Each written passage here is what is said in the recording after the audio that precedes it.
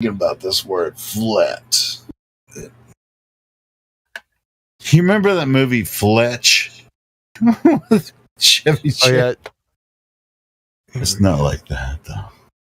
And this is a Wiktionary thing, but it's not fictional. They do actually have real words on there. All right, now we're live again, so be as wild as you want to be, either Chris. I give you permission. I don't. You know me. I don't go. I don't have to anyway. give you permission. Yeah. I don't. I'm just fucking I'm crazy, but not insane.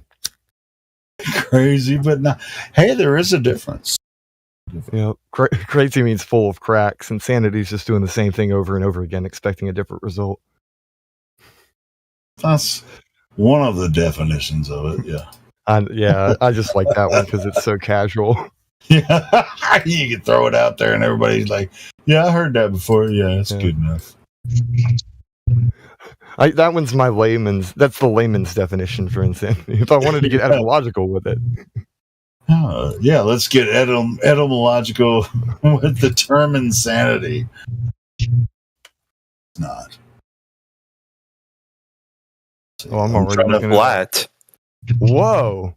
It actually means unhealthfulness or unhealthiness. What, insanity? Insanitatum means unhealthfulness. Well, I mean, what you say? You say the word sanitary, right? I mean, that means clean. Insanitary and or unsanitary means not clean. Yeah, that totally makes sense. That somebody's got a dirty mind is insane. Because it's not sanitary. So Here we go. That's interesting to me. It makes total sense, but I've also never looked it up before, so why would I know That's why I told you, go ahead and just friggin' explore it, bro. I mean, post whatever you want. This is like unsane, insane in the membrane. I'm insane in the brain. Crazy, insane, got no. I remember that. Oh, man. But yeah, it's funny how it's like this is obvious what that would mean, but then you wouldn't even think about it the way people use it in modern dialect. Jim66, you got. I'm wondering, Jim. I mean, your mic's open. Do you want to talk to us? Yeah, if you want to chat. I've been listening all night, just about on YouTube. I listen all the time. You guys we can hear some background noise from you, but if you want to talk, just. Oh, sorry about that. No, it's all good. We actually want to hear from you instead of we talk to each other for hours on end. Yeah, we want to hear from new people. I was listening to it early. Well, I back it up. That's what I usually do. Like I come on and then I'll back it up 4, 5, 6 hours or whatever, you know. But that Jesse Gordon guy was on there earlier. Like he changed his name to something else, you know. What's it? Rock Mound or Boulder Pusher or something. You know what I'm talking about? He's got that annoying voice. Man, just for some reason. Was it yesterday? No, it was earlier today, I think. Rolling my boulder? Yeah, that's Jesse Gordon. Oh, yeah. So you've talked to him before? I haven't really talked to him, but I've listened to him a bunch of times, and he tries to come with these proofs, you know, like the you know, like he was trying to do the thing. He was arguing with Ron told him that if you go over a sand dune, right, you can't see it. And he was trying to say that it was the same thing with the boat, right? I was like, yeah, he's kind of agreeing with us, but he doesn't really realize it, you know. He doesn't realize that he's agreeing with us, that he's a little bit behind on his globe rhetoric, you know. Yeah. But just the way he goes about it, I don't know. Well, I mean, and like I was telling everyone else, I mean, if you haven't met Rolling My Boulder before, he'll come in with different names. But are you sure that Rolling My Boulder and Jesse Gordon are the same person? Yeah. All right, well, I trust you on that one because I mean, He's been banned from here several times, but we let him back in every once in a while. And it's the same result every time, you know. Yeah, because he was the one with the theodolite that God Rockin was arguing with about. That was like a while ago. Yeah, that's like 5 months ago, man. That was when I first came here. Did you hear Ethan Gress? Did you hear when he was on here drunk one night and was getting on Heretic? Yeah, if this happened, it had to have been like months and months ago when I first came in. One thing I've noticed, his tactic is to agree with you and then explain to you why you agree with him. Yeah, exactly. It's really weird. That's exactly what his tactic is. Yeah, it's just like, you don't realize you're agreeing with him, but I mean, I already know his game, but I picked up on that the first 5 minutes of him talking, dude. I was like, oh, shit. That's odd. That's very odd. Asshole. He tries to, I don't know, it's like playing it. I mean, I know how, like Orion does it pretty good. Like he tries to lead you a little bit, you know?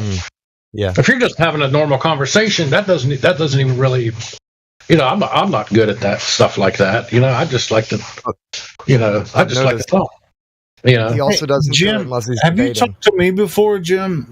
Yeah, it's been a while. Yeah, I remember. Yeah, it's been a while. I remember talking to you, bro. Yeah, I used to talk to you clear back when it was like when Larry and Battle Mod and stuff was on a lot. Yeah, I remember talking to you, bro. Man. Yeah, what's up, man? I don't know. I'm still working midnights, but like I said, I listen most of the time on YouTube. And, you know, just because it's. Hey, it's good to see you, man. If I put it on the Discord, I have my phone in my pocket, it burns it right up in like half an hour for some reason. But if I put it on YouTube, it lasts for hours, you know. Yeah. The same thing for me. Yeah. I don't ever use my phone for Discord. I only use my PC. I'm sitting in front of my desk right now. Yeah, my phone. Yeah, it will burn it up, man. I'm burning. My mom noticed that too. She's actually been listening in on certain stuff, and she was tuning into Witsit's channel. But she noticed that if she gets on the YouTube, it uses less battery power, so that's what she listens on. Yeah, I don't even have a computer. I just got my phone, and I've been listening. Some of your shit's coming back now. I'm remembering you, Jim. It just holy shit. I'm gonna give you a flat Earth roll. I mean, you're a flat earther, right? Oh yeah, I remember you now. I'm gonna give you a flat Earth roll. I didn't even know if I had roll or whatever. I don't even know. Don't worry about that. You know, I just want everybody to know that you're a flat earther because I remember you now, man. I've talked to Ethan Gress in the morning every once in a while, like in the wee hours. Yeah, we was talking about food there the other day, weren't we? It's been last weekend. Well, my last weekend. Yeah. When I have insomnia, I tend to stay up. What was that? Sorry. Well, I was saying, the last time I talked to you, I thought you said you was cooking something. I can't remember, and I was cooking beans or something, but it's been a while. Maybe, because I do have a toaster oven in here, so I might have been cooking something. Toaster oven? I heard him talking about that tornado out there. You get an air fryer, man. Have you ever used an air fryer? Man, those are badass. They are better than a toaster oven. Dude. My toaster oven has an air fryer built into it, so I can turn there you go. Yeah, you can do both with it. You know? Yes, and that is usually what I do is air fry this stuff. Air fryer. Shit. Yeah, you do it awesome. Right. It's freaking awesome. Yeah. I fell in love with an air fryer. You just reminded me of that. I'm like, wait a minute, it does have air frying mode. Yeah. You just freaking spray a little olive oil on it, or brush a little. Does the stuff stick inside when you say how like sometimes chicken will stick? It has a pan, and there's like a metal grate type thing in a pan underneath it, like a catch basin for stuff like that. Yeah, an air fryer. I mean, it's essentially a convection oven, but it's an air fryer. You know, I mean, they call it a fryer, but it's not frying that way. It's like a little oven, basically, kind of. Yeah, it's like a convection oven, but a different way. There's more air. We got ours to fit in the bus that we're working on, so it's big enough to fit a whole pizza in there. Well, two of them actually, because we got kids. So we got one. It's like I bought a little air fryer, actually got an air fryer for Christmas. I was like, I liked it so much. I was like, well, I gotta get one twice as big so I can cook some bigger stuff in it. Yeah, you would think they'd make him a little bit bigger. I know they make his big deep fryers now. Well, the air fryer, I mean, you'd be surprised how fast it heats stuff up, too. You know, it's like... I like that deep fried turkey. Deep fried turkey. Well, that happens a lot faster in the oven turkey, too. But you have to be careful because you can hurt yourself if you don't know how to do it right. Yeah, that's... Every year they show that. They show the local news. They'll get the turkey fryer out and a frozen turkey, and they'll go out on some deck somewhere. The guy will be in a fire suit. You want that turkey to be thawed all the way before you drop it in the oil. They stick it in there and it flames up. And they do it every year. I think for those videos they do it on purpose. They just throw a frozen turkey in the fucking air. In the oil. It just coming off burst into flames. Yeah. They do shit on purpose. Hey, Jedi. Nobody in their right mind would put a frozen turkey in a vat of oil. It's almost Easter already. What is Chris here? Jedi? Chris Spears, or Chris just joined. Somebody joined. I thought it was that Chris was me. That joined. It was me. Yeah, what's up, man? Hey, Jedi. Did you good? Later? Was it that time? Good nooning, right? It's noon for you, right? Yes, buddy, it is. Yep. Just afternoon. Yep, just afternoon. So he's on Greenwich Mean. Maximum British summertime. So what kind of tea do you drink, Chris? What kind of tea do people drink? Oh, you don't drink tea? I don't drink tea. No, I'm a coffee man. Oh, you're not a real Brit then, are you? I went off tea about 27 years ago. You drink coffee? Yeah. All right, cool. So what kind of coffee do you drink? Just gold blends, mate. I think anything. I don't really care. Yeah, just some regular. Have you ever tried Maxwell House? Yeah. Yeah, Folgers. Yeah. The best part of waking up is Folgers in your cup. We need to make a commercial for Paraplegics coffee. Dude, I just had some Paraplegics yesterday, bro. And he sent me a whole shitload of it. I'm like, God dang, this is a lot of coffee. It's really good. So I don't know if he can send it over there. An order. I don't know if he can send it over to Britain, but yeah, I think you'd like Paraplegics coffee. It's really good. My wife Paraplegic coffee. Yeah, Paraplegic. Yeah, he's one of the members here. He brews his own. I mean, he roasts his own coffee beans and shit. He sent me a bunch of it. He says his coffee's never to touch plastic. Oh wow! Yeah, it's really good. Yeah.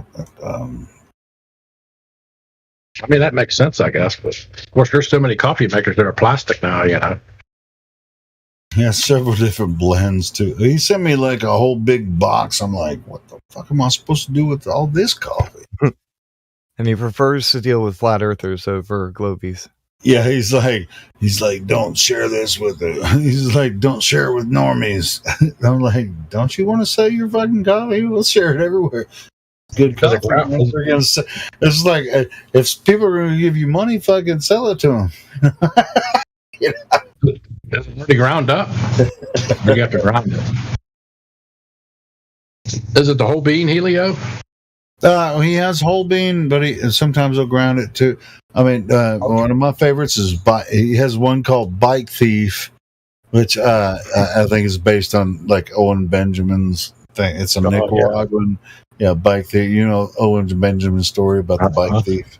Yeah. And it's really good. It's a Nicaraguan. That's what I drank today. It's really He's got a song. He's got a song too called Bike Thief. You ever hear that either? It's pretty crazy. It's pretty explicit. It's pretty explicit. Yeah. I like Owen though. He gets a little crazy, but I mean overall I think he's doing pretty good, you know. I remember I was watching Rogan back when Rogan told him that he needed to get off Twitter, and that he was going nuts, and he was trying to get him on the globalist side, basically. Who was? Rogan was trying to get Owen Benjamin. Yeah. Back it was his last appearance on Rogan. And he was trying to tell him, like, oh, you're going crazy on Twitter. You need to stay off Twitter, and you need to watch your mouth, and he was, because that's what he was saying. That's kind of the same thing that happened to Bravo, Eddie Bravo too. It's just like, right. And he got kind of sick of the Rogan's bullshit too, and he was like, "Oh man, you should stop talking about flat Earth." And it's like, bitch, I ain't gonna stop talking about flat Earth. Who the fuck do you think you are? Yeah, I'm fucking Eddie Bravo, bitch. Did you ever watch the Mindshock? The Mindshock? Yeah, that's great. Yeah, I watch Mindshock all the time. Yeah, I love his channel, man. He's awesome. I wonder why he changes his voice though. He's got a weird voice thing on there, but maybe his real voice. I mean, is that Mindshock's voice? Yeah, Mindshock. Yeah, sure that's his real voice. He just does. He analyzes videos. He's like, well, this is how he's got this really high pitched weird voice. That's his voice, and I love it. I love his character. I love his voice. I know he says his real name. I think he says his real name on it. Yeah, Mindshock. That's the real dude, man. I mean, we watch Mindshock videos. It seems like he might slightly adjust the pitch, but he's not using a voice augmenter. He's not. No, that's him. That's his character, man. That's him, bro. I mean, if I thought it wasn't, I would tell you so. But that's really. I was gonna say, yeah, people can change their voice without using an augmenter. Like I can. If I were to quit smoking, I can sound like a little child and make my voice sound like a kid, and to the point where I'll trick you into thinking that you're talking to a child.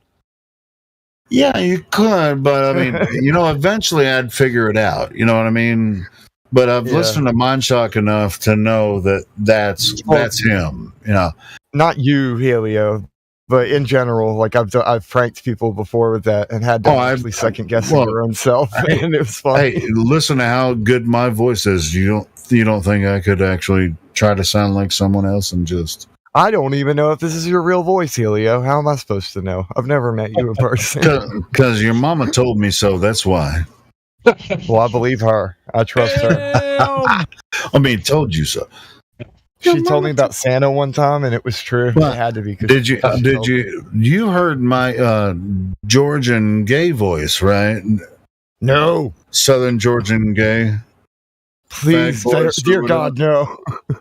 Yeah, I see. You haven't heard me really do it up. You know what I'm saying? I've heard it. I'm just picking on you. You know the Office thing where he's like, "Dear God, no." Oh my goodness! Or he's like, "Please, God, no." This is so amazing. See, they're gonna say no. Don't even get me started. It's like I don't favor myself an actor, but I could if it was nice. Hey, I gotta go clock out, guys. It was nice talking to you. Hey, Jimmy, stay blessed, man. Bros, stick around, listen in. All right, guys. Here. Happy Sunday. Peace, brother. Stay blessed, bro. Hey, that reminds me. We can speculate today. Yep, it's Speculation Sunday. That's just Chris's time. I'm just playing. I don't even have anything to speculate about. I don't know. I'm trying. Wait. Somebody else just jumped in. Newbie. Yeah, the Thinker has arrived. And Jaja Light, VC verified new user. Yeah, is it Haha or Jaja? New Discord user, brand new account. Haha Light. Looked at him before. Is it Haha Light, Yaya Light, or Jaja Light? Who knows? I mean, we're gonna have to. Are you assuming he's Mexican, Helio? How dare you? Is he Mexican, Slavic, or fucking English? Haha. I prefer Haha, but we're gonna have to ask Haha or Jaja Hey, yeah, Light. Where are you from? You have access to your microphone. You can open it and speak to us. Light, access the microphone. We're not as scary. Yo, what's up? Hey, It's good, man. is it Haha or Jaja? No, man, it's Jaja. All right, there you go, Jaja. All right, now we know. Yeah, man. I've been on here before a couple of times. Oh, but you're on a new account. Really? Yeah. Well, why aren't you on the other account? I'm new to this. I hardly know what's going on. I just. Are you from Trinidad? No, St. Lucia. Oh, bro, I know a girl from St. Lucia. It's a small island. Yeah, 248 square miles. Yeah, I know people from Trinidad too. Yeah. So you're close to the Caribbean, I see.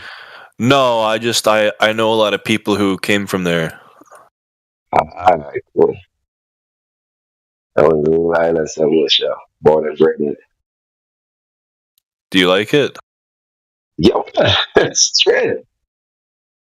This is paradise, man. Yeah, I was gonna It's all say, right. how can you not like living somewhere like that? You know, unless you like didn't have food or water or whatever. It's Sure. but It's nice there. all right. So, how did you find our server? What's your curiosity here of it? It's like, hey, I'm just going to go to this flat Earth server and say, hey, see what's going on. No, man. It happened way back in 2020, I think, January, March, around that time. So, the pandemic, and I was listening to some guy named Santos Bonacci. He mentioned Eric Dubé.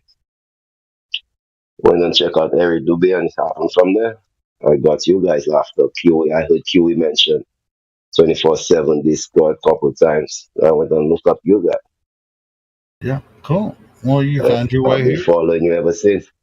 Sorry? I said you found your way here. So, here we go. No doubt. What do you think about what Eric Dubé says, or what we say? What do you think about it? What I think about what Eric Dubé said, what you say?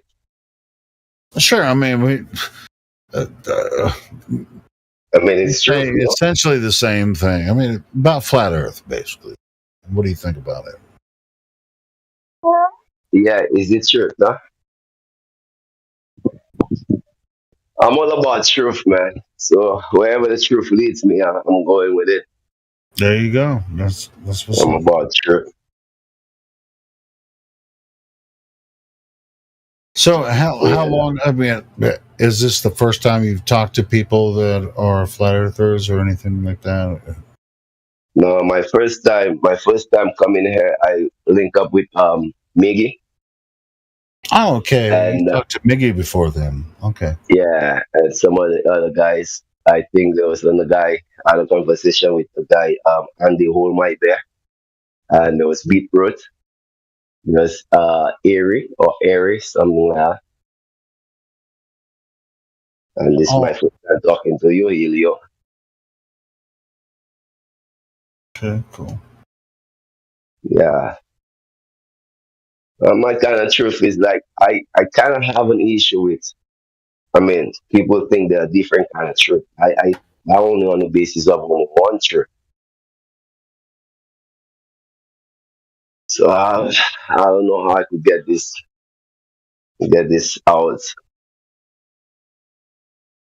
I think there's simple understanding in everything. So last night I was in Discord. I was in the lobby talking to some of the guys and asked them, well, how do you link flat earth, God, earth, truth, and everything in one?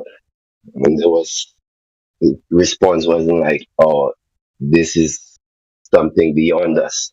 I think this is very simple. What do you think about it?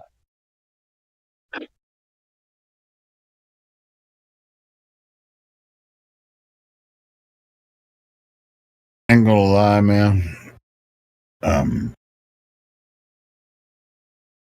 I can sort of hear what you're saying, but there's something with your microphone. You have a thick accent, but it doesn't help that your mic. Am I wrong, guys? I'm trying to understand. Yeah, I It's a think little. my mic is not too good, so Go I'm just push gonna to be talk. listening. Sorry? You just go push to talk instead of voice activated. No, it's not. It's not about it. Just like It's cutting I out. know he was. No, it's not. Well, it's not cutting out to me. It's just like it's the thick accent combined with like a stuffy kind of sound. I don't know if it's the microphone, but I'm not trying to discount. I want to hear what he's saying because Yeah, I'm a he's little bit obviously stuffy. talked to Miggy before and stuff. Yeah, I spoke with Miggy, but last night I was in the Discord. Is my mic coming better? Yeah, that's good. Yeah, that sounds a little better. Yeah, yeah. Okay. Maybe I'm if gonna you be just get closer to it, it might. I'm on my phone, so maybe that's why.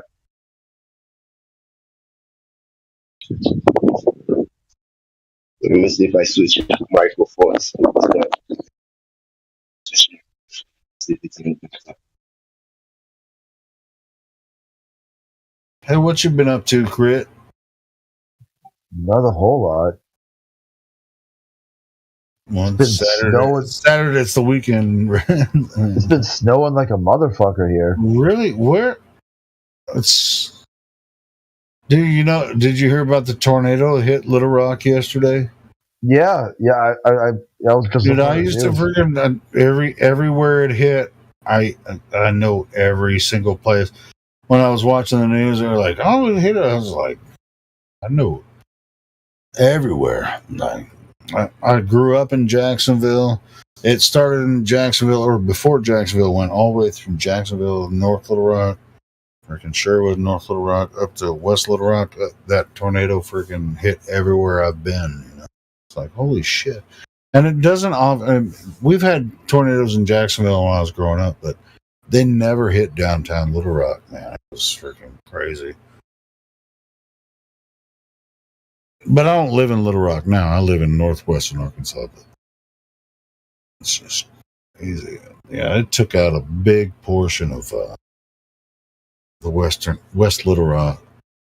I'm just like, wow.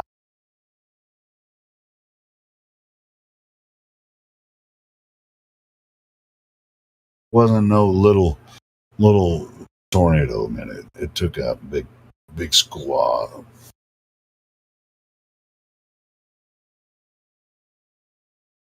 I don't think we're going to get really good footage of it. Not good. It's going to be bad footage. For the next.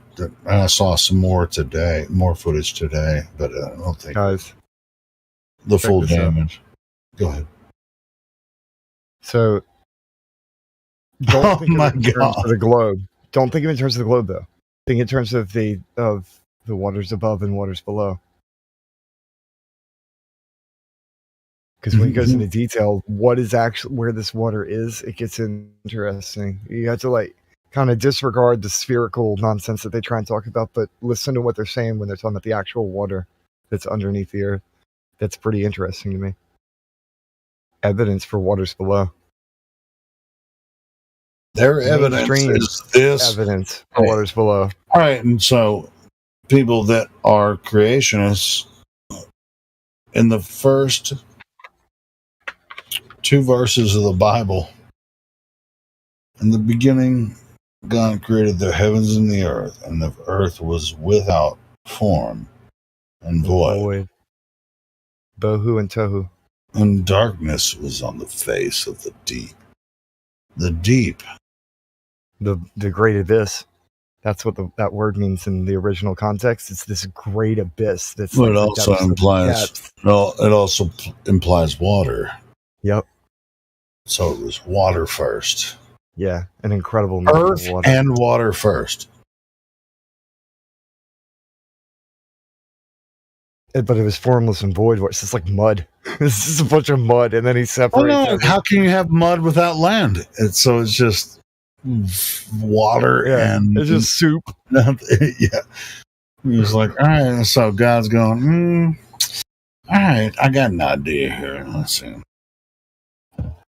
Let's build some crust on this soup. I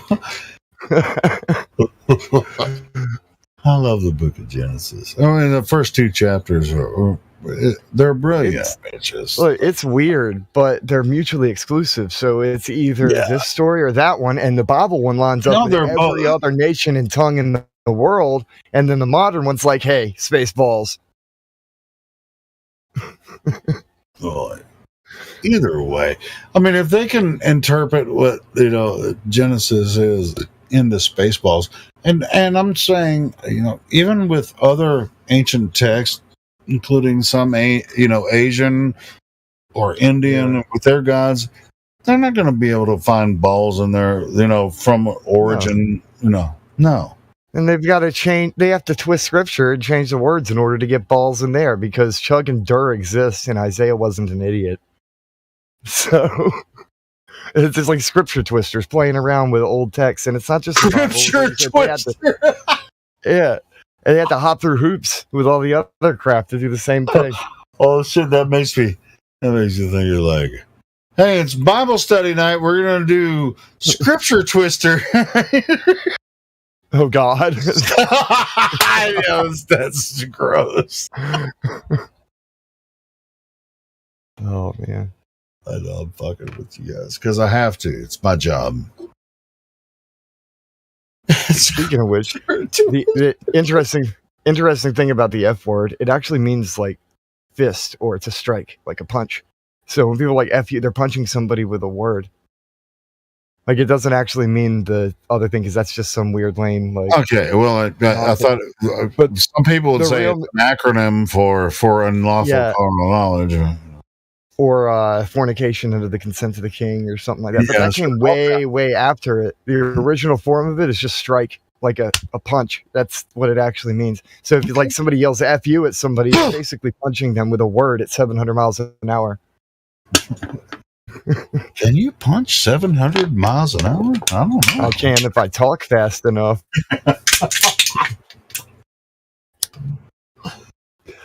Another one is shite. There's an old version of the Bible where SHYT is actually in there, so that's technically a biblical word. You know what? Americans can say shite, and it means shite, but British people, when they say shite, that means shit. It's just funny to me that there's a lot of words that are actually biblical that people consider curse words, but they're in the Bible. Like damn and hell. Sure. And then it goes with, and like a lot of people don't know everything's in context. Everything you say with it is with intention. You know what I mean? And so I mean, so when they twist words to use it for something negative, if I'm cursing, I'm intentional about it. I would say, "You are damned." If I'm quoting scripture, or if I'm saying, well, it's just like, damn, this way. And hell is according to scripture, is I don't even think it says it's a place. That's talking about Sheol or some of it does say it's a place, and then other one, like they use the same word hell, which means to cover, and they changed all of these other things, and then they named them all hell, so it makes it confusing. But you have to actually go into the Greek and Hebrew to find out even what they're talking about. It's a bit ridiculous, in my opinion, but it happened. Well, I mean, it depends on how you look at it. Yeah. Sheol is the grave, which is the holding place until the great white judgment, and then, which a lot of people think that way. Or whatever. So, well, that gets into the waters below thing I was mentioning before. Well, it's just like if you're talking about hell, and you say the word hell, then you're talking about hell. But if you say, "What the hell?" then you're not talking about hell. Well, the cursing thing. Okay, if I say I got to go take a then that means that I'm going to go poop. But if I say you're a POS, now I'm cursing you. Like there's a difference in the context of it. Yeah.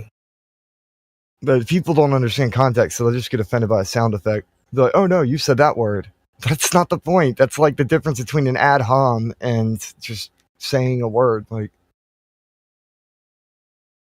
it's not about the person. When you direct it at the person, it becomes a curse. Oh shit! Ad homs are curses. Mm. But then you can use you can ward off the evil eye with the devil horns. Oh jeez. You're like Dio, right? Warding off the evil eye. That's what Dio said. He's like, my grandma taught me that. That's where the devil horns came from. I don't believe him, by the way, but it was still cool. And when I'm at a metal concert and I'm in this crowd, I'm throwing up the horns. Boom! And so I'm throwing up the horns. It's Longhorns. I'm from Texas. Here's a question: is the horns actually a satanic thing, or is it an inversion of something real? No, it's because but hear me out. Hear me out. The Aleph is the symbol for God. So did the horns get turned into something evil by these satanic inverters? Everything, right? Intention. Everything was inverted. All of it was. Well, everything in your heart, from your spirit, from your mind. It's like if I'm at a metal concert and I throw up the horns, for fuck yeah, I love that song. That's not because it's because I like the song and I like the music. I love the spirit, and it's not anything to do with evil. It's just I was thinking fun. Tavistock Institute level, that kind of stuff. Yeah, well, for those people, they do mean what they're doing, But sure. I mean, do you think that it's gone that deep for us, like with Tavistock? I think it's hard to know. It's hard to know. Yeah, how deep? Right. It's hard to know how deep subconscious stuff can go. It's about impossible to know. It's like it's. Are we so far out of Tavistock, area where it's like it's just ingrained in all of the music and society that it's just like. Yeah, this is where it started, and now it grew into this. We walk away from it, right? But no matter how far away we get from it, we're still going to have those original recordings in our mind from way back when we were in it. So you can't really get away from it. It's kind of like learning to walk or learning the ABCs, learning colors. When we learned the music early on. Mm-hmm. Yeah, rock and roll. Yep. So it's part of the training, the indoctrination. It's a long way to the top if you want to rock and roll. Think about it, society. How do we unify random songs and stuff that actually they're cross-cultural and everybody gets with? You see that on the mainstream media stuff all the time. They use the music to unify everybody to worship whatever they want people to worship, whether it be a ball or a war.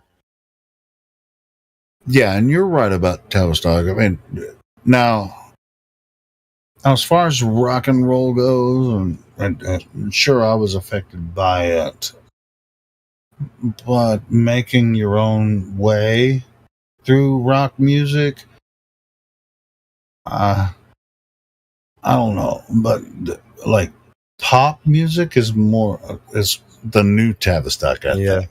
Yeah. Oh, like that Korean, yeah.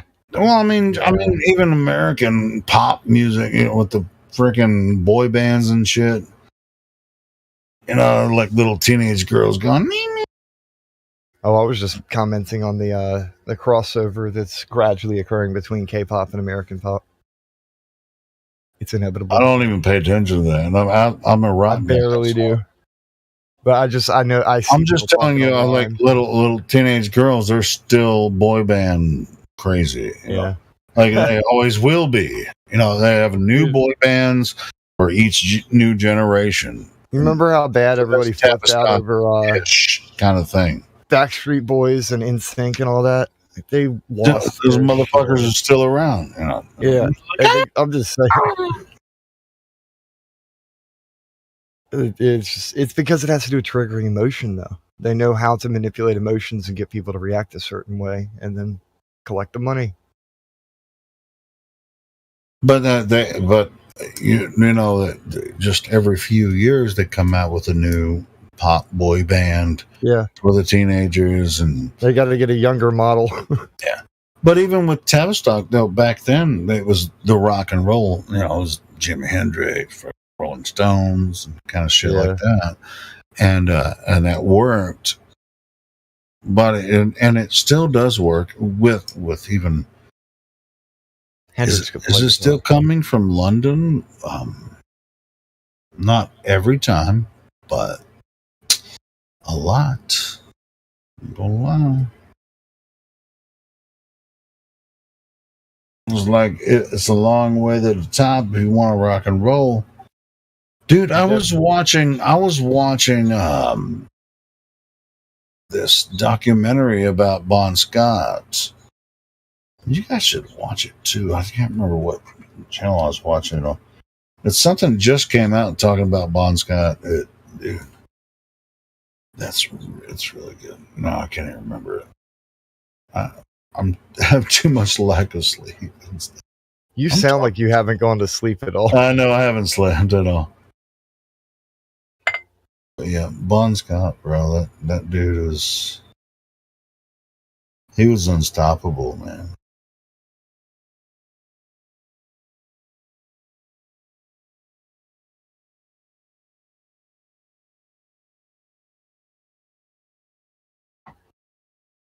But he's from Australia.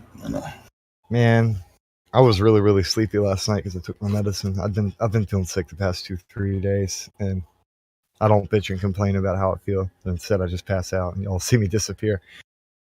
But I was on last night while like everybody was chatting. That's the first time I've heard Mrs. Whitsitt chat up here. She's been she's been off. She's been doing a mama stuff. Yeah, she's doing. I understand. But as a matter of fact, when she first came in, she started talking about the jib jab stuff, and I was like, I didn't realize it was her, and then I stopped the stream. I was like, no, we can't talk about it. She was like, oh, I'm sorry. Then I was like, wait, you're Kai? I was like, Indio jumped in. I was like, oh, well, roll her up, bro. At that point, I knew it was her, but I was trying to save everybody from having accounts messed up. And I'm like, stop, like, y'all quit. And then you say that. Yeah, then you came in and shut it down. But I just try to save everybody's account, man. We were walking on eggshells out here. Yeah, but also, I stopped that stream and deleted it from YouTube. Yeah. So that's not there anymore. And then, whatever. Yeah, it was good to see her back in here. She's awesome. I wanted to compliment her on those songs. That one song, The Matrix, it was funny. Yeah. We were driving in the car and I had it playing, and my daughter was singing along with it. And she got a lot of the lyrics. Really? She likes it? Oh, she's singing the chorus of it, and it was just funny. The Matrix. You're in the Matrix. Oh. Yeah, it was just real cute. But everybody was so excited to talk to her, I didn't want to interrupt anybody. So. Can't wait for more music to come out. We need that studio quality grade stuff. It's awesome. Whitsitt comes out with some really good stuff too. I like that one where they added music to Miggy's 3-point takedown. I play that in here sometimes. We need more content creators to have their stuff ready and available so I could put it in playlists. Because when it's quiet, nobody's doing it. I don't mind playing DJ and keeping it interesting. I prefer to do small things though than put on like an hour-long thing, because if we want to pause it and start chatting, it's better that way. Sure, yeah. It's just like sometimes, I don't know who's going to join him, and I don't feel like talking sometimes. Like, I'll just put out, put on an interview that's an hour and a half long. Which they turn it off when it's time to chat anyway, but you know what I mean. It kind of it has to do with transition. Like I'm looking at it like it's a show. So on the live stream, if you transition from one point to another, it makes it fit a lot better instead of just a sudden drop and then next thing.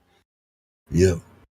Hey, I appreciate you paying attention to the flow of the conversation and the flow of the live stream. I appreciate you being a participant there, Ethergris, man. I really appreciate that. I try to multitask as much as I can when I'm around and cover everything. We have a lot of mess to deal with every single day with some of these peeps. You know if they just act civilized. You know you love it, man. It's fun. It's like I wish that they would get better jokes.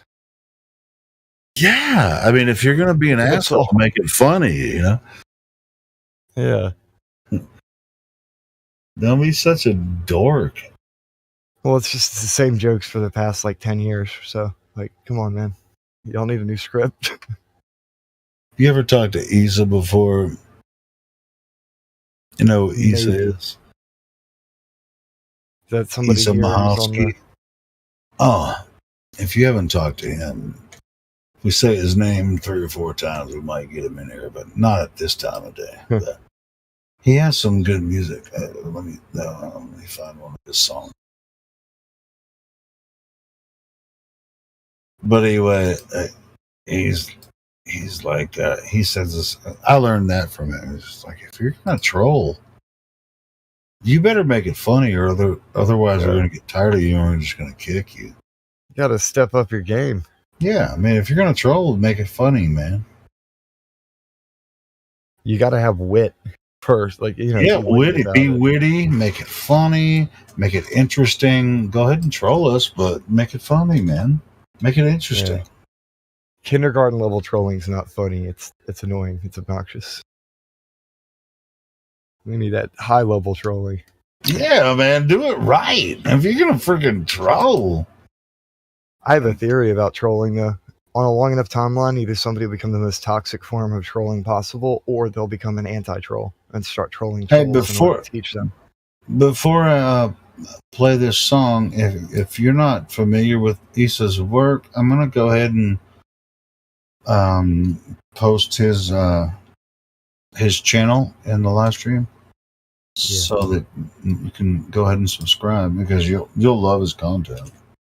He's done a lot of live streams too, so that's him. But let me find a good song on that channel to play. I've been collecting, so every time that somebody shares dude, you'll love his music. And you'll like his live content too. He's got a lot of live stuff. Yeah. I subscribe to right away. The minute somebody shares something, I'll add that to the list. I want my YouTube to only show me. You've probably heard some of the music, because some people have played some of his music. You've probably heard some of it before, but you didn't know it was him. Yeah. Let me find a good one. I may have even played one of his songs without even knowing. You may have. I went up to the list in the bot commands just to find music to play. And let's try this one. Nope, I haven't actually. There's no red lines on any of them. I haven't heard them. Let's try this one. Right. Okay, my bad. I forgot to post it.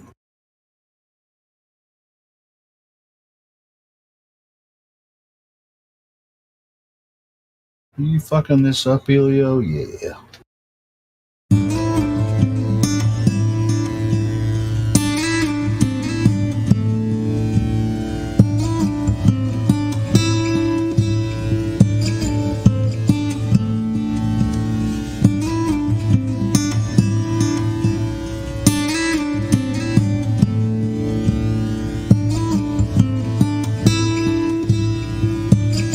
I'm gonna go smoke a cigarette. This is 6 minutes long.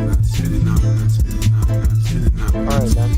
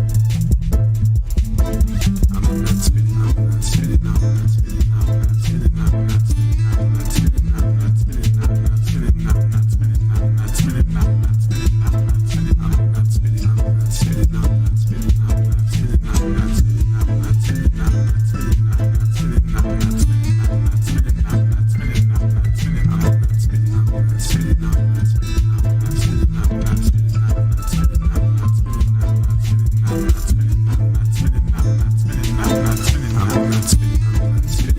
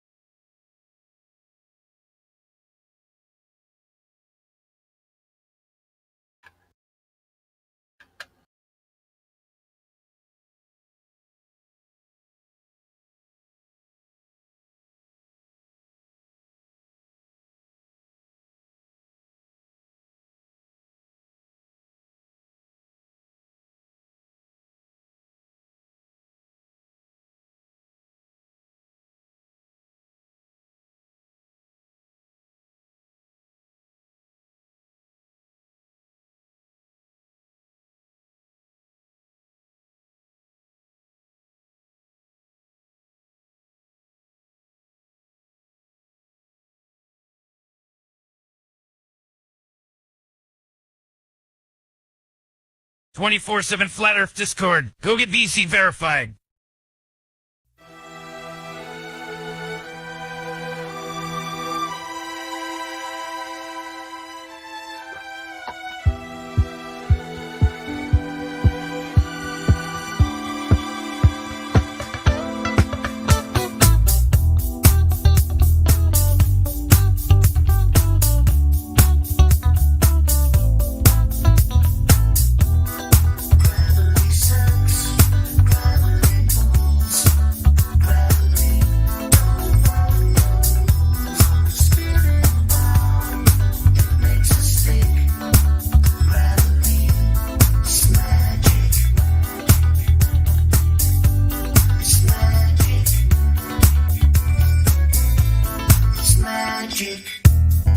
Light things rise up,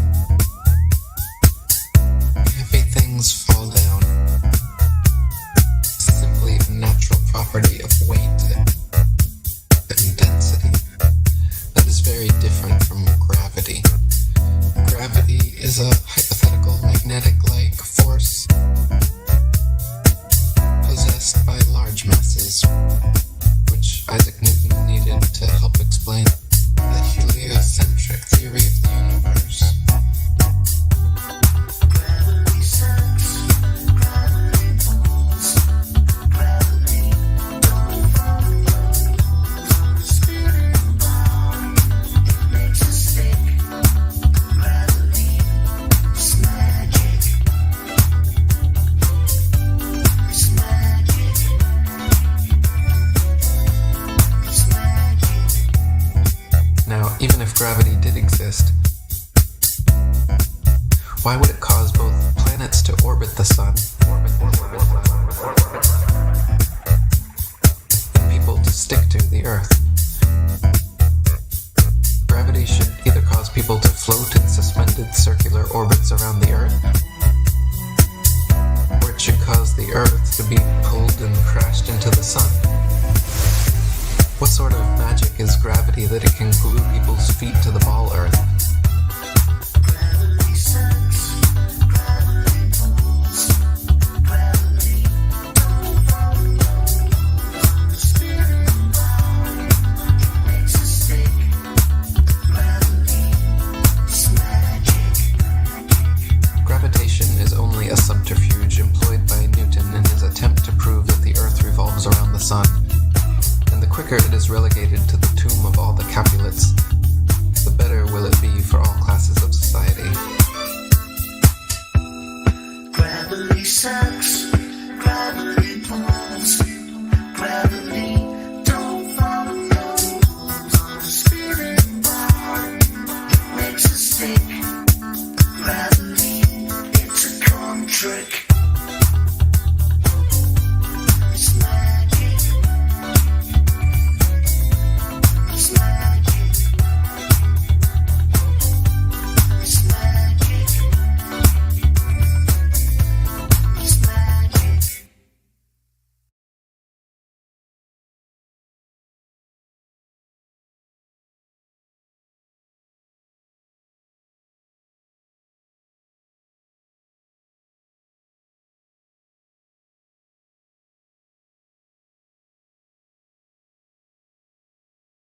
Hope everybody's having a good day today.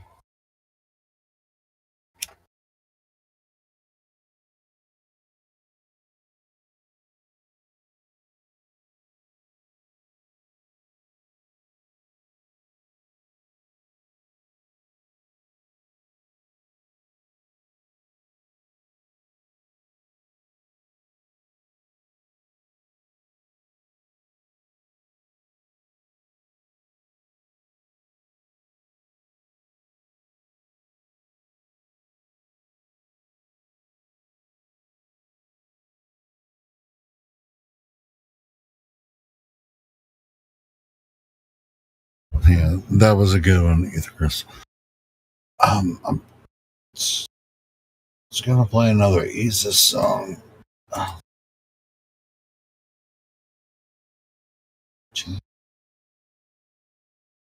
The videos.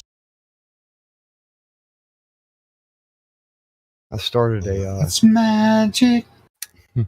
Who made that song? Who was that? Who's that one by? That was Curved Water with Eric Dubé.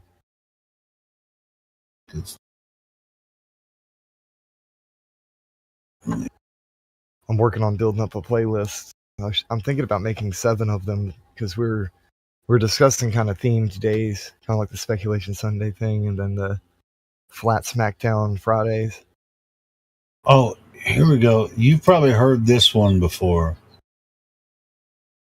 Really, really good. Love this one. Welcome, Mr. The Thinker and Whisper Jack. Whisper Jack's been here before, Wolfgang. Oh, yeah.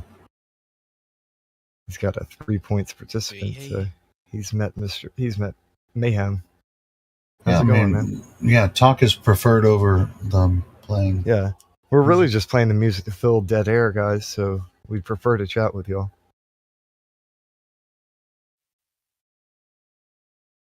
Yeah, I was enjoying it. It was good. Hey, Whisper Jack, just because your name is Whisper doesn't mean you have to whisper. Is it really low? You sound a little low to me.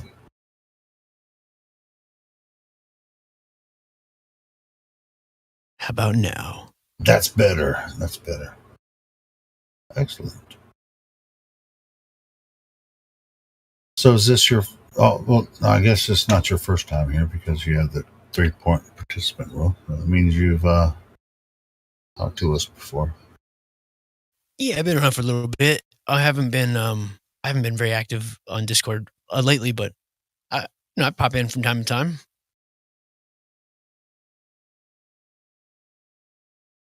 So according to your profile there, you've been a part of Discord since 2017. You're one of the fortunate ones that didn't get your account deleted for no reason. Like I did last week. On Discord? Yeah, Discord just willy-nilly deleted my account for no reason. And this is my second account. And I was in your shoes. I had an account from 2017. But anyway, that's water under the bridge. I've received a warning where it was like, a group that you were in was posting white nationalist stuff. And so this is a warning. I don't really? know. Yeah, I guess you have to be careful of different... Yes, you have to be careful with different rooms you join. But anyway, you're here now. Know what it was. Yeah. But anyway, it's just like I got home from work and I was like, trying to get on my account, and they were like, log in. Then I tried to log in. They're like, yeah, your account's been suspended. What? And so they never told you why? They told me it was because of medical disinformation stuff, but it wasn't because what we do here was from another server that I was in. Anyway. And I was a moderator on that server. I think that's why they did it, but it doesn't matter.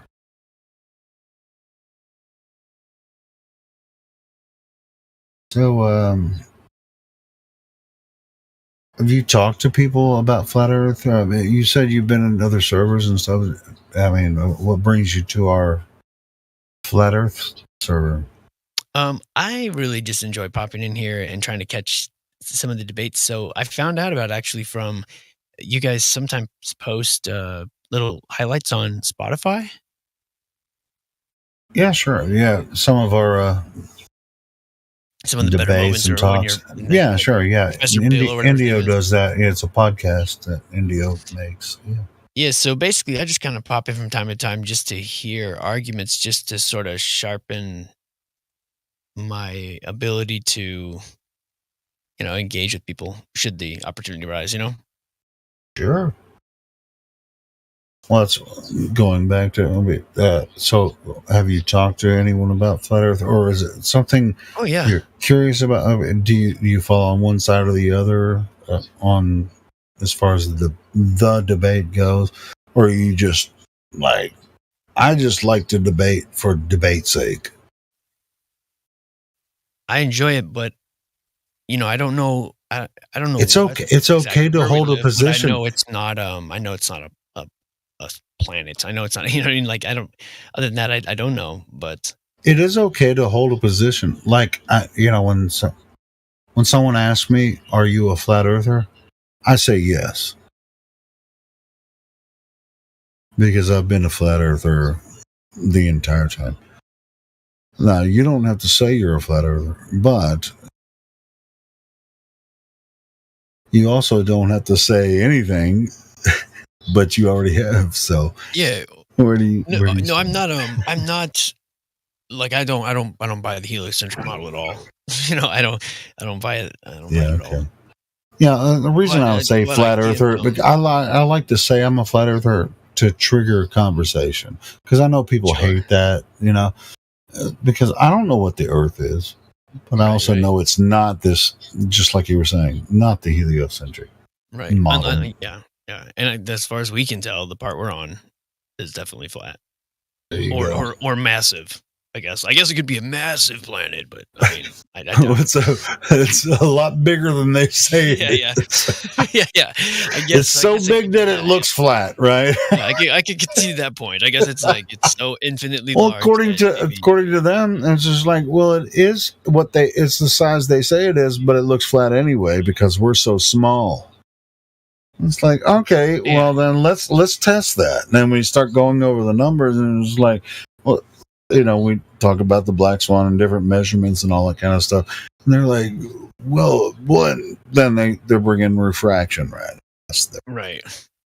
You've heard the arguments, obviously. Yeah, and it's just like anytime they start throwing around things like billions and millions of, no matter what it is, if it's like millions of light years or millions of. Yeah. It's unfathomable to even comprehend. I'm like, I tune out. I'm like, that's an easy way to explain away something. Yeah, explanations aren't going to get us to a real tangible truths, Yeah, it is quite the trick that they have pulled on us.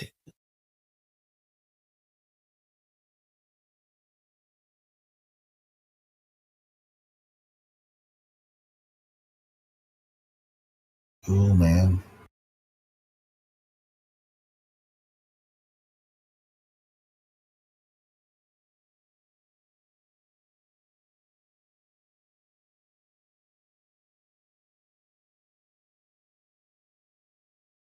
Yeah, I've talked to a few people about it, family and friends, and some coworkers. Yeah. Surprisingly not the. I mean, I suppose I chose my subjects well, but not a bunch of crazy pushback. About 4 years ago, it was huge pushback because flat Earth was kind of new to a lot of people, but now almost everyone's heard that there are flat earthers out there. You know what I mean? Right. So it's like it's not such a bitter pill to swallow for them now. They can tolerate it better now. And usually it's just they don't watch things, so you'll just put on a little video like, check it out, this is the moon landing, and then they're like, what? No, that's not. Like, yeah, that's their footage. And then yeah, that's what they said is real. Away, they're like, well, I guess I never really watched it. It's like, yeah, I know that. Otherwise you'd be like scratching your head too. Or like ISS clown footage. like watch, I can do a flip in space. Was okay. Or when it leaves to go back, when the ship launches off and there's like that pixie dust kind of pops out of it. It's just so ridiculous. Dude, yeah. It's just like a firecracker goes off and yeah. And then it's like, well, who's filming it? I mean, just that video alone makes people just sort of like go, yeah. Yeah, I made a meme. As a matter of fact, let me find it. I made a meme about that one. I put the text is like, we'll be back for you, cameraman.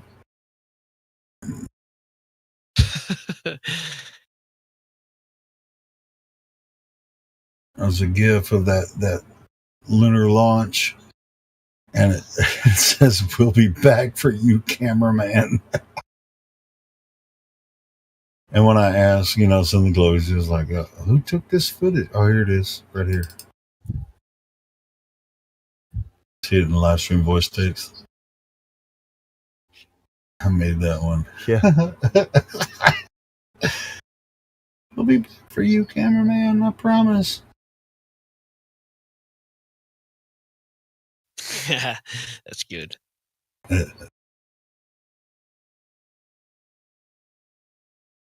They'll probably make the claim, well, they landed on the moon 6 times, so they came back and got the footage. I've talked to Jim Panda about that specific image, and he's like, oh, well, they actually had to do a test with that several times with a remote camera, and it took them a while to really figure out how to capture that. Look, I mean, it even zooms out before it... It's like, so bad. Shut the fuck up, Jim. I mean, it's just so bad. Everything about it. The lack of stars and like it's just a flat black background. It's just terrible. Looks like a coffee pot being lifted by a string. Yeah, the first reaction when I show people that, they're like, "That's not real." I'm like, "No, you're right." And after it launches, it's supposed to hook back up with the lunar orbiter. Right, but it's like, well, I know that's not real. They don't show that. Believe that's real. You're supposed to believe that's real. That's what I'm saying. Oh, goodness gracious. The moon's 27% the size of the Earth, and how did they achieve escape velocity without a rocket of some kind that's 27% of the size of the rocket used to leave Earth? Yeah, exactly. There's no flames. I mean, what is that? I mean, are they using like freaking carbon dioxide freaking thrusters or some shit?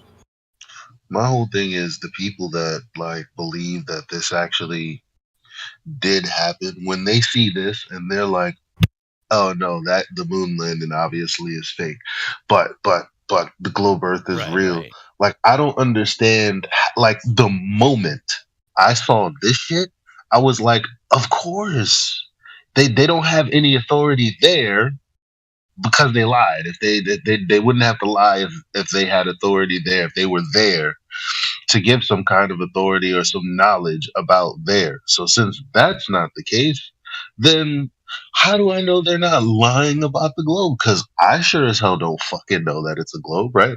So it's like, I don't know why people don't take that stance. They just go, okay, they lied about the second biggest thing I know about, but the first biggest thing, I don't think so. Like, right. Like, well, we lied about when we went, but since then we've definitely been.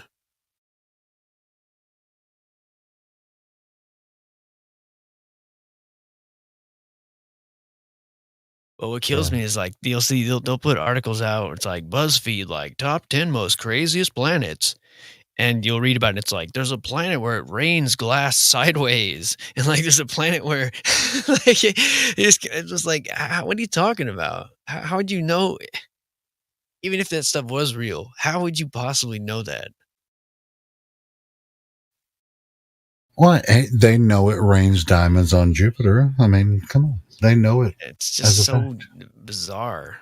It doesn't make any sense.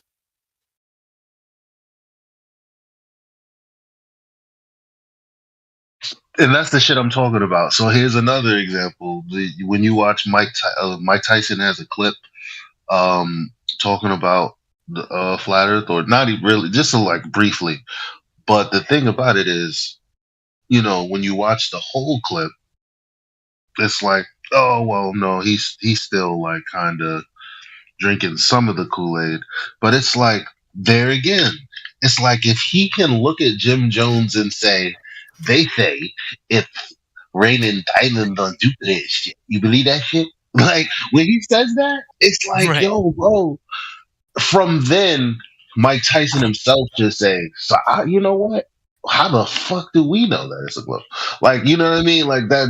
But they always. That's exactly what he said, Elijah. Too. He's just like, well, he did. Yeah, you're right. He did say. Like, But he I did wish say, would've drove and it he's home. like us. He's like, how the Like, fuck they could did just zoom you in. say that? Have you been to Jupiter?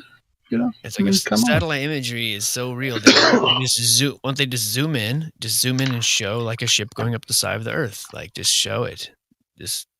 Right, they can't even do that. And the argument. And then people think we're silly for proposing that. And it's like, well, no, there are gifts that'll show you. Like, if there's a satellite it doesn't matter what angle to the ball you are, because you can just always zoom to the side of a ball and you'll, yeah. It's like, no, but they can't do it. Like, you know, if it's really a camera. It's always magically, just perfectly the way we experience things horizontally, you know. Why when I put Mike Tyson Flat Earth on Google, is it giving me Neil Tyson stuff? Because you already know they're censoring a hard body. They don't want anybody to get any inkling that we make sense at all. They do a good job at that Google, too. Bro. Unfortunately, they do a good job. Google? Yeah. It's just like, that kind of pisses me off. I love that Mike Tyson interview where he's talking about licking the toad.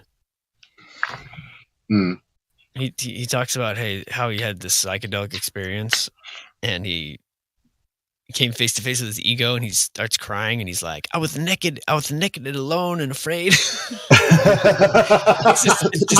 It's an amazing interview though. It's like he learned it changed his life forever. It's just so cool. I love Mike Tyson, man. He's freaking awesome.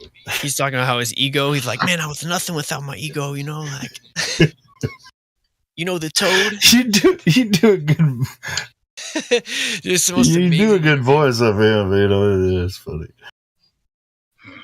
That's cool.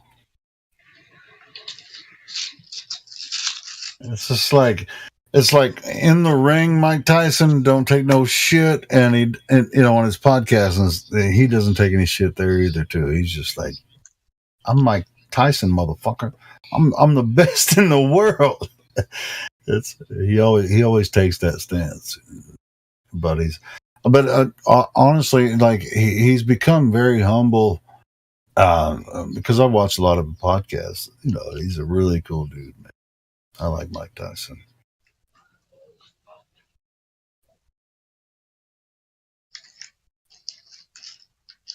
So I would never want to meet him in the boxing ring, though.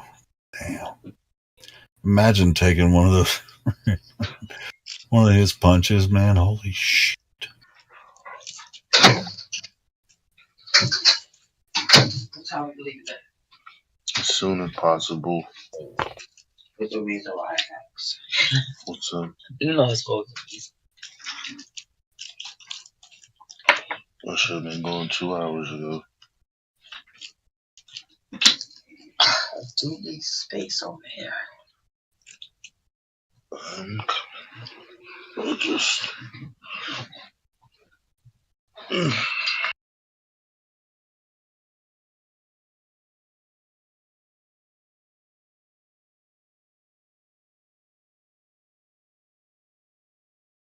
Trying to find that clip where he's talking about Flat Earth, but I can't.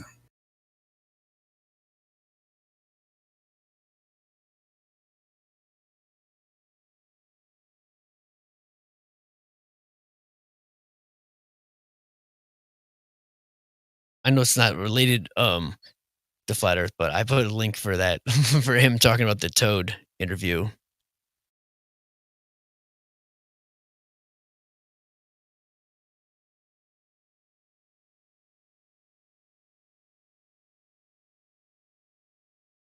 Oh, he's talking about smoking DMT. Yeah, it's an amazing interview.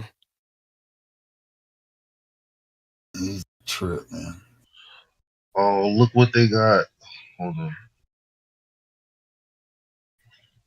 You want the steak, egg, and cheese with the avocado? Yeah. Look what fucking happened to Mike Fucking Tyson. Talking to these guys. Look who he had on his show 4 months ago. Oh, I'm talking to these guys. Whoops, wrong. Don't do that. How do I delete this? Do you understand the toad? What? Don't go there. So where is it? Because I'm sure you guys. Wait, hold on. What the fuck is going on? Elijah, so you posted something you didn't mean to post it here, but what? Yeah, watch the chat. Watch the chat. I'm about to post it now. And then I'm going to post the video you was looking for. All right, cool. Bullshit, right? Come on, guys. Come on, celebrities. Come on, push back, man. Don't let them fucking. Yeah, if it's a short clip, we can play it here and do commentary over. That's free. Yeah, it's a minute and 40 seconds. So yeah, we can play that one. Let me grab it. Actually, with Graham Hancock. That's not the one I was talking about, but yeah, if he's talking about Flat Earth there, that's cool too. No, the point is, look at this. He has Mike Tyson there, supposedly being a debunking Flat Earth. But originally, when Mike first talked about it, he was like, "Hey, what do you think?" Let's see what Mike Tyson says. Let's see if he. All right, well, let's check. And then here's the clip you was looking for from before. So you can play both of them. I'm going on mute now because I got shit. Let's play the first one. I mean, the second one first. You know where you originally talked about it. Hold on, let me do this real quick. All right, yeah. Do this one first.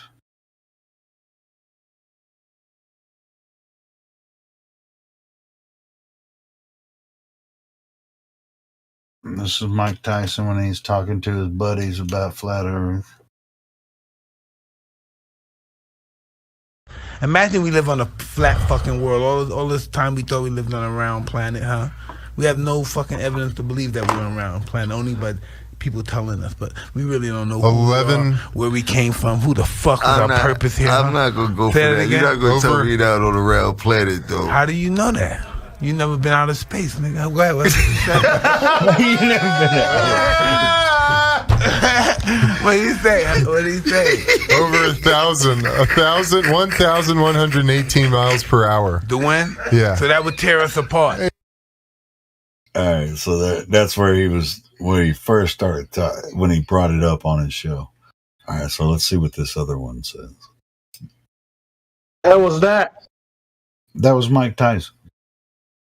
What are you talking about? Thought we already established this.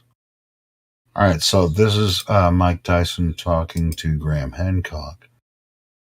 Let's see what this one's. I haven't heard this one yet.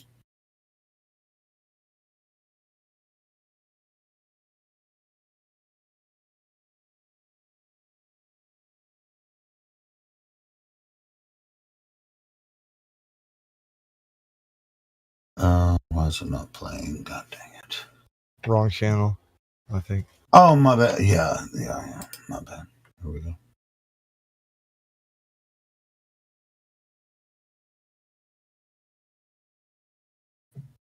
I see down there, just underneath deGrasse Tyson, there's another passage. Thoughts on flat Earth conspiracy theories, conspiracy theories in general. I have to say, the Earth is not flat. We live on this huge ball in space, definitely, I just have no doubt about that. It's an unnecessary thing. Why does the Earth need to be flat? Yeah. What is it? Even if it was flat, who cares? I mean, we're here we're here to live our lives and hopefully to live. What a fucking cop out! The Earth is not flat, and the ancients knew this. The ancients knew this forever. The ancient Egyptians knew this. Everybody knows that the Earth is not flat. You just need to stand on a cliff and look at a distant ocean horizon. Oh shit! A ship come towards you, and you'll see the funnel of the ship first before you see the deck of the ship. Yeah. That's because it's coming around a curved horizon. Yet that conspiracy theory survives. So this is part of the way that my work gets pissed on by archaeologists, is that they lump me together with all kinds of theories that I don't buy into. I don't buy into the flat earth theory. I don't need aliens in order to explain the mysteries of our past. Yeah. The simplest, clearest explanation is that there's been a forgotten episode in human history, and we have lost part of our story. We're a species with amnesia. Kamikoto make great high-quality Japanese steel kitchen knives using traditional technology from Japan. Kamikoto is now running a Black Friday sale and is offering our viewers an extra $50 off on any purchase with a discount. I like that shit.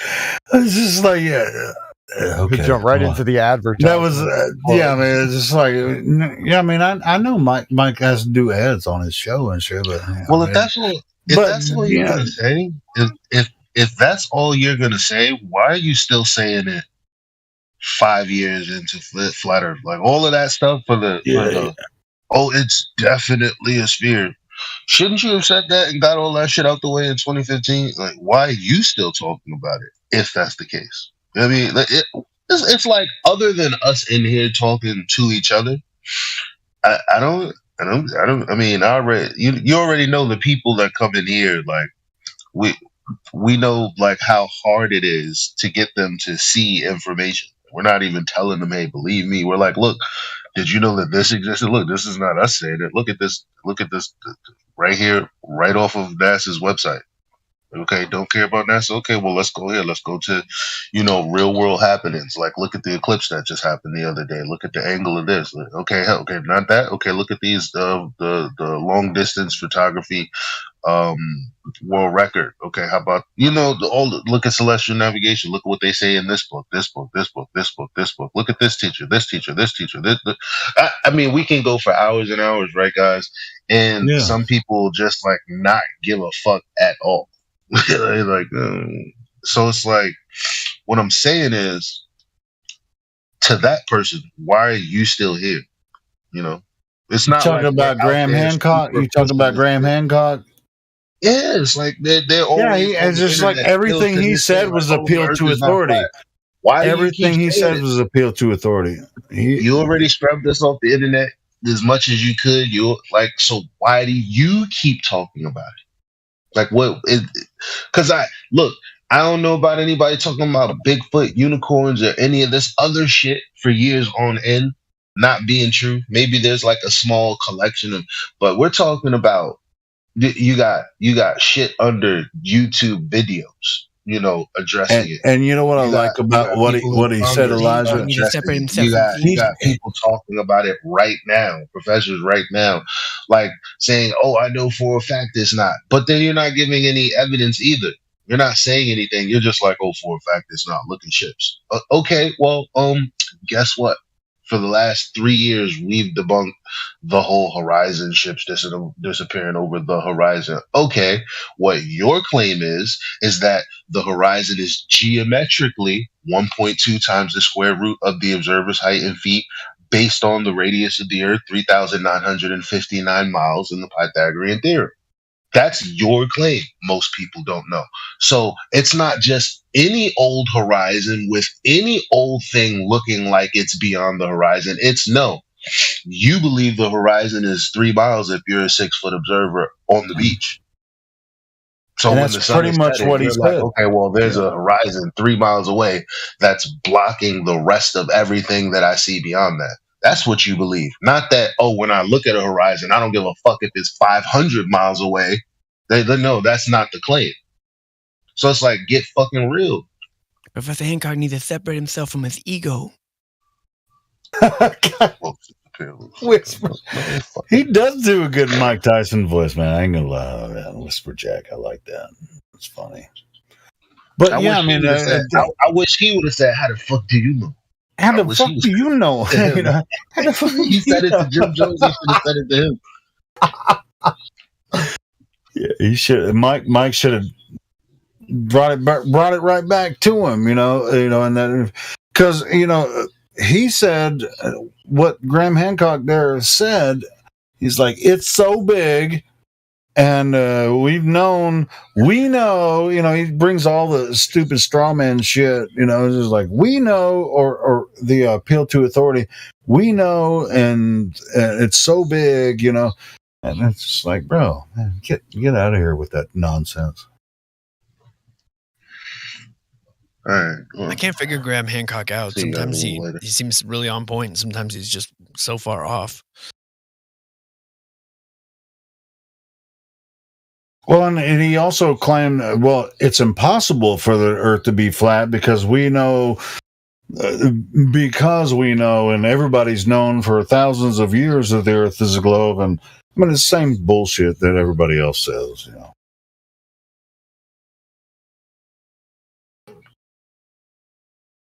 It's like, come on with something else. I mean, if the globe is real, show it to me. I mean, dude, I've been waiting for that shit. Show me the globe. I can't find it.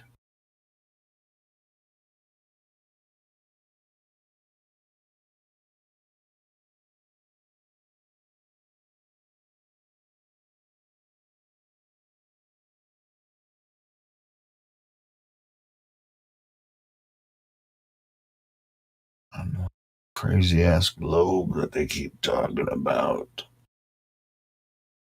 that they're obsessed with.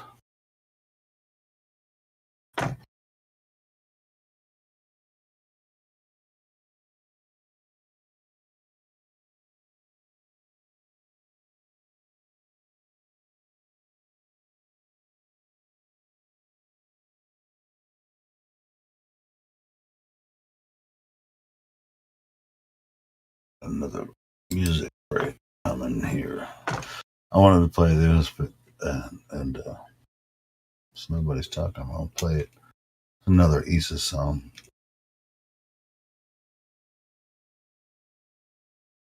I'm around. I'm just kind of chilling. Oh, you're gonna like this one if you haven't heard it before.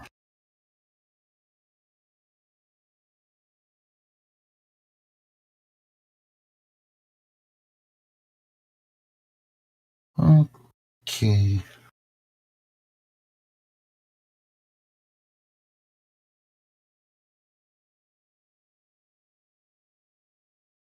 Not playing.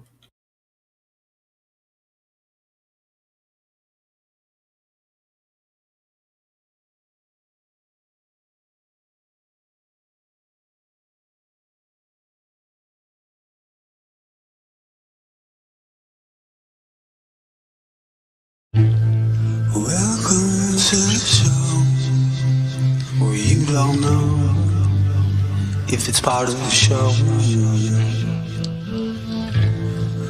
Welcome to the show if you don't know it's part of the show.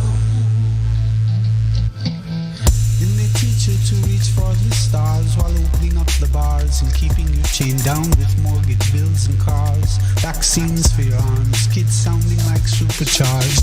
Caffeinated hate-filled scars and rage-quit repertoires. No answers for yards, caught up in emotion that's not even yours. Imposter truths like impeccable retards, lined up for your serving of gish galloping wars. No remedy can't save the lost, in love with the yarn. I'm tired of walking into refracted shards. Poor science displayed by disgusting bards. Soaked in sin with your dupe is the light and a new hand of cards. Been so long, seems like for love I'm just too hard, I'm just too hard, that's it. Welcome to the show where you don't know if it's part of the show. Welcome to the show if you don't know.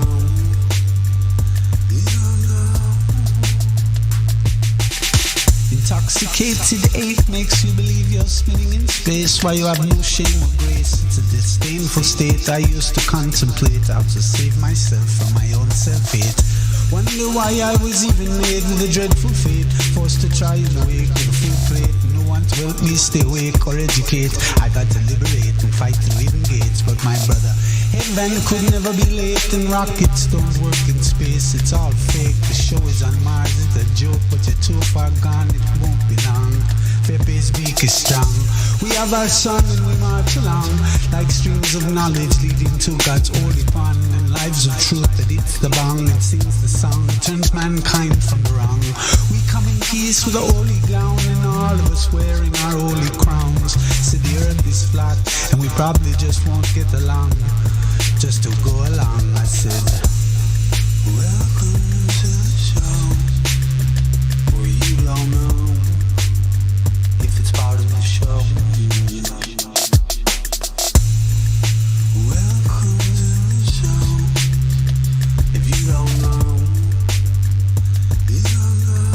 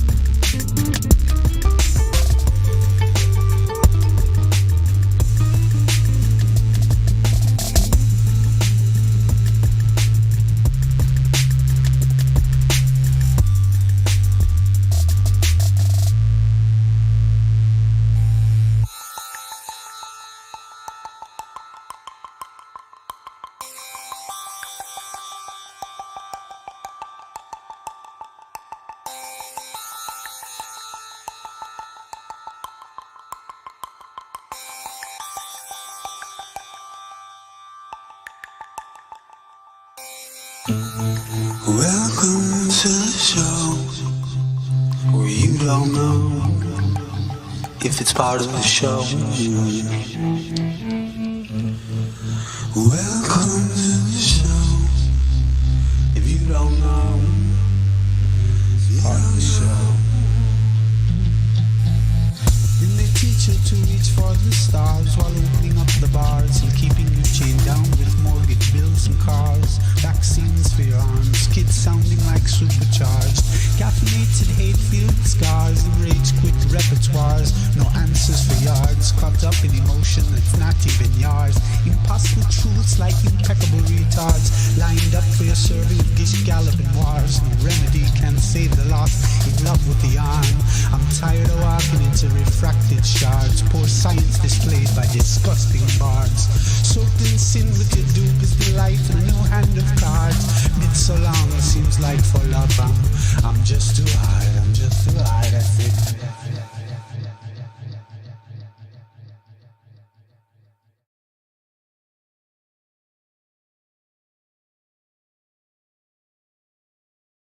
That's the first time I heard that version of it. That was a really good remix. That was awesome. Shout out to Isa Mahalski. Man, that's so awesome. If you heard him like play piano,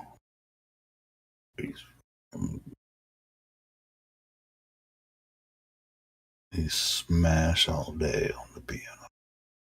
Badass.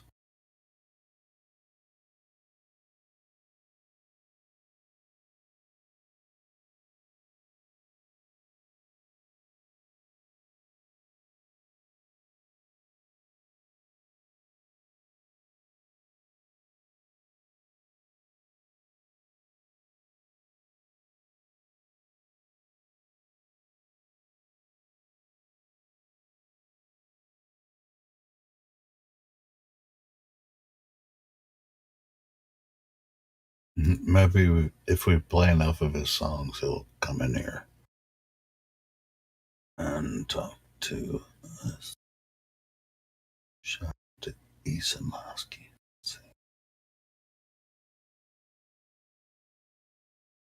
I like this one. This one's good too.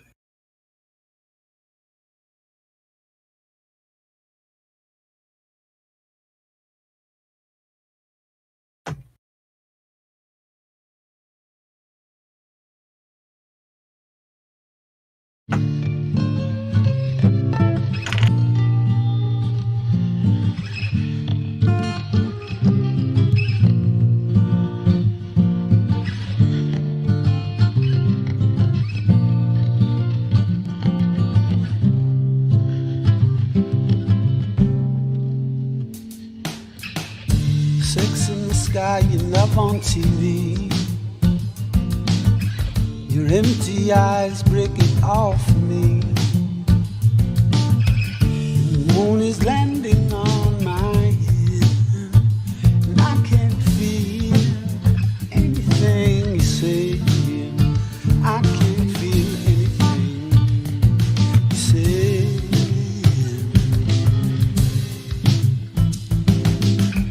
And the blood is thicker when the anger stirs,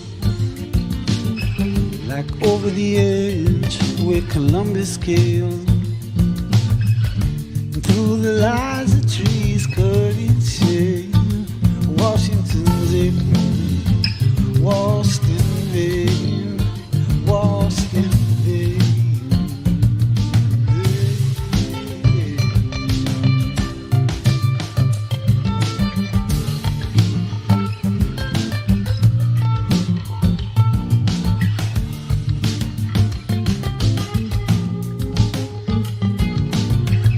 Parade their nonsense to lay, vision images planted in your brain.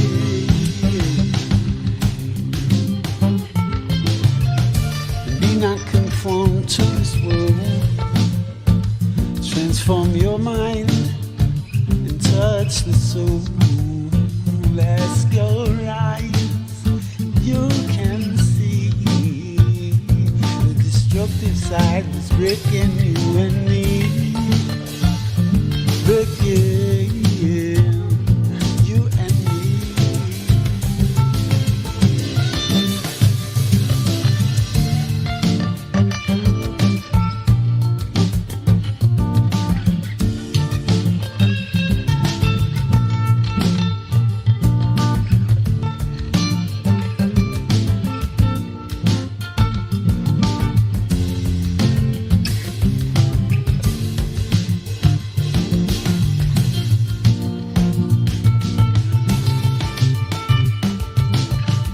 Sex in the sky and love on TV. Your empty eyes break it off me. The moon is landing on my head, and I can't feel anything you've said. I can't feel anything you say.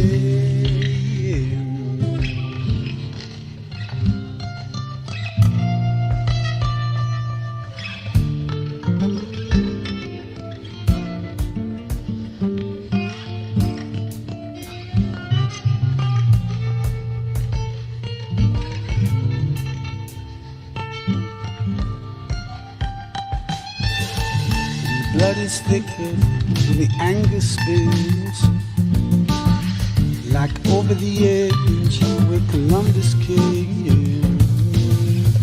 You alive, the tree is cut in shade.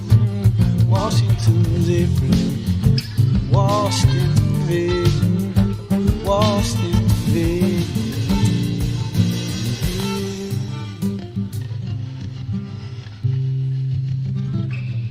And sex in the sky and love on TV.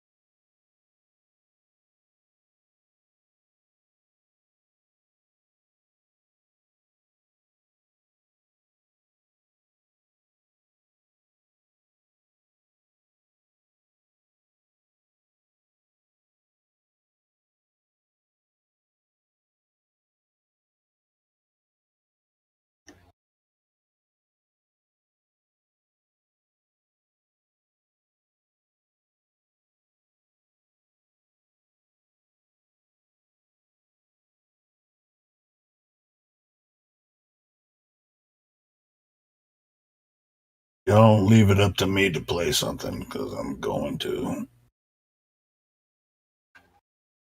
I'm just kind of working on. I'm If throwing you together some audio. if you or have something. recommendations, I'll go ahead and put them in the live stream voice text. I'm not going to sit here and talk all day. I've been talking all day. Yeah.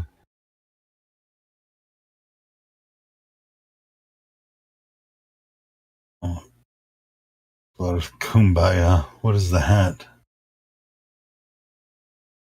That's That one's what is it? Flat Earth Kumbaya. That sounds funny. From Iffy Mix.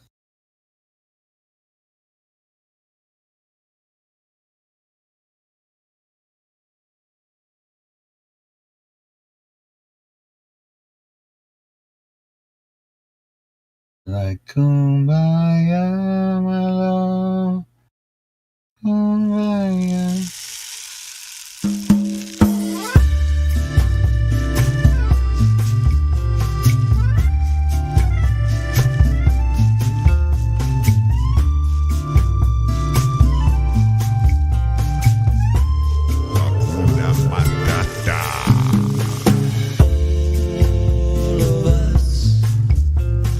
Once went to school to learn how to fly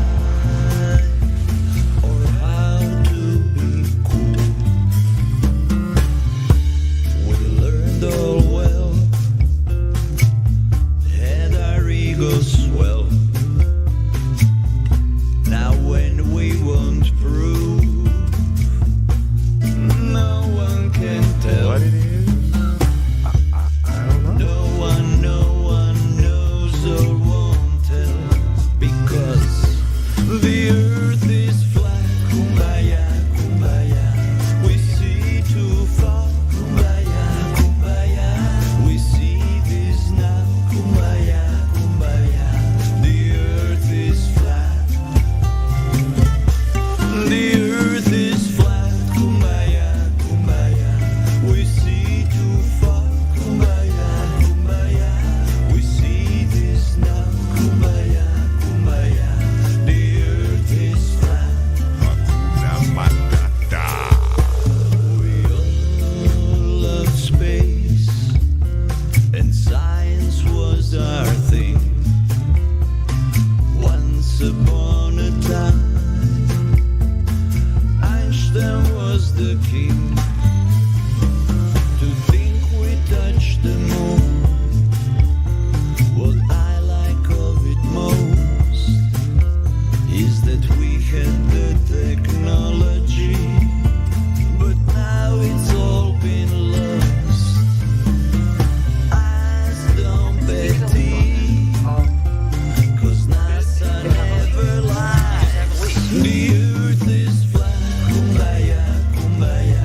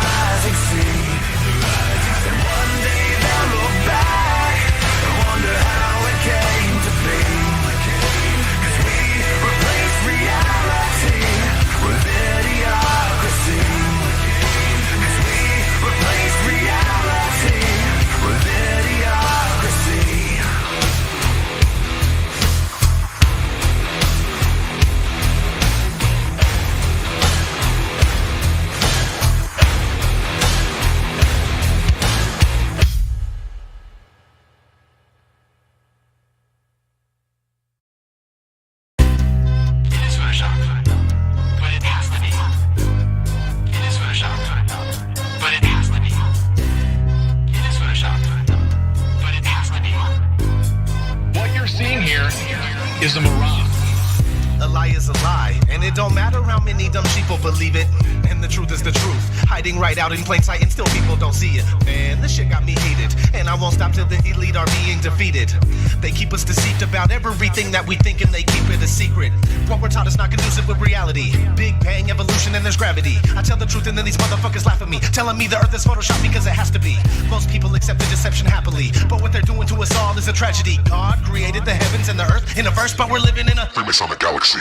They say we're monkeys on a ball flying through outer space, but there's no proof, it seems to have vanished without a trace. NASA and other agencies falling down from grace. You can take that bullshit pseudoscience and get out my face. I'm the antisocial type, you're a government prototype. That's why you make it a point to tell me that I'm crazy every time you're angry, cause you know I'm right. I'm standing outside the house of cards about to watch it fall. No more living on a cartoon ball. Horizon means horizontal, indoctrination is awful because you're taught the globe model. Ever since y'all could crawl, we follow rapists and murderers, liars, thieves, and sun worshippers, saying we can't see curvature cause we're all too small. And though it's never been proven, they say we're ripping and shooting, the earth is spinning and moving. Oh no, no, not at all. It's a criminal enterprise where deception intensifies. NASA's got us all living life on a cartoon ball. It is photoshopped, but it has to be. What you're seeing here is a mirage. They say that we went to the moon 6 times, but pure BS is the way that smelled. Now they're telling us that we can't even leave the planet because of the Van Allen radiation belt. Yeah, okay, sure. NASA, what you lying for? You lying now? You lied before. I can't take this anymore. The only thing they took to space was your imagination. Fake aliens are coming, now they have you waiting. We need to do something about it, no procrastination. Trying to cause the masses to awaken, that's the path I've taken. But you can see if you check all the percentages, so many people having cognitive dissonance. But that's what happens at the loss of your innocence. Then you get involved with all of this wickedness. They try to do all the humans this way. So are they just idiots? Who is to say? Conditioned by the television, it makes your decisions, opinions, and you just obey. Stuck in the material domain of Satan, where everything in each and every day is pagan. Mandela effect, cause the game is changing. People waking up and now the cage is shaking. The earth is flat, and that is a universal fact. If it isn't that, then tell me where the fuck the curve is at. They tell us that we can't see it because we're all too small.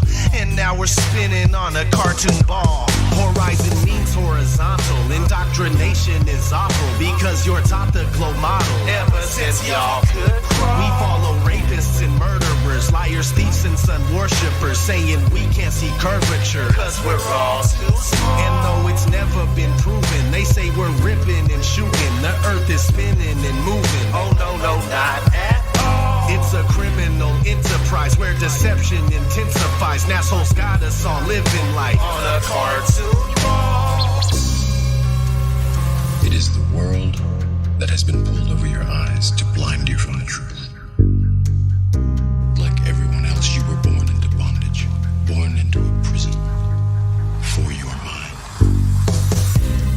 It is photoshopped, but it has to be. It is photoshopped, but it has to be. It is photoshopped, but it has to be. What you're seeing here is a mirage.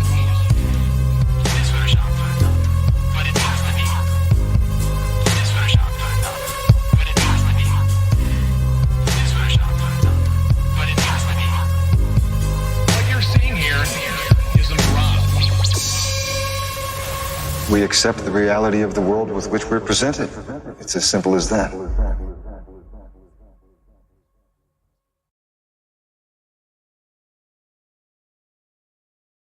24/7 Flat Earth Discord. Go get VC verified. What's up, man?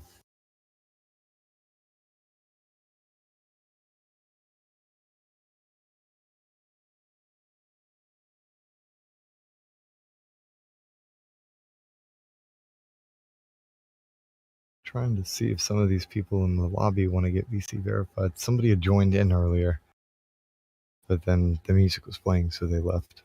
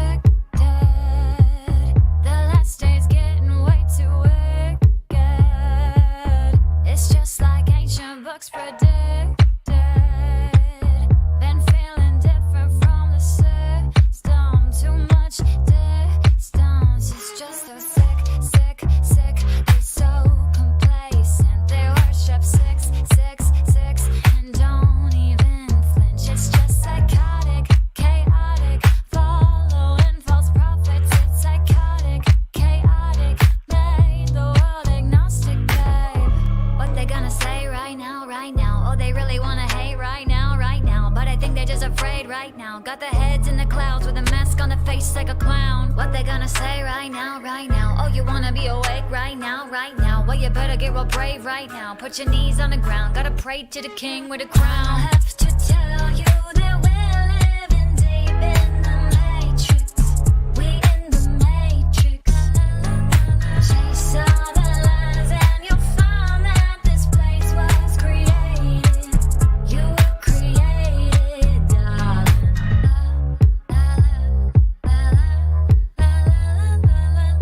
What they gonna say right now? What they gonna say right now? You about to have a panic attack real quick. Like, sorry, the earth's flat, it's fact, no trick. Just look at the proof and the true measurements. Cause I've been winning arguments against the best physicists. But this, don't know what it is. Lately I've been going around in circles, but I do not feel the spin. Oh, this, don't know what it is. But you gotta keep it like a secret, you can't even tell your friends. And if you tell them, they say, how could it be? Don't mean nothing to me, they're gonna pick up and leave. And if you tell them, they say, how could it be? Don't mean nothing to me, they're gonna fall back asleep. What they gonna say right now, right now? Oh, they really wanna hate right now, right now. But I think they're just afraid right now. Got their heads in the clouds with a mask on their face like a clown. What they gonna say right now, right now? Oh, you wanna be awake right now, right now? Well, you better get real brave right now. Put your knees on the ground, gotta pray to the king with a crown. I have to tell you that we're living deep in the matrix. We in the matrix. Chase all the lies and you'll find that this place was created. You were created, darling.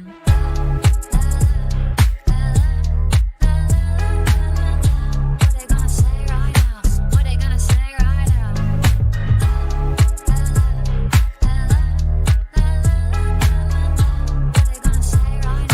What they gonna say right now?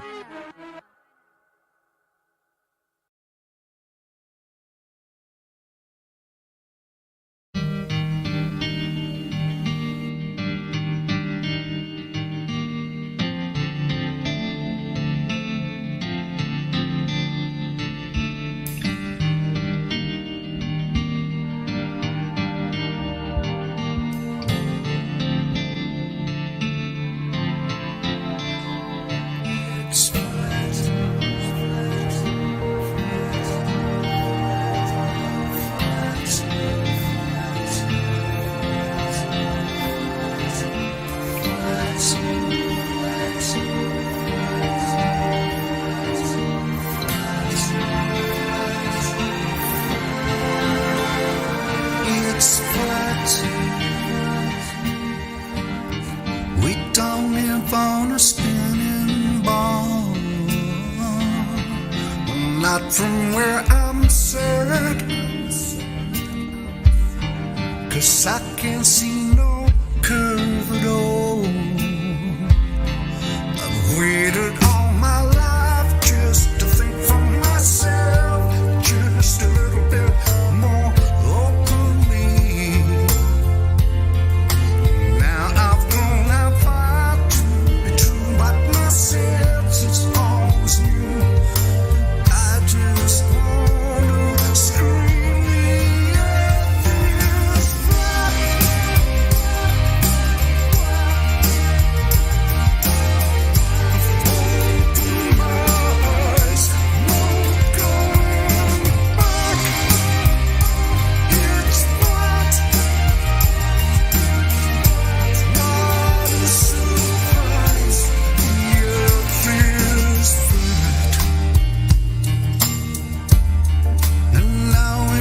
so good to me. I'm working every day with this mind full of positivity. Waited all my life just to think for myself, just a little bit more critically. 'Cause now I finally found to be true what my senses always knew. I just wanna be screaming at this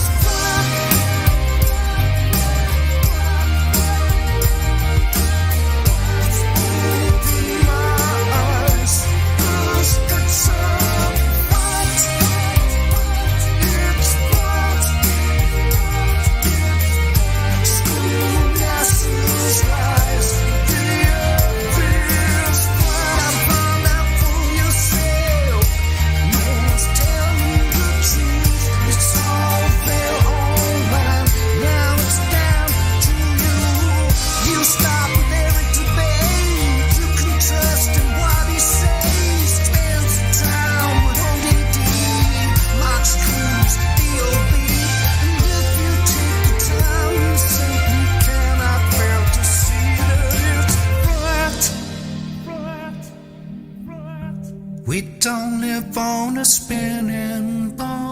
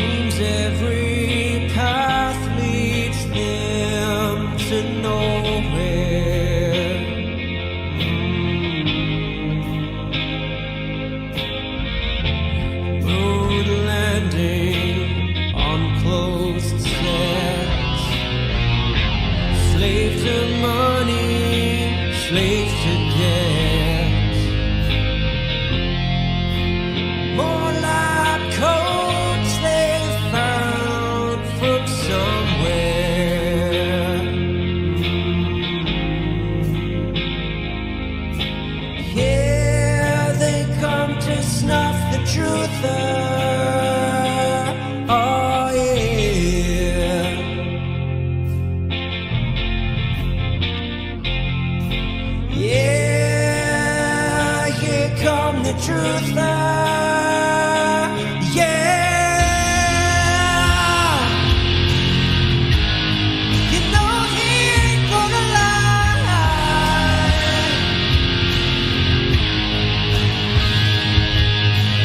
No, no, no. You know he ain't gonna lie.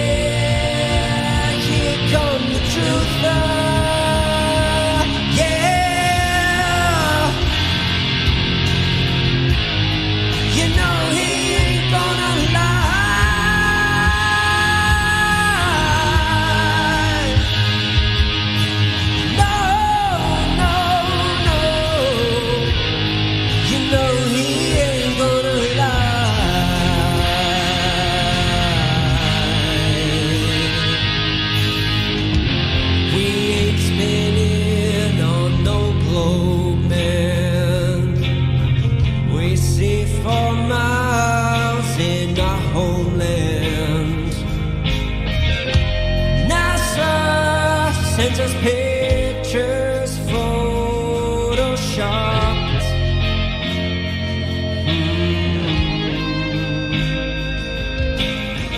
They feed us pills, can't see ourselves. Turn TVs off, seek bookshelves. Oh God, please, won't you help them see the truth?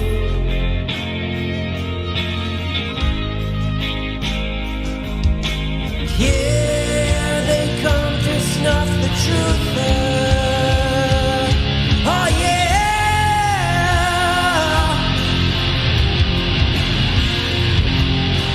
yeah, here come the truth.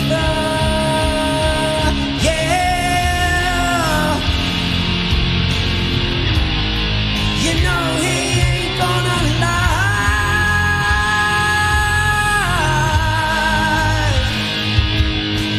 No.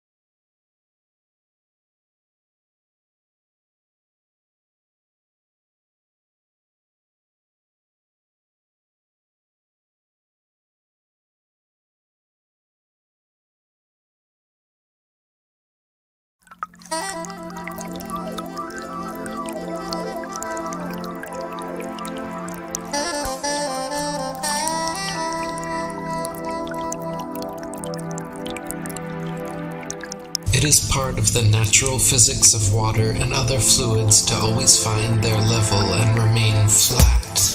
If disturbed in any way, motion ensues until the flat level is resumed. If dammed up, then released, the nature of all liquids is to quickly flood outwards, taking the easiest course towards finding its new level. If the Earth is an extended flat plane, then this fundamental physical property of fluids finding and remaining level is consistent with experience and common sense. If, however, the Earth is a giant sphere tilted on its vertical axis, spinning through never-ending space, then it follows that truly flat, consistently level surfaces do not exist here. There are rivers which flow east, west, north, and south. That is, rivers are flowing in all directions over the Earth's surface. Now, if the Earth were a globe, some of these rivers would be flowing uphill, and others down.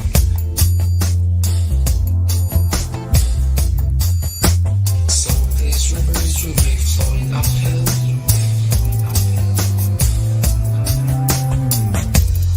others down. Rivers do not flow uphill. If the Earth were a globe, rolling and dashing through space at the rate of 100 miles in 5 seconds of time, the waters of seas and oceans could not, by any known law, be kept on its surface. Whenever experiments have been tried on the surface of standing water, the surface has always been found to be level. To drop the theory which supposes a curved surface to standing water is to acknowledge the facts. If the Earth were a globe, the surface of all standing water would be convex. This is an experimental proof that the Earth is not a globe. There are rivers which flow east, west, north, and south.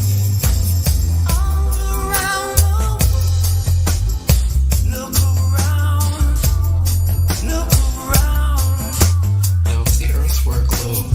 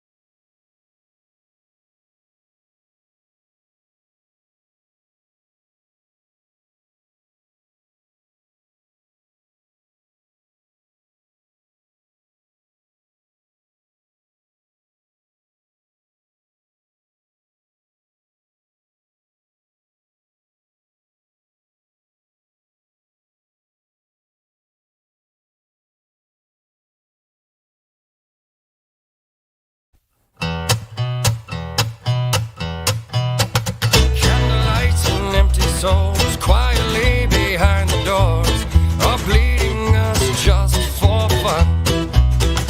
Men of power telling lies with shifty hands and thirsty eyes, and they can smell your fear like blood.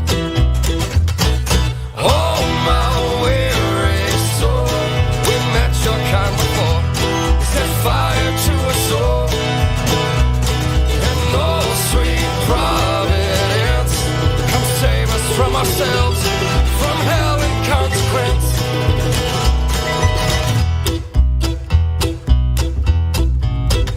Feed the rich and kill the poor, turn out the lights and just ignore what's going on outside. The beating hearts of the depraved, we've turned the people into slaves, and we've given up before we've even tried. And oh, my weary soul, we met your kind before. Set fire to a soul, and no sweet providence come save us from ourselves, from hell and consequence.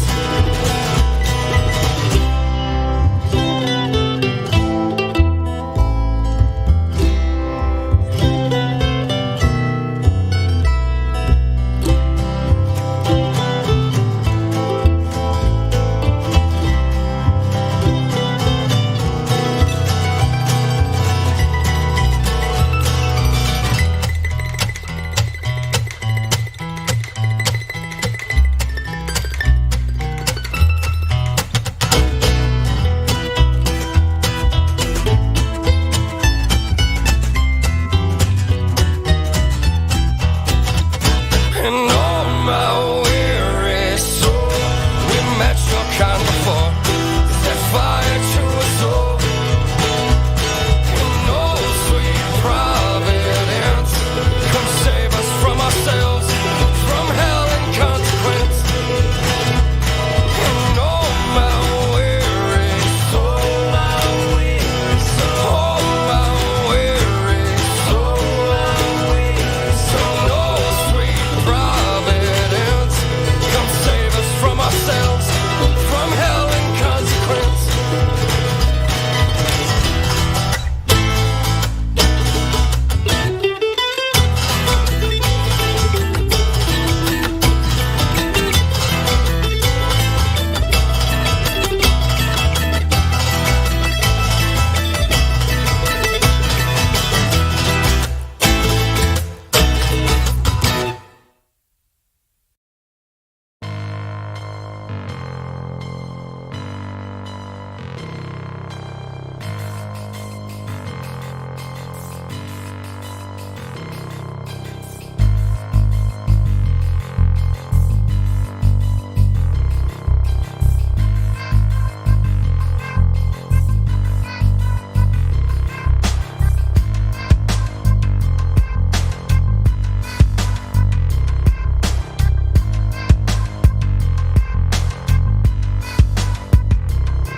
Since I'm in the position to be in your head for a minute, I thought I mentioned how politicians is just in it for riches. He blue collar for 40 years and yet he can't get pension. But it's 52 million a day on some fake space missions. Money's in the wrong position, wrong pockets and purses. Actually, what the fact is that money is truly worthless. The purpose of printing money is to put you deeper in debt to it. Lower class could spend their whole lives trying to get to it and not profit 2 cents as if loot be elusive.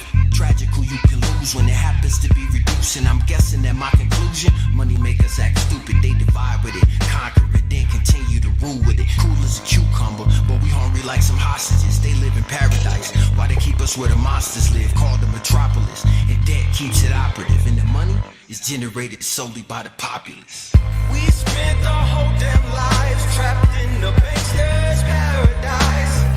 Keep spending our whole life living in the bankster's paradise.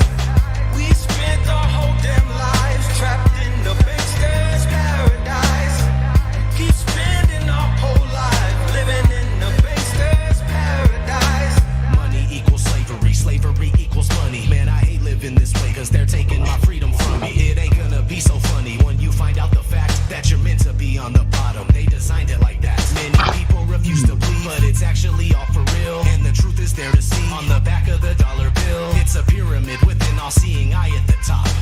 you know that you're a slave whether you like it or not. They make the rules and we're the ones that must obey. It's not a mystery. We're kept in the dark and we're kept away from our true history. The system we live in uses humans to harvest energy. So basically the Matrix is really a documentary. Facts.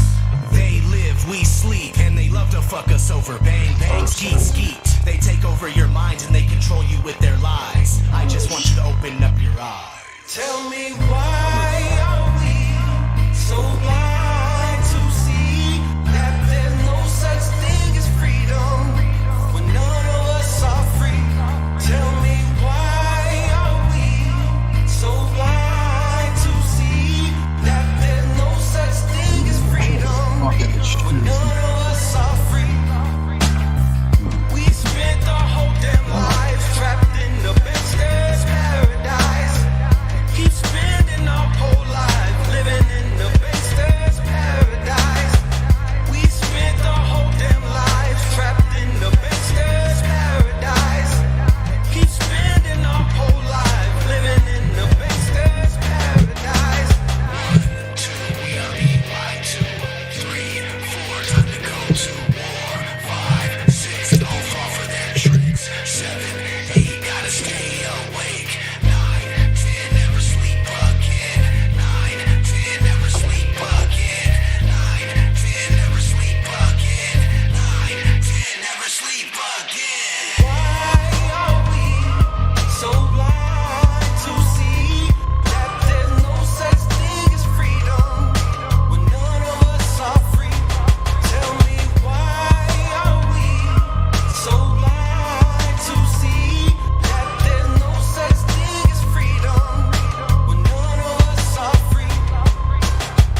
We spent our whole damn lives trapped in the Bankster's paradise. Keep spending our whole life living in the Bankster's paradise. We spent our whole damn lives trapped in the Bankster's paradise. Keep spending our whole life living in the Bankster's paradise.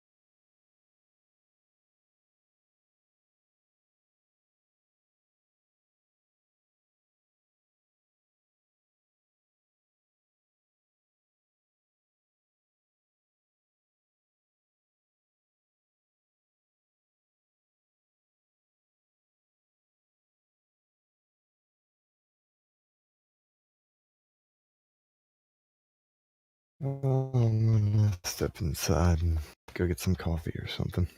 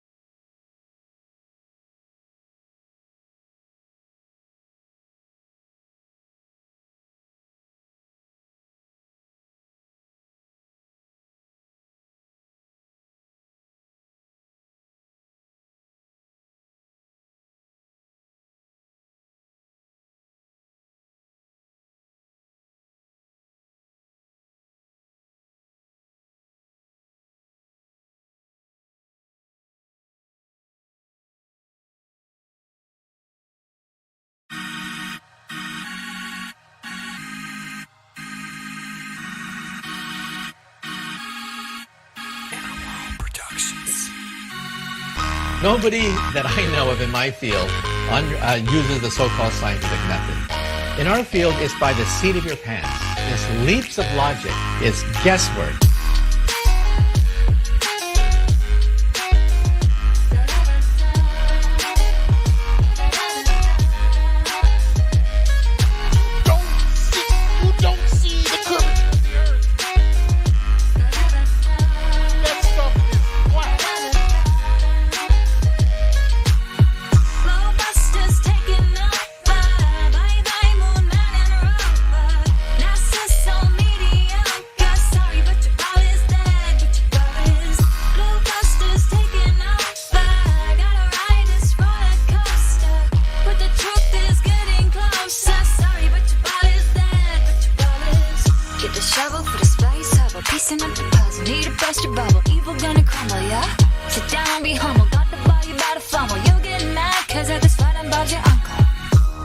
And then they call me the liar. I mean, it's absolutely unbelievable the pathetic techniques that they have to use to prove their heliocentric model. Vibes of the president, Jaren got the evidence. It was slaying Jesuits and Zach Sharkham is evident. That the earth electric and it's resonant. Your residence is evidence and I hope to settle in like some sediment. If we so wrong, why they lying to discredit it? That's not too intelligent. That's a guy, not an in court, but we ain't really in the settlement. It's time to awaken from the pseudoscience sedatives. Blockbusters taking over. Bye-bye, moon man and rover. NASA's so mediocre. Sorry, but your ball is dead. But your ball is. Blockbusters taking over. Gotta ride this roller coaster. But the truth is getting closer. Sorry, but your ball is dead. But your ball is. Inner World Productions. All right, listen. If I was to tell you 3 simple questions, would you be able to answer them about the globe? Do you think? Potentially, yeah. Okay, very simple questions. How have they measured the curvature of the Earth from ancient times up until today? They said that it was established to be a globe at least 1,000 years. For at least 1,000 years. Well, I couldn't tell you the scientists because I haven't got anything up in front of me. But there's some scientists who used a mountain and also a lighthouse. It was somewhere in Egypt or something. And he basically went up. He knew the distance between these 2 points, went through them to sort of figure out the distance between the top points, the bottom points, and then sort of work out the curvature of the Earth.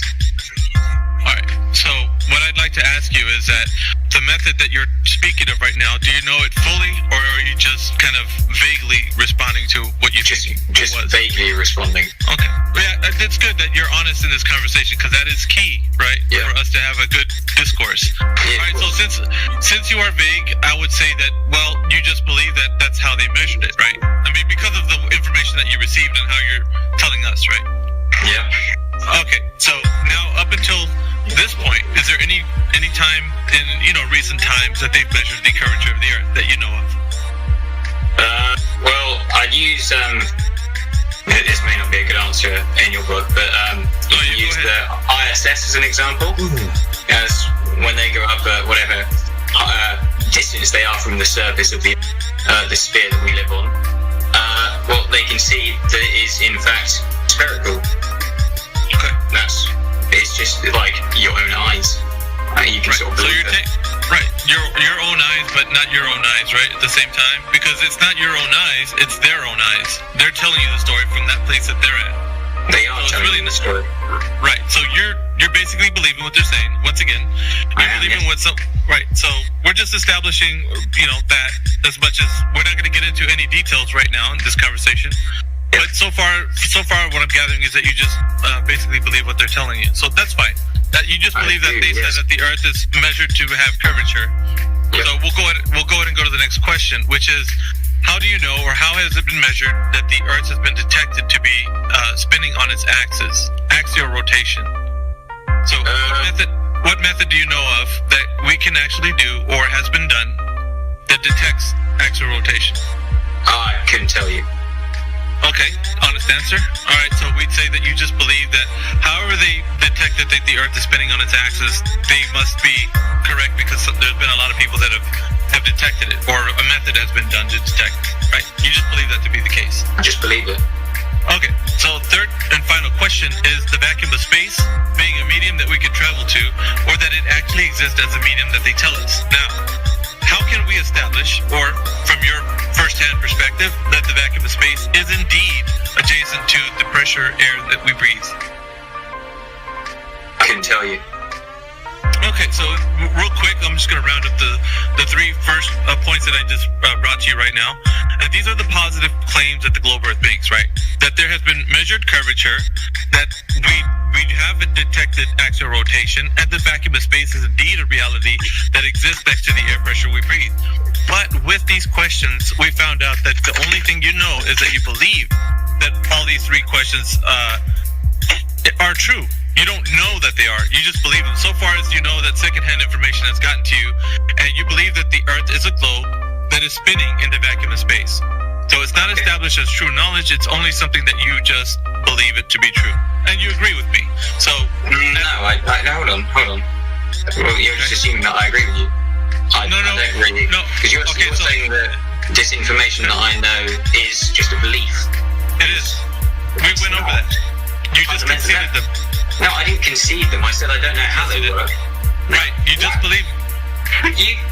What the fuck? Yeah, you just said you conceded. You believed all three of the points. I'm glad it kind of hit you right now. It's the first time this ever happened. It hit somebody at the end, but I'm glad you actually saw what I was doing at the very end. I just said that I don't agree with everything. That just happened. I know that you don't. I know that. Listen, people are capable of me speaking. Hold on. You interrupted Ben the entire time. Can you just shut the fuck up for 1 sec? You really are a rude arsehole. Hang on 1 second. This is the first time. Shut up. This is the first time that's ever happened that the guy actually. Listen to this, right? He actually conceded the 3 points all the way through. Now he's backtracking and saying, "Hold on, what the hell just happened?" That was. And this is amazing, right? It was specifically done. I just believe that it was been done. So yeah, we're elucidating a point that it's just a belief because you don't know. So you do understand the power of my kung fu now, right? You just got beat on and didn't even know it. So here's the thing, though, homie. And I know you're not gonna like this because I have you muted, but I have to because you were being very disrespectful. So you just believe that the Earth is a globe spinning in outer space, and you conceded to all 3 points, mind you, and it was live streamed. Everybody heard you concede those points.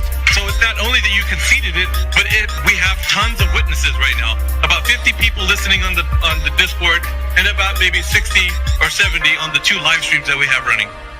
So thank you very much for your participation, but it seems like you're not going to be very good to have a conversation with because of the way you were being. So unless you're going to say that you're sorry in a DM, then I'm probably just going to leave you muted for now.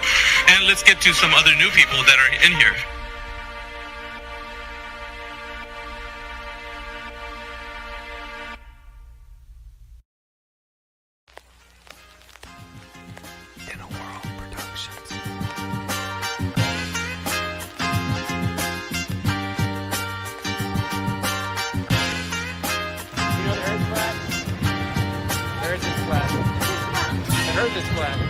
The earth is flat. Oh,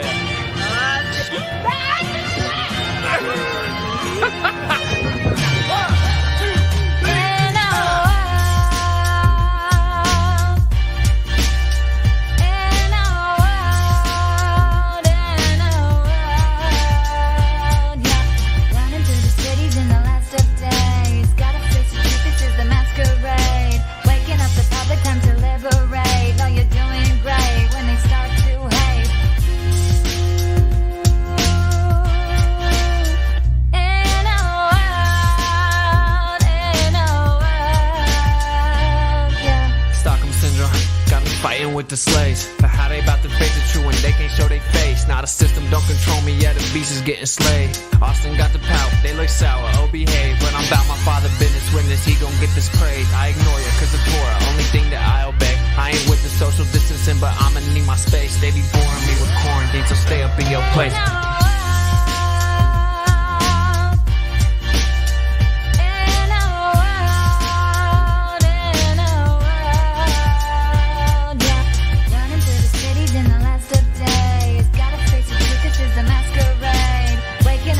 Never time to liberate. No, you're doing great when they start to hate.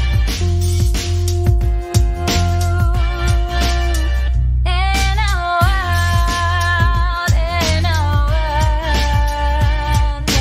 I'm sorry we didn't go to the moon, bro. I'm sorry.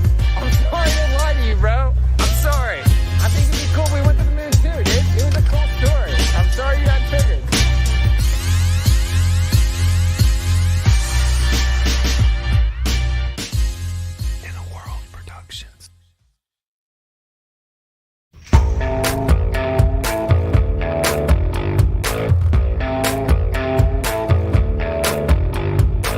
Kill the signal. Rewrite the message. Point the finger. Count your possessions. I hope you sleep tight tonight. The lunatics have taken over the asylum. I hope you sleep tight tonight. The lunatics have taken over the asylum. Hate what they tell you to hate. Love when they say it's okay. Still you have nothing to say anyway. And you don't even know you're a slave.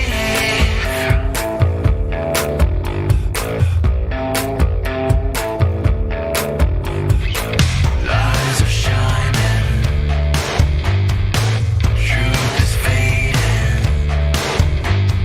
If hope is coming, I'm still waiting. I hope you sleep tight tonight. The lunatics have taken over the asylum. I hope you sleep tight tonight. The lunatics have taken over the asylum. Hate what they tell you to hate. Love when they say it's okay. Still you have nothing to say anyway. And you don't even know you're a slave.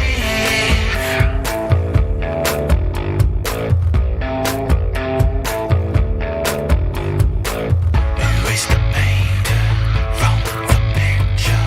Blame the poor while the rich get richer. Erase the paint from the picture. Blame the poor while the rich get richer. Erase the paint from the picture. Blame the poor while the rich get richer. Erase the paint from the picture. Blame the poor while the rich get richer. You sleep tight tonight. The lunatics have taken over the asylum. Hate what they tell you to hate. Love when they say it's okay. Still you have nothing to say anyway. And you don't even know you're a slave.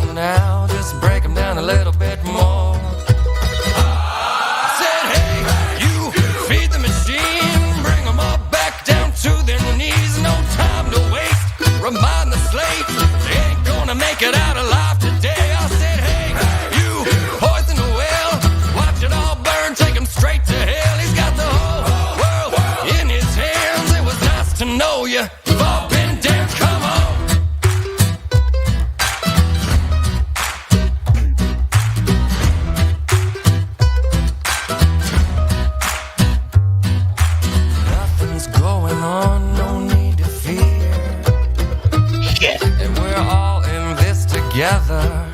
And just to make it all clear, we want the same thing as you. This will all be over soon. Now here's a little pill, here's the truth. We're gonna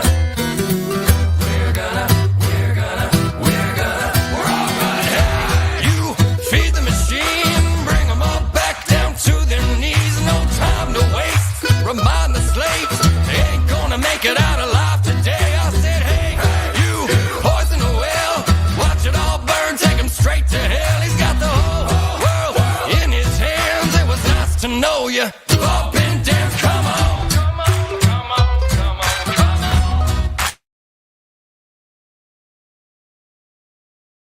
Either Chris, I hate to burst your bubble, but you just can't just play everything on here. You know, this is copyrighted material you're playing. What bubble? You're playing copyrighted material on the live stream. I didn't ask what bubble. Okay. Yeah. But I hear what you're saying. That one in particular though, that has been played before and it hasn't caused any, like, I'm super picky about what I'll play on there. Okay. But I get what you're saying. I won't play it again if you don't want me to. I could just not. No, be careful. Yeah. Like I know I get what you're saying. I know what you're saying, because if we touch any of the more famous stuff, they'll instantly strike you right away. I get emails, you know, if it's a copyright claim, it's just like, I don't get any money from YouTube anyway. So it's just like, you know, people that watch the video, they have to watch commercials and shit when they're watching every once in a while. Oh, I don't, because I'm a cuck to YouTube. I freaking pay them $16 a month for 6 accounts. You know, so I've never seen an ad on YouTube at all, ever. I mean, I've been subscribed to them for years, you know, but on the premium accounts, you know. So, but yeah, I mean, I don't know. It's just like, hey man, that's cool. Yeah, I'll get a claim sometimes, but you know, if it's like copyright strike, they'll take the whole video down. And sometimes, if whoever is, you know, whatever, they'll freaking give me a strike, and then we can't stream for, you know, a week or so. Yeah, that really set us back too. Yeah, I get what you're saying now. No, I mean, I don't know if I hadn't heard that song before, and the one before that. I mean, I'm not saying they're not good songs. Some pretty good stuff. Yeah. Well, I try and stick with stuff that's actually themed with telling people the truth about things, like the artist's heart is in the right place kind of thing. And I avoid the mainstream stuff where it's got too many views. Like if it's got too many views, they're already too famous. They don't need any help. And they're probably going to copyright strike if they're got that ego on them because they're too high up. Like got the millions of views. That's cool, brother. I mean, I appreciate you. I'm just, but yeah, I get what you're saying, man. And I'm just trying to be careful because we're. If you do get any copy, if you get a strike where it says like "I fight dragons," "Poor man's poison," or "Sin shakes sin," then like yeah, I'll completely not play any of that stuff anymore. Well, if it's just a claim, I mean, it's like sometimes I can play freaking REM on here, and I'll be like, I'll get an email that, well, you got a copyright claim on that video. Well, hell yeah! As long as you can show as many ads as you want to. People want to watch that 12-hour video. Yeah, it's just like, but I never know. You know. Yeah. Well, if you these three happen to be like three of my favorite bands. It's kind of one of the reasons why I can't help myself to play some of their music because it's so good. Yeah, I'm sorry. I didn't want to necessarily stop it, but I did. No, you're good. No, there's another one that I avoid playing because it's a little more depressing, but it's Poor Man's Poison, and but it's supposed to be uplifting. Really, it's like to get people out of depression.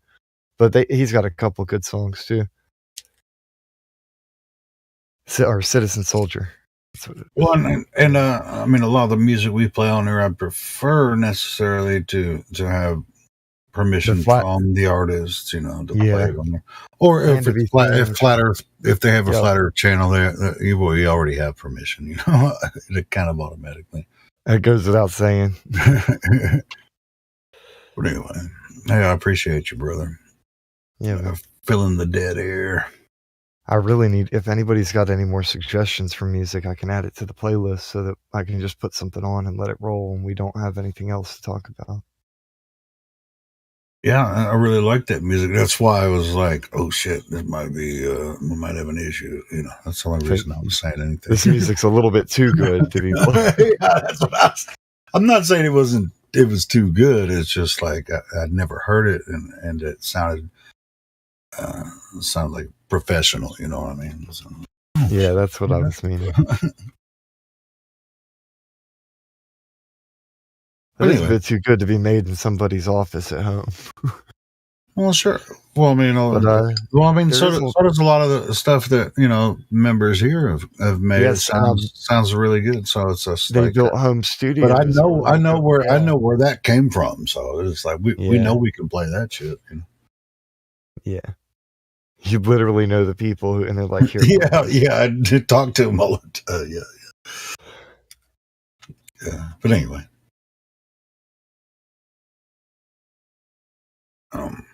It's like even that Ozzy Osbourne cover that I did, or parody that I did, and we play that. They take the whole video down. Oh yeah, I remember that. Because the original, I think I sang over the original track without Ozzy's voice, and so I sang.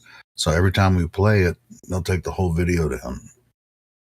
I wonder if it's like an official karaoke version, and that's why they're taking it down. Or I don't know. I mean, I can appeal it, and they'll open the video back up, but it's just kind of a pain. So I just like, it's not even worth it. So I took that. I made that video private so nobody can play it. But yeah, if we play that song on here, they'll take the whole video down. And then I have to appeal it. It's just like a pain in the ass. Some of these older rockers, you'd think they'd be more chill by now. Like, why are they so stuck up with their music? Like, they know how music works. Well, I mean, think about it. I mean, you remember when Napster came out? Freaking Metallica tried to, Metallica went before Congress saying, "No, we want our you can't have music free." They flipped out. Yeah. It's similar to how everybody flipped out with the recording, using a cassette tape and recording stuff. They've always been retarded about it. Yeah. Music's music. Let it flow. Let it flow. Let yourself go. Slow and low. That is the tempo. That's some Beastie Boys.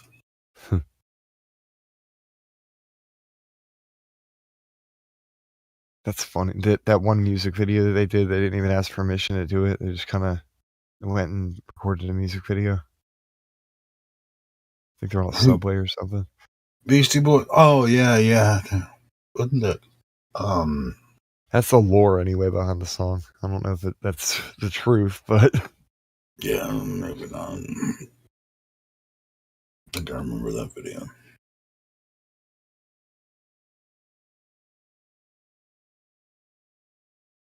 That honestly wasn't one of my favorite bands.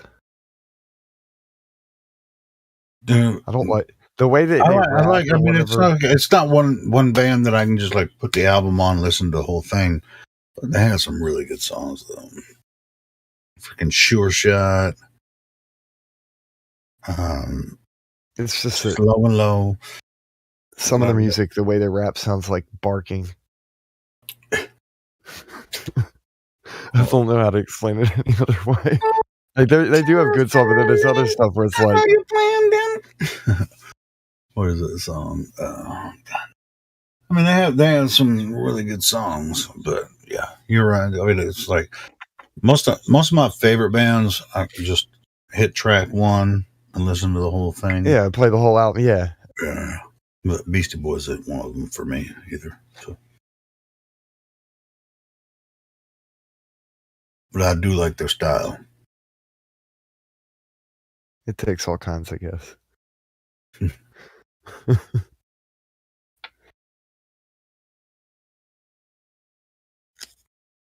It's I don't know. The mainstream music usually ends up being crappier than the actual like their singles that they go on the radio.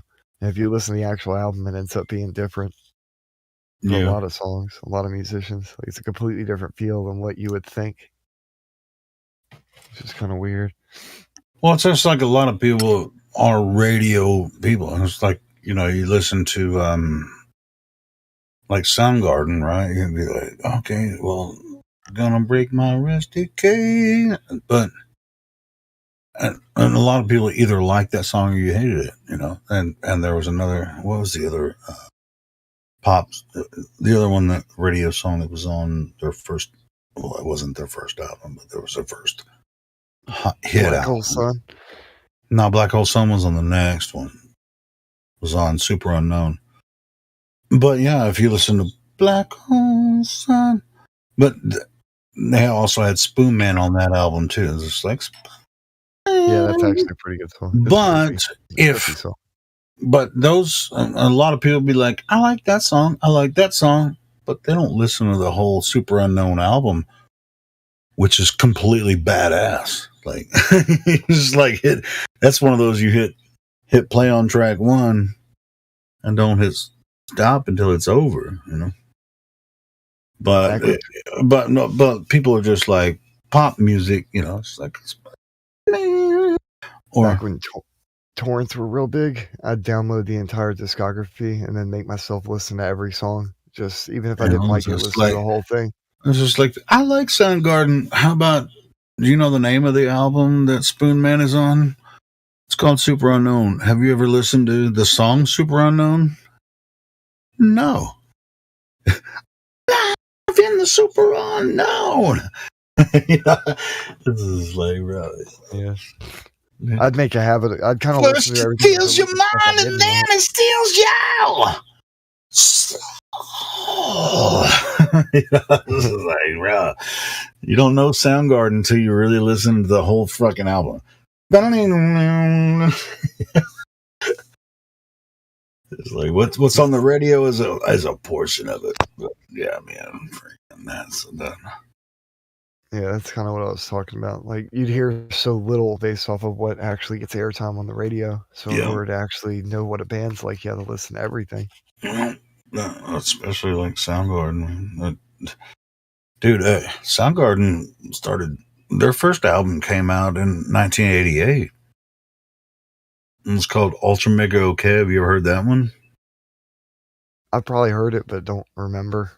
Like I said, I just listen through the things and then kind of keep what I really like. They had a different bass player back then too.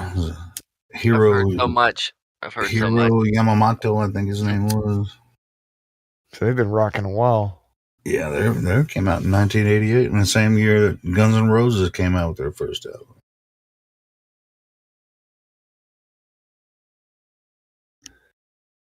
That's another subject entirely, with all that drama that went.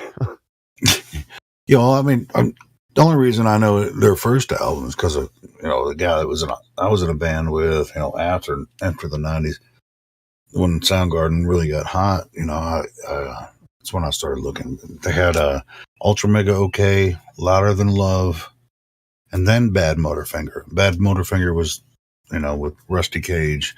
That's when they got hot. But yeah, they were one of the first Seattle bands on the scene, you know. Ultra Mega OK with Hiro Yamamoto as the bass player. Go check out some of their old shit, man. You'll dig it. It's good. Especially, like, Ultra Mega OK was really good, but I like Louder Than Love, too. Loud Love. Yeah, Louder Than Love. It's a badass album. And that was before Bad Motorfinger, when they really got it, man. Louder Than Love is an album. I think I already said that.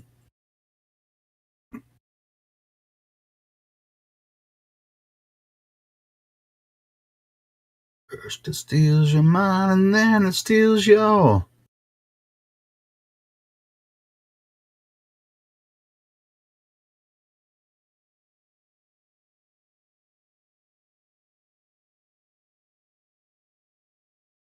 huge Chris Cornell fan.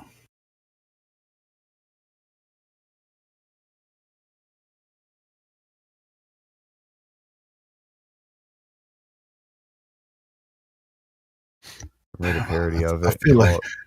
feel like listening to some Super Unknown right now. You wrote a parody of what? Of Louder Than Love and call it Flatten the Curve.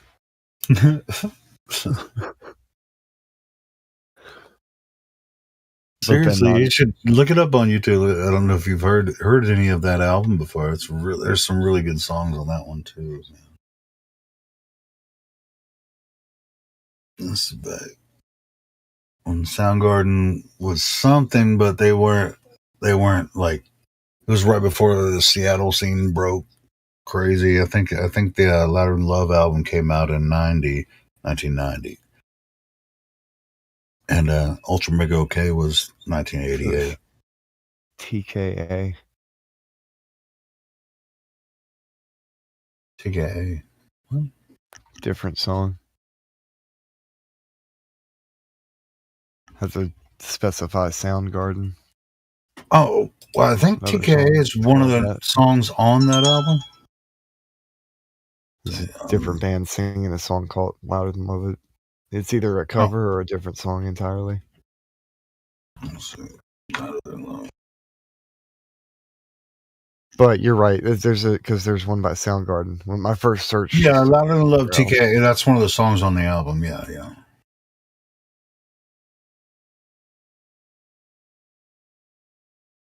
No.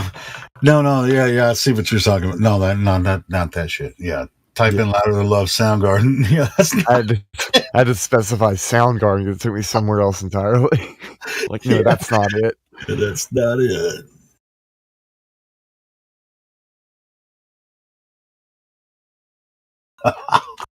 That's definitely not Soundgarden. But yeah, Louder Than Love, Soundgarden, full album. Here we go. Let's see. The hands all over Houston. Yeah.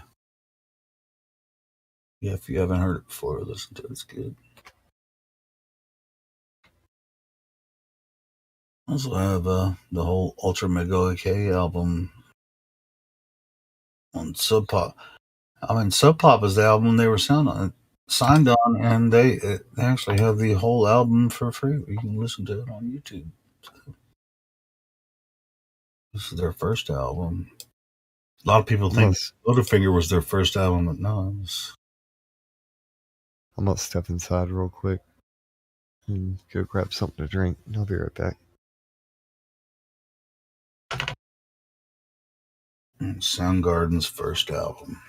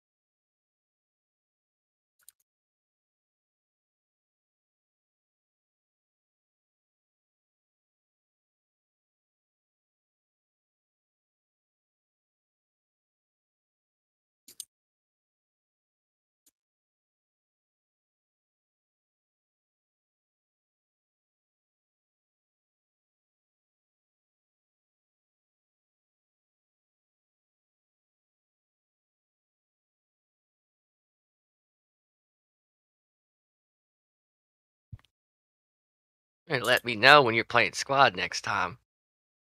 I was thinking about hopping in there.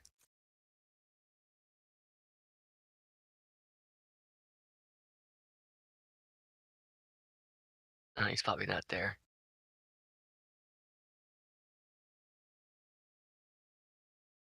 Toshi Nakamoto.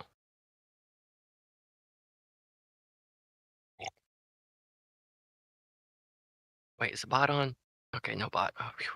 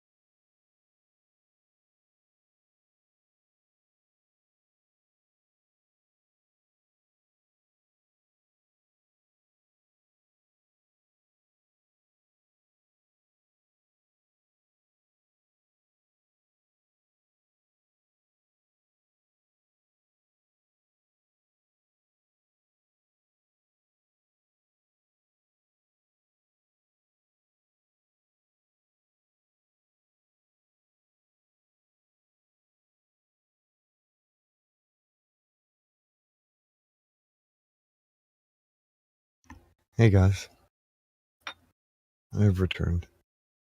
Hope all is well with everybody.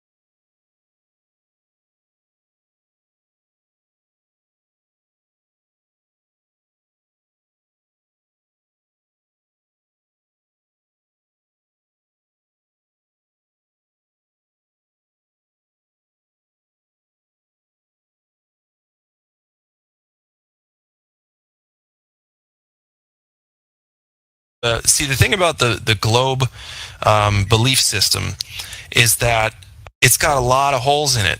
And so we can spend a lot of time on one hole, or we can spend a lot of time on multiple, tens, hundreds throughout a day, because it's just see.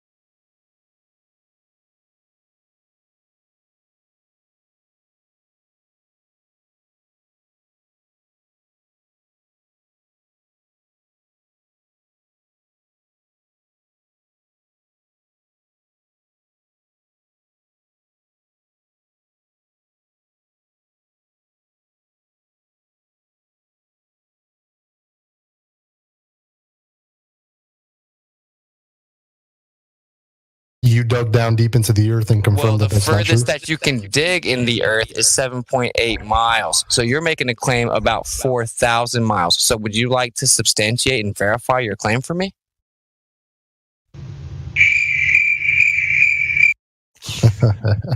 The sound effects, I can't. All right, hold on. Scale, the point is... We won't laugh. Maybe chuckle, but we won't laugh. Can you just say it instead of us having to try to read your mind? Refraction. Okay. Refraction. Yeah. Okay. Yay, we're back to refraction. Thank you. Thank you. Okay, yeah. okay, Slonk. So if you're going to invoke refraction and you're going to say that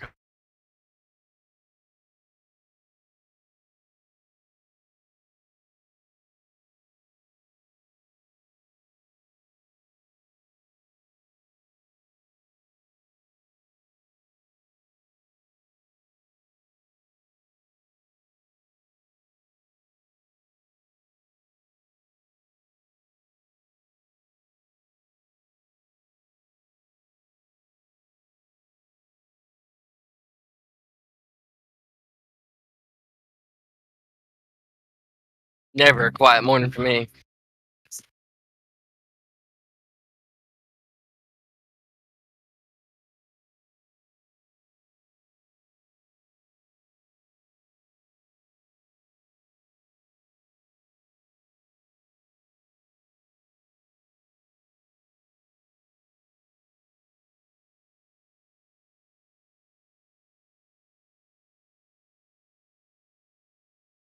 Hello. Is my voice normal? I don't know. So you'll never be trusted again, so don't worry about it. Dude, this is my voice. I turned it off. The program, bro. What the fuck you doing here? Identify yourself. Who the fuck are you? You heard him. Oh.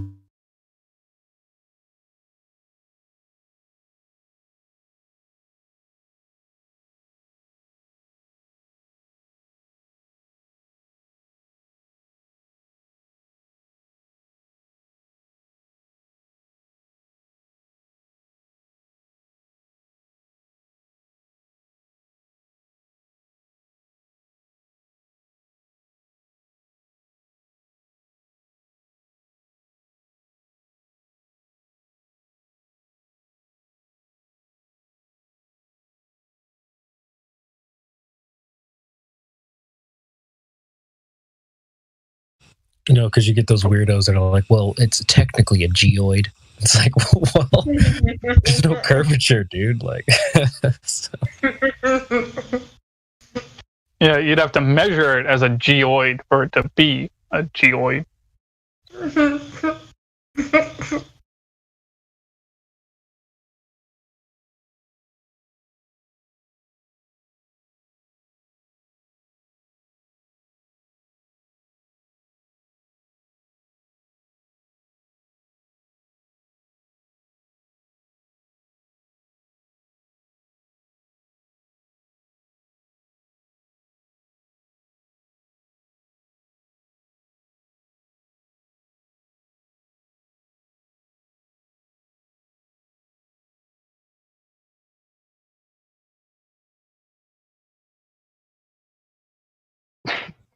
for him. Hey, that was my intro.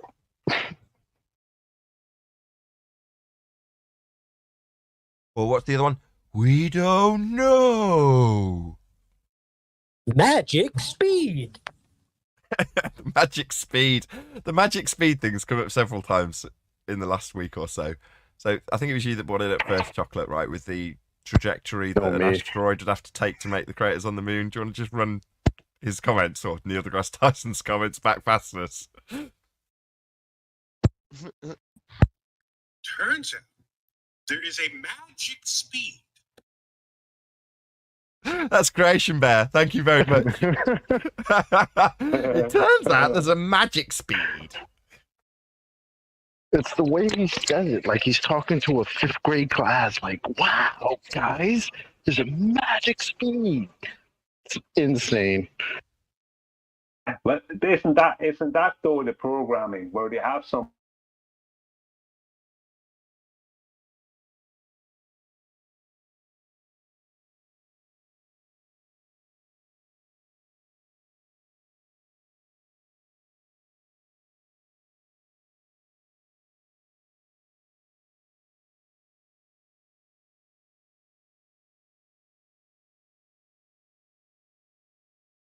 It's a picture of a clock tower at about 20 miles at Barrow in Furness, and it's just a picture of a clock. Now, as a flat earther, I look at this picture and say, clock at 20 miles. That's the end of my explanation. As a flat earther, I can make that statement. I'll say it again. Clock at 20 miles. Now, if you're a fundamentalist religious zealot, then that's not a clock at 20 miles. That would be a slightly looming, non-standard refraction hyena holographic projection of a clock from behind the reified edge of a sphere based on an R value and a begging the question proof of nothing perspective hijacking curve calculator to turn a clock which seems to be there into a clock which is not actually there. That's what you have to assert if you're a globehead. So it's not a clock, it's a holographic projection of a clock from behind the reified edge of an earth curve based on a begging the question proof of nothing perspective hijacking curve calculator. As opposed to me, that's a globehead explanation. I say clock, 20 miles. Man, knife.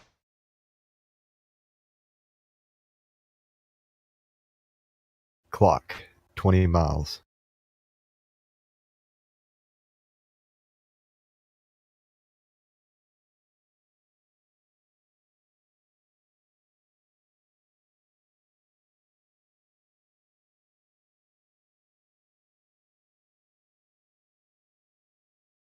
That holographic projection thing had me laughing.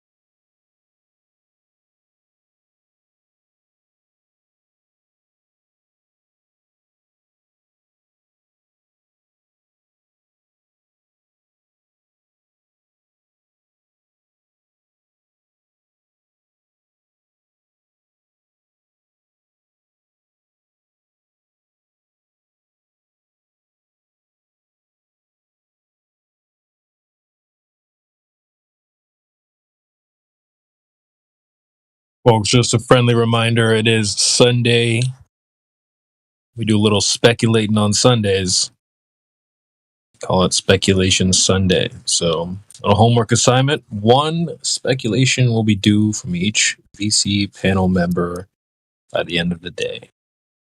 So, get to thinking, y'all. We want to hear your 2 cents. Happy Sunday.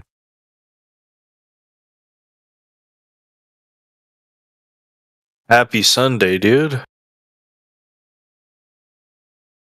I think somebody in the panel already has a question for us. So let me just give me a second. There's a couple. There's 2 guys in VC check-in right now, dude. Get ready.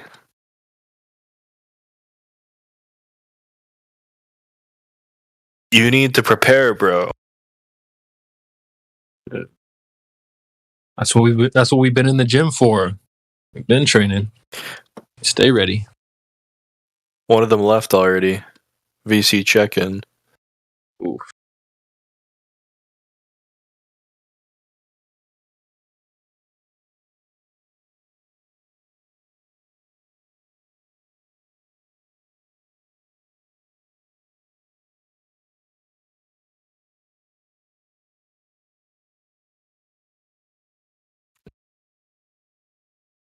Let me get to the speculation. I think it's from our friend Jajalite or Hachalite, however you want to say it. Give me a second. Or you're welcome to just let us know. Tell us yourself. But I wouldn't mind. I'll just read your message.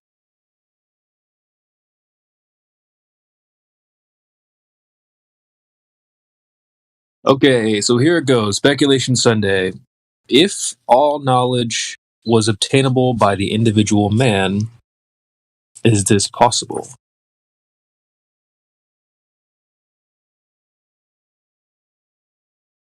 Let me post it. I'm not sure. I guess I'm taking the question as, would it be possible for one man to obtain all knowledge? Or maybe...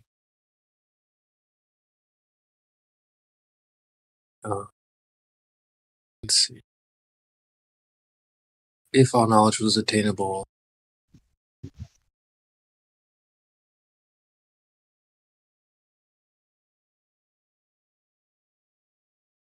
Yeah, I'm guessing, like, what would that be like? Feel free to clarify. Yeah. Creation Bear, I'm speaking with, right? Yep. All right. What's up, bro? You good? I'm good. Just chilling. Cool.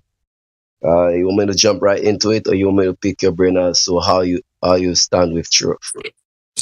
I'm just curious, like, maybe you could just clarify the question a little bit. I mean, it's self-explanatory, yeah?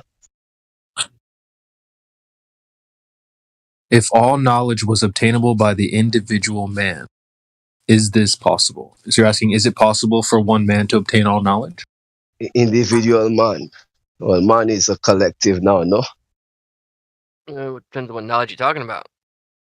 Knowledge. There's only one knowledge. Are you talking about all knowledge? One knowledge. I would say no to that. I would say yeah. No. That's an interesting way to put it. You'll never know what God knows. Unless you're trying to leave out the God aspect, then... No, definitely can't leave out nothing. Everything is intertwined in one thing, so everything must be. So you can't leave out nothing, otherwise it wouldn't be everything. So based off the question, I would answer no. I don't think it's possible for one man to know all. But what would be your reason to know all, anyways? It would mean, sound like ill intent to me. I mean, God has already taken care of you. All your needs are met. So why would you want to know anymore? Yeah, but then the question would be, would go deeper into say, well, but what is God, or who is God? What do you perceive God to be? Well, that's your part. Figure out. Oh. Well, I can tell you, but Dude, I was actually kind of thinking about this last night. How you know how you get they say hindsight is 20/20. So I'm looking back on my life like, oh, I know things now that would have benefited me back then, or I would have done things differently with the knowledge that I have now. And so I wonder, why is it that when you go through life, you know, it's not like you were born with all the knowledge. So I just wonder if that's part of this life, is that you have to sort of figure things out as you go. Because if you had, for example, like if anyone's had an epiphany before, or maybe you, I don't know. It's only in a moment of silence. But like when you have an epiphany, you want to go run and tell everybody. And maybe there's just certain things that, like, if you had all the knowledge, you wouldn't be very good at keeping it to yourself. So you would break the matrix if you go around like spreading this information. So maybe that's why you're not allowed to just have all the information. You wouldn't. I just don't think you'd be able to keep it to yourself, first of all. Well, first, you're not supposed to keep it.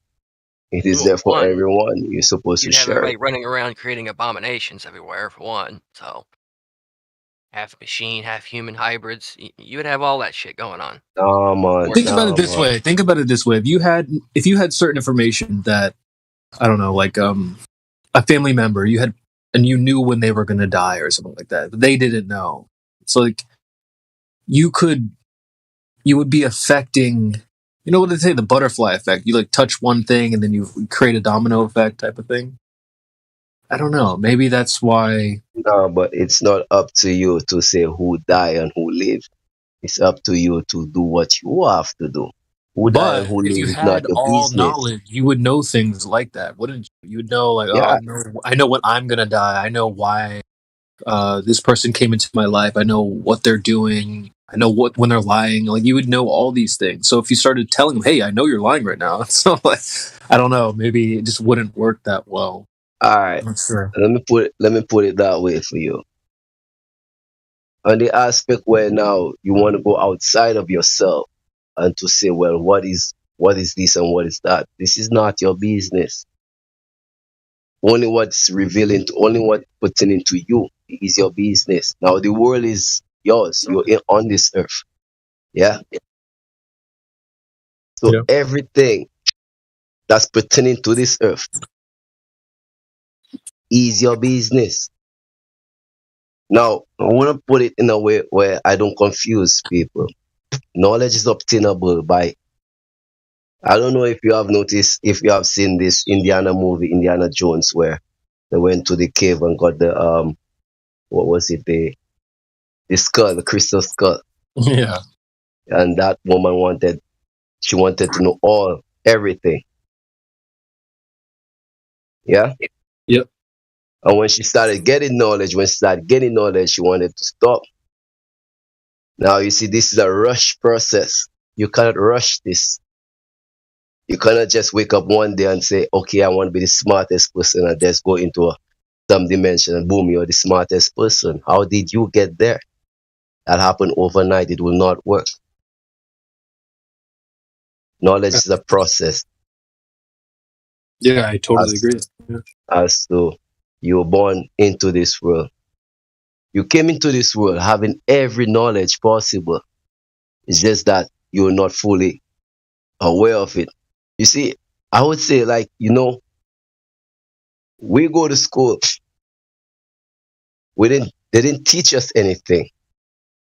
There's nothing new under the sun. They didn't teach anything to us. They reminded us of what we already know. A teacher don't teach you. A teacher just remind you what you forgotten. I get where you're coming from with that. Yeah? Yeah. Because there's everything. We know everything. We know everything. We just forget we know. I totally get that. You gave me a thought. It's like, if you knew that the earth was flat as a child and you had to go through, school and they're teaching about a globe, how would you would act differently than you did previously? I know I would. Yeah, but that knowledge that wasn't open to you yet. You have not accepted that, because when you accepted that the earth was flat, you're already equipped to accept that. Yeah. You gain the knowledge, you gain everything you know. You know how it is flat. What are the reasons why it's flat? You're equipped with that. So as a child, we'll tell you that you're not ready for that. This is not your field for now. It's a step process. As you grow, because they say as you grow in age, you know more. As time progresses, you gain more knowledge. Mm-hmm. So what if you devote yourself to knowing something new every day?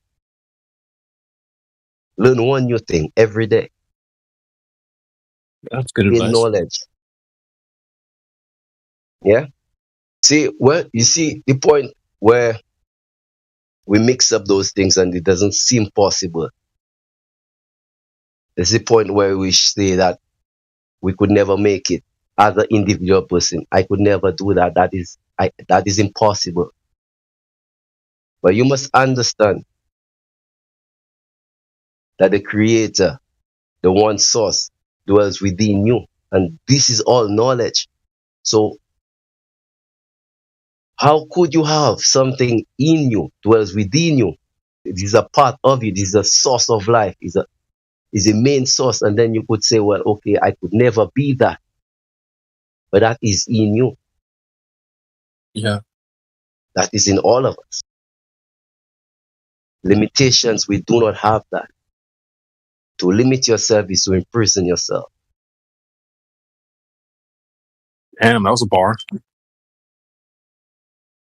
That is true on every level. I am in agreement on everything you said.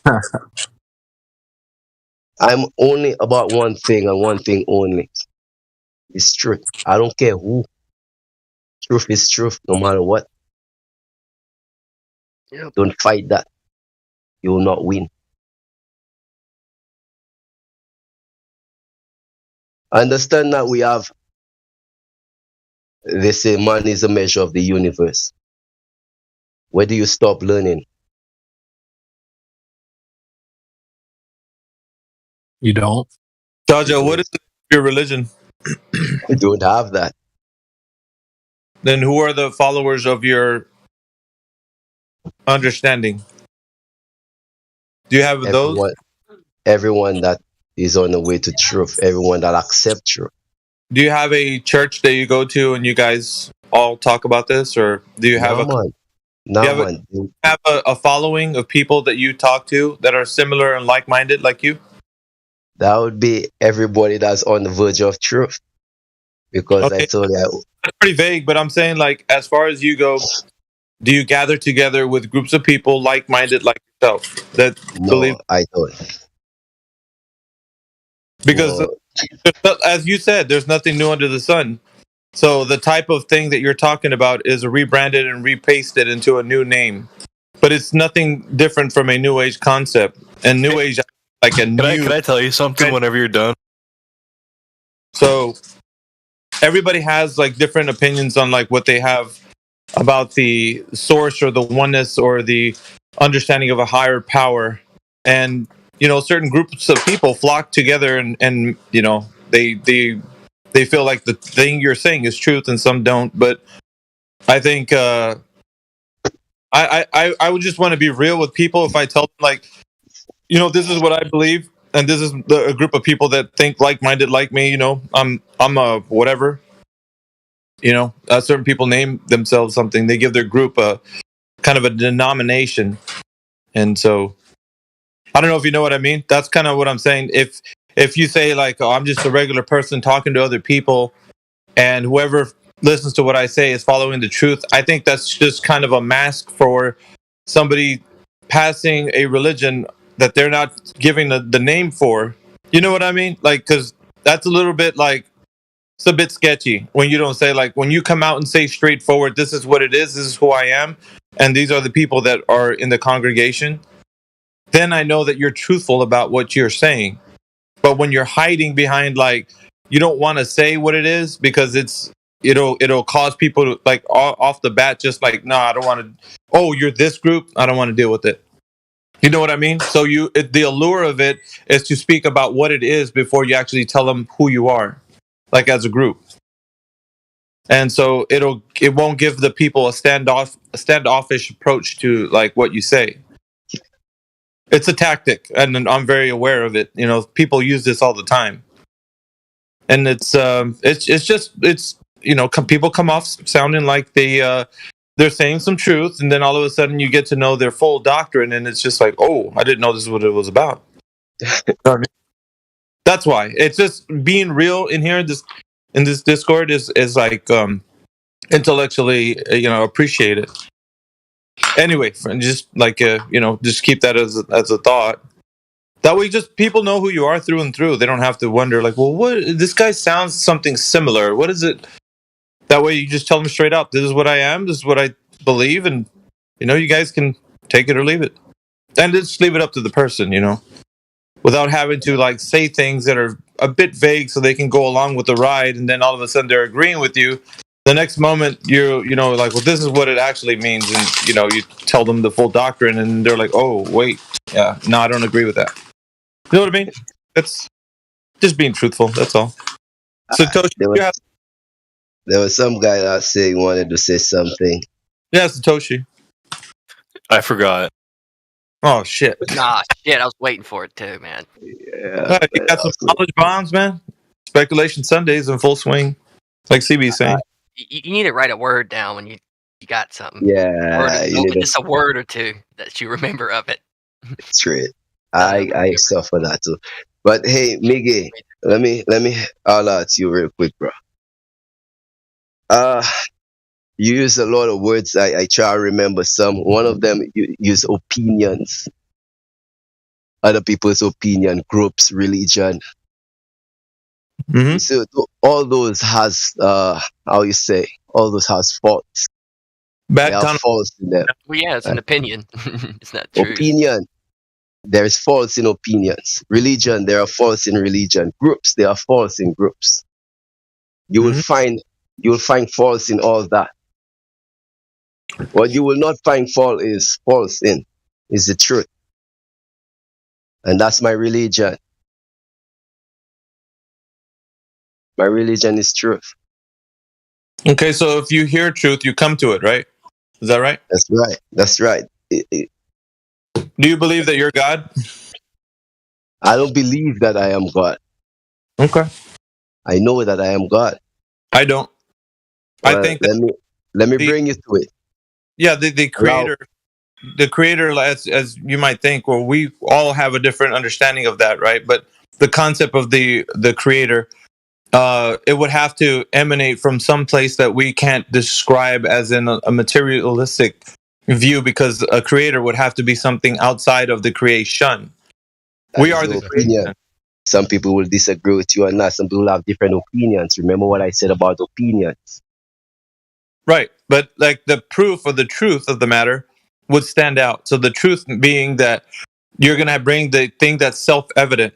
The thing that's self-evident would then be that if you are the creator, then you would be able to alter the state of things that are like we would understand, like time, space, the concepts that we think that are only man-made. The man-made concepts, right? The idea of time and such. You'd be able to rewind time or undo things. No, man, this is not your field, bro. Why not? All right, listen. Remember, you have no issues with Jesus saying, "Me and God and I are the same." No one has no issues with that. Do you understand the context of that? Like, or do you take it? Yeah, I understand it.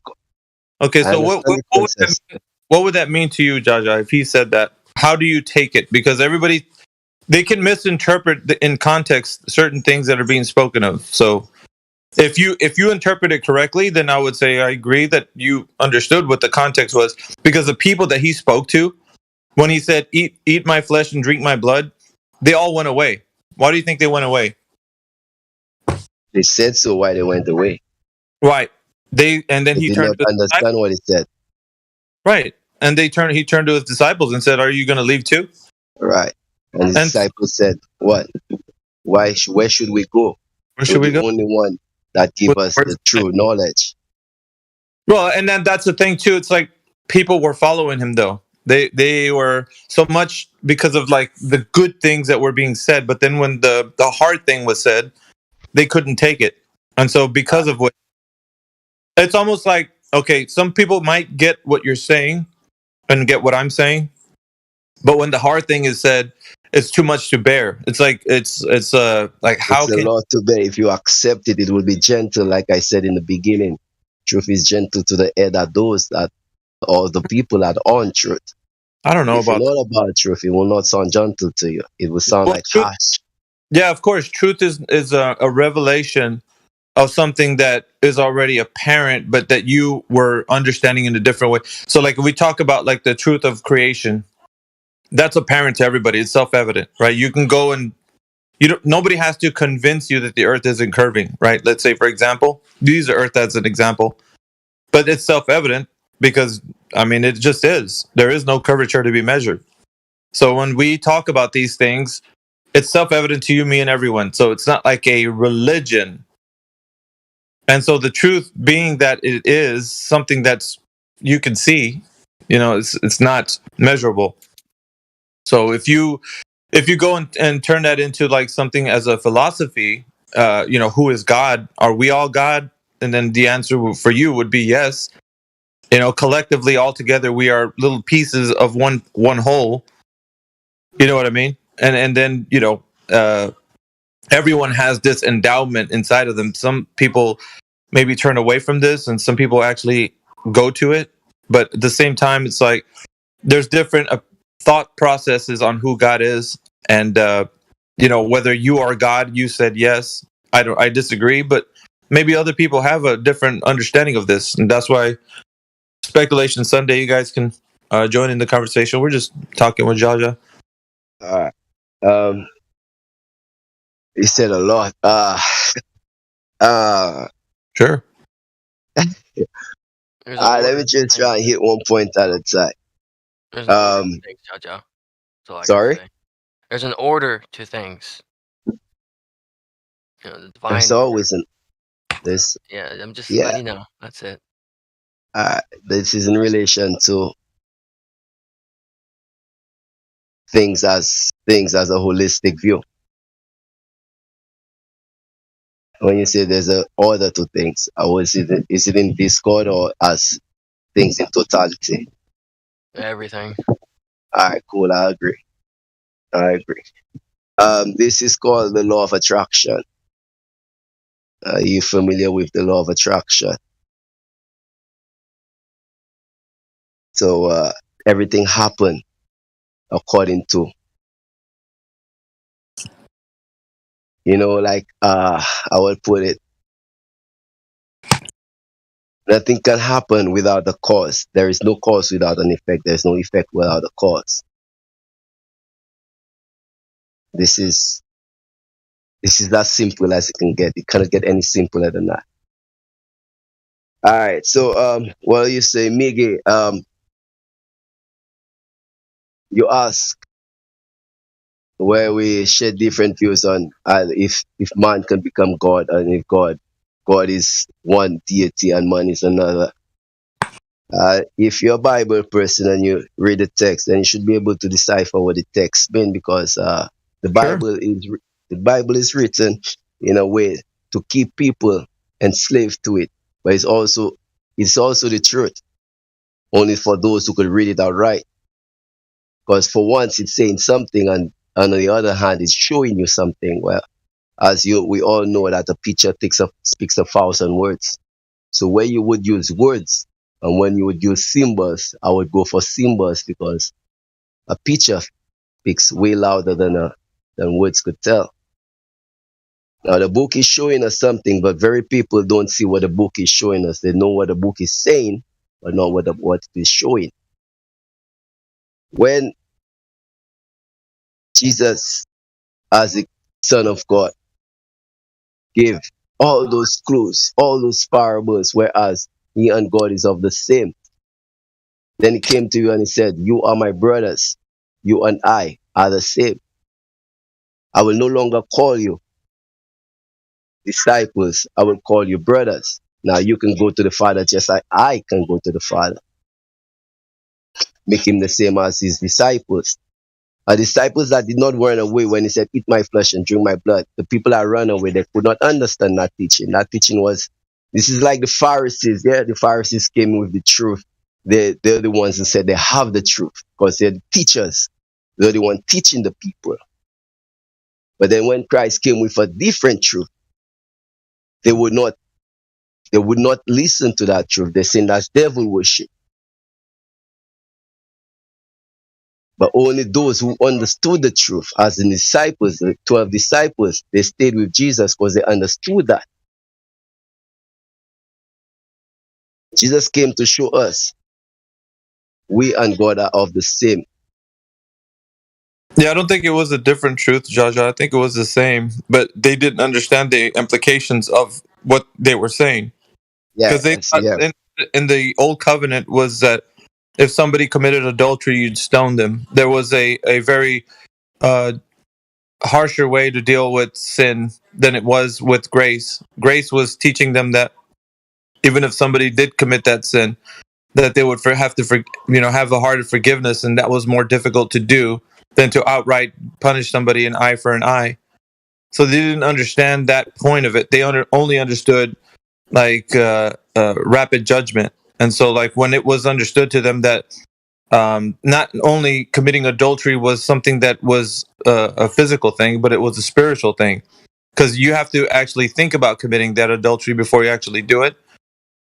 What is committing adultery in a spiritual sense? What does that mean? When you look upon a flesh, and you lust with your eyes, that's in the physical sense. That is not physical. That is only in the mind. That you haven't touched anything. You haven't used your senses, right? But with your mind, that's a physical thing. Yeah, let me get through it here. So it's a perception that you have that you want to commit something that you haven't done yet. So that is already sin, and that's what he was exemplifying in the sense of like they were talking about the actual act of committing it, but in the sense of thinking about it, he said it's already a sin. And that's what he was talking to them about, that they thought it was the act of doing it. And that's what punishment follows after that and so forth. And he was actually telling them, no, it's not. He didn't give them a new covenant. It was the same, but it was just showing them that the heart of man was deceitfully wicked, as the scripture says, and who can know it? So the idea was that before you actually commit the act, you actually think about the act. And that's where the sin actually lies, not within the act itself, but in the prior condition of thinking about it. So that's the spiritual side. They only understood the physical side. The spiritual side, you're making it sounds mental to me. If you think it, that's mental. That's not spiritual. I don't know what mental means, like you're thinking about it in your mind, or it's crazy. So you when you say spiritual, it has a different. When you say spiritual, it has a different aspect to it, because it is still happening with the same physical man. It is still you that watching a physical thing, and you're making. How do you know? It's a physical mind. You're actually giving attributes to something that, like, are your dreams physical, Jaja? Your dreams are not physical. Okay. Your dreams are mental astral projection. Well, that's you. We're talking about something that happens in the mind. Things like thoughts and dreams. These are not things that happen in the physical. They're in. Yes, brother. But you're looking at a physical thing. Of course, they have influence on the physical being, but they are not themselves in and of themselves physical. Yeah, but there's two aspects to us. There's a physical aspect to us, and there's a spiritual aspect to us. Yeah, what is that spiritual aspect? You agree with me? Yeah. Okay. There's a physical aspect to us, which deals with the physical world. Right. And a spiritual aspect to us, which deals with the spiritual world. Right. The spiritual world has nothing to do with the physical world. Yes, it does. It very much does, Jaja. It intertwines with it. Like you are a physical and a spiritual being intertwined. It intertwines, yes. Whatever happens in the physical world, it has a higher dimension in the spiritual world. We must understand that. Oh man, that is disgusting. Get away from there. Huh? Sorry about that. So it was something I saw that was really not nice. The physical aspect of life. Yeah. It deals with the physical world. The spiritual aspect of life. It deals with the spiritual world. Now we must understand, where do we move from the physical aspect to be in the spiritual aspect? How do we as an individual man get there? I could explain this if you give me some time. I like going to the Bible because I don't think anybody could refute what Jesus said, what Yahshua said. I don't think anybody can refute that. So I'm going to use that as my proof. There's no misunderstanding of what he's saying, because what he's saying is very clear. You must first understand the Father is the creator. The Father is the source of all knowledge. Father is the source of life. You must understand that Jesus is the only Son of the Father. You must understand that Jesus came down to save us, to bring us to the Father. Now, this is not one could look at life and just go to church and do some Hail Mary, some say, "Our Father, get on your knees, take Holy Communion and get baptized." No, this is not that at all. This is no group. This is no congregation. You won't get there. You could only get there by one way and one way only, by your works. You will only get through that pearly gate by your works. By your works you shall be judged. Now, if having the knowledge of what Christ came, have that knowledge, take that knowledge and run with that, then you have done your fair share. It is not up to you to look at on another man and say, you're not doing this correctly. You could show him how to do it, but it's not for you to judge what he's doing wrong and what he's doing right. This is not your business. Your business is to judge what you're doing right and what you're doing wrong. Now, other people could take from your examples. Your light can be shown on other places. Yeah? What Jesus Christ did is to show us how to get to the Father. It's for us to do the things that Christ did. Have a mind like Christ. All right, Judge. Sorry, I don't know how much longer you're gonna go, but I don't know. Does the audience here want to say anything about? Because I guess the topic would be if anybody's just kind of figuring out what's going on.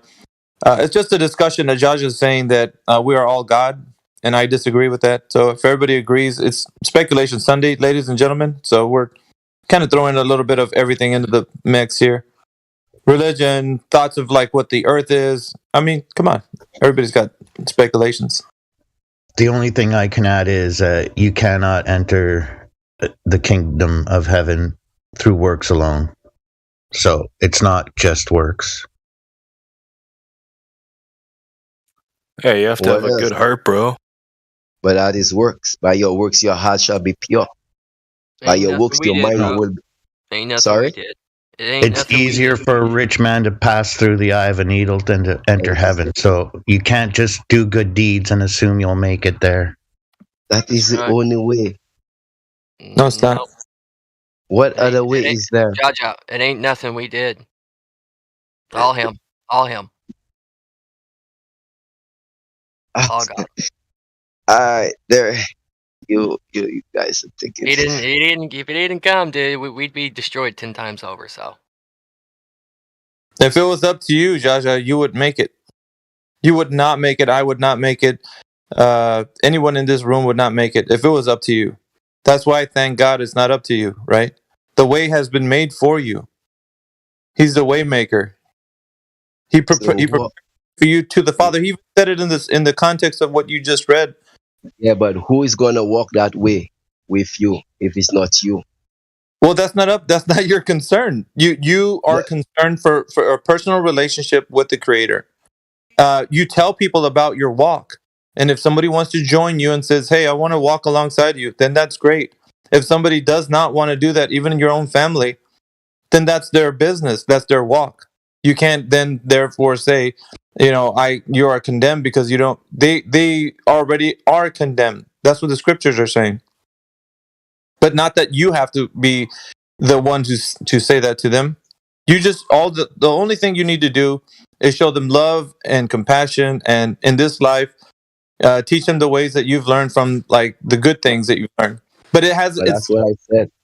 As far as workspace, I think there is an idea that you need to do something to be approved by God. And in this kind of understanding, there's nothing you can do. Your good deeds are looked as filthy rags. I'm paraphrasing that scripture. Let me ask you one thing. Sure. We are grown men here, and we have been through different trials in life. I would take it that most of us here has a vehicle, and we have a driver's license. For you to obtain that driver's license, you must have passed the test to get certified to be able to be a driver. Yes. Yeah, usually that's how. Yeah. Who did that test with you? Was it a higher calling? Was it anybody else, or was it just you alone? Everything in your life, everything you have ever received. It's different for everybody, but it's usually like an instructor that goes with you. Exactly.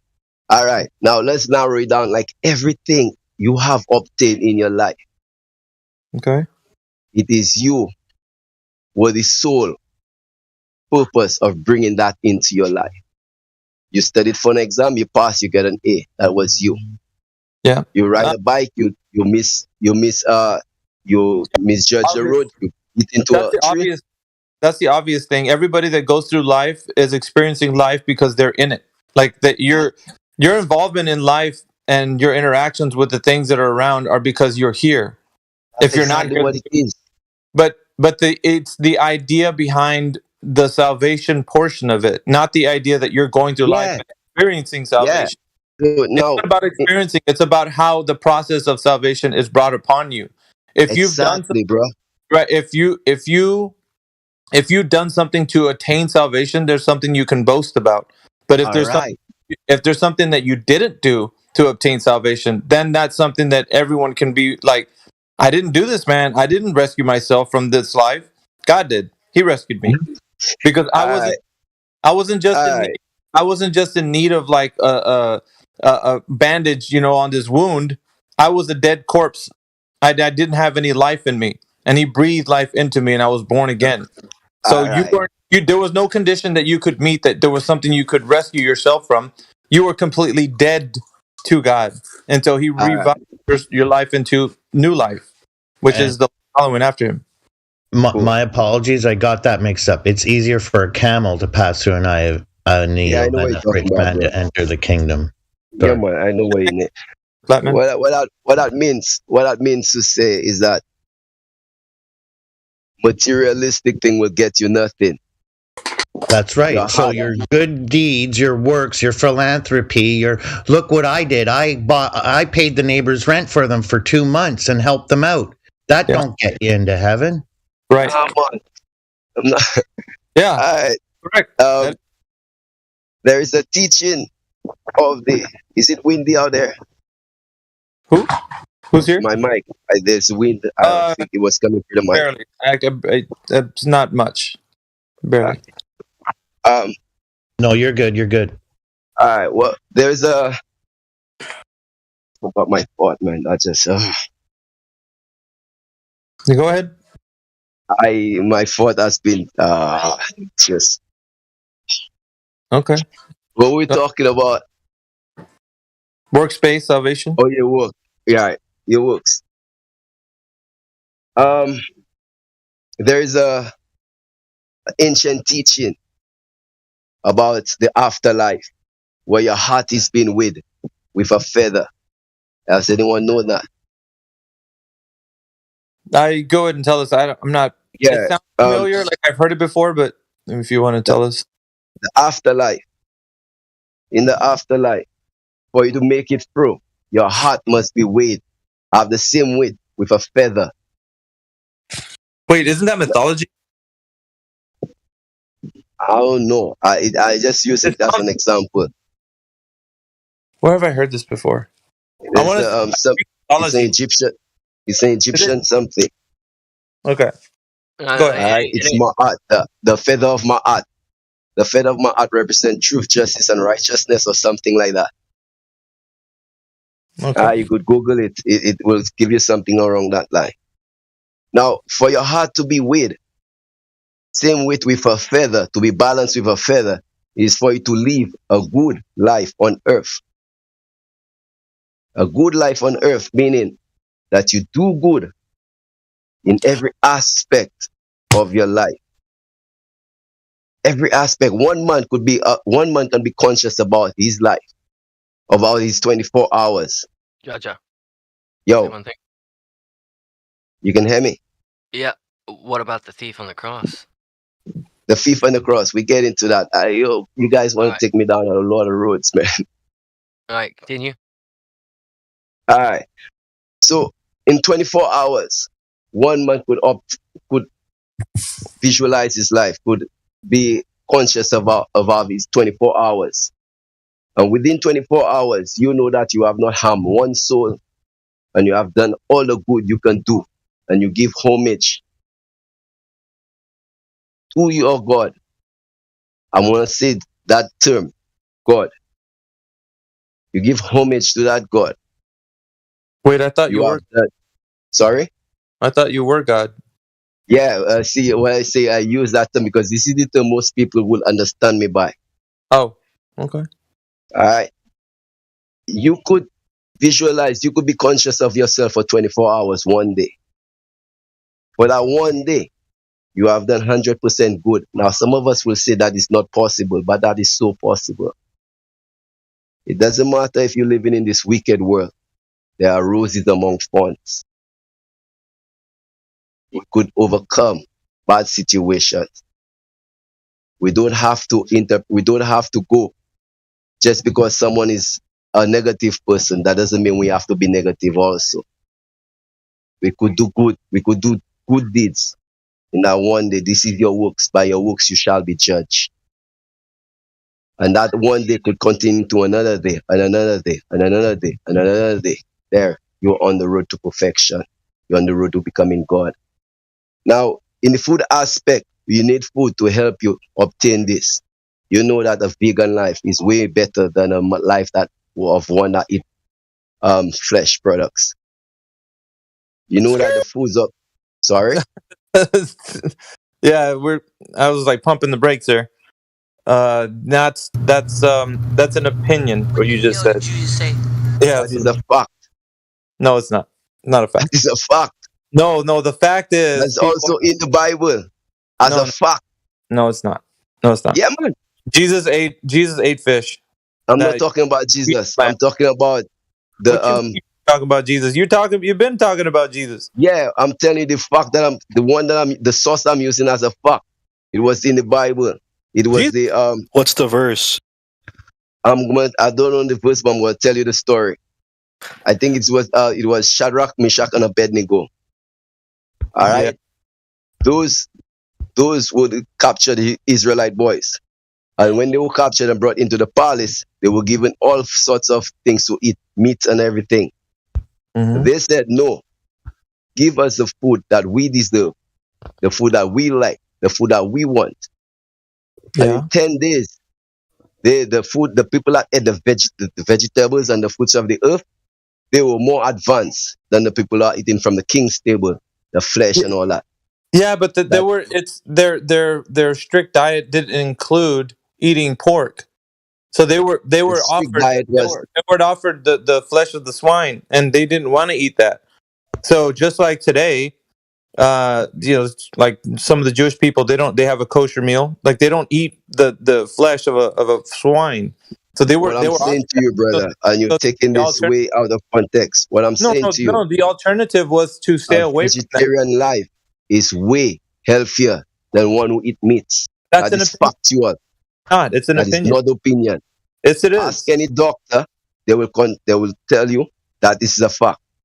Okay, I could ask a doctor, but why ask a doctor when the proof is in the pudding? If I can go through, try out these different diets, and I know for certain that one of them actually gets me better from actually mentally, physically, that's the animal flesh. So it's not that we weren't meant to eat this. The idea of when we began in the garden, it was like eat, these things that are provided to you.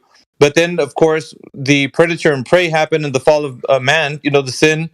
And then it's, there was things that were commanded by God to the people, like you can only eat certain things, right? So they were allowed a specific diet. God's people were from the Mosaic Law. So the Mosaic Law, from the Mosaic Law onto grace, where we're at, where Yeshua, where the disciples were like, no, Lord, we won't eat these things. And he's like showing Peter the screen that came down and the different animals. He said, kill and eat 3 times. Peter didn't understand because his meals were of a strict diet. So he didn't want to go against what he would normally on his diet. But the fact of the matter was that eating these things weren't something that were going to damn them. It's not about like the body when you consume these things are detrimental to you, because the studies show you're saying the science, right? The studies show that consuming like eggs and beef and all these kind of meats are actually beneficial to the body. High protein, high fat diets are actually super beneficial and dense in nutrition. I don't understand. Like, you can have an opinion that vegetarian way to go, but once again, guys, if you're listening right now on YouTube, this is not health advice. This is just like our people's opinions and my results. I've been eating. All right, thank you. Oh, somebody's got a hot mic. So, Fat Man, are you there? Yeah, Miggy. Sorry, Yeah, sorry, you got a hot mic, bro. Yeah, I've been eating the animal foods diet, and good on you, bro. That's fine, man. That's fine. And there's, if I may add, there's also scripture that says to be thankful for what you've been given to eat and to bless it before you eat it. Like, say a prayer over it. So, could you imagine people starving and chickens and cows walking all around them and like, nope, God said we can't eat those, so we're not going to eat them. Man, calm down, man. Yo, listen to man. It's true, Jojo. It's true. You gotta really look at it. Huh? Yeah, man, but listen to man. Listen, truth. Go ahead. What you got? The body is a natural state. Only natural stuff should go in there. I mean, that's just factual. Yeah. All right. You don't think Bible, sorry? You don't think animals are natural, Jaja? After we kill them, they're no longer natural. They become. Why? They're a part of nature. God created them, right? Okay. And again, they're natural. God created them. They're natural. But then, listen to this. Why should you take a life to save a life? That's what you do when you kill plants. You're taking a life. Plants aren't. Plants. Yes. What do you mean, no man? No, don't give me that, no man. Don't give me that, no man. Plants have. Plants are. Listen, you're going to either say yes or no to this, right? Are plants living? Yes or no? Yes. Okay. There you go. Taking a life. All right. Can I rebut that? Sure. The plant's purpose are for us. That's the purpose. So are the animals. No, man. No, man. What are you saying, no, man? God gave us the animal purpose is not to feed us. How do you know? Like, who's making you the arbiter of like what we're supposed to? It was said so, man. It's written in the book. The very first chapter of the book said that. I gave you the fruits bearing plants for food. And the animals. Hello? The animals was later. Sorry? All fruit that's bearing seed and herbs that are bearing seed. It must be bearing seed. Thank you, bro. If it doesn't have a seed, there might be an issue. There you go.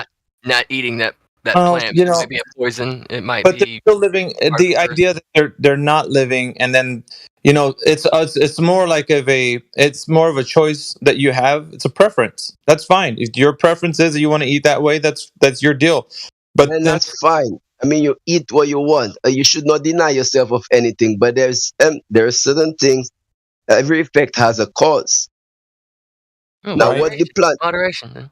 What the plant diet would do for you, the animal diet will not do that for you. Now, certain messages you have to get from eating fruits. You will not get that from eating dead corpse.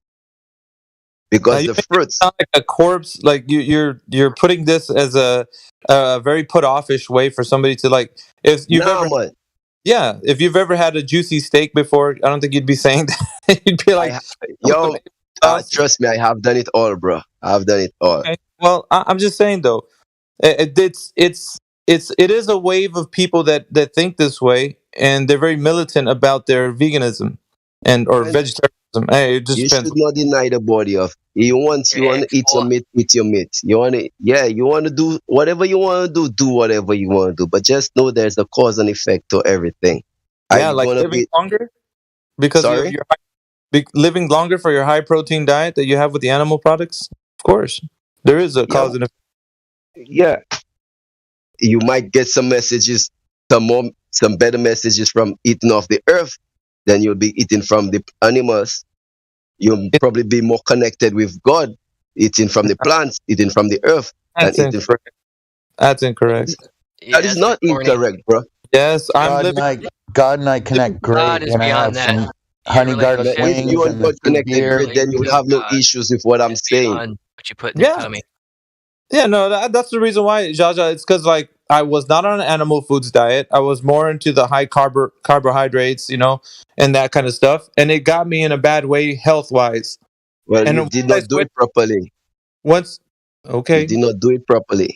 Okay, like says you, because you are the arbiter of how. No, stop branding me to that, bro. I'm just trying to shed light in some dark places. Well, the dark places right now are the facts of the matter. If people were eating animal foods before and they lived long lives and they lived good, healthy lives, right? Like lives where they were actually out working out in the fields, doing things, then that shows the evidence that their life living with the animal foods was a productive one, was a great one, was a one that was appeasing to God, right? Because you take a look at the sacrifice with Cain and Abel, right?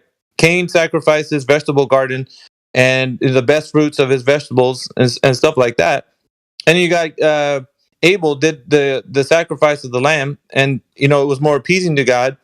And then because of which Cain was upset with Abel, and he wanted to smote his brother because of his jealousy. But now, if we start looking at this in a way that makes more sense to us, then we start to see how the body actually reacts to the animal products versus just like we need. Okay, so we're mostly animal products are what's going to keep us healthy. And I'm not saying like don't eat plants. I would say include that in your diet if you want to do that. But it's like to say that it's the most healthiest way to live. That's an opinion. That's not a fact. The healthiest way to live. If you're looking at healthy versus healthiest, the animal diet, the plant diet is the healthiest way to live. This is undisputed. You can feel that way, but it's not. There's nothing. Okay. Does that instantly mean that it's better to drink almond milk than cow milk? Cow milk is not for you. Cow milk is for the baby calf. So is goat's milk. So it's all these other. Yeah, the goat's milk is for the kid. The cow milk is for the calf. The dog milk is for the puppies. The cat milk is for the kittens.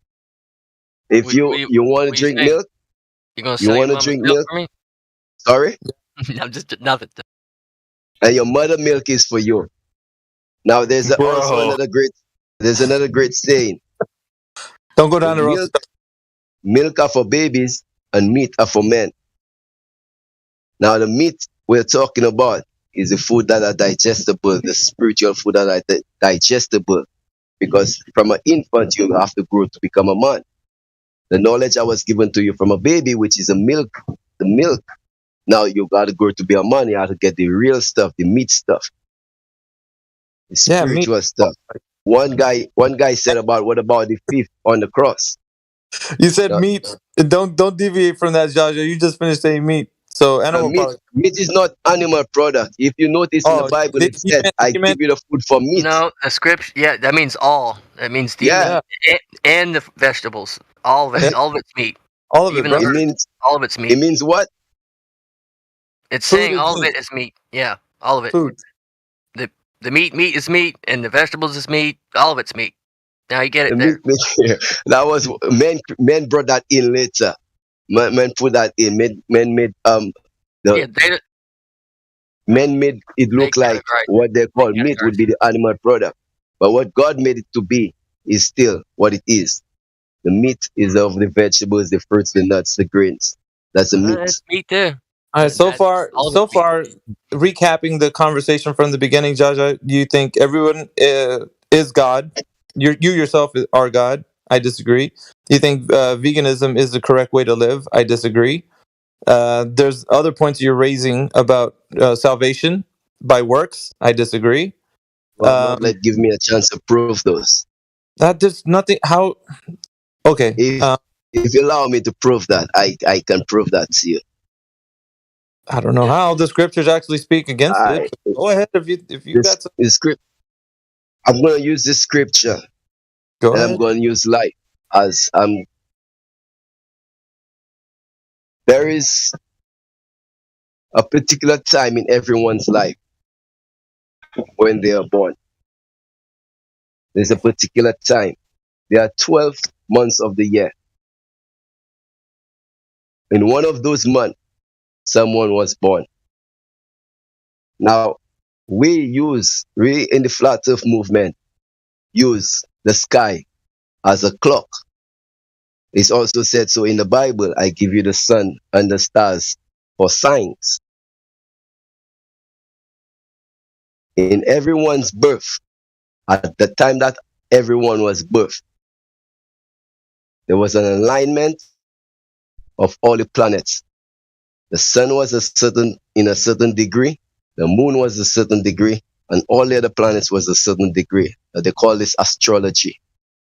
But we were born under the zodiac.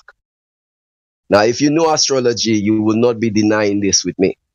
This would probably be very simple. Now, there's something they call a secret secretion. At every month of someone's life, when they were born, it started at the age of 12. That's how you have the Jesus went at the age of 12. Jesus went in the house of God. It starts at the age of 12. There is a physio. I don't know. I'll butcher this word, but I'm just going to say it. Don't quote me on it, but it's a seed. It's not a physical seed. But I'll just look at it as a spiritual seed that is being born, that is being birthed in every human being at the age of 12. Every human being. You could read the works of W. George Carey, Kelly Mary Moore. You could find on YouTube. She'll explain that to you very well. At that point in time, the body releases a certain oil. It comes from the head. We have 12 cranial nerves in the brain. Here is the number 12. You could get that number 12 in the Bible again.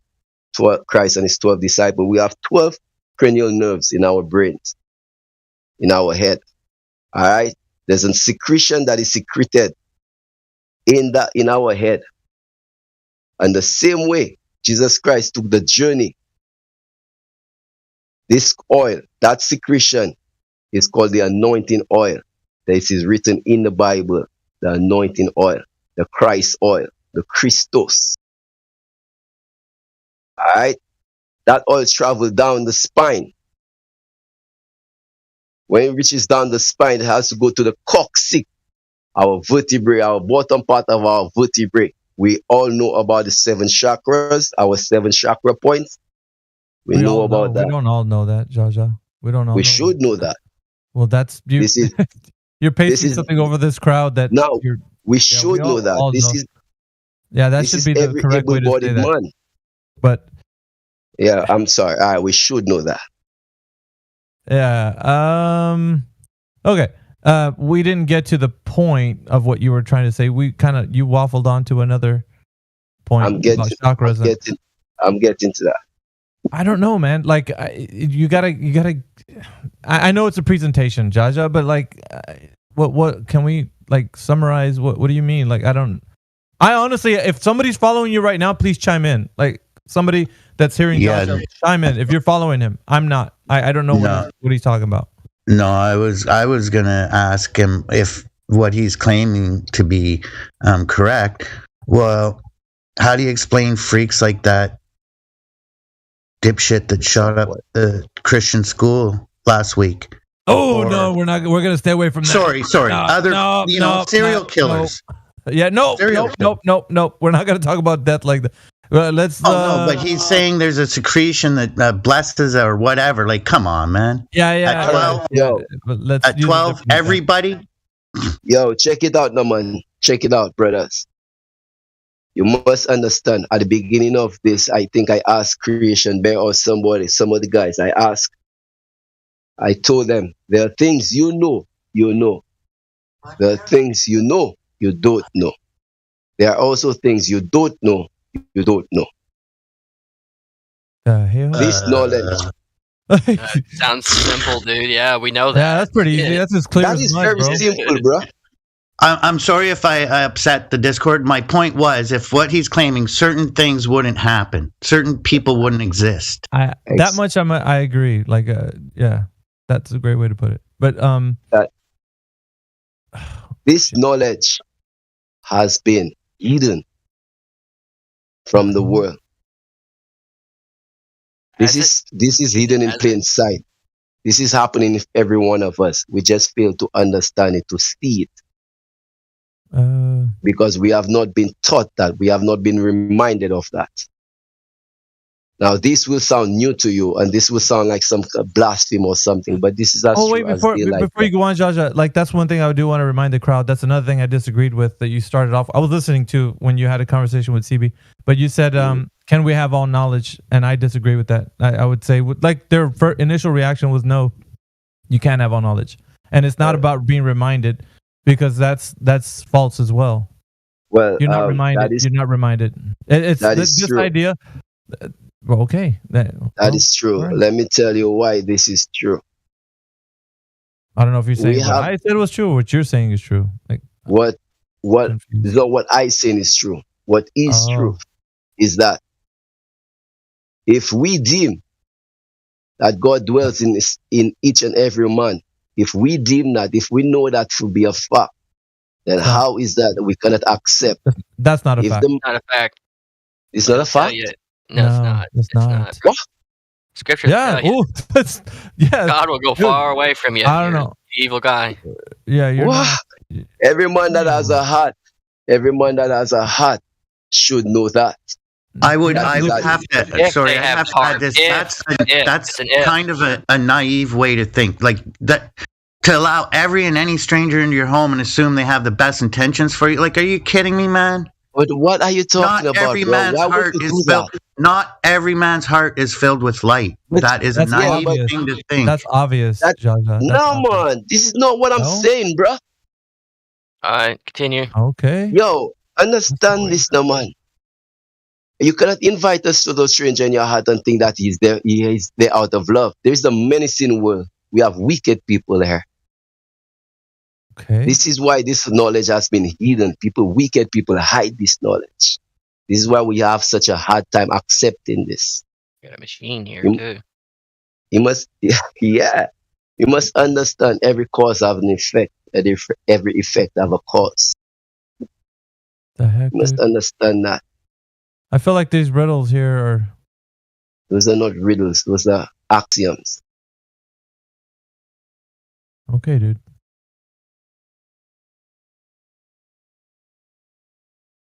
It's a tough crowd. It's been a rough go, Jaja, so far. It's been a tough crowd. You gave it the old college try, bro. No Yo, do me a favor. I'm gonna come here again, but if you guys could just Google Dr. W. Judge Carey, just study him a little bit, maybe that will shed some light on you, because maybe. Well, if they're motivated, if the presentation we should be motivated for truth, man. We should. Truth should be our motivation. I'll just leave it up to the person. If they feel like it, they'll do it. Like that's what they want to do. Then why should we go around spreading that we are truth seekers, but yet still when something comes out as truth, we choose not to do it maybe I'll do it, maybe I won't do it. Yeah, but that's not up to you, bruh. That's up to the person. If they hear and they like what you're saying, they're gonna follow up. If they don't, they're like, well, that's okay. true. I'm not gonna follow up. But That's true, but yeah, what I'm saying is that we should be the light. Well, I know we should be a lot of things, Jaja, but that's not the way the world works. We should be the light for the people in the dark places. We should be the beacon, bringing people to the truth. These are the aspirations. Yeah, these are the aspirations for us. Telling people the truth. But as far as we're concerned, after we tell them, that's as far as it goes. We don't. Yeah. Check. We just plant the seed and that's it. That's it. That's all. Just plant the seed. Even in opposition, let's say, because like you were met with opposition on mostly everything you spoke about today. I did not get to the conclusion where I could link up everything. Yo, pick up Jaja. Good morning. What up, Max? Yes, sir. What's up, M squared? M squared. What's going on, man? We are in full swing with Speculation Sunday. We had Jaja here talking about a few context subjects. Creation Bear kind of, I don't know why hit it off, but he was motivating the conversation in the beginning. And, we started talking to Jaja, and he was kind of, and I viewed it this way. I said it was more of a new age kind of, saying that, because it's nothing new is nothing new ever is like said under the sun. So we know that the thing that he's saying sounds like something before, but I akined it to a new age kind of religion, which is like we are all God, chakras, salvation by works. I don't know, just a few number of other things he was mentioning. The astrology thing, I could wrap around a little bit, Well, you probably resonate with that, Max. You're somewhere in the, I don't want to say too much leaning what he's saying, but you kind of resonate with some things. No, I'm just being honest, bro. From when I hear you saying things, so I'm just judged on based on that. I would say you don't really fall in line with what Jaja's saying too much, but some things you probably like. Hey, I could dig into I could dig into something he says and look into some of the things that he said. I don't think everything is just like. Yeah, that's fine. What was the name of the person that you said, Jaja? You want people to follow up? George Carey. Yeah, thanks, bro. If somebody's motivated. George W. Carey. It's George W. Carey. Sorry, I think George was his first W. name. Carey. Okay. Yeah. Yeah, I don't know. I post it. Put it in the chat. I'm on my. Can he do that? I'm new to this, so I'm kind of like very. In other words, you're an old man. That's fine. We get that, Jaja. Sorry? You're an old man. You don't understand technology. That's fine. True that. We're what the boomers call noodle heads. How do you work this thing anyway? You give it. I would deny that fact. I would deny that. I'm in St. Lucia, Caribbean. Like Jamaica or something. Where are you from? Where everything is Irie, right, Jaja? Irie, no doubt. Not Jamaica, not Jamaica for sure. In St. Lucia. St. Lucia. St. That's this guy. Between Martinique and that's between the Caribbean countries, North and South America. He's way over there. Over there. The Virgin Islands. Yeah. Max is like, man, dude, I'm gonna go visit you, right, Jaja? As long as you got a warm bed. Probably got his own boat and everything. Yeah, St. Lucia is the place to be for the time. We might not agree on doctrine, man, but if you got a warm bed, dude, let's, you know what I'm saying? Sunshine 24/7, bro. Every day. Meanwhile, back on Midwest where there's cold weather, jeez, rubbing in everybody's face. He's living on the island. Oh, we got Indio in the house, ladies and gentlemen. What's up, Indio? Joining us today. How's it going, everybody? Now we were talking with Jaja, but like last night we had that conversation with not Smedley. Oh God, Rolling My Boulder. Oh goodness. Well, hold on before we get into Rolling My Boulder. So they finally did it. So there's a virtual reality death simulator. Oh. Yeah. So, but you don't go to heaven. Where do you think you go?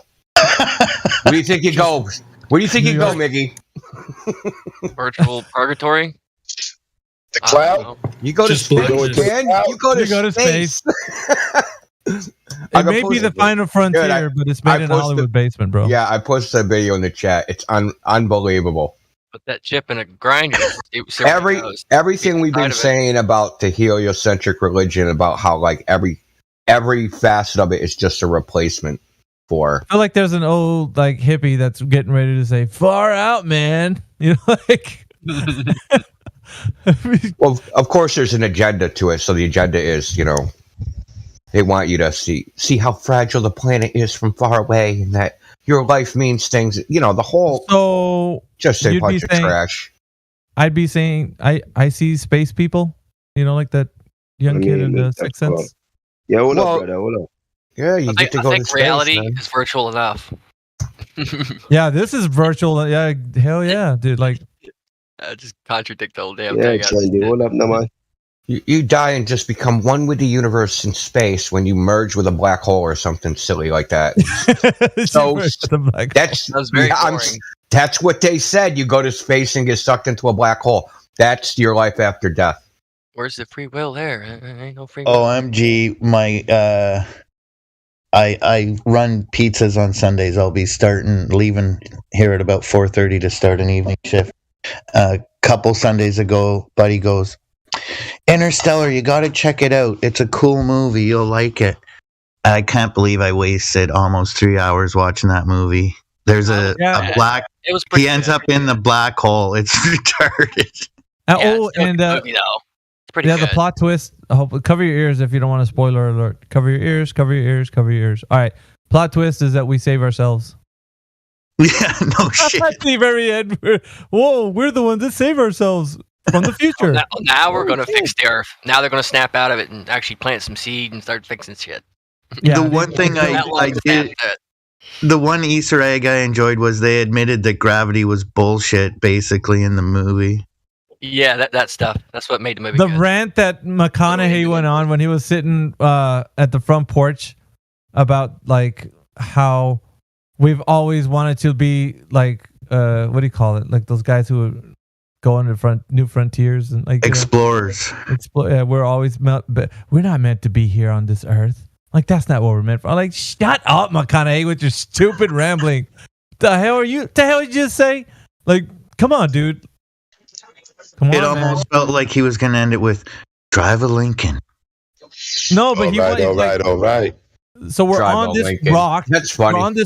We're on this rock. What we're meant not to stay on this rock. We're just meant to go travel. Let's go travel. Let's take get in the rocket. Let's go around the galaxy for a little bit and find a place we can call another home, because that's what we're meant to do. Just like what do you call those guys that just pick up and move? Just don't call one place home. Nomad. Nomad. Yes, nomad. Let's get that funded and start sending these people that want to go do that to do that, so we don't have to deal with it no more. Space gypsies. That sounds like a great title for a movie, though, Max. Doesn't that movie start off where he's like in like a kind of like a desert, looks like Texas, quite honestly, in a dilapidated house. Yeah, and it's like a dilapidated house. Right, the house is kind of. I mean, but they get into these philosophical ramblings. Gotta relate. Well, it's just funny how like you go from like you can't fix your porch and now you're in a spaceship flying into a black hole. Exactly. That makes no sense. You live in a shit house, and then you want to fly in some technology that's going to save humankind. Like, that's a leap right there. We go to guys. we can't fix That's why I like the movie. That's basically He's living off the grid, all right? He's the expert that wanted to retire and live off the grid. So they called him for help. He's the only guy, that can do it. So to really go off the grid, he had to go into a black hole. Like, I'm really off the grid now. Dude, you're bringing the funny today, Indio. Come on, man. That's pretty. Someone help me out here, though. What was the name of the helper, the AI robot type thing? What was that name? Oh, his robot friend. The rectangular cube was the kind of metal type thing. No, someone knows what it is.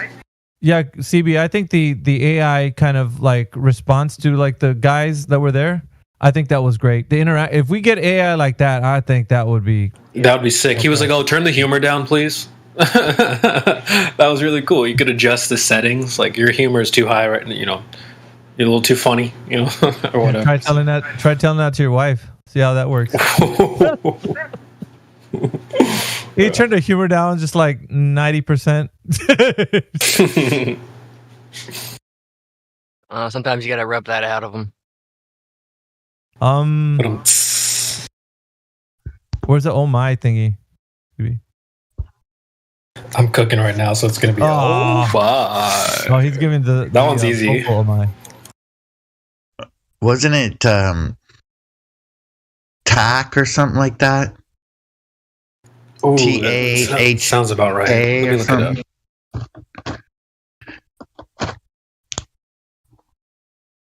And then the spaceship, how it was spinning. Holy shit. Oh yeah, that's ridiculous. And how they went to a ball planet that had that water on it, and they spent I don't know how many years, and they came back and this buddy was already aged. I was like, dude, come on. The relativity stuff. The relativity, dude. Come on. You know what they were leaning on there. Come on. You guys already know. And he makes it all the way back. He makes it all the way back to his daughter's deathbed, basically, and she says, "Hi, Dad. Okay, you can fuck off now. I got all my kids and family here." That was crazy. I remember that. I was like, dude came back. You wasted your whole life. Yeah, I was like, dude, like, thanks for the help, but middle finger, off you go. Like, you know, I'm good now. The AI's name was TARS, but what was the name? What was the part where they was trying to signal from another dimension? You know, he's like behind the bookcase. Like, what the hell was that about? You know, he's in like a whole different dimension trying to signal. Yeah, he was in the black hole. Time dimension shit, where he can like. Yeah, but it all had to do with like a ghost that she had in her past. Like, so when she was young, she didn't understand like this ghost. He was the ghost of the future. He was the ghost. So then there was some kind of like, if you looking at the movie, what it was like. But you see, if everything's working in this like whole spiritual sense, like these people say that you can attain spirituality, it really is just science you don't understand. That's what it means. All that stuff that's unexplainable, it's really just science. Yeah, I'm definitely following you. Yeah, it's a fifth dimension. He was in the fifth dimension or something. Yeah, where time doesn't relate. It's just you can go. So you can traverse time because you're outside of time, right? You're in the fifth dimension. The whole wormhole, you go outside of reality and come back in or something. The whole that is weirdness. a little weird though. After the shit I've experienced. So like the fifth dimension goes back in occultism for a long ways. That's why like there's a 5-pointed pentagram. Stands for the fifth dimension. That does have the occultish feel to it a little bit because you have to be in that mindset, you know, of the things that they were talking about in that. And okay, so don't tell me that you didn't get this like weird vibe from the music that they're playing throughout that movie. It did give like a real spiritual. Eerie vibe. Very spiritual vibe. Eerie. Yep. The style of music that they chose for that film. Very eerie. And the emotional. It's weird that you bring that up. Yeah. I was literally hearing the music as we were talking about it. I was kind of already imagining the music in my mind before you even brought that up. It's strange. It does have this eeriness to it. That scene on that planet, is it Damon? Matt Damon's on the planet they go to. It kind of the soundtrack kind of reminds me of two words: self-ascension. He cracks his face shield open and stuff, and he just so happens to see the microchip and crawl over to it. Okay, here's one thing that didn't make sense from that movie. Like I was looking at, didn't they go and visit Matt Damon on that planet? Didn't they go to that other planet that should have aged them or should have aged everybody else like that many years when they came out of it? And then wouldn't Matt Damon be that much older? I don't know. But it was in hypersleep, right? Is that what it was with him? Yeah. Yeah, the last time he put himself to sleep, he didn't set a wake-up date. And then he goes, "You literally rose me from the dead." You see? Look at all these like weird plugs they had at like spirituality. I'm telling you, like this is like It's almost like ascending. Like this movie was a type of way for humans to ascend to the next evolution. You know, like the whole idea that we're not going to be the way we are now. We're ascending because like they at the end the plot twist. Like I said again, you know, spoiler alert for those who are listening, is that we save ourselves. So there's no God. We are the God. You know what's it's you know. And that's what man wants to think. Yeah, that's Jaja was actually touching on that earlier. Well, we are God, and it's like, it's very dangerous. No, you're not. No, we're not. It's a divine order. But some people think that way. That's what they think. Yeah, you can just use Google. If you type in fifth dimension in the occult, all sorts of stuff comes up.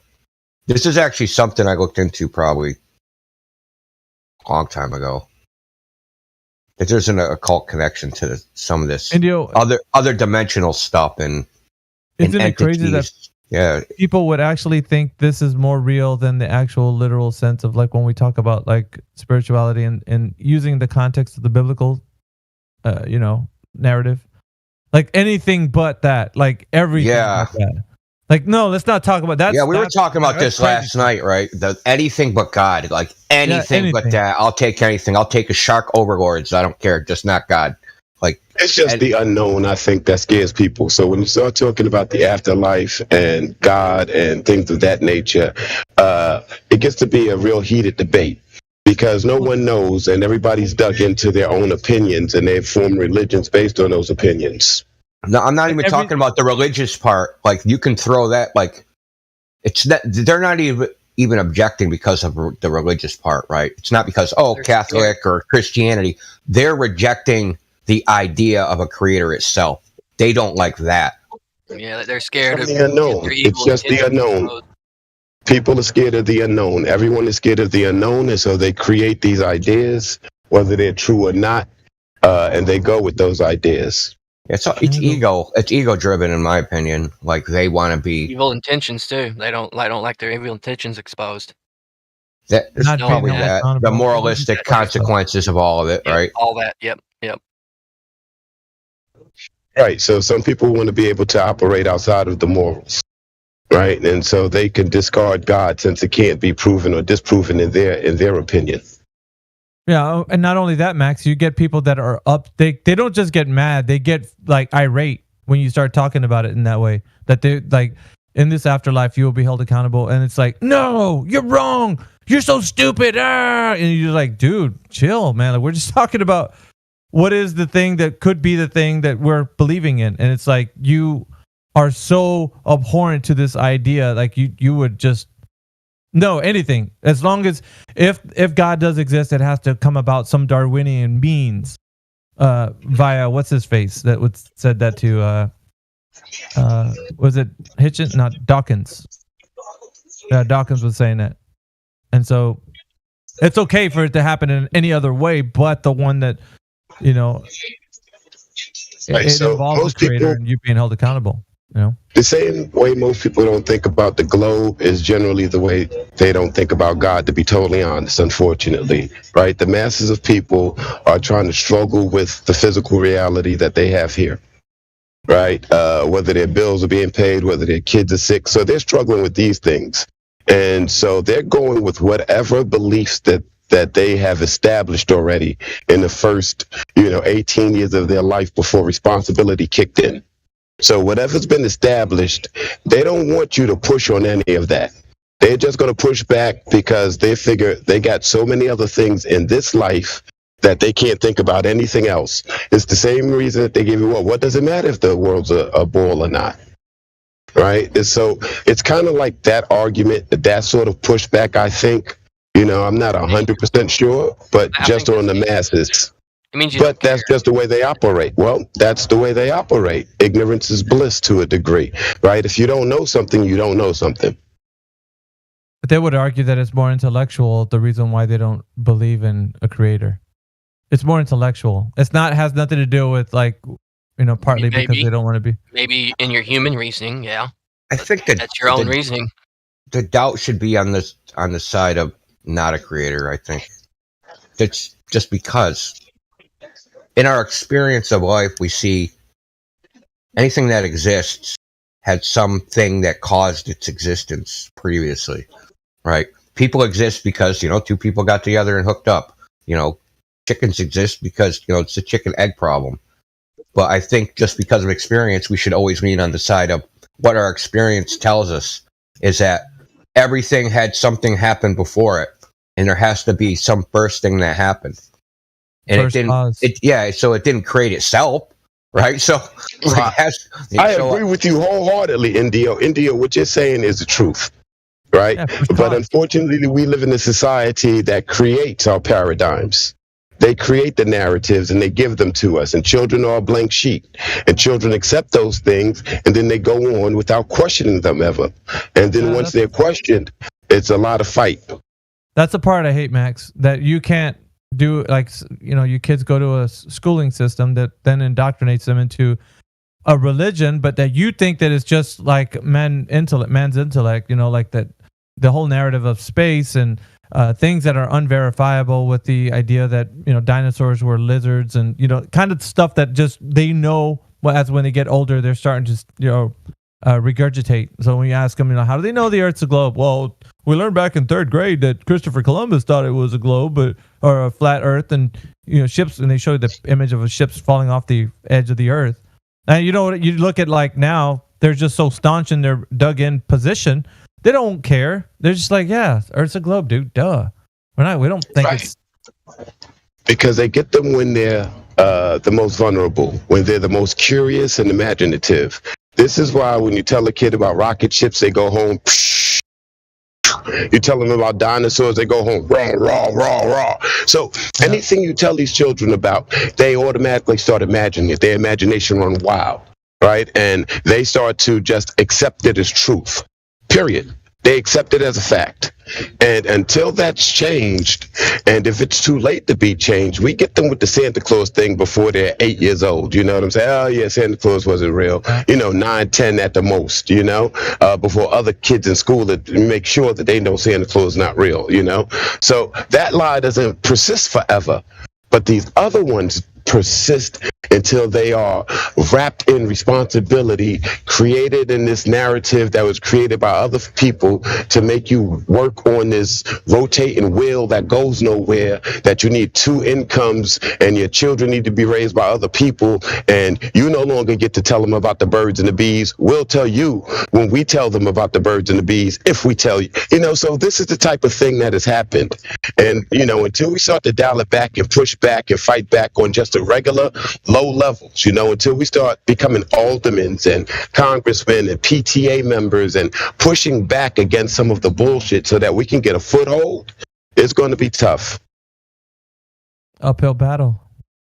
Yeah. There are no birds and bees no more. Now it's like every animal in the animal kingdom. Fourth graders come home knowing what a vibrator is. What is that, man? Oh my God. I don't even want to get into it, man. It's so revolting. So here's this funny thing is this. There was like a town meeting, and the lady gets up to complain about the books in the school. Like obviously they're the gender bending, and she's reading the book to the city council people, and they're like, "You can't talk like that in here." Right? You can't use those words in here. They're telling her.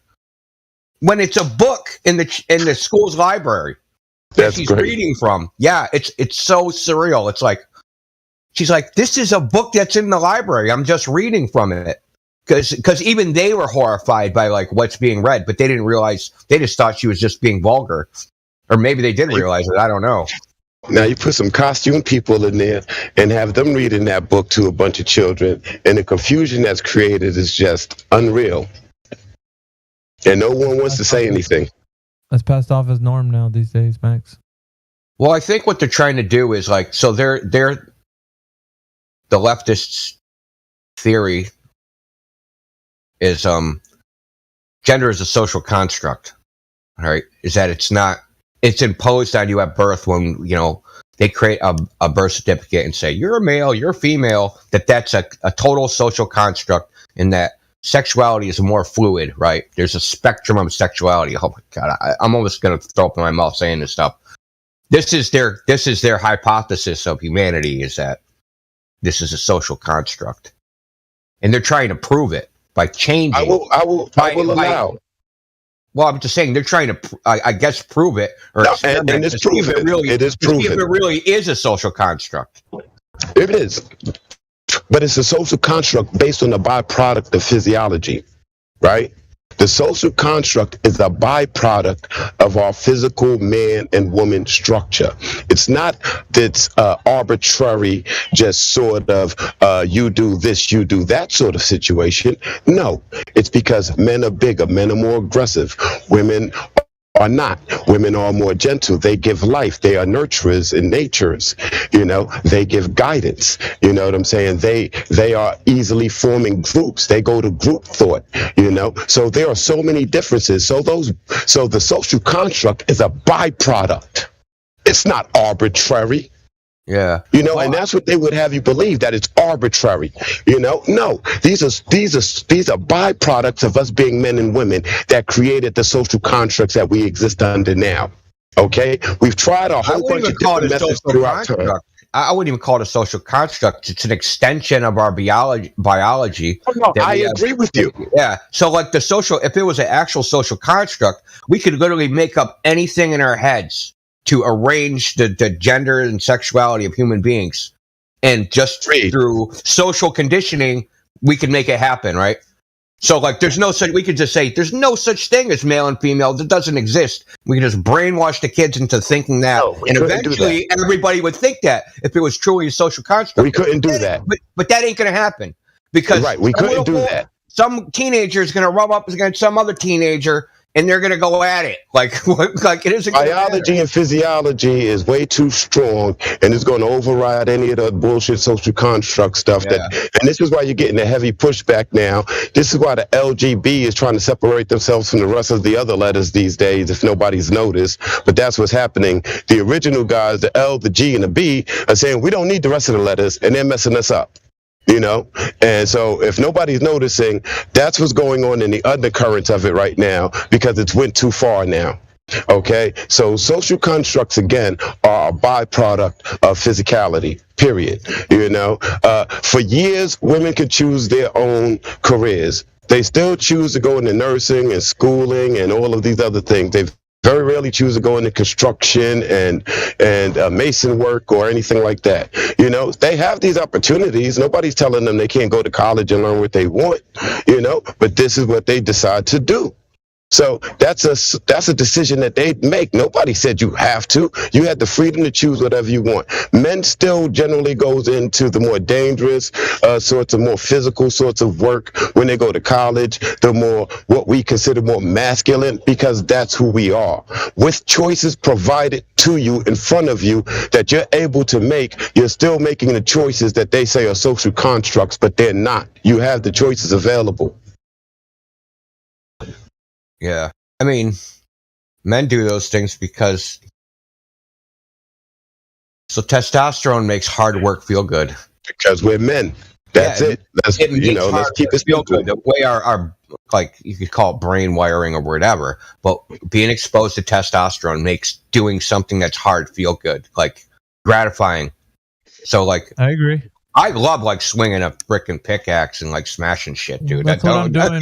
That's what I'm doing at work, man. I'm always. Listen, I love competition. Let's compete. I want to compete at something. I don't care what it is. Yeah, I'm slinging pork bellies all day long. Mm-hmm.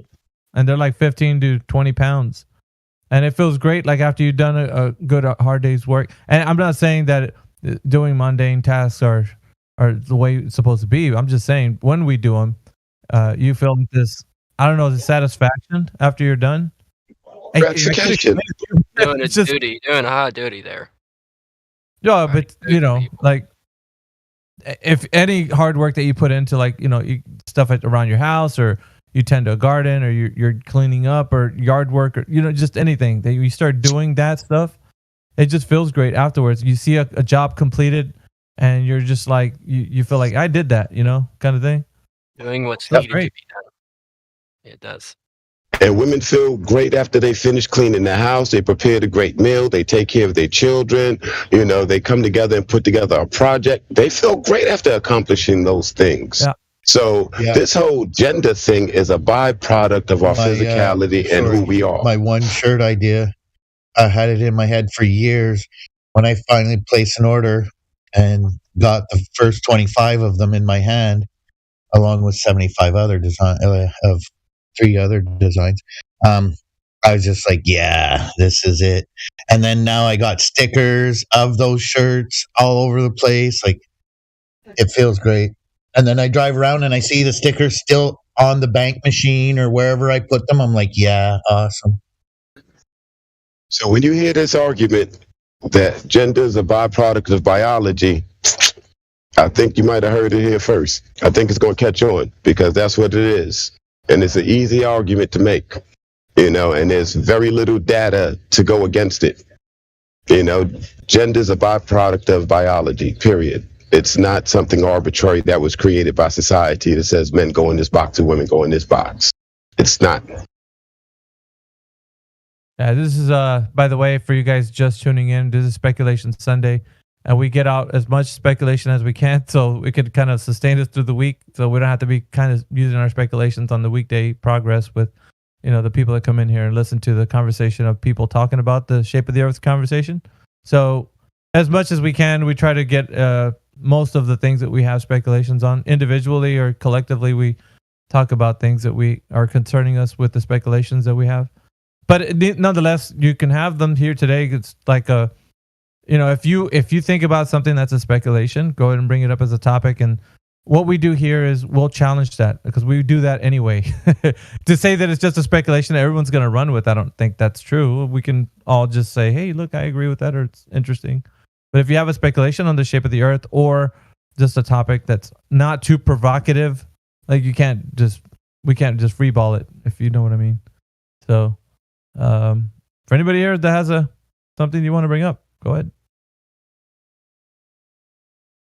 If not, I'll get us going again with our previous conversations. Couldn't hear for a while there. I'm sorry if I cut anyone off. You didn't cut anybody off. You were just talking about some stickers that you have, but we didn't know. Yeah, and then like air fresheners and keychains and pens with the company name on them and handing them out. It feels good doing that shit, you know? Like anyone else that owns a business and has done stuff like that, they can relate. That's another thing. That one shirt design was in my head for probably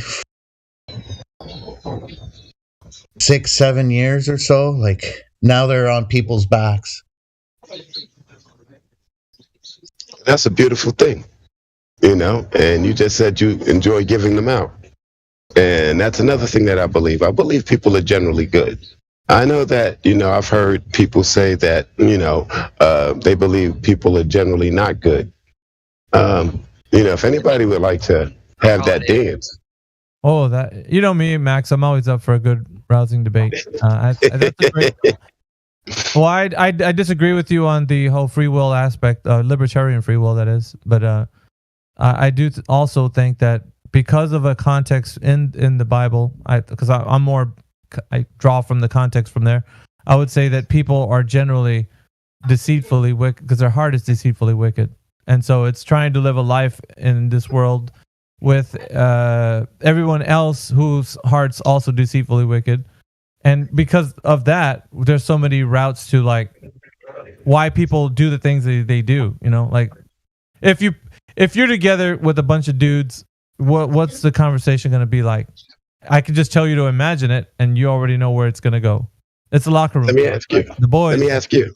The boys are talking about the boys stuff, right? Like, you know, start checking out that girl who's, or you know, talking about. Hell yeah. You know, but hell yeah.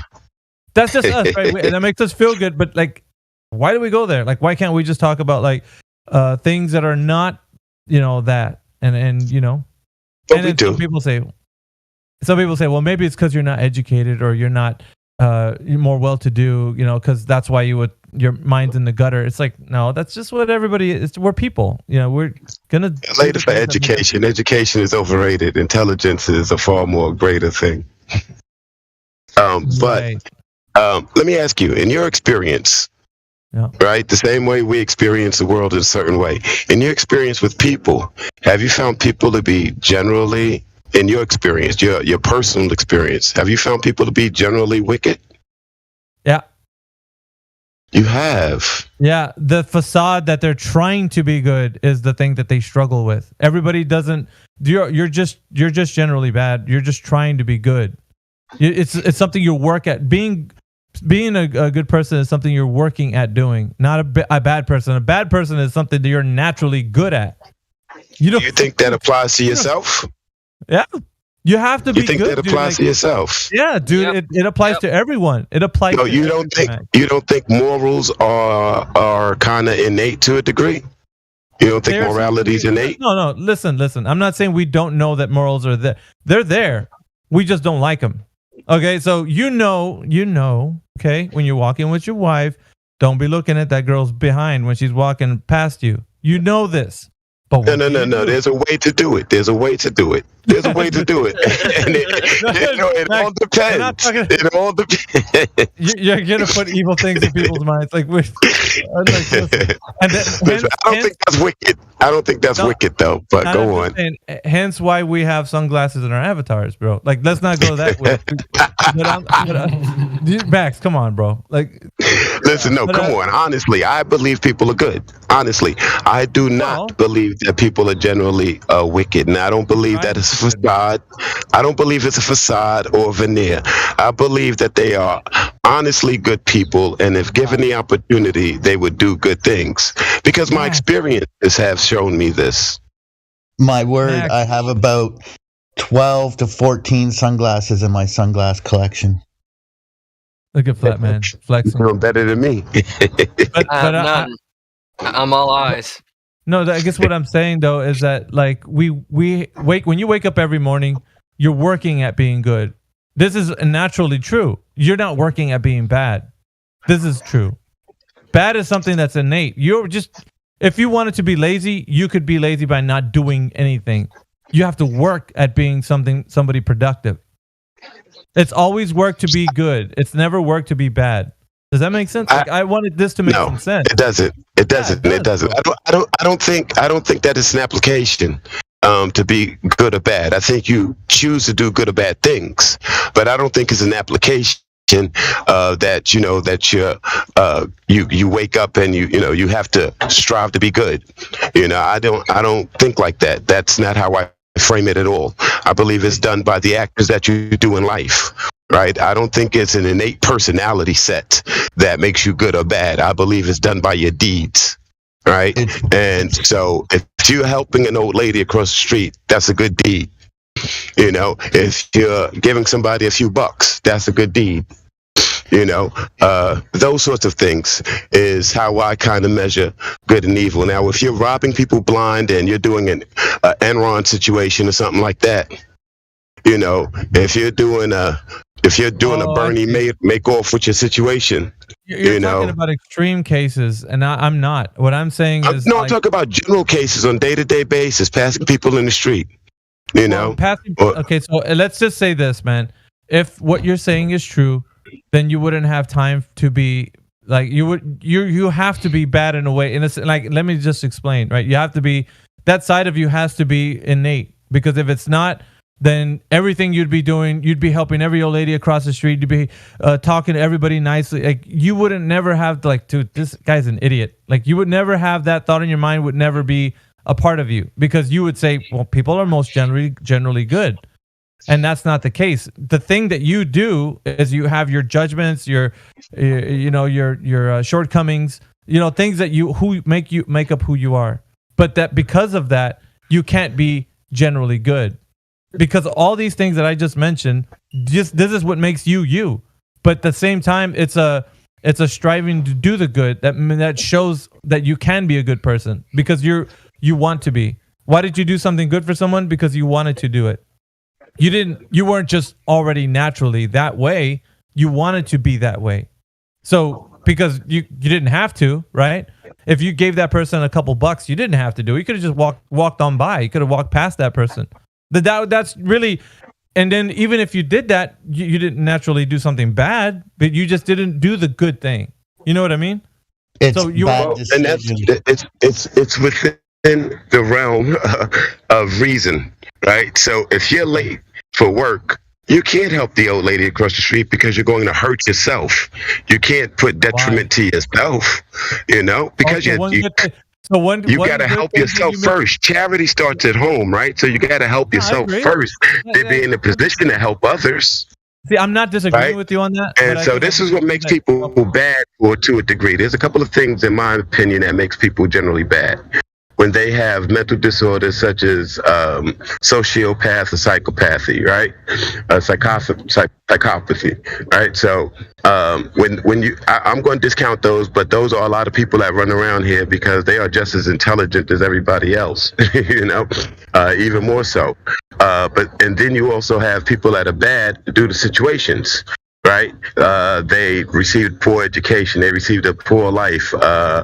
They don't have enough to feed themselves or their family. So they do things that people consider bad so that they can provide for their self, right? But all they're really trying to do is take care of themselves. They don't really want to hurt anybody. And then you got the couple of other knuckleheads that rob people, in the street and do burglaries and things like that. I believe a lot of that is situational too. And a lot of that is also greed, So with those factors, outside of that, and that's not a lot of people, I would say people are generally good. And they try to do good things. Outside of everybody being bad, the people are generally good. Yeah. Right, the regular normies. It's bad decisions, not bad people, is what you're saying. It's right. Just you're judged by your deeds. Yeah, but dude, like, if let's just say this, right? Because I'll use the old lady crossing the street example because it's kind of a good example that you brought up. You help the old lady across the street, and it's kind of something nice that you do. It's good, you can say. But what happens, like you said, if you're running late for work, and I see you in a car, real nice, luxury car, and you're passing by this old lady, you could get off and help her, but then she's struggling, and I see you just zoom past her and you hit a puddle of water and it splashes on her, and I'm like, this freaking guy, like, he helps her every day, and what today he just changed, and you didn't mean to not want to help her, but you're like, dude, if I don't get to work in time, I'm gonna get fired. So your priority was, like you said, let me start at home. But that's fine. You didn't get a time to explain to me because I was only an onlooker to you, and I was like, well, Max he did the bad thing. He's looked like he was just an asshole to this lady, which you weren't. You were just going to work. But I can't see that. The optics is what I'm only concerned about. So let me ask you. What it looks like to me is you're being a jerk to this old lady, and damn what you say. You could come back and tell me, dude, seriously, I'll be like, yeah, sure, buddy. But here's the thing. Is it a bad thing if I don't help? Right? Is that something that's considered bad if I don't help? Right? Now, it's one thing to help when I can, but if you're in a situation, if you don't help, is that a bad thing? Right? So that's what we're judging now. Right? We're not judging that yet. We're not judging an action that you took. We're judging an action you didn't take. Oh yeah, that's a big one. That's a big one. Yeah, we all know that. Good Samaritan. The Good Samaritan. That's a thing you're. So I don't know if that's an evil act by not acting, right? I witness it might be in certain situations, but not in the old lady crossing the street situation. No, think about it like in a lady that's. Yeah, see, Mike's actually thinking about it. How so, Mike? Go for it. Go for it. You got the floor. Shit, man, it's deep. Yeah, you're not elaborating. Yeah. You gotta elaborate to Max, otherwise. It just would be, because you thought it, and you ought to do it, and you didn't do it. Because you have other priorities. You have to take care of yourself first. No. If you don't take care of yourself, can you take care of others? Well, if you're in that state, you wouldn't be even paying attention. No, I'm just saying you are in that state. Yeah, you're running late, and you just don't have the time to do good deeds at this moment. Generally, if you had the time, normally you do get the good deed. But in this particular situation, not a minute. You're already behind. You already behind. You have no time, brother. That's just that scenario. Then you're out of it. You need to go. Then don't you think? Keep going. That's what I said. So yeah, but like, does that rule apply to every situation? Doing good. No, deeds? but it applies to how you. No, it applies to how you walk in life, right? Whether you're a good or a bad person, right? And I say my opinion is most people are generally good. I've been in stores and, the lady behind me is like, I got the change for him. Or I'll be behind somebody and I'll be like, look, I got it. You know what I'm saying? Or whatever, and this happens all the time out in my city. I can't speak for other cities. When I'm on vacation, people are super nice, but you're on vacation. So people are always super nice on vacation. That's empathy, though. They're empathetic to your position because perhaps they went through something similar to what you're dealing with. So empathy that they have for your situation could be looked at as something as a good deed. Like, well, they did that for you because they felt kindness. Well, kindness, because like if they didn't go through that thing, then they would have just been like, well, sorry about your luck, pal. I need to go on with my day. Like, can you hurry up? Hurry up, move out the way. You ain't got the money and move out. Get out the way. Get out the way. Move. You never know them situations you get into. Whatever you talk bro, about. come on, like it all depends. I'm as real as it gets, bro. Like I don't pull a punch. I'm just, dude. If you are who you are, if you're representing yourself real, then you're gonna be like, dude, I don't have to explain to you why things are the way they are. It's just like I'm late for work. You know what I mean? But if there's a situation where there's harm coming to somebody and you can do something, or I don't know necessarily being like you want to be like, hey everybody, I'm saving this person from this robber. Like there's no attention being called to it. You want to do it because the person needs help and you don't care about like the consequence, good or bad. Like you're just doing something. That's the thing that you just drawn to. And so that right there, I would say is the good that you can do. It's like something that you have to want to do, not because somebody's telling you, hey, so there's a couple of situations. Robbed, like. Okay, so look, I used to take the subways, right? And there's been a couple of times on the subways that things have happened that I've intervened. There's been a time where a young lady fainted, and I took her off of the train, got her medical help. Made myself late for work, but I called in and let them know, what was going on. They had empathy and they understood it, so I wasn't giving any demerits. Or, there's been other situations where I've seen other people not helping when they could, and that bothers me, So I don't know, maybe me, and we have this thing where we naturally project. But from my experiences, more often than not, a young lady passed out in the street, and I was right there. Her friend didn't notice because she was like 2 steps in front. Right. And when her friend did notice, she immediately came back. I went over there, I assisted, and I called for help. Other people came around. Somebody was in a medical doctor, and they were able to assist further than I could, and we were able to help this young lady. So those are the sorts of experiences where I see the good in folk, right? But I haven't been a part of, but I've seen like secondhand videos of things going on where groups of people are just videotaping and not assisting. So I don't know what that is. I saw a video. I saw a video of 5 guys surround a young man and beat him to death not long ago.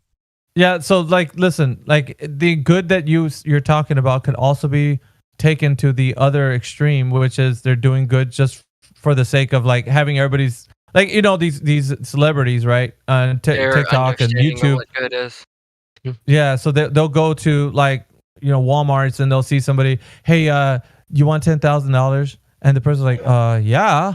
And like, here you go, 10 grand because you want it. And everybody's like, oh, look at the good that Mr. X did. Like, isn't that wonderful? Isn't he such a great guy? Such a great guy. And so like people would do it also for the bolstering of the Yeah, but people who think like that worship money. No, but the example that I'm using right now that's a disease. Yeah, but listen, like the example I'm using right now, Satoshi, is that people don't just do it for the good. Like even like what in Mac's situation, saving somebody, like they want to be recognized for it. They want people to look at them and like, look at the good that I'm doing here. Can you guys see this? Oh, hell no. Oh, hell no. I was just scared somebody was going to hurt themselves. I didn't want any sort of nothing. I didn't want any thanks, nothing. I just wanted to make sure the person was all right and be on my way. That was it. Let me ask you a question. When you yes, sir. And has this ever happened to you that you've given money to someone, a stranger, and then you turn around and maybe just told somebody about it innocently? Now, I'm not talking about maliciously, just innocently. You went after, like, you gave that money to somebody, and then you probably went to work, and it was a topic of a conversation. Hey, you know what? Today, I gave $20 to this guy on the street because I just felt that, he needed it. Have you ever done that? Not in that way. Not in that way. Not at all in that way. If I've ever brought it up, if I've ever brought it up, it's been under a complaint sort of situation. Like I see this guy every day. I see this guy every day. He's always asking me for money, and this guy gets on my nerves, and he thinks that I owe him something, or yada, yada, yada. I'll complain about it. You know what I'm saying? I don't always give because I don't always have. But, no, I don't. I never go looking for, the pat on the back, ever. Or just not even, and like I said, that would be maliciously, but non-maliciously. Like just to tell, like, your significant other, like, I saw X, Y, and Z guy was just like by the corner. I gave him $10, and I went about my day. But you're not doing it just so that everybody could look at you and be like, "Oh, such a nice guy, Max." No, I'm not saying that. What I'm saying is, what I'll tell my lady is. What I'll tell my lady is I can't walk down this block without seeing 2 homeless people in every other corner. And I'm like, I feel so bad, that our situation is like this because I live down here with all these rich people and we have all of this homelessness at this level. Yeah. That's the only way I speak of it. I do not speak of it like I gave somebody, $5 or I gave somebody, $10 or I bought somebody some food or no. There was a time when I was a kid, it's like, well, no, I'm not going to give anybody no cash because I know that they're just going to go get drugs or go get alcohol, But if they want some food and they're sitting in front of a pizza shop, I'll buy them something to eat. At some point, I gave that up because people are out here doing bad and they need to do whatever they need to do to get by, period. And so if you need the $2... All right, I got a different mindset, so I'll give you the money. If you want some food, I'll give you the food. If you want the money, I'll give you the money. Whatever. You know what I'm saying? Because I'm not deciding what you do with it. Yeah, but is it bad to give them the money, or is it bad not to give them the money so they can understand that if you're going to earn something, they need to earn it with their own, That's not a bad or good thing. That's not a bad or good thing. Right, that's my point. That's my point. That's what I'm getting to right now. It's like people don't. They're not going to look at you. They shouldn't anyway, and judge you on that because you gave the man $5 or you didn't give the man $5. Like either way, you could be justified in doing both, right? Right? Couldn't you? Right. That's the thing. Absolutely. So my thing is like the thing that you're saying that people are innately good, like they strive to be bad. I think is the opposite for me. It's like because of the fact that whatever you decide, it's always going to be the thing that you wanted to do. It's not going to be the thing that you wanted to, be because that's how you are. Like good isn't the thing that derives from this. It's like you actually strive to be better because you are bad. Because you know that there needs to be that, man, you wake up every day, you look at yourself, you're like, man, I need to change this thing. I need to make this thing better. I need to always constantly be making this thing better, this day better, this my attitude better, and so you're always refining yourself because you know that you come from a place that needs to happen. So you're not coming from a place that it's already good. You're coming from a place that is bad and there's some work that needs to be done. So there's always that. I think when we make the tweaks and we make the improvements, it's to make ourselves better, right? We're trying to make ourselves better, right? Not to say that we're bad, but when we try to, set goals and try to improve ourselves or improve our knowledge base or groom ourselves better or whatever it is that you think, is going to help to improve you. Not to say that you're bad or good from that point. It's just saying I'm trying to make improvements from where I am. But if you're that's not saying you're bad or good. But if you're generally good, as you stated, and I said you're generally bad. I said if you're generally good, then there's nothing that you need to work on because you're good to go. That's not true. That's not true. That's not true at all. Like, good is not best. Good is a standard, right? It's kind of arbitrary, right? But what we're looking to do, and every should be looking to do, is make themselves better, good or bad, right? You should be trying to make yourself better. I think everybody does that. Right, so I don't think that's a standard that we can apply to good or bad. Making improvements and changing yourself. Why not? What good standard? Why would it if everybody wants to improve themselves? I mean, if that's just the general sense of state, right? The general sense of state is we want to be improved. No matter where we are in life, we want to be improved. No matter where we are. So you're coming from a place that's not improved into a place that you want to improve. You see what I mean? So you're moving from the place where, you passed this person up on the street that you could have helped or whatever, but tomorrow you want to do differently. You want to help them out this time.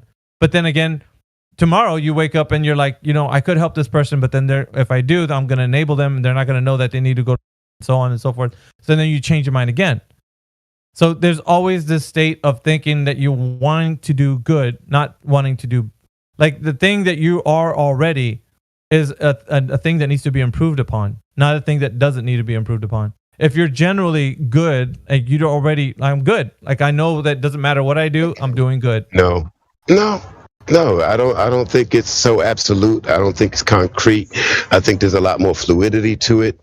I think people start from a position of good. Like if you have children and you observe your children, you see the behaviors right there in children, right? You'll see 3 kids on the playground, and you'll see one of the kids take the toy from another kid, and that kid will start crying. That third kid will try to immediately remedy that situation, or they'll either start playing with the kid that took the toy from the kid that's crying. Now, if they do so, then generally they're discriminating against the kid who's crying for some reason that is not as obvious to adults. Right. But if the third kid goes and he tries to remedy the situation, like, go and console the kid who's crying, that happens all the time with children. It's like 80% of the time they're going to console that crying child, boy or girl. So, that's just, something in children you see. And to me, showing that nurturing, naturing, sort of supportive sort of thing is sort of like a good quality. I would assess it to. Yeah, but that's after the fact that the person who did the bad. Right, the other bad. Right, to say bad exists. Bad does exist. Yeah, Max, but let's check this out, man. The thing about the kid taking the toy away from the other one wasn't something that the kid needed to be taught. He wanted something because that's what he wanted to do. He was already thinking about taking that kid's toy. And so when he done that thing, it made the kid unhappy. And so the kid was unhappy. And the other kid was happy because now he has a toy. And then the third kid that was watching saw the bad act that took place. Of course, to him, it was like, why did he do that? So he wanted to he's going to join in with the other kid and play with the toy and forget about the kid that's crying, or he's going to go console the kid and be like, hey, what's wrong? You can play with my toy or whatever. But we see that in people, there's reactions to the things that we do, but because of the fact that we ourselves aren't generally good, we're wanting to do the good. You want to, that's something you strive for. You don't strive for doing the bad. The bad is something that's innate in you. You already are that way. You just need. My example is that there are some bad people, right? And you teach them not to be bad. You try to explain to the children that that's not a good thing to do, to take somebody else's toy. But the other children automatically generally take the good side of the coin when they see a bad action from a bad actor. That's what I'm suggesting in the childhood example. Max, they can see it, right? Everyone can. But the thing is, we're like, yeah, but I want that toy. I wanted. But the other kids was like, that was wrong. All the other kids is like, that was wrong, and we're not going to play with you. Give the toy back, or we're just going to. Brother, that's true. No, you've seen this. You've seen this with children. people say things that like, I don't want to do this, I don't want to do that. The next thing you know, they're back doing the thing that they're saying that they didn't want to do. That's just talking. No, but in my example with the children, how does, I'm not talking about, when we get to be adults and, I'm saying the example of children. Kids, right? We always say kids are kids, but like kids, like if they see somebody getting hurt or something, they get a reaction. We know that generally kids, if they see that happening, they're like, oh, that's bad. They know that they don't like it. They don't like it, right? Because they see it happening to somebody else. But when it's their turn and they know they want that toy that kid has, what do you think they're gonna do? They're gonna take that toy away from that kid because that's sometimes they trade, sometimes they wait. They have to sometimes they coerce and they no, sometimes they learn this on their own. This is their own behaviors. This is just a group of children, 3 and 4 years old, you know what I'm saying, with a vague ability to learn. Their ability to learn is not that great as much as they are sponge as their ability to imitate. Yeah, but right? You have to teach these people, like these young kids, you have to teach them how to be good. You need to share. That's what the teacher would tell the kid. You need to share. Sharing is good. Being kind to your neighbor, all these things. But that only applies to like 20% of the class, generally speaking, where you have to reinforce, Johnny, give the ball back to Billy or whatever. That's a small percentage that you have to enforce that information to. I don't know where you're getting your statistics, Max, but I would say that it's the overwhelming majority of people have to be taught that sharing is good. Like that's a good thing. And the teacher says these are the do's and don'ts. We're instructed on rules, on mannerisms, and things that we apply. Like if we're gonna say, like if we get something from someone, it's please and thank you. Like that sort of thing. You need to be taught that. If you weren't taught that, you're uncouth. You're living how you want. Somebody does something for you, and you're like, dude, say thank you at least. Like you have to teach these things. These things aren't innate in somebody. They're not just all automatically gonna be like, so grateful for your help. Thank you very much. And you're like, oh, that person was. No, that has to be taught. Those are structural things. Yes, that has to be taught. All the mannerisms and things like that, all of those things are taught. Kindness is not necessarily taught. Yeah. I think kindness comes with all of the other things that the Creator gave us. I think that's generally the set that's applied. Yeah. What happens in society as we grow up, our dials get twisted out of order. I think that's one of the dials that might get misdirected. But I think we start from a place of good. Let me just put it in context what we've been talking about. So me and Max are having a discussion. It's Speculation Sunday, ladies and gentlemen. What we're doing right now, me and Max are talking about, his position would be people are generally good, and I'm thinking people are generally bad. That's my thought process. And we have to be taught to be good. He's like, well, it's good in everybody. People usually are good. They do bad things. I don't want to misquote you, Max, but that's the topic of conversation at the moment. If you guys have another topic, I'm good with that. I don't know, Max, if you want. Absolutely. No, if they have another topic to introduce, I'm certainly good to that. And if there's anybody who can prove that there's a globe, I'm most interested in that. So anybody who's listening who think that they can teach me that there's a globe and show evidence that it exists, I'm super interested in that. Yeah, anybody got some globe proofsies of y'all out there? And welcome everybody on the panel. Gemsy just joined us. CB's back online. It was looked like it was definitely a little bit, but he's back. Mike's been joining us today. Morris is in the panel. Sasha, Satoshi Nakamoto. The fifth house is in here. Who's the fifth house? I don't think I've spoken to you. VC verified. Seems sincere. Mitri, Ethergrass, what's up, bro? Cut off the knees. Did I miss anybody? I don't think. Flatman, Dave Hingle. What's up, Dave? What's going on, bro? I got some empirical evidence of the globe existing in reality. You ready? Yeah, what you got? Did he sound like a robot then? Did you hear that shit? That sounded so cool. I'm just kidding. I got nothing. Back to you guys. What the heck? You sound kind of robotic. But it's coming in clean, but robotic. It's trippy. It's good to hear from you, Dave. Yeah. Nothing much, man. Gemsy's in the house. What's up, Gemsy? Mickey, did you know that 90% of statistics are made up by the person speaking on the spot, like I just did? Anyway. Experts say that experts don't know what they're saying. I know I do that. Let's go. No, man. Max is starting to turn into another Zanuck where he says, I am the citation. That's what Zanuck says. It's like, okay, the source of the knowledge is... I just cited it. Yeah, I just cited it right now. I said it. Be a citation and a contradiction at the end. Really mess them up. That'd probably not be But we went over, I think there's a few religious people in here, or I should say people that know that Creator exists, the antecedent for creation. But at the same time, there's some people that have different ideas about that. And I think Jaja Light was in here talking about his different understanding of what he knows a creator to be. It's like, so we had that conversation, and then previous to that, it was a bit of dead air. So kind of filling that in. By the way, if you guys don't know, I have my own channel that I've been doing live streams on already. So if you haven't seen me, I'll put the link to my channel.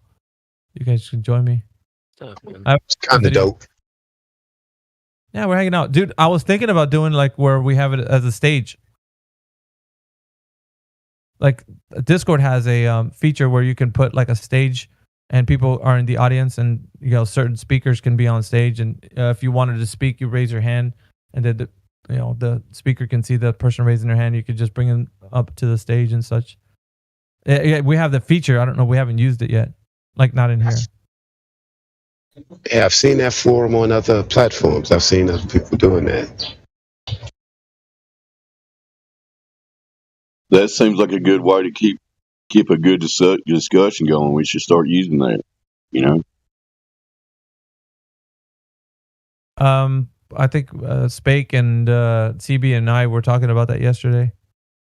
But it's something that I think I want to do. So go ahead and just say that probably I'm going to use that format for my stream. Yeah, we'll have to ask India or somebody to mess with the settings, maybe turn that on. I've been looking for them to turn on. They have a homepage feature now as well. That would be really cool, which also kind of displays what's going on in the server when you join. So, but we gotta let them figure it out, I guess. I'm gonna put a link to my channel in case you guys haven't got that.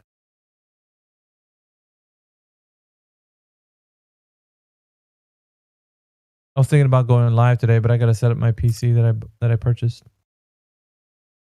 It looks like quite a bit of work. I haven't even unpacked it yet. Real quick, if anybody's interested, there's going to be I know we can't debate objective reality, but instead of Globebusters today, there's Jeranism's going to be the moderator. Hello, Dave Hinkle. Hello. I missed you, my brother. All right. Happy to see you. Is my mic working? Yes. Okay. It's been a very long time. At 3:00 today, if anybody cares, I know we can't debate objective reality, but Witsted and those two guys from TikTok, Caleb and some other guy, are going against McGlobehead 1, 2, and 3. I don't know who they're debating, but it's 3 Globeheads for 2 hours. Is he one? I don't know. Jeranism announced it on his show, but all he said was what I just said: 3 McGlobeheads. Oh, McGlobeheads? Probably McToon. I don't know. There's going to be 3 guys representing the globe, and anyway, thought it might be worth checking out. But back to you guys. Their event is a normal Tuesday for us. That happens every day here. We have like people from everywhere on this earth come in here. But yeah, just like yesterday we had it was late too. It was like 12 midnight. Somebody came in, stumbled in the server. Oh, I gotta play this clip for you guys that haven't heard. Give me a second. I'm gonna dig it up in the bot. Here.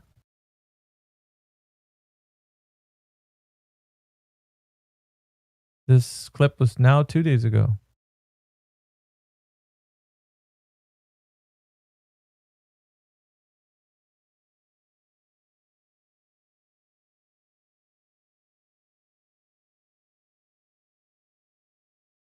All right, let's try this.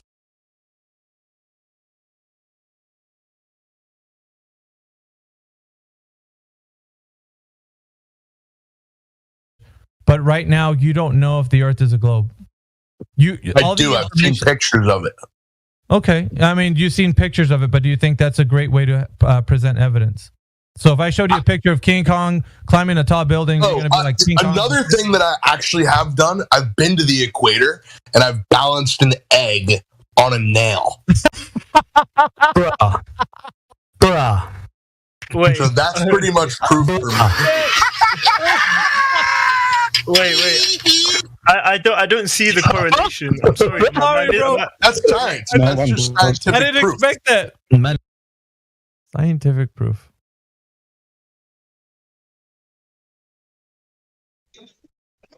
That was classic.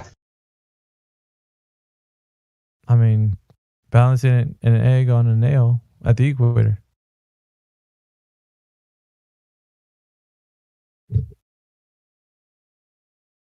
I mean, shut down the server. He's hoping that you'll believe him based on the gusto in his voice. I mean, you want to play that one more time? Just listen to how I balanced an egg. Like, he really wants you to believe what he's saying. I don't even know if he believes it. He's just saying it for effect. But yeah, check out what he says towards the end, because I didn't hear him the first time that I played this. But after my laughter, and then towards the end, he says, "It's science." You can hear him say towards the end of the clip. Here he goes. But right now, you don't know if the Earth is a globe. I do. I've seen pictures of it. Okay. I mean, you've seen pictures of it, but do you think that's a great way to present evidence? Never gonna learn. So if I showed you a picture of King Kong climbing a tall building, you're going to be like, King Kong. Another thing that I actually have done, I've been to the equator, and I've balanced an egg on a nail. Bruh. Wait. So that's pretty much proof for me. Wait. I don't see the correlation. I'm sorry. Bro. That's science. That's just scientific I didn't proof. expect that.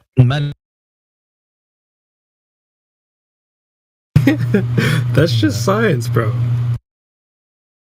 He said, "That's your scientific." Can you imagine? Man.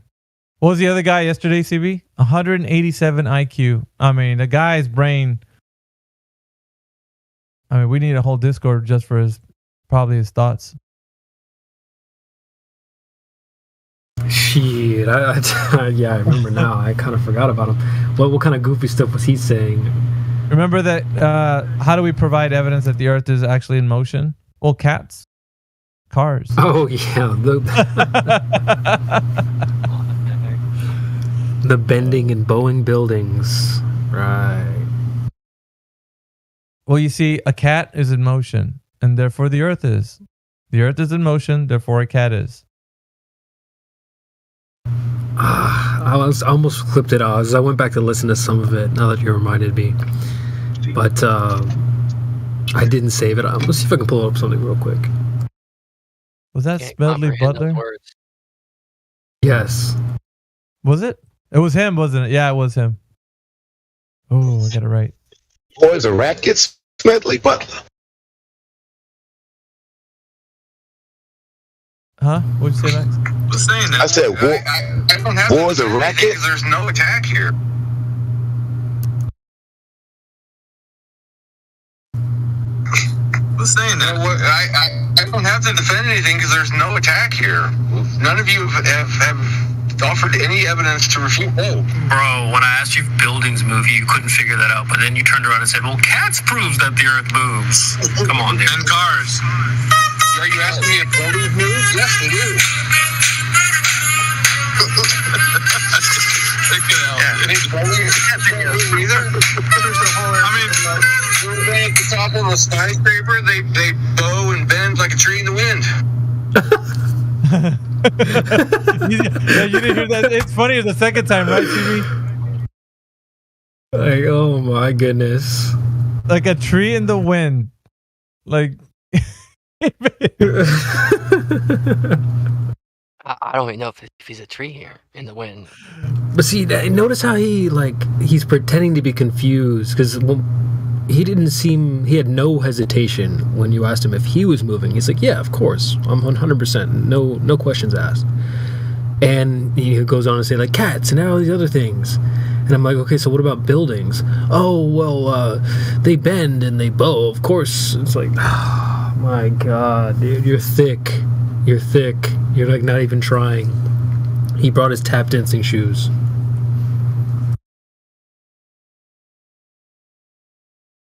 so good, man.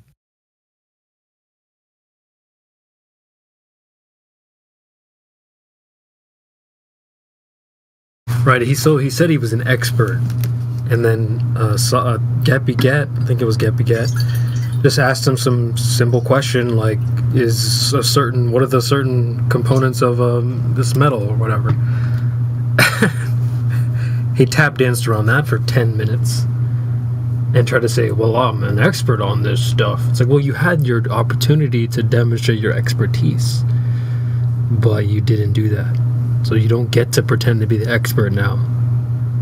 It's like, that's what he was doing the whole time, just tap dancing. Clickety-clack around all these questions. It's crazy. Is it a rhetorical question? No, sir, it's a direct question. But are you asking it rhetorically? It's like, dude, get out of here. He said he was from MIT. Yeah, right.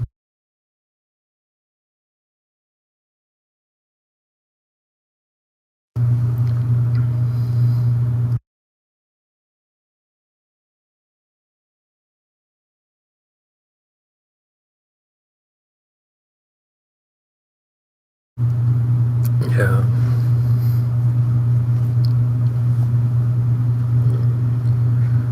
MIT making it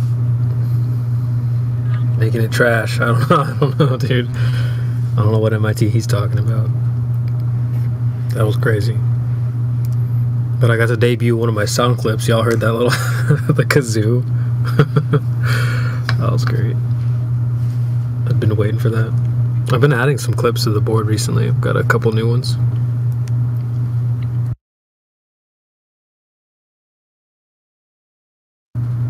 Yeah, who found that guy? Was it you? Did Panto find this guy?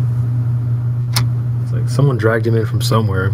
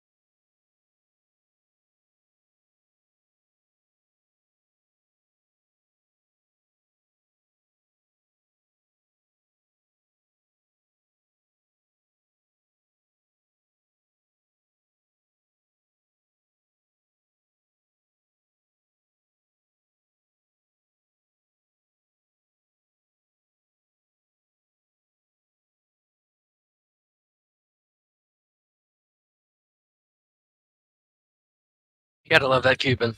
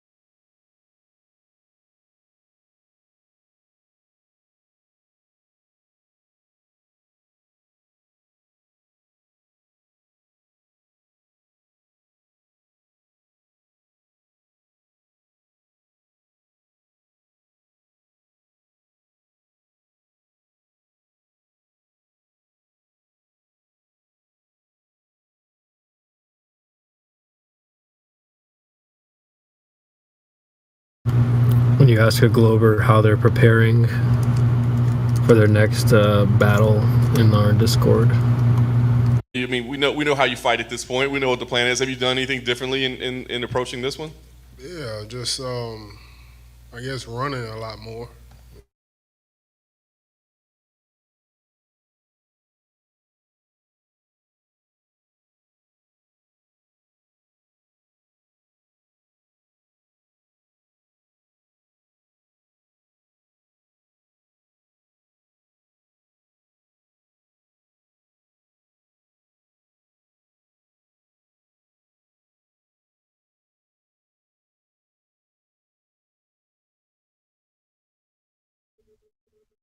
Is it just quiet?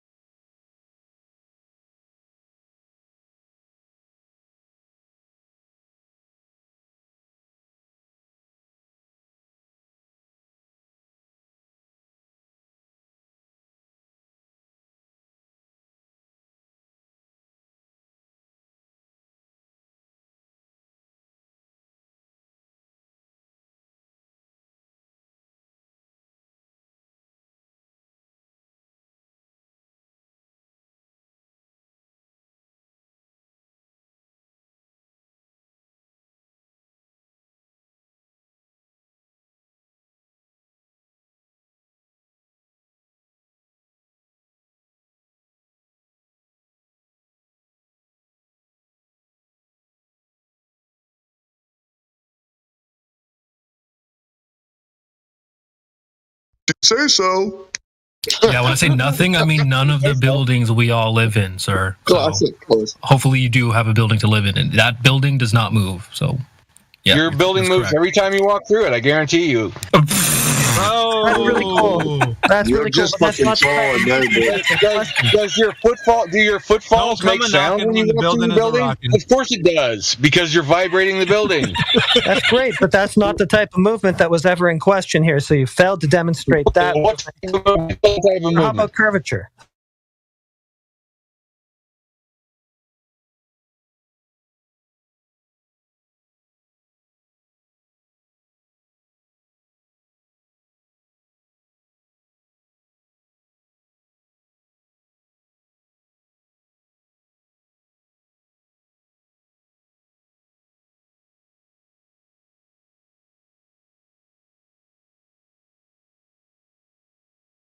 You have offered any evidence to refute Globe. Bro, when I asked you if buildings move, you couldn't figure that out. But then you turned around and said, well, cats proves that the earth moves. Come on, dude. And cars.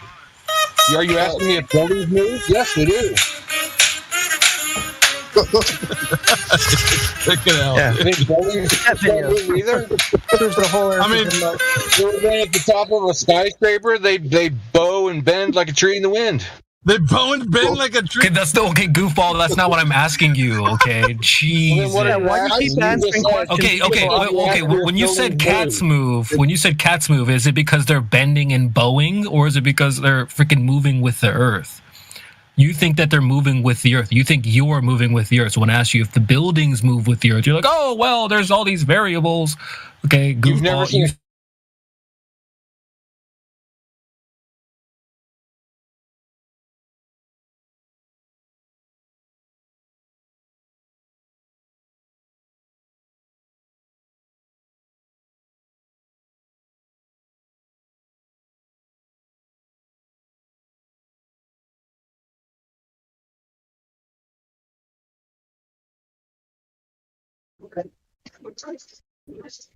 Globe is just spiraling out of control, saying things like cats and cars. It's incredible how they can come in here and provide absolutely no evidence and go off on these strange stories and 3-armed people and cats moving buildings. It's incredible. I mean, is that the best you got? Is that the best they have to offer? Give me a break. I just watched my cat walk across the backyard, so the earth is rotating. Close the server down.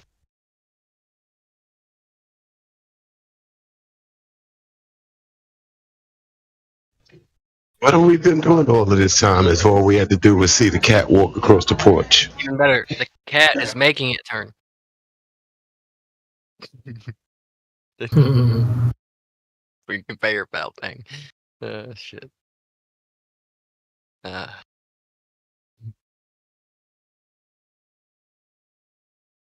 All this time, guys, all we do is watch cats. What the hell? I feel stupid, don't you? Yeah, I do. It's like the movie said, you know, the black cat, deja vu. Hey, CB. Back to the regularly scheduled program. Is there any way to play a clip from the middle of a? Sorry to interrupt you guys. In the middle of a stream that you've been listening to. Do you know how to do that? Because I saved the position where it's at. I don't want to have to clip it if I could just play it from where, like starting from where it's interesting. If you send me the link and the timestamp, I can just play it. Or if you have another device, you can play through your mic. You can do that. Yeah, let me just send it to you. It should be right at the place where we're. Okay. I put it in the bot commands. Damn it! Here, I'll send it to you. It's okay. I can use it. I got you. I'm in there right now. Can you use it? Will it do? Here. Hopefully, it's the same link that I sent to you right now. Okay, no problem. Oh, he's the one you sent me in DMs. All right.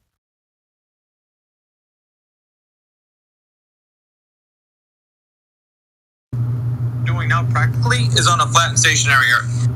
It just is. And even the manuals for flight and for people navigating across the water tell you that very same thing. You're going to see the same thing over and over again. Assume the Earth is a flat and stationary plane and then navigate across it practically. Of course it is. They're all going to tell you that.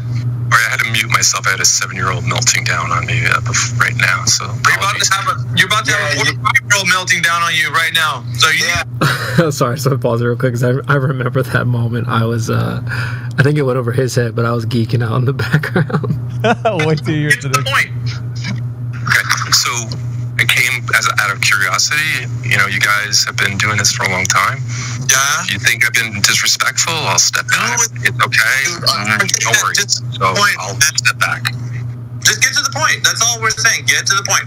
Don't get back in your little shell. Come out with the point. Like, say, this is what my point is. I'm saying this because my point was, I guess my point is the first question that I was asked, I answered it, and after that, it's just back and forth dialogue, right? We posted some observation November 5th, 2018. In the very beginning.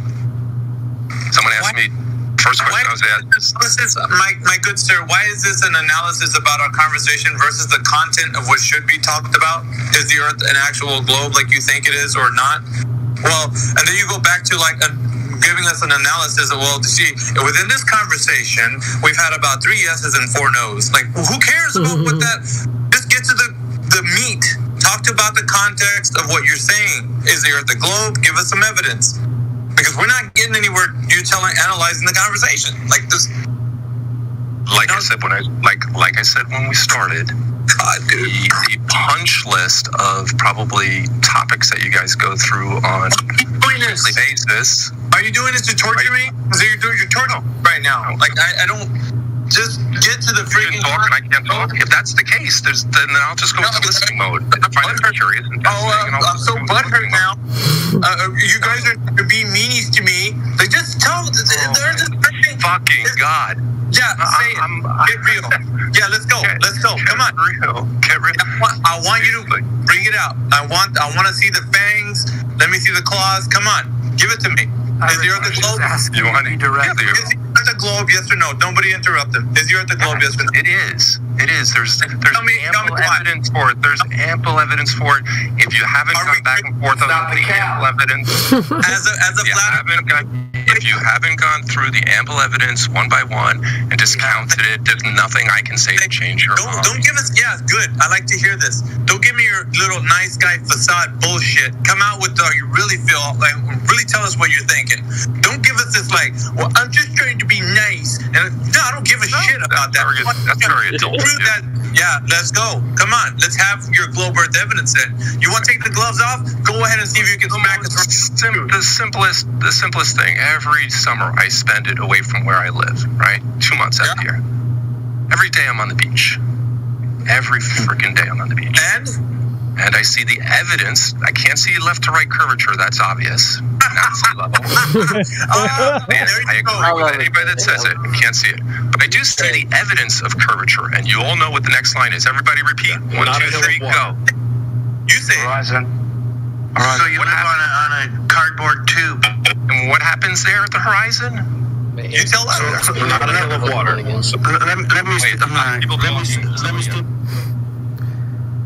He set me up right there. I don't know if y'all heard it, but he's like, "So what's going on there?" And I have a clip on my soundboard. It's like me going, "Not a hill of water." That was a nice spike on that setup.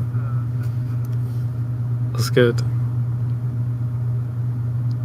If you haven't gone through the evidence one by one, dude, what do you think we've been doing for the last 5 years or plus? What are you talking about?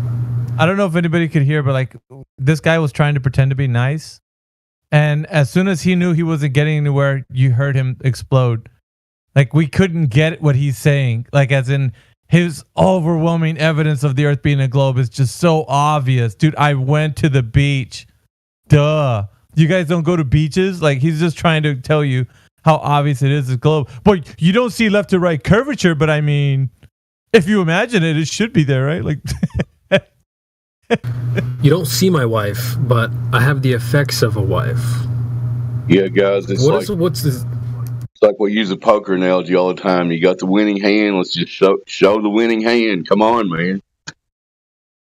Excellent work. Analyzing. Well, you guys go through talking points, and I was like, dude, I hate those. You hit the nail on the head when you said. You totally nailed it when you said, don't tell us how many, what did you say? Like how many points you scored or whatever. I forget exactly the line you used. Analyze this conversation, man. Like he's trying to, he's trying to get us to like, well, and I knew where else, like, what's his name? And Hold My Beer.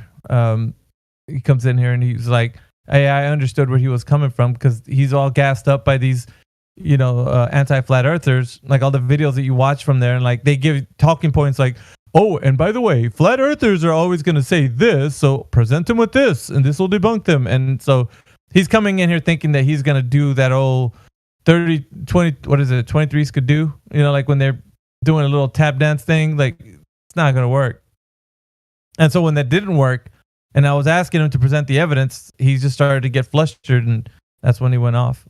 He's like, yeah, that's when, usually the mask comes off their nice guy facade and they're like, duh, you guys just don't get it. Like, and that's what I want to hear. I want to hear somebody being real and saying that, why don't we get it? Where's the evidence? Usually people don't get to that point because they have this kind of like the waffle. And he was doing it for a bit, actually, before he got to that point. Just agreeable, and it's crazy, man. Yeah, you said 20 words or less, and he's like, well, you see, back in the day, there was a time when people all came together, and they all understood one great thing, and you were like, dude, what are you doing right now? Like, what's going on, bro?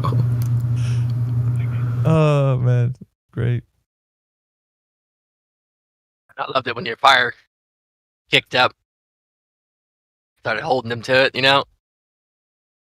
I think at that, people don't usually get to the point where they're actually being honest and like real about what they want to say until they get pushed to the limit. Is this what you want to hear? Is this it right? Like, yeah, that's it. Yeah, they need it. That's what I want.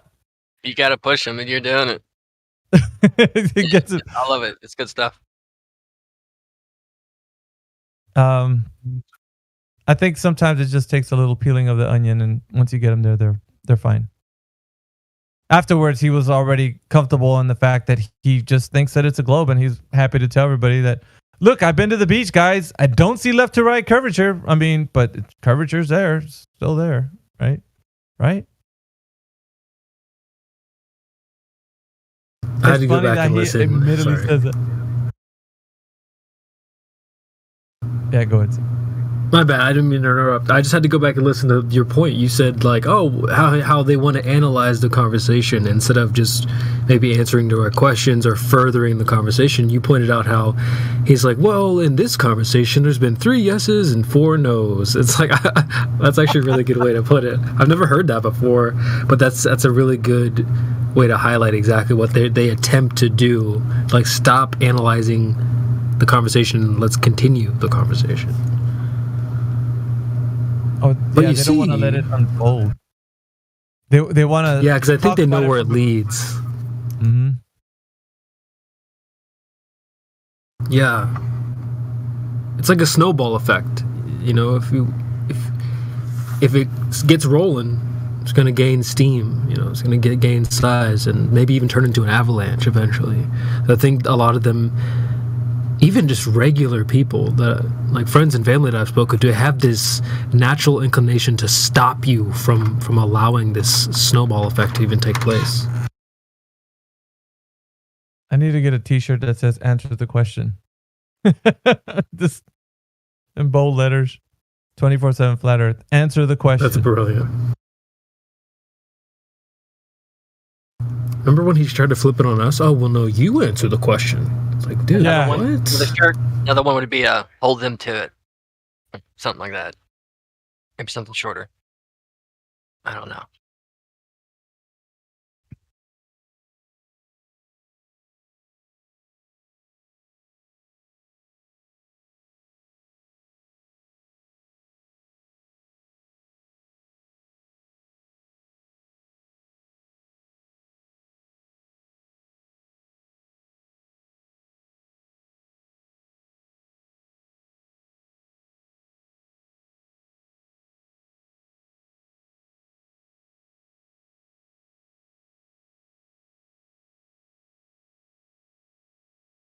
Do you go around fighting people who think the world's flat? Do you go around You're like, fighting you're them? harming society. No.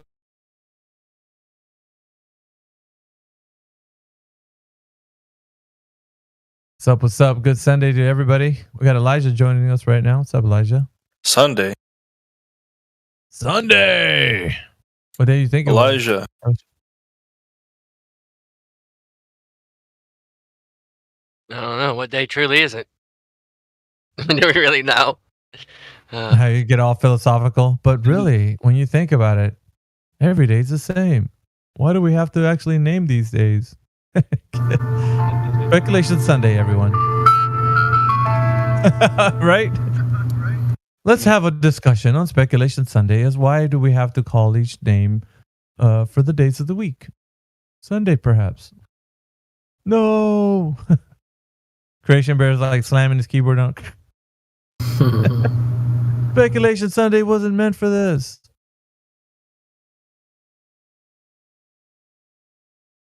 Mickey, that's like the lyrics from an old Chicago 80s song. Does anybody really know what time it is? Does anybody really care about what time? What time is it? Game time.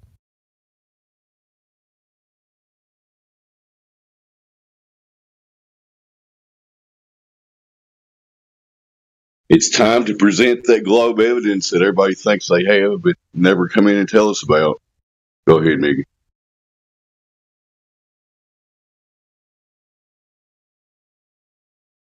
That's right. And if you're listening right now for only $19.95, you can also come in here and provide evidence for the globe. Just look at our testimonies. Hey, I tried 24/7 Flat Earth Discord, and it's great. I now know that the Earth is not a globe. See just this and many more testimonies. Come on in. 24/7 Flat Earth Discord. Ready when you are. I don't know. There's a catchy little jingle after that.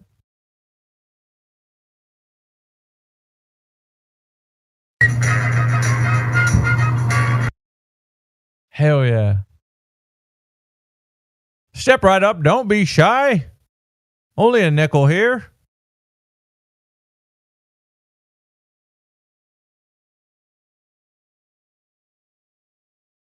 Bring your glove evidence right here. Bring it on. Becky, me. If you can balance an egg on a nail at the equator, the Earth is a globe. That cracked me up too. I had to give the guy props. At least that's a new one. I never heard that. If you think the Earth is moving because a cat is also moving, the Earth is a globe.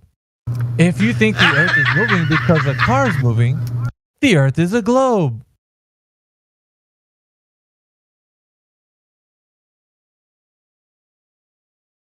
So what happens if you balance an egg on a nail that's not on the equator? What happens then? Egg go down, fall down, go boom, boom, go splash, splash. Egg go boom, boom. Therefore not flat. Not flat. Yeah. Not flat, everyone. It's not flat. Due to the egg on a nail. Egg on a nail, everyone. See, it fell. Therefore, it's not flat. That's crazy. Turn to page 51. We're gonna go on how the egg on the nail disproves the Earth being flat, stationary.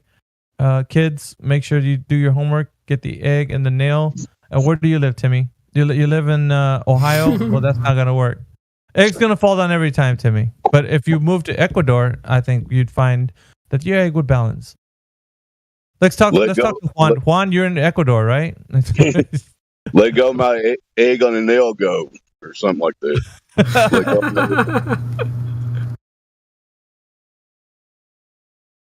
Balance an egg on a nail. Yeah, dude. He said it like, yo, you balance an egg on a nail. Yeah, I was making really trying to sell it. I was making fun of the way he talked. Everybody was saying like, dude, that's just how he talks. I'm like, no, I don't know, man. He's adding a little more to it, you know? Just a little. He's got that little, I don't know, that special vibe to how he's saying it. I kept saying in the chat that was Old Haas's evil twin. I went to the equator and balanced the egg on a nail. So there. So that little clip of how people heard him talking. You got to say it more gusto than that. Yeah, he said it with like that zing to when he's saying it.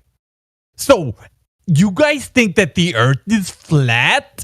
I'm serious. That's the way he was talking today, right? He was just like, I don't think so. And I'm like, dude, like that's a weird way. I mean, even emphasizing on how you say things, it's, I guess, kind of cool if you speak like that. Imagine ordering from a fast food place. Can you give me a number one with no mayo? I mean, with pickles too? And the guy's like, Sir, can you calm down, sir? Yeah, no. I mean, sir, calm down. Like I said, if y'all listen to Old Haas, I kept hearing it was like his evil twin. I swear, he wasn't around, but I swear it was like Old Haas's evil twin. Say anything about it?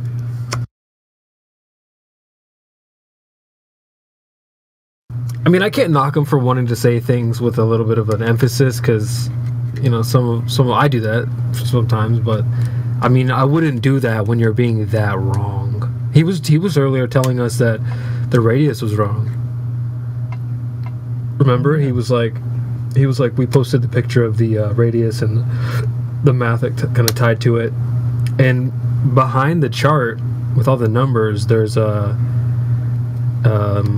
just, you know, your average blue dot type of Photoshop from space type of globe picture, and he kept saying well, that's just 2D, bro. Like, that's, if you just go to space pictures on Google, those are the pictures they show you. You're trying to tell us those are all 2D? Like, what are you even saying? And even still, what is the radius if it's not 3,959 miles? He's like, oh, well, it's 4,000. Wiki says so. You idiot. What the hell? So it's just you shouldn't be saying things with that much gusto when you're that wrong. That's one spicy meatball.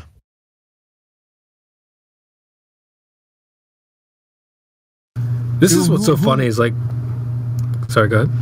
No, I was just gonna say, who comes in here like just I don't know. It's sometimes I think it's just these agents coming in here because they're bored or something. They want to say stupid things. Because I don't know if a logically thinking person would actually say the things that they do, but I don't know, man. Like, if you're out there listening right now, there's like 24 people watching. If you guys think that that's how people should talk, and when saying that the Earth is a globe, I don't know. Very strange. The guy that was also, they had a clip of him that does that one Netflix documentary about the truth of their ancient past. I mean, look, it was somebody put in the live stream. The level of intellectual ineptitude that comes in here from the globe side on a regular basis never ceases to amaze me. It's crazy though, huh? Like it's true. You don't think true. You don't think people could actually think things like this, but they do. You would think it'd be the other way around. They're expecting to have the experience we're having when they come here. They think that they're going to come here and we're going to be like saying a bunch of dumb stuff. They're the ones who come in. They're like, oh, well, that radius is only of a circle, so therefore, it's like, like they're the ones who don't understand geometry. They don't understand, physics, science. His name is Graham Hancock. I just seen him. Helio put it in the live stream voice text. Graham Hancock debunks flat Earth theory in 42 seconds. That's the video. Oh no! Yeah, Graham Hancock is he does that Netflix documentary about the ancient cultures and such. But he's like, I don't know why people lump me in with those guys who think the Earth is flat. I'm not like that, and he's just saying stupid things. We already know a long time ago even ancient Egyptians knew that the Earth was a globe. It's like, dude doesn't know what he's talking about. He clearly doesn't. But he's speaking next to Iron Mike, and Mike. I know. He's got that like, I don't give a shit. Look at what you say. Like he just Mike knows it's flat. Yeah, Mike. Yeah, Mike's Mike. Mike probably knows it's flat. I don't know if I have the clip on here, but I don't have it on here. But Mike has got a clip where he's like talking about flat Earth. He's like, you don't know, nigga, you ain't never been to space. Like, well, I think he knows a thing. That guy is full of crap too, because he studied ancient cultures, and knowing that he studied those ancient cultures, no one's talking about a globe Earth, dude. Come on, like that. He's adding a little something extra on top of like his discoveries, about ancient past. Like, where is these Egyptians talking about a globe Earth? They're not saying the Earth is a globe.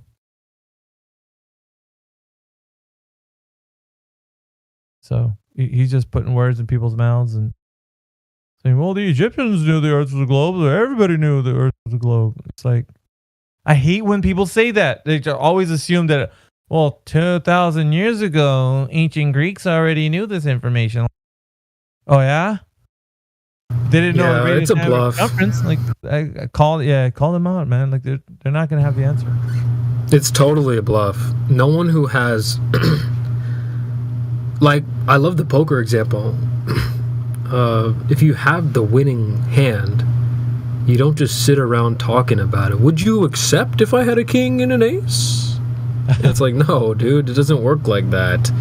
You know, well, there was a time when I once had a king. No, you just play the cards. So saying that, oh, well, 2,000 years ago, okay, if that's true, then today you would have at least one piece of evidence that you could provide instead of just bluffing with a statement saying, oh, well, for 2,000 years we have laid dormant energy. No, sorry, that's... I would tell you guys that the Earth is a globe, but you guys wouldn't believe me. That's what happens here. I mean, I know you guys, I'm just analyzing the conversation and looking at how many people are in this room. You divide that by the number of people that could come in here. multiply that by the astronomical light year projection from the illumination of star to star, and then you get the equation that it's impossible for me to explain how the whole that's what they do, man. They just like, okay, dude, stop talking and just tell us what the evidence is. Like, freaking hell. I sounded a bit like Kosho right there. Or maybe like Jaja earlier. Oops, sorry, Jaja. You're cool, bro. You're cool. Yeah, I found the clip of Tyson here. Just going to play it real quick. Imagine we live on a flat fucking world. All this time we thought we lived on a round planet, huh? We have no fucking evidence to believe that we're on a round planet, only by people telling us. But we really don't know who we are, where we came from, who the fuck is our purpose here. I'm not going to go for that. You're not going to tell me that on a round planet, though. How do you know that? You never been out of space, nigga. Go ahead. What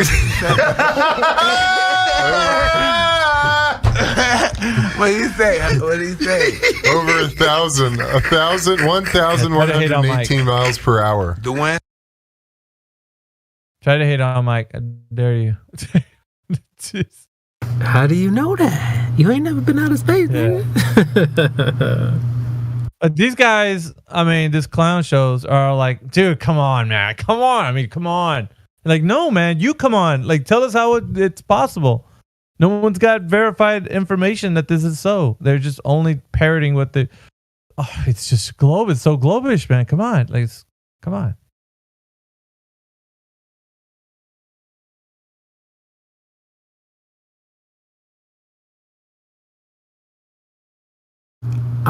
It's like they don't realize that we used to believe it, likely more than them. That's what I find kind of annoying. It's like, well, if you just think about it, it's like, dude, we've been thinking about it. Come on now. You guys, they're the ones who don't often understand their own side. We understand both sides quite well. Right. So they don't understand either side. So it's like, oh, but if you just think about it, what did that guy you were talking to? Oh, well, if you just go through the information one by one, which is exactly what we've been doing and exactly what you haven't done. You think about it, they're actually acting like children about this topic. They're like,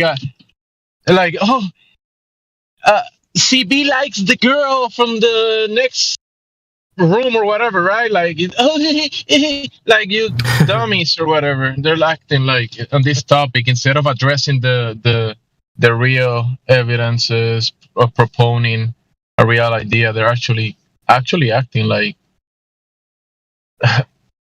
like it's actual characters from a fictional place. That's what it sounds like to me sometimes when they come in here.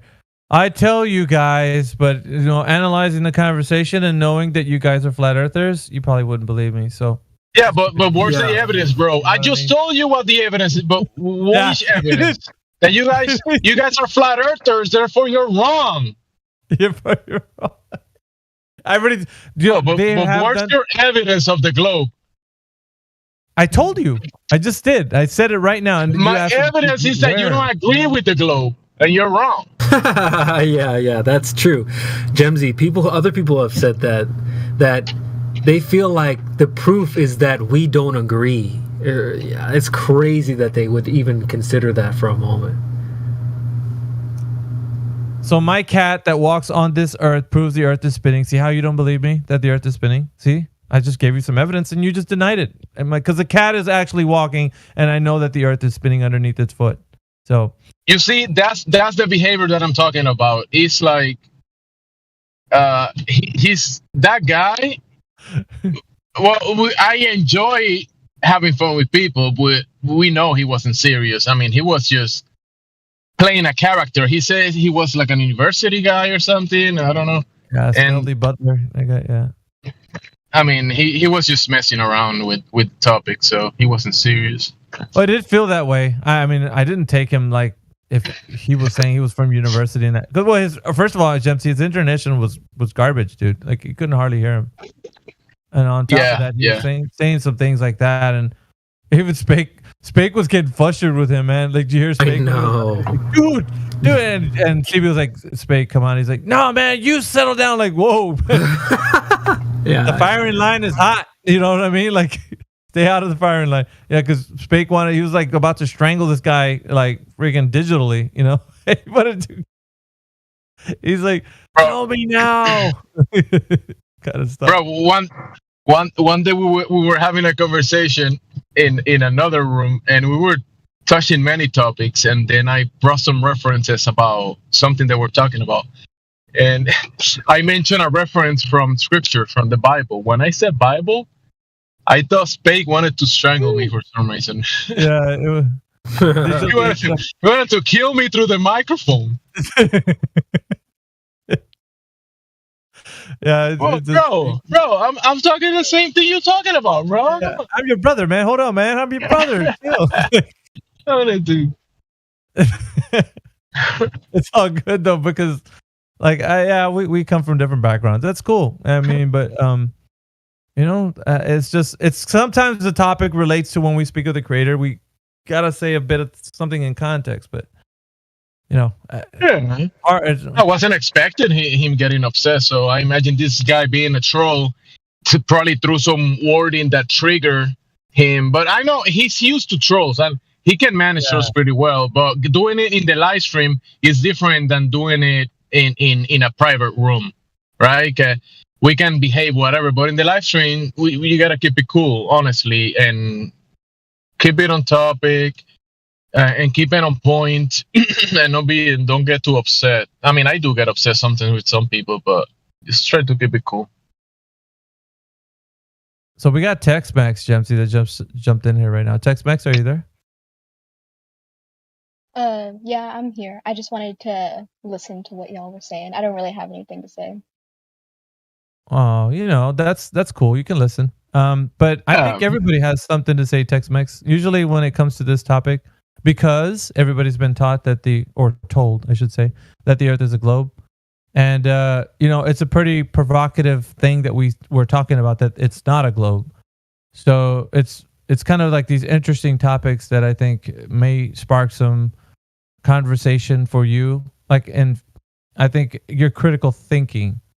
So critically thinking about the Earth around you, if you can tell us what you think that the Earth is, like just based upon what you know. It's really just for us to understand everyone's position when they come in here. We have to listen to like a little bit of like their story of background, like what makes you think that the Earth is what it is, because perhaps your upbringing, you know. So what do you think from your upbringing that the Earth is what it is? What do you think it is? I say that it's a globe.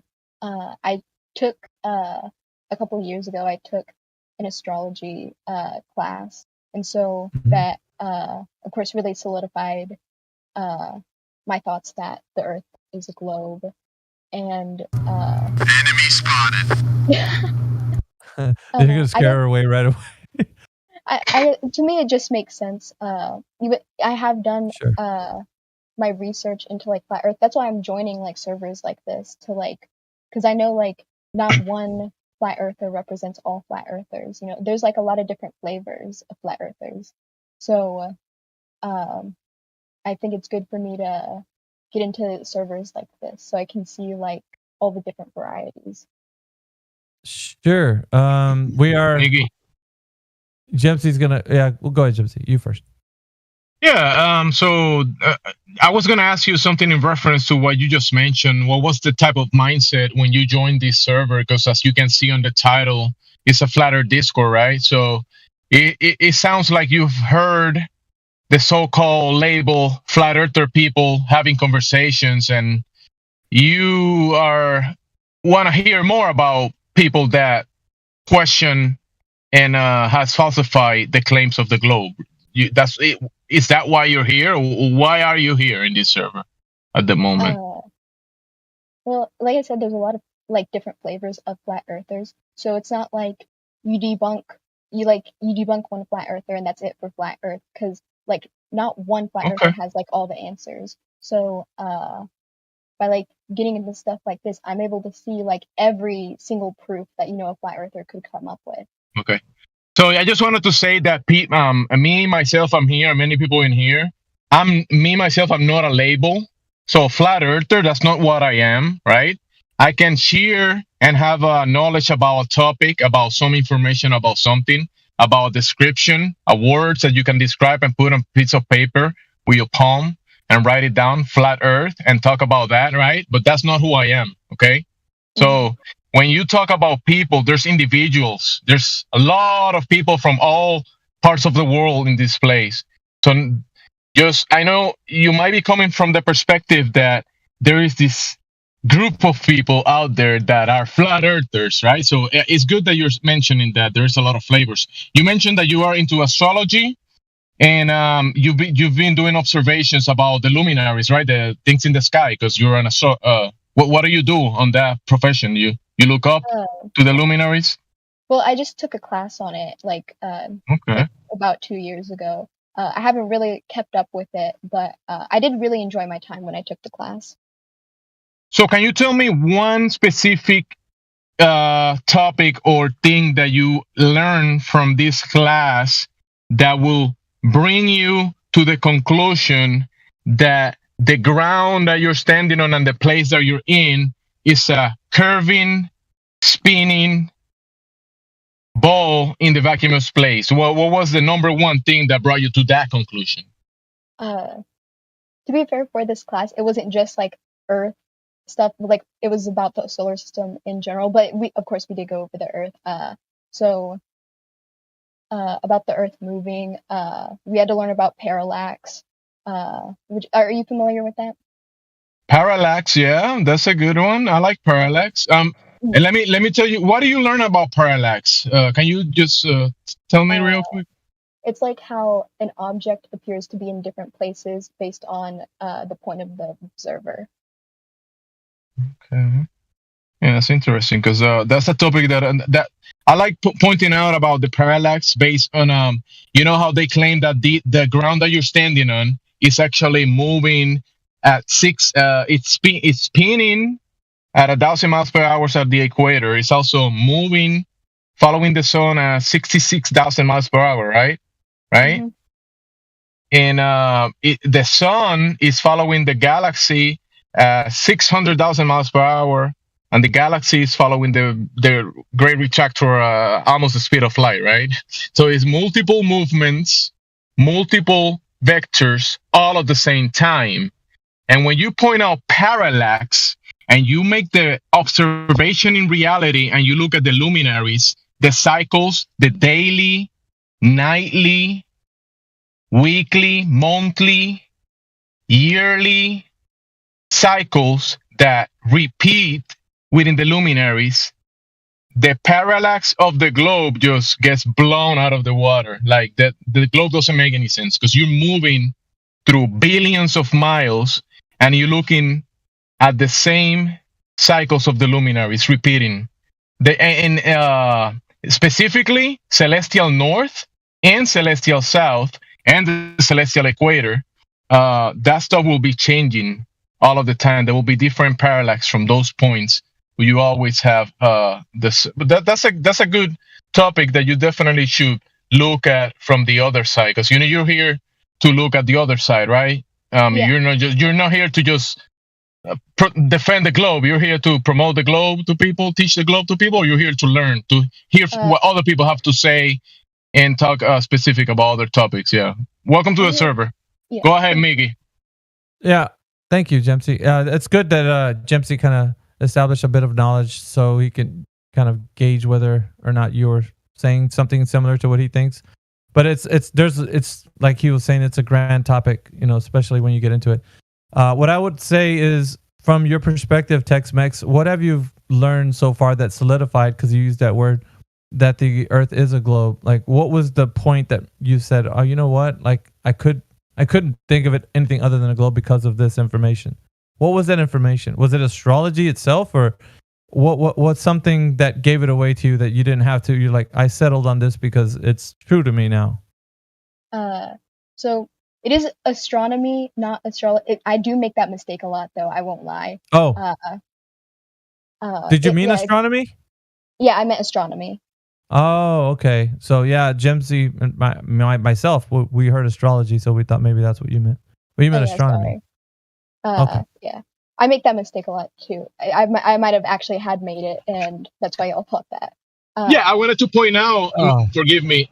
I wanted to point out that you astronomy. So what do they do? What does astronomy do? Observe the luminaries. Observe the sky. Yeah, it's like study of space. You are looking at the sky, aren't you? Yeah, there's a lot of like looking at the sky, especially pre being able to go into space. It was a lot of just looking into the sky. Okay.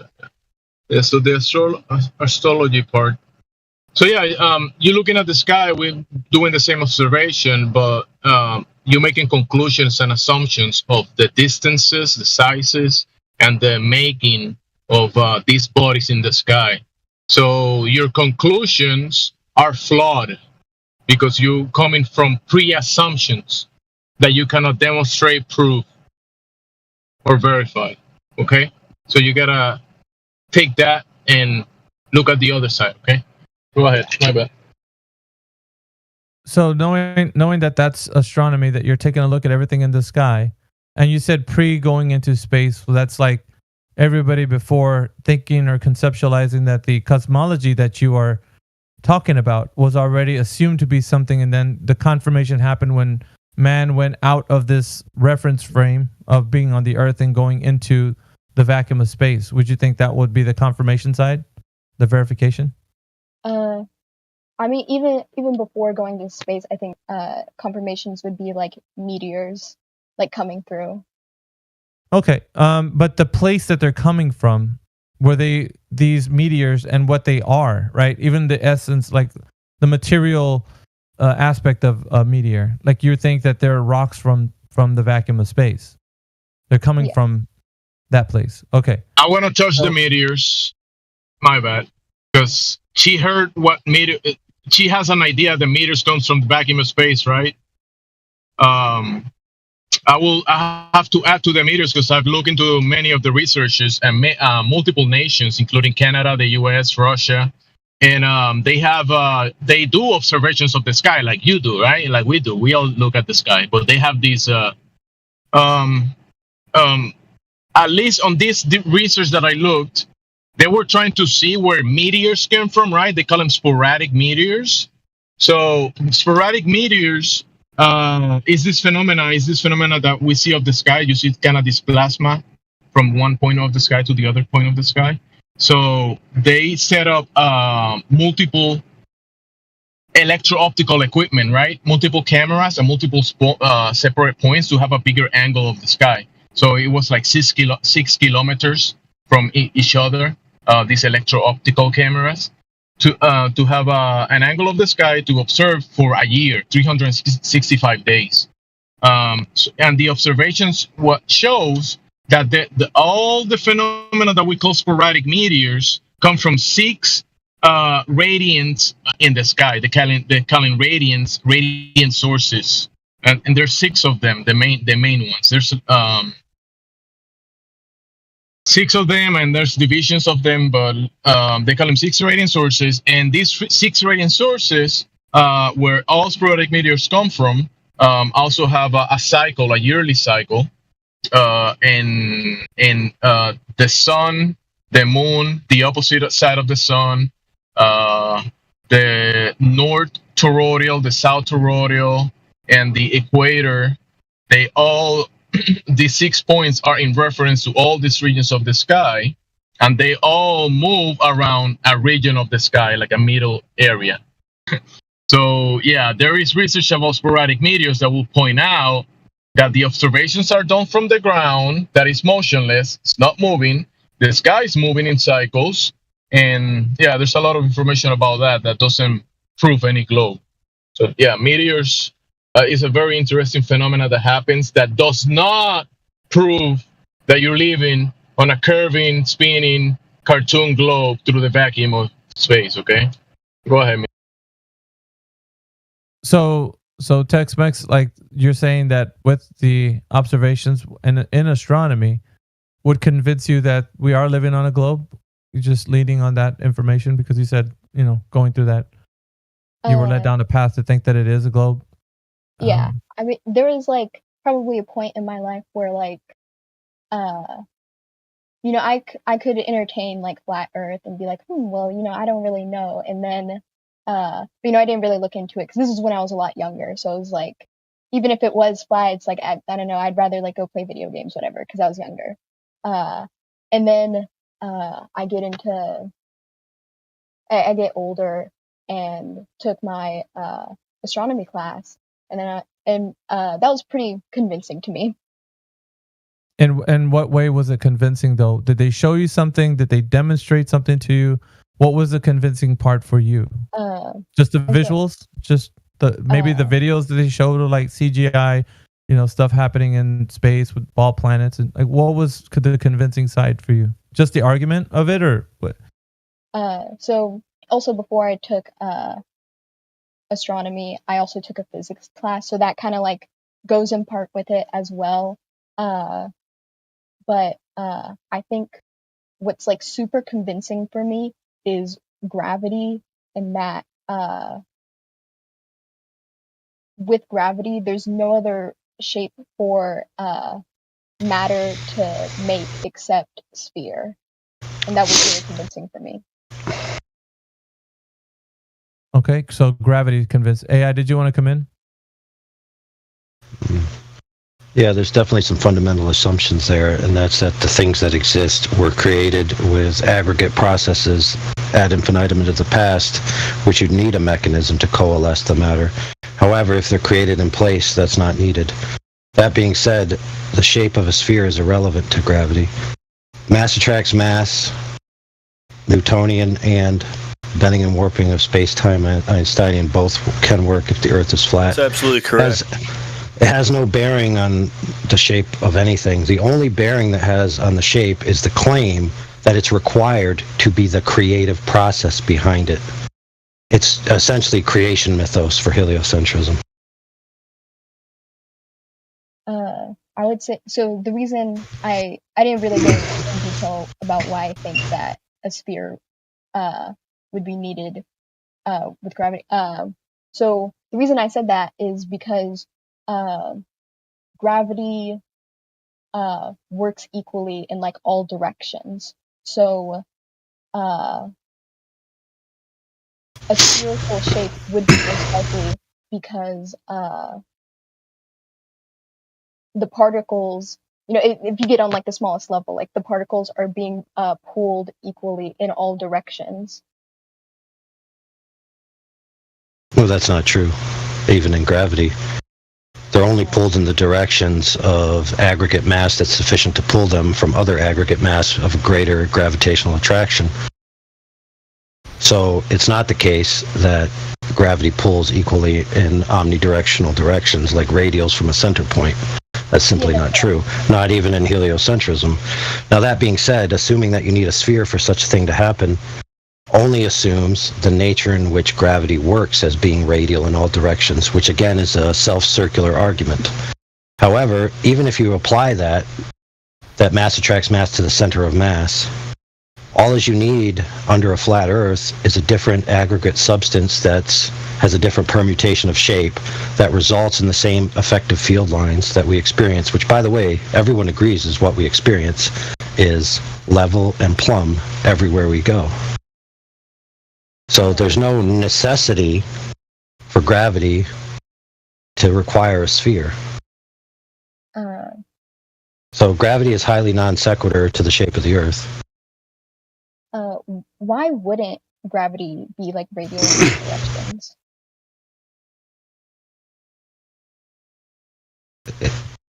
Why wouldn't it? Yeah.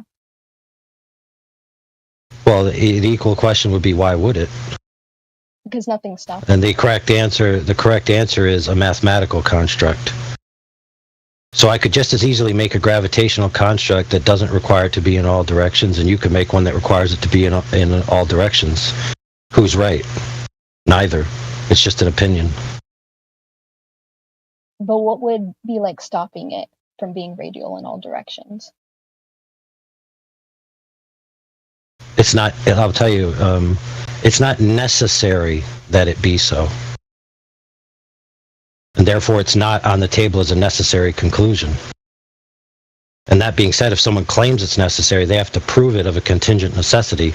Now, I clearly demonstrated in my previous dialogue that I just had that it's not a contingent necessity. It's not required. For the universe in which we live in, it's not required. It's just that simple. For it to be radial in all directions, it's not necessary. So would you claim that right now, Tex-Mex, that the Earth, the physics that work on top of this Earth, the Earth would have to be a globe in order for those physics to work? Because it sounds that way from the conversation of gravity. No, right? I think I'm getting a little. Well, everything coalesces to a ball, right? Because it's all being pulled into. Yeah, that's what I mean. Like gravity. Right. So then it would have to be a ball, right?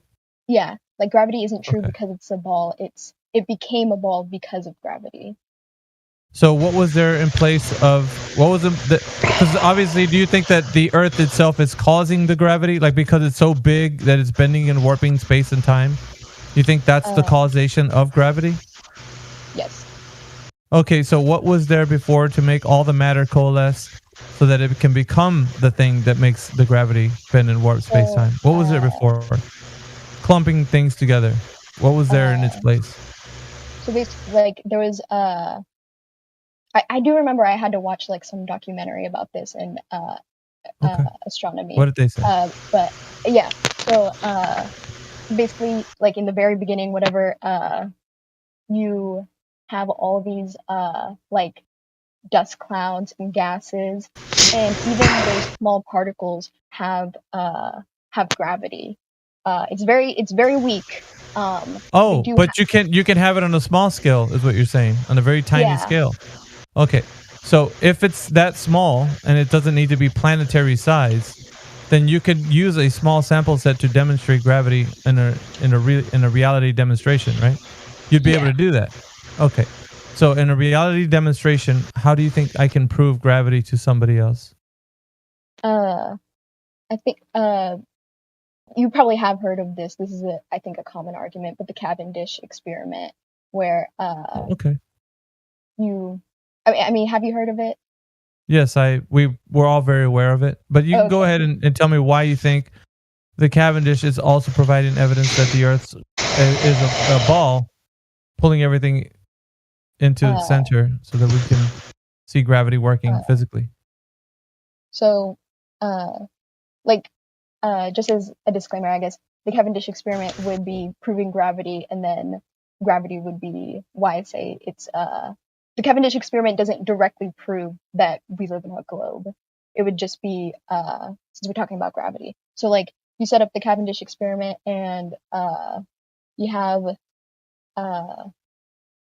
your pole on a string with balls on the side of it, and then you look at how the pole kind of moves without anything there, so you can see like the noise, basically, like what's the base level of movement, and then you bring in something super heavy like lead bricks, and then see how they move compared to when the lead bricks are introduced compared to before when they weren't there. Now, has that mechanism ever failed at any point in time, or is it always working the way they should every single time? Do you know if it's like every time somebody's ever set up this quote unquote experiment, which is, I would say it's not, but if you want to call it that, like if somebody's ever set this up, do you think it's a very good way to demonstrate every time that gravity is mass attracting mass? I mean, if you set it up appropriately, obviously if you set it up badly. Right. No, let's say you set it up appropriately every time. Do you think it always works? Yeah. What if there was an instance where it doesn't work? Would you then say that that's not a good way to demonstrate that a gravitational pull by mass attracting mass is useful in the Cavendish? What if there was just one time a very good, like an expert, let's say somebody who's well known in their field, to say that this experiment, like as you put it, isn't valid in just one instance? Or maybe even a couple of times that it doesn't work, like the Cavendish, like the way they set it up properly, everything seems to be the way it should be, and it doesn't function like the way it should. Like it's not something that you set up and then all of a sudden, like if you set it up correctly, it's going to work just like how we expect it to, and the mass will attract the other mass. What if it doesn't do that? That's what I'm kind of questioning too. It would probably depend on why it didn't work. Like what exactly didn't work, and what people are postulating as to why it didn't. Well, that mass doesn't attract mass, of course.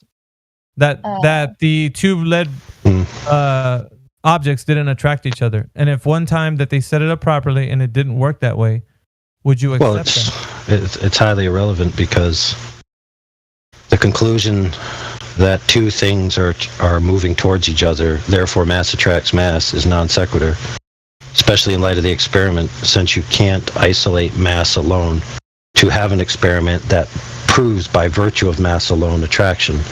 You have to eliminate all other forces that are known and that are stronger than gravity at that scale, like electrostatics, electromagnetics, magnetics, all of those types of things. Not to mention that we live in a rotating electromagnetic field, right, which affects everything in it. So there's currents of electromagnetism that flow through the entire system that, just like solar winds can move objects, so can these forces move objects. Now, even if you take it as a given that mass attracts mass, like she accurately said, that doesn't prove the Earth's a globe. Like I said earlier, mass attracts mass, and any other permutation of gravity that's ever been offered works just fine if the Earth's flat. So you don't end up with a conclusion that the Earth's a globe. In order to assume that the Earth's a globe, you have to take mass attracts mass to a center point, and you have to assume that model. You also have to assume in the past the creative forces for the globe in question, because you're really trying to posit an idea of the creative forces for the globe, not actually whether a globe requires gravity or not. It's about the creation. Now, if you just remove the assumption of creation in the past, this thing doesn't make any sense. It's absolutely pointless. So again, it's non-contingent. It's not necessary.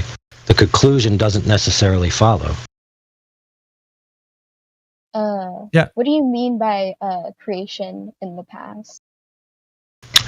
Well, notice how when you began to explain how gravity is a convincing thing about spheres, you mentioned aggregate formation from a cloud of particles, that gravity is the thing that coalesces these particles, and by doing so would most probably make a shape that resembles a spheroid, since it's equidistant and equipotential from a center point, right? So it just keeps aggregating. The only way you can make it make any sense, okay, and trust me, this is the way it is by assuming a creative story in the past where this force is needed to create the object in question that exists today. Now, that's a circular argument.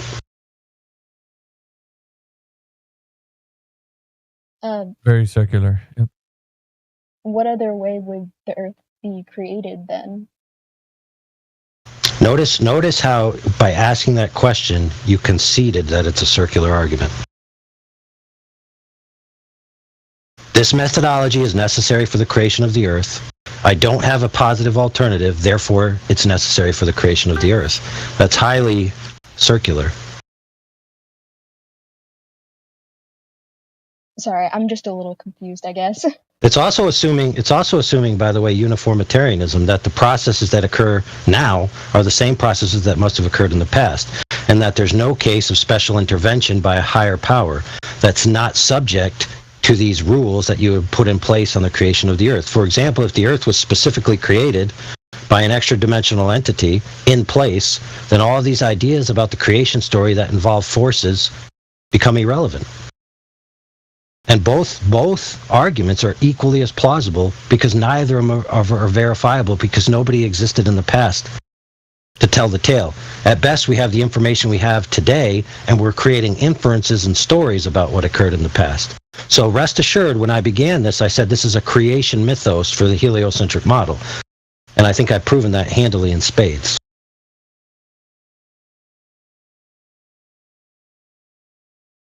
Now, a couple of dudes tried to actually model this aggregate process, right?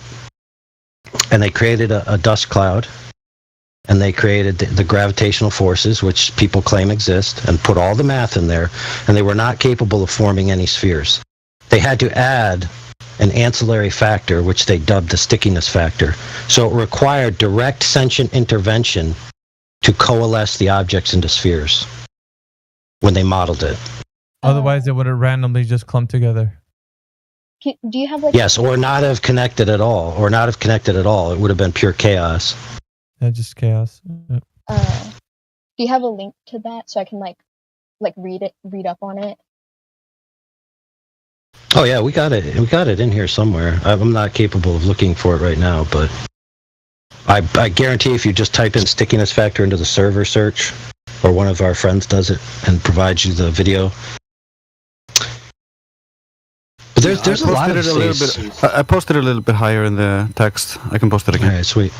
There's a lot of these anomalies that occur within the heliocentric model where a lot of the things that they claim are just claims about creation stories in their mythos. And when you actually look at Grace it, really explained it pretty well earlier. Like what I just read, when what matter cannot be created or destroyed, but we have matter, so you need a maker. I've never heard someone say it like that. That makes sense. So essentially, if something is forever, that means that the only thing that actually makes sense for that is that something had to make it, right? Well, infinity is real. well, you need to follow the laws of entropy and et cetera when you're in the physical system and all of this type of stuff, right? So in order to have a cause, right, certain causes require certain energies in order to distribute that energy into the effect. And so if an effect is temporal, right, and it was non-temporal prior, right, yeah, if it was non-temporal prior, then the cause has to be above it. Like it has to have a greater energy. Yeah. Yeah, it's just or a greater state. You could call it a greater state. That Tex-Mex came in here and she said astronomy was a great way to think about the Earth being a globe. And then I think your next evidence, or the one that you actually said would be the best one, was the Cavendish experiment, Tex-Mex. Is that right? Yeah, that's what I said. Okay, so we went from astronomy to Cavendish. And then I think your understanding of, like, maybe you ran through this experiment once in a class or something. Like you've already done this. I'm taking this. Is what you're saying? Actually, I haven't done it in a class yet. Oh, you haven't done it yet. Oh, so what is this based on? Just maybe information that you're picking up from the internet or reading something? Or? Yeah, reading up on it. Okay. Does anything that AI said make sense to you to kind of rebut that information? And I mean, just not only that, there's more, but anything he said, did that make sense to you, or are you lost a bit of what he's saying? Because go ahead. I would say I'm a little bit lost, not because okay. That's just me. Like sometimes I get lost with what people are saying. Yeah, no worries. Do you want him to use like simpler terms, or do you think that his terms are fine? I think if he could just like restate it really quick, so I can like remember. Layman's. Oh, the most basic way of looking at it is that the forces that they claim being necessary for the shape of the world in which we live, like you said, are not contingent upon the shape itself, but as you did so adequately demonstrate, is an appeal to the creation forces, the creation story of the object we live on. So the creation story and the resultant object are merged together to make a apparent necessary conclusion. However, when you remove the idea of a creation story, the necessary conclusion is automatically removed. And then when you take the resultant, which is a world we live in, which experiences up and down, right? And if you want to call that gravity, that's fine. If you even want to call it mass attracts mass, you could do that if you wanted to. But you still end up with up and down. There's no necessary conclusion of radials into the center of a globe, because that's not what anyone experiences. What everyone experiences everywhere they go is up and down, plumb and level. When I'm here, I experience plumb and level. When I go over there, I experience plumb and level. Nobody ever experiences inward to a giant floating space ball. It's not a necessary conclusion. So gravity And any attempt to prove gravity in and of itself as being mass attracts mass or any other thing can still ultimately only be experienced on a local level as up and down in relationship to the Earth. So in other words, even if you showed two balls in a room floating towards each other, that wouldn't mean that the Earth is a ball. You still need to prove the single contingent factor of whether the Earth is a sphere or not, which is necessary curvature. Because you need to wrap the gravity that's up and down around a ball in order to make it radial. And in order to wrap it around a ball, you must have a ball to wrap it around. And in order to have a ball, you must have demonstrated curvature. So the correct question to ask is not what's going on up in the sky or what's going on in a story a bajillion years ago that nobody can verify, but is the object in question demonstrably curved or not? If it's not demonstrably curved, it can't possibly be a sphere, and therefore all other derivatives of the proposition that it's a sphere are immediately falsified. That's a great segue into gaining some knowledge that maybe what you have Tex-Mex in your mind. So if what AI is saying is true, and it has to be demonstrable, right, in order for us to understand, if it's to be reality, as you were saying, like, well, I'm convinced it's a globe, it'd have to be demonstrated to you in such a way that it's self-evident. You don't need like two people to tell you it's a globe. You can actually know that it is. It'll represent itself to you as a globe, for sure, through and through. I mean, something very obvious, right? Yeah. Wouldn't you agree? Okay, so if there is something that you can do to provide evidence that it is a globe without making a derivative like topic to talk about, like gravity, that's the physics that work on a globe. But directly understand that there's a way you can test to see if it is a globe or not. What do you think we can do that? To test to see if it's a globe? To be honest, I still don't understand why gravity isn't a valid reason to say that we live on a globe. Right. Well, let's just take, for example, just the knowledge that you have, first of all, that it is a globe, because gravity is the physics that work on a globe. Or like, as AI was saying, you don't even need a globe. But still, the idea that you think gravity is the physics that work on a globe, I would just say, let's go to the first point, the actual foundation. How do you know it is a globe? So let's see if we can demonstrate, or at least in your own thought process, a way to demonstrate that the Earth is a globe. How do you think we can do that? Sure, but before we go on, let me help her out. So you yourself have never experienced inward towards a giant floating space ball. In your life, you have only ever experienced downward, right? 90 degrees to a horizontal plane, plumb and level. That's what you've experienced. The only way you've ever even intellectually thought about gravity as being inward towards a floating space ball is in a model, either a mathematical model or a linguistic model known as a story. You have never experienced anything but simply down. So there's no reason from your experience to ever surmise the idea that gravity is actually radials that go inward to a floating space ball. That's an assumption. It's a story. It's a model. Right. So with that, we arrived at the place that now the demonstration of the premise needs to be done. So we need to figure out how it's a globe. So that's where we're at right now. Is there any way we could demonstrate, Tex-Mex, that you know of, that it's a globe? In fact, it's a globe. We can measure, because we're standing on a geometric shape, essentially, if we are standing on a globe. So how can we figure out that it's a geometric shape of a certain size? Sorry,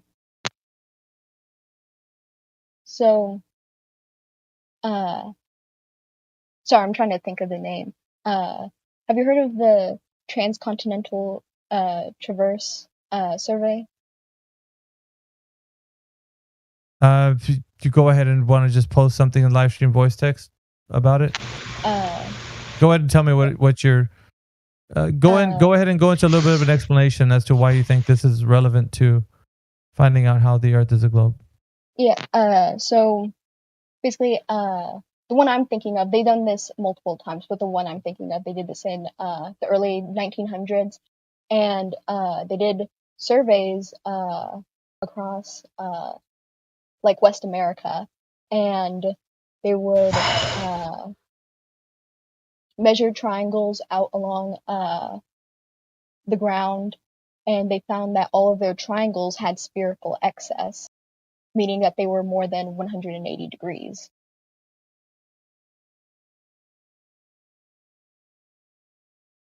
I'm pretty sure that was Geodetic Survey, and if you look at it, they also assume the plumb lines are curved.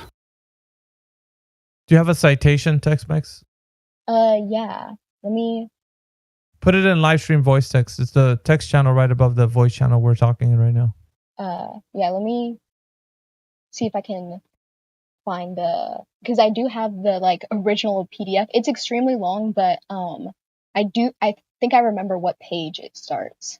Oh, give us the PDF. Oh, okay, yeah.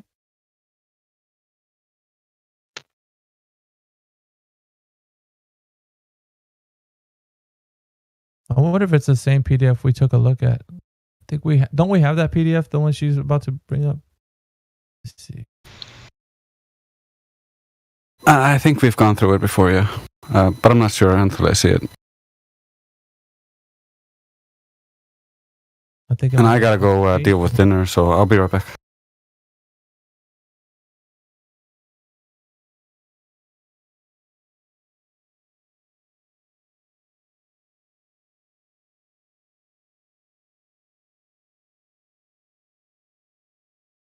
There, I put it in the live stream voice text channel. Let's have a look. I believe it starts on page 62 with not that it starts there, but that's the page with that talks Oh, about we have seen this. Yes. I was thinking this one's pretty common. Okay. I think there's a specific page I think we should look at too. Let me see.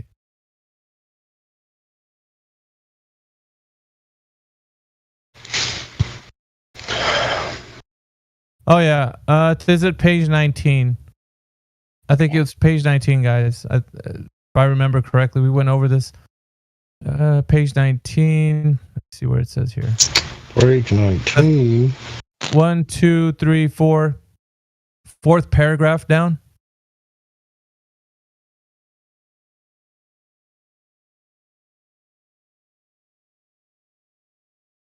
Yeah, fourth paragraph. I don't know if you want to read that or not, Tex-Mex. Or you want me to, or somebody else? I would appreciate it if you could read it, actually. Okay, so... All right, the discrepancies between the positions deduced through the triangulation and those determined astronomically may result from deflections of the plumb line from the fact that the geometrical figures are developed on a spheroid whose dimensions are different from those of the actual Earth. Moreover, the deflections may be local, as when caused by mountains, valleys, etc., or they may extend over great areas as where a change of density in the Earth's crust is the underlying cause. As far as the present measures go, the curvature of the North American continent along the 39th parallel seems to be intermediate between that of the Bezel and the Clark spheroids. Okay. Wait, read that first sentence again. The discrepancies between the positions deduced through the triangulation and those determined astronomically may result from the deflections of the plumb line or from the fact that the geometrical figures are developed on a spheroid whose dimensions are different from those of the actual Earth. Yep. So what's the spheroid they're referring to? They must already have a model in place before they measured it. So they didn't create the model after the measurements. They had a model in place based on an assumption about the Earth in relationship to the sky. And then they put the mathematics of what they measured into that model. So I'll read it here from Mathematical. So check this out. Mathematical and Physical Theories of Higher Geodesy, Helmert. Here, I got the page right here. You can look at the little graphic up there. It shows you the different lines, shows you the curved plumb lines, shows you the different reference lines, right? And it says that you've got the Earth's surface, the curving plumb lines, the geoid, and the reference ellipsoid. So let me read the quote. In spite of the fact that the surface of the Earth cannot be reached everywhere, It has been made possible to have a general knowledge of the shape of the Earth through the existence of a simple law of formation of the shape of the whole body of the Earth. This law of formation, of which the factors are the gravitation of mass particles and the centrifugal force created by rotation around its axis. Now, this means that the fundamental assumptions before analyzing this data is that the Earth is a globe and has inward radial gravity and outward centrifugal force. Plus, in line with the reverse engineering of the sky, you have an inaccurate way to determine the shape of the Earth because you're not just using dead measurements. You're interpreting them through a model that's already been established. Does that make sense, Tex-Mex? Yeah, I would say that the specific triangulations, you don't have to put it through the globe model. You just measure the lines and measure the angle between those lines. And that's not what they. What lines? Yeah, well, they didn't do that. They didn't say they did, because like, I don't know. This almost sounds like you're trying to be very biased to like the information they're saying. What they just told you, even in the line that I read and what AI is talking about, isn't something that they've done based on like the actual measurement of the Earth. They didn't do that. Yep. Yeah. So to be fair, you have to analyze how they quantified these things. So to quantify them, you have to get data from the field. So how do you get the data from the field? There's this term lines, these lines. So large sample size, quote unquote, lines over the surface of the Earth aren't acquired. They're derived. They take a bunch of small samples, right, and they merge them all together. Now, in order to merge them all together, you need some baseline reference. Not only that, you need to understand that they're using optical devices to do this, which require target sight by eye. They require leveling by eye, right, from the target to the target, and a very limited range. If you're using any kind of optical equipment, like some type of theodolite or something, right? Now, modern theodolites have self-leveling, right? But what they don't have is an interpretive matrix for how perspective and optics work at range. So when you take all of these discrepancies into account, plus the fact that in order to merge these together into one long line over a surface, you need some kind of mathematical construct to put them into, some baseline assumption of how they interact with each other.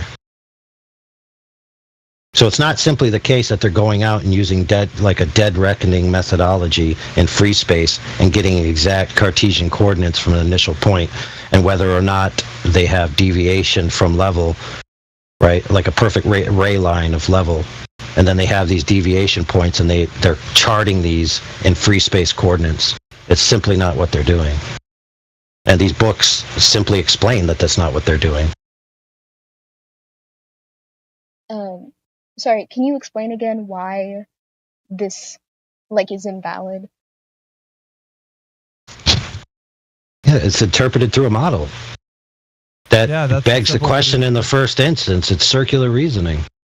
And they're telling you, they're telling you, but simultaneously they're not using a methodology that is like a dead, for lack of a better term, like a dead reckoning in free space. They're not using that type of methodology. But if they were putting it through a model, then wouldn't their spherical excess be the same every time, because they would just take the triangles and then put it through a model and then get the same spherical excess every time? No, they said in their own thing, you look at the graphic I posted, that it appears to them, it's the page from Helmer. So it appears to them that plumb lines don't go to the radial center of the Earth. That's what it appears to them to be. So they don't even have proof in the first instance of a radial center. So before we said that gravity, right, in the heliocentric model has a radial center, but that's not even true. That's ideal. So we end up again with an interpretive model. So if you assume the Earth is a globe, you're going to assume these deviated plumb lines, right, are causing spherical excess, right? Because in order to get an off angle, you need a level line, correct? Well, obviously that's true. So if you can never get a perfectly plumb line in relationship to another perfectly plumb line, then your underlying assumption of how those plumb lines relate to each other is going to change the outcome of your result. So I could just as easily say the Earth is flat, right? And mass attracts mass functions just fine on a flat Earth, and it has a disparate substrate, right? Different density distributions, and causes down to be a little bit different everywhere you go, right? And then I correct it to a flat Earth, but they're correcting it to a globe Earth, just like he read. He read it right out of the sentence. Read that sentence again, bro. All right, so I'm going to read it again. The discrepancies between the positions deduced through the triangulation and those determined astronomically may result from deflections of the plumb line or from the fact that the geometrical figures are developed on a spheroid whose dimensions are different from those of the actual Earth. There you go. So the excess is excess to a preconceived model. It's literally what he just read. But then, they have a spheroid that they preconceived, and what they measure doesn't match the spheroid. That's what they're saying. They're saying that the measurements don't match a spheroidal Earth. yeah, because the Earth isn't a perfect spheroid. You're correct. It's not a spheroid at all. It's not a spheroid at all. Yeah, that's correct. But if it wasn't a spheroid at all, then they wouldn't get spherical excess.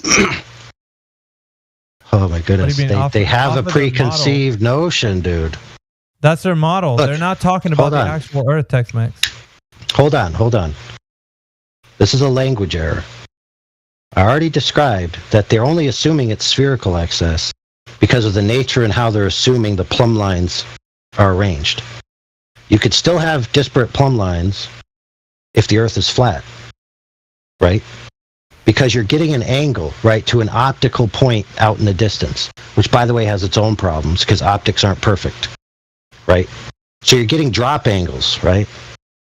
And you're assuming that those drop angles are physical drops as well as just optical drops. There's one assumption that you have to find a way to mitigate. Secondly, you're assuming that plumb lines are not necessarily going to the radial center of the Earth. Now, if that's true, it would be impossible for you to know how your plumb line is in relationship to a plumb line 100 miles to the right. It could be just as easily assumed that these plumb lines are off over a flat surface as if they are off over a globe surface. The only difference is that these people already had a globe model in mind when they began their endeavor. So they put the interpretation through that assumption, which, by the way, is clearly read out in the thing he's now read 3 times over the air. I put the little. That they have a baseline. They have a baseline to interpret this data through, and that is what they are doing. They're not just getting raw data and then making a model. They're assuming the errors are because of the model that they have in their mind, which was, like they said right there, derived from the interpretation in relationship between the ground and the sky. So they went to the sky first to assume what the Earth was, and then they come back to the Earth and then retro-engineer a model, and then take measurements which they then interpret through a model. Right, as they even said it here, as far as the present measures go, the curvature of the North American continent along the 39th parallel seems to be intermediate between that of the Bezel and the Clark spheroids. So you mentioned drop angles at the very beginning, but they don't take into account vertical differences. It's only the horizontal differences that matter.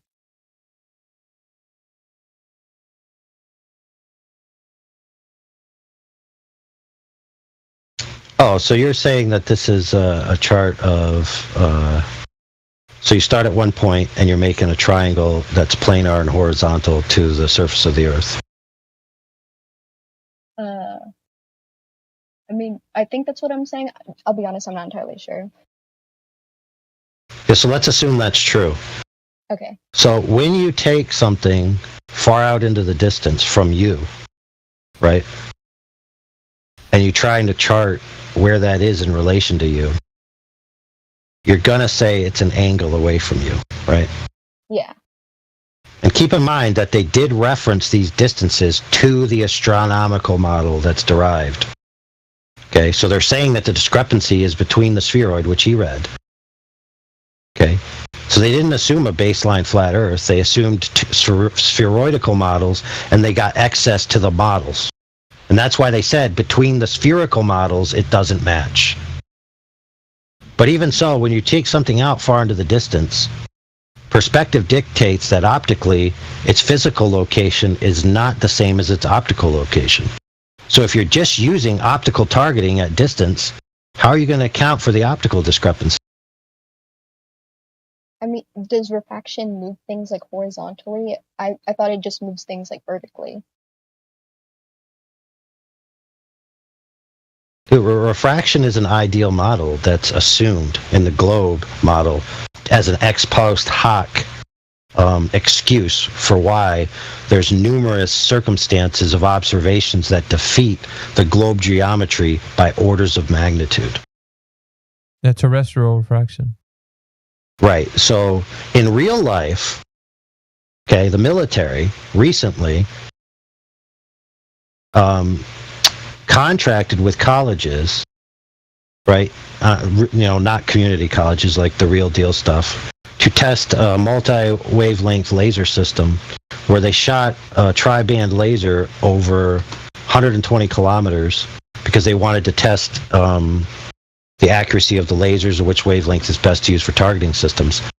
And the conclusion that they found is that the terrestrial refraction model, or any models thereof of refraction that rely on a globe, cannot be consistently relied upon, because the results of how the target ended up, the concept was different wavelengths refract at different rates, and so we can chart the course of this laser over the distance, right? But when it reached the other end, they found that the results were incongruent with any standard model. In fact, one of the results that they said is, like, in order to get this result, we would have to aim the laser 45 degrees into the air. But we had the laser horizontal. So what gives? And at best, what they said is that the only truth is that it's a turbulent model. So it can't be expressed in a term of concentric circles around a sphere. It has to be expressed in essentially chaos, anomalous, turbulent. So left to right, up and down, every which way. Nothing that comports with the geometry of a sphere to perfection to, for some reason, always perfectly defeat, right, any observation that's even hundreds of miles beyond what we should see if a hump of Earth curve was in the way. And besides, I wasn't speaking of refraction. I was speaking about displacement in your field of view based on angular limitations of the angles of propagation from the target and the angles of reception from the optic. Like, we all know this, that something that's on the left of us can appear straight in front of us, even though it's on the left of us. Because once it gets far enough away, the angles of propagation that reach our angles of reception are so close together that it appears as if the object is directly in front of us, even though it could be 100 miles to the left. Now, there are ways to account for that with parallax, but rest assured, when they did these surveys, they didn't have multi-point references that were, defeating out the parallax or any of those things. So ultimately, you're left with a bunch of data points that are interpreted through a model. There is no dead reckoning Cartesian free space coordinates, right, that demonstrate this sphere in question. It all by necessity has to be interpreted through a model, and that's what they do every single time. They start out with the assumption the Earth's a globe, and they end up with the conclusion the Earth's a globe.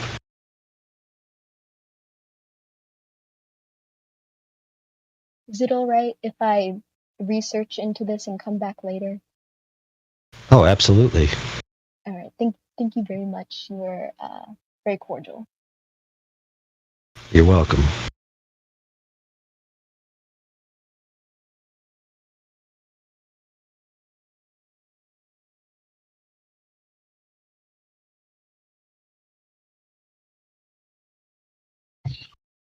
I'm so glad you guys were here to manage that conversation, and it wasn't Helio drunk. Just That's what I was going to say, Jimsy. If my mic's working, it was well done by both AI and Mickey. Good job. I mean, listen, it do what it do. I mean, Jamsey, it do what it do. Yeah, but let's be clear. The idea that the Earth is a globe and the idea of ambient, available Cartesian space that's a ever-persistent vacuum, these ideas were not arrived at in the sense that you went out and tested the world and then came to these ideas. These ideas began as philosophy and religious assertions in the past. In other words, there's people that posit the idea that the Earth must be a sphere or an egg shape or a testicle shape because these are the shapes that God would create because God is perfect and he creates life, and these are the shapes of perfection in life. All before the land or the area was even accessed even marginally, right? Way before the advent of the expansion of the Western expansion and all of these things, way before people even had a large enough sample size of the Earth to even begin to posit the idea of the shape of the Earth, they had philosophical assumptions based on religious predispositions. The same goes with space. Space was an idea, a religious idea, a philosophical idea at best. And then later, it was inferred, with that matrix of idea already in place, to take some evidences, quote unquote, or observations, quote unquote, and filter them through the lens of those philosophies. Now, this not only happened in the past, but it also happened in the near present. The people who are responsible for the modern globe paradigm that we know and love today, or love and hate today, or hate to love today, whichever way you personally have a relationship with it, themselves are on record in their own lectures and in their own writings saying that we have this evidence which shows the Earth is at the center of the universe, but we don't like it. Therefore, we're going to go this other direction. Or we have this evidence that the Earth is not moving. We don't like it. Therefore, we're going to go this direction. Out of their own mouths, they've conceded and confessed that they made decisions of how they're going to take their inquiry because they don't like where this evidence is headed. Now, my friends, and everyone listening, that is a disingenuous way to do quote-unquote science, so-called. A true person follows the evidence where it leads, not tries to fit the evidence to their philosophical predisposition. So all these people are creating self-supporting models which require a premise proved in the first instance that they have not yet proved, right? But their attempt to take all of the evidence to filter it through that lens, they're not true scientists. Now, here and there, every now and then, they might do some actual science, but they're going to take the result and filter it through their philosophical lens. So the net result of the totality of the impression that they leave to the common man is that I'm a scientist, but in reality, the majority of what they do is pseudoscience. Nobody that I know of in my field uses the so-called scientific method.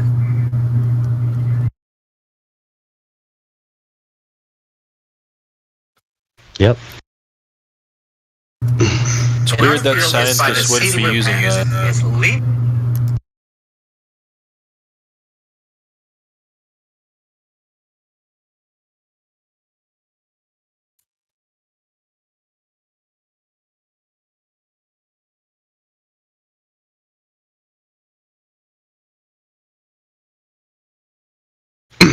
In our field, it's by the seat of your pants. It's leaps of logic. It's guesswork.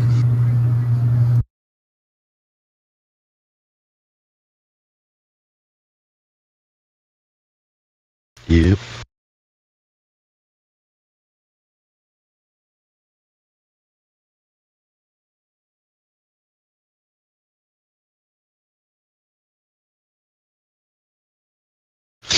Yeah, some of that they need, right? Because they have an established paradigm of what the universe is, where it came from, and where it's headed.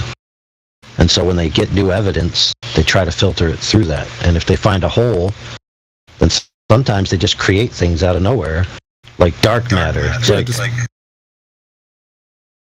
I was going to say, patch it with dark matter. Yeah. But where is the dark matter? It's 98% there, bro.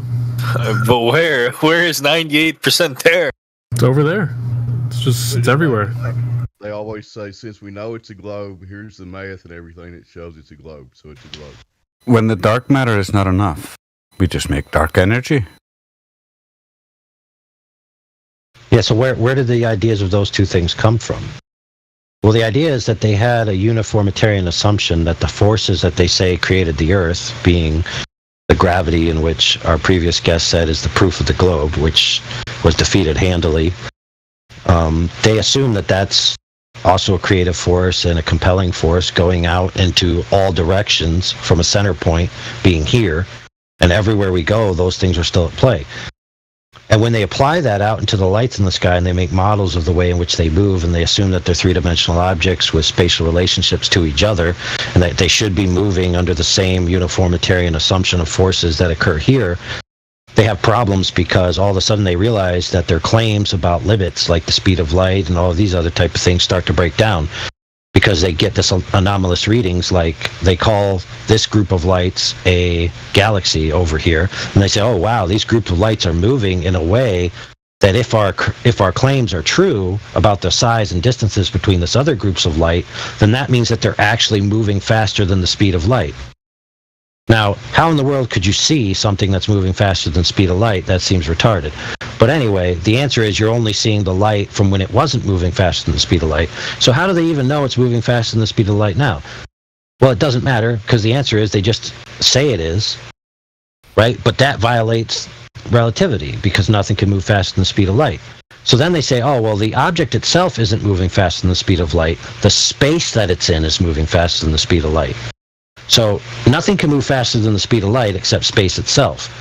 Then you start getting into some incoherencies, and you get into some mathematical problems. And then you need mathematical filler, something that has a force, because they assume everything moves with a force, and you must have an object or a direct energetic state that causes the ancillary resultant, which is movement.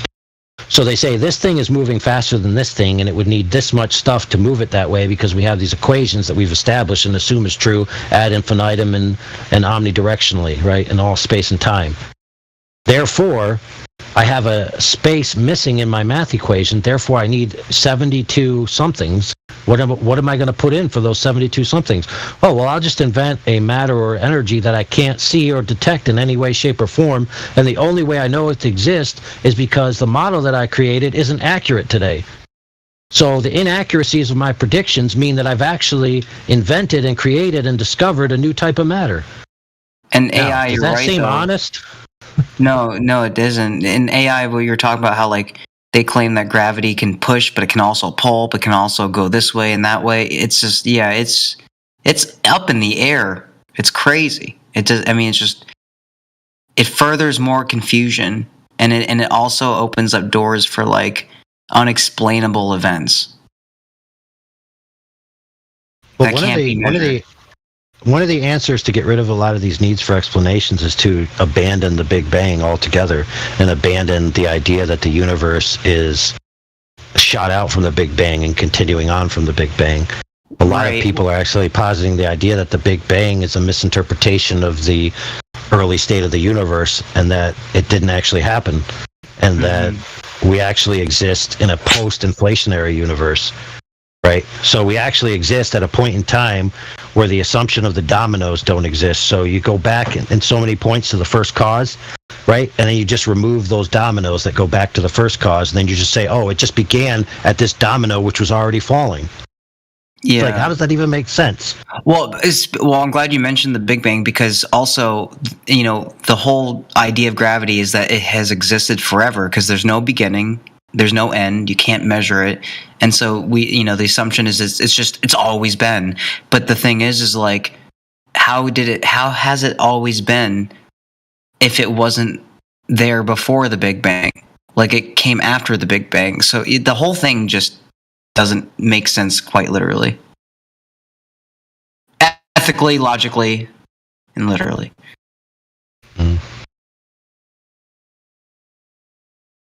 Well, interestingly enough, so people are fascinated by the mythos and lore around big black holes. You know, some people think they're a gateway into another dimension. Some people think like that's where you go to heaven when you die, right? If you're a materialist, like the information of your soul just like floats out of your body and gets sucked into a black hole, and then you live forever as a flattened pancake of information. But anyway, the point I'm trying to make is that certain people didn't like the ideas of black holes because depending on the nature of the forces involved, they had a struggle with accepting the reality of a black hole unless it could do one specific thing. They say black holes are absolute crap unless it can do one specific thing. And that one specific thing, which was the arbiter for some of these bigwig names that, you know, do all this astrophysicist nonsense, was unless a black hole can retain information, they can't exist. Now, it's a lot more nuanced than that, but I just want you to think about that. Because, you know, matter allegedly floats towards a black hole, then gets sucked in by the massive gravitational forces, and then is spaghettyified, right? And then flattened.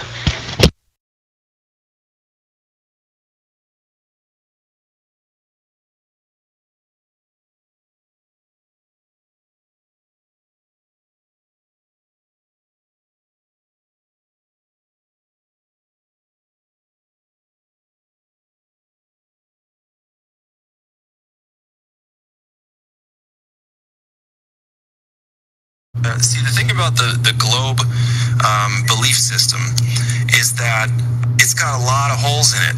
And so we can spend a lot of time on one hole, or we can spend a lot of time on multiple, tens, hundreds throughout a day. Because it's just... see.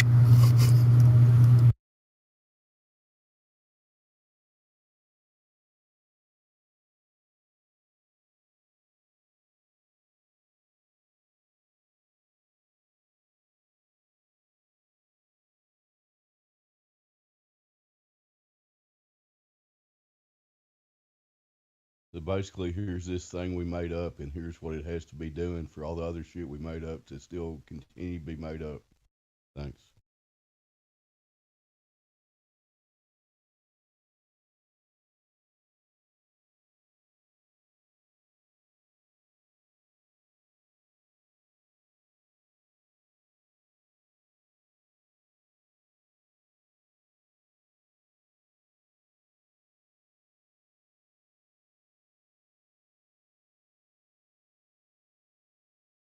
Well, those black holes are nasty, aren't they?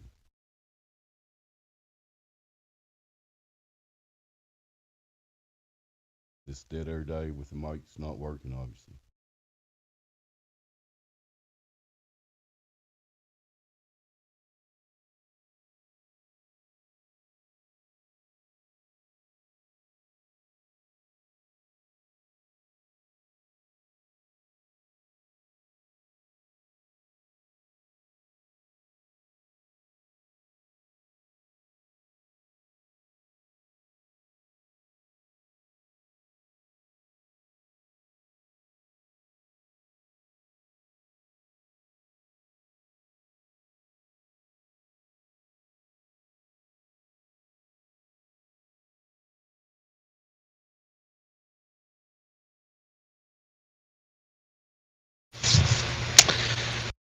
What I miss?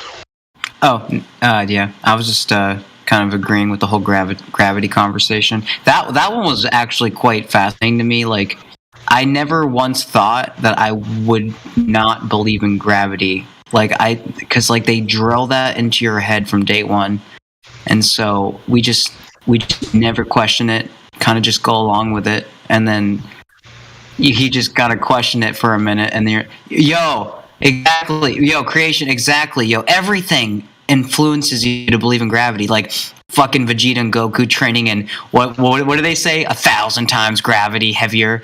Fucking dude, I literally believed in it because I'm like, oh, that makes sense. They're just training in heavier gravity. But then it's just you could exactly that scene is what pops in my head, and so it's like everything just fucking makes you believe in gravity, and then you just take a step back and you're like, wait a second, it's just weight. It's just quite literally weight. If you want to train like Vegeta and Goku, put on a backpack full of weight. Put on like well, one thing Dragon Ball Z did get correct was like if you wear like weights on your wrist and your ankles, and you just quite literally walk around and run, you just have that weight on you, and then you just build muscle that way. Shit, Piccolo was rocking that weighted turban. Let's go. Yeah, exactly. Yeah, every time he's about to fight, he just throws that shit off him, dude. I love Piccolo, dude. That's the thing. Dragon Ball Z kind of enhance, like, it kind of inspires the heliocentric model, which upsets me because they talk about space, they talk about gravity, they talk about all this shit, and it's just like, but I fucking love Dragon Ball Z. It's like Goku and all of them. They're just, it's such an addictive show, and it inspires you to work out and push your limits. But yeah, Dragon Ball Z, I grew up watching it, so it's got a little special place in my heart. For sure. I noticed that creation. Yeah, you definitely, you know what I'm talking about. From Teen Gonyo. Did you know that Dragon Ball Z is still a flat Earth basis? It has balls in it, but the whole world is still flat. Yeah. No, I hope that's true, because like I do like Dragon Ball Z. Like it has like literally it has like over 700 episodes, and I literally have watched every single one of them. I don't know if I should have admitted that, but yeah, it's just so good. It's just so good, yo. It's ridiculous how good it is. It's so stupid, but it's also amazing at the same time.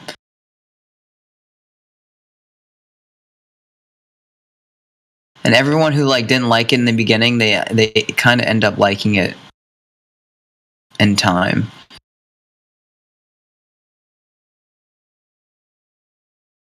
Yeah, the Cell games is a good example of that too.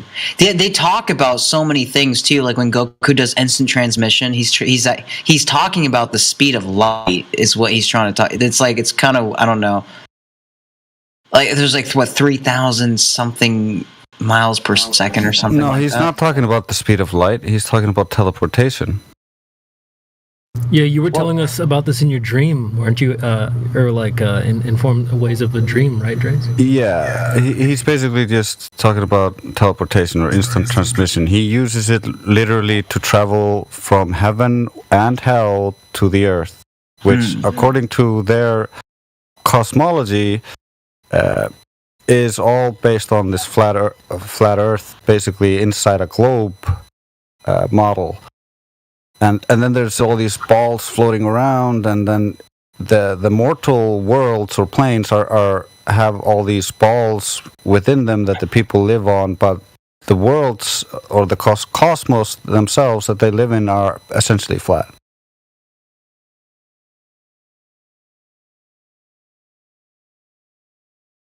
Yeah, you're right, because every fight scene, there's no curvature. Oh no, in the Earth, for instance, in Dragon Ball Z is a globe, but the Earth is within a larger plane that is within a larger flat Earth, which is like the cosmos where heaven and hell are in this world.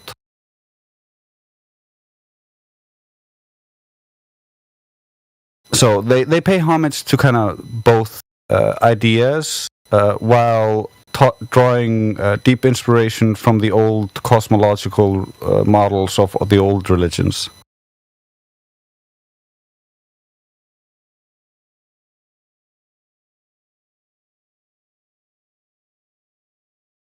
Dragon Ball Z is wild. It truly, there's like no anime like it. I'm happy to hear that like it refers to the flat Earth model as well, or based off of it.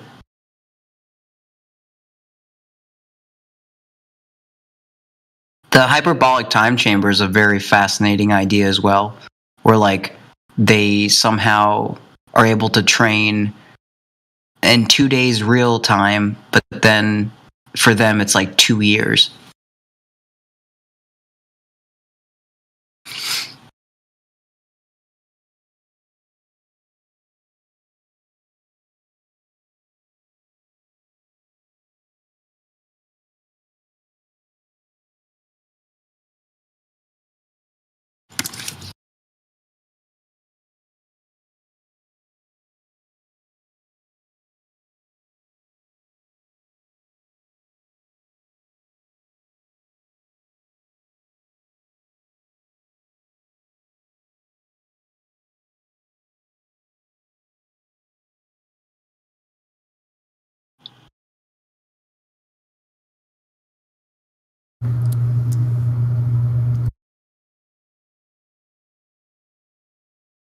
So, what are you guys' thoughts on the Tex-Mex conversation? You guys want to give a review on that?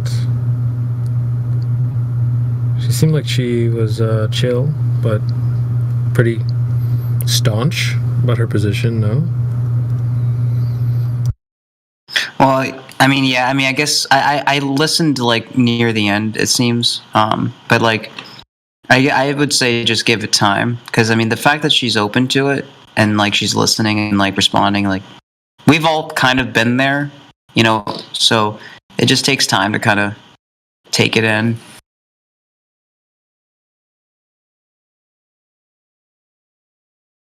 Because all it takes, I'll always mention it, the Jenga analogy, like when you like the Jenga game, when you take when you take one piece out. And then that one piece is the piece that made the whole thing fall apart. It's so relevant to understanding flat Earth. And so she's already on the way. Just questioning the globe model, it's like I would say that you're 85% there. Like if you just question it, you're already on the right path. And not just subjectively speaking, but just when you question anything, that's very wise. It's wise to question things. And so if you just question the model, then kudos to you.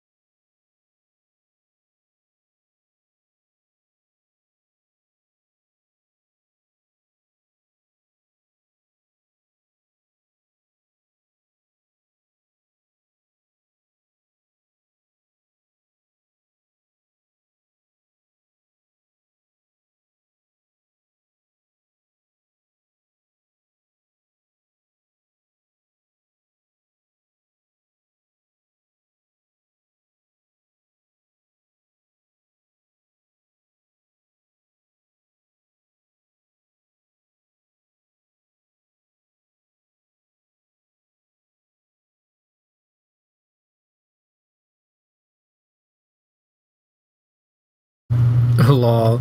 This is me when people join the server, the VC. Let's leave that there.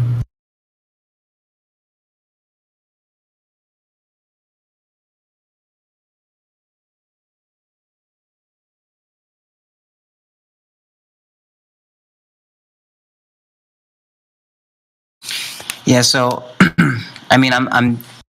I love Dragon Ball Z just as much as the next person, but after kind of studying scripture, I kind of want to know what you guys think about this episode that Little Light Studios did. They literally made an hour kind of review / documentary about it, where it's like they talk about like potential inversion in Dragon Ball. So I'm not sure. I'm open to being wrong. I'm open to seeing everyone's point of view. It's interesting, I will say.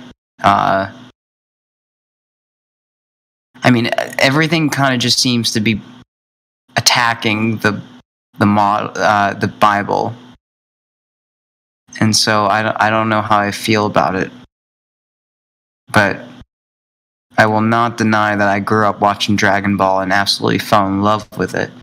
Absolutely was a huge fan. Even when people made fun of me growing up in school for liking Dragon Ball, I was the Asian kid that loved Dragon Ball, and so it was just so typical. But then but now everyone likes Dragon Ball. Is somebody playing a recording or something? Where?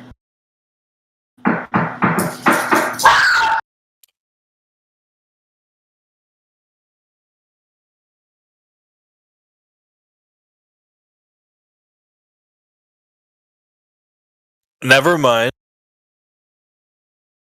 I was opened up on the live stream voice text and I had this video playing constantly and I didn't realize it was still going on. Hey guys, my neighbor just knocked on my door, and I'm gonna go for a walk for a minute. But I definitely want to continue talking about all this stuff, and super grateful for all of you. And I hope all of you have a fucking awesome Sunday. And what did you say? Oh, my neighbor just knocked on my door. We're gonna go for a walk and talk and stuff. Yeah, I was supposed to move out 2 days ago, but the property manager and the maintenance crew are very cool. They're like, you could stay a couple days if you'd like. I'm like, really? They're like, yeah, we don't give a shit. Word for word, we don't give a shit. And so, or I don't give a shit. And so I'm just kind of taking advantage of that and enjoying my time here. You know, saying bye to everybody and stuff. But yeah, dude, let's all talk again soon. Which Asian country? I'm Thai and Vietnamese. So I'm like my ethnicity's dying out. So if you're Thai and Vietnamese, please let me know, because I've yet to meet people from Thailand and Vietnam. And so yeah. But I'll talk to you guys later. All right, bro.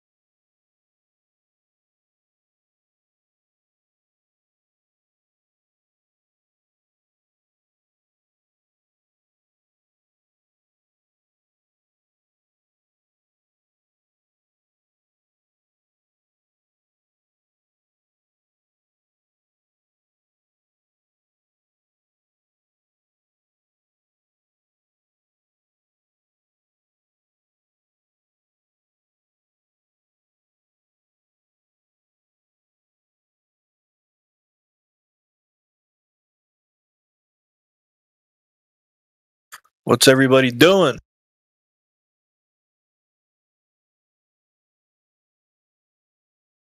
Not much, my friend. What about you? It's very quiet in here. What's going on, guys? There's like 20 odd people in the That's stream. what I'm wondering, bro. It's too quiet in here. I don't know. I'm Maybe aware. I'm aware. I'm Maybe sitting we're here. And that's it. Maybe we're I'm looking for the Globers in chat. Let's see if we can find any. Hello, we have listening pass. Watch Europa: The Last Battle. Why does this guy have listening pass and not VC Verify? What happened to him? Sometimes people just have listening passes because they don't want to speak and they don't want to be targeted for questioning, so they just want to sit back and listen. But Oh, you can flying actually is- ask for that role? Yeah, yeah, No. yeah. Well, Jedi is right, but for me, if I give someone a listening pass, typically that means that they weren't ready to speak on the live show, because you can't get that role unless you do some speaking in the VC check-in. But if you're acting sus, you're trolling, but maybe not enough to get rid of you, we'll just give you a listening pass and you can listen. That's It gives usually them- what I do that for. It gives them access to the text channel for the live stream. Correct. Because if they Correct. don't have that role, they can join the live stream, but they can't see any of the text channels. Right. Because some Not people to say are a you're- little nervous. They want to get to know the room before they talk. And they might articulate that, like in VC check-in, be like, "Oh, this is my first time on Discord," or whatever, like first time joining a server that's live streamed. I'm like, "Well, here, how about listening pass? Does that work for you?" They're like, "Oh, yeah, that works for me." I'm like, "Okay, good," because you want to keep them on the server. You don't want them to be like, "Oh, this is too intimidating. I want to leave." Yeah, okay. I'm just surprised people are like that, bro. Don't be surprised by people, mate. Do anything and everything. What about flying? Flying's just got voice verified and valued, but no Earth determining roles. That's always interesting. I'm here. I'm just passively listening, but there was a day where I talked quite a bit, but right now I'm just chilling because I'm sick, so I'm just kind of listening. Overall, I'm passive as well. Just like to listen. No worries. Maybe you could have a listening pass, being as we were just talking about that. Yeah, I mean, I do like to talk sometimes. Last time I was talking for quite a bit. So. I'm just putting on you, mate. Yeah, you got me there, Jedi.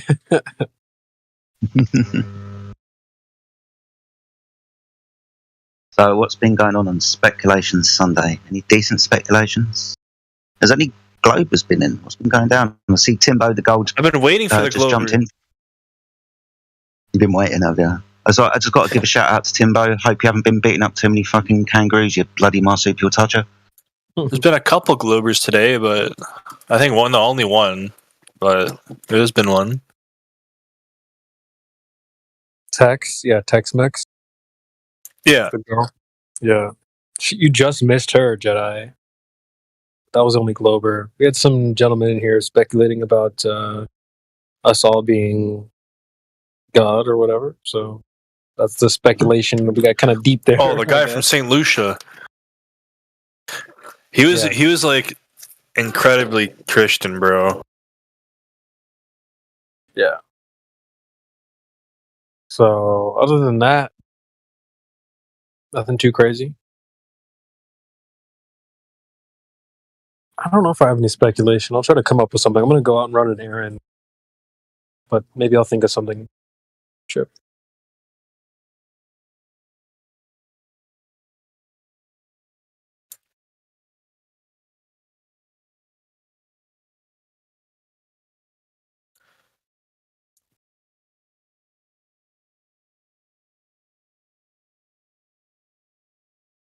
I wish there were less trees here where I live. That's something that comes to mind. Where do you live? Why? I live in Ohio, down near the river, near the border where Kentucky is. And, so Ohio's a valley where I live. And so even when you get up on high peaks and you try to see, like a good horizon in the distance or whatever, There's so many trees everywhere; it just blocks your view. Let me post some pictures, because I've been getting some pretty cool shots, but you'll see how trees just block everything. But when I went to California, that's when I realized the difference. When you go out there, man, you can just see so much. You can see mountains in the distance. You can see it's just amazing. But here, I guess the valley effect. There's just so many hills. Where I live, they call it City of Seven Hills. So there's just hills everywhere, damn trees covering everything. So it's just hard to get a good view, even when you get up pretty high. So let me post that picture. So I'm guessing less trees would make it like, I don't know, just a better view. So I like a good view, right? Yeah, get those fucking trees down, mate. They're always in the bloody way, aren't they? What are they good for? Well, there's been. I remember when I was in school, they had like campaigns to plant trees. And we're going to plant 50 million trees this year. And now I'm like, dude, no. But I don't know. Let me get these pictures sorted up. For my part, I like the view of trees. Well, them individually, yeah, trees are awesome to look at. But I mean, when they're blocking your view from something really cool, I don't know. Get it. Climate. Yeah, true. Good point. I'm going to join a tree server and tell them how much I hate trees. Banned.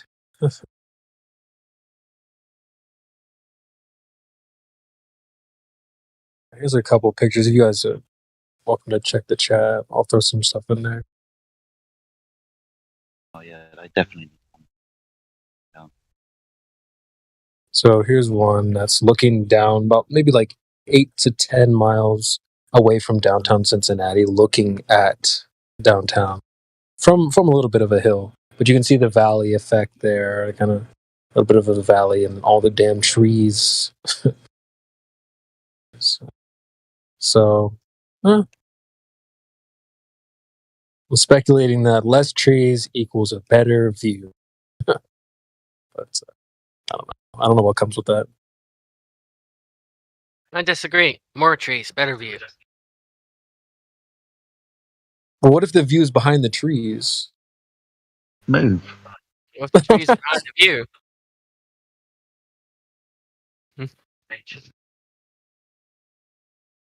Build a treehouse. Treehouses are cool.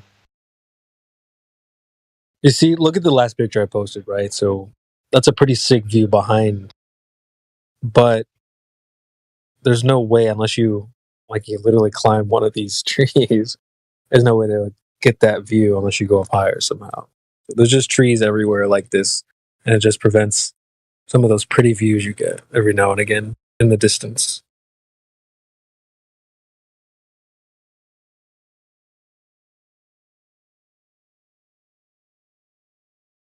Trees get close to power lines.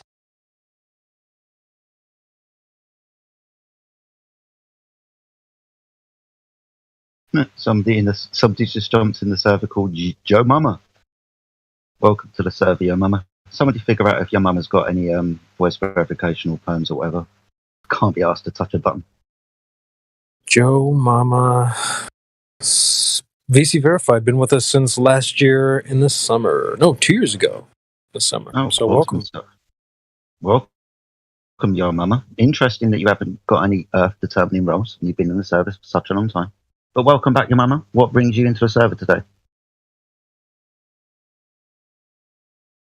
Oh, not much, Shadow. I just thought I'd pop in, have a chat, see what was going on. Oh, really? Well, welcome back, mate. That's really good.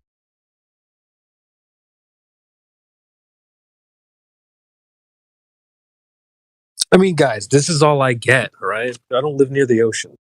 Good views. Oh, I'm not asking for too much. But Joe Mama, yeah, feel free to chime in, brother. I'd love to hear from you. I don't think we spoke, or at least I don't think I've spoke to you. So, welcome to say hello. It's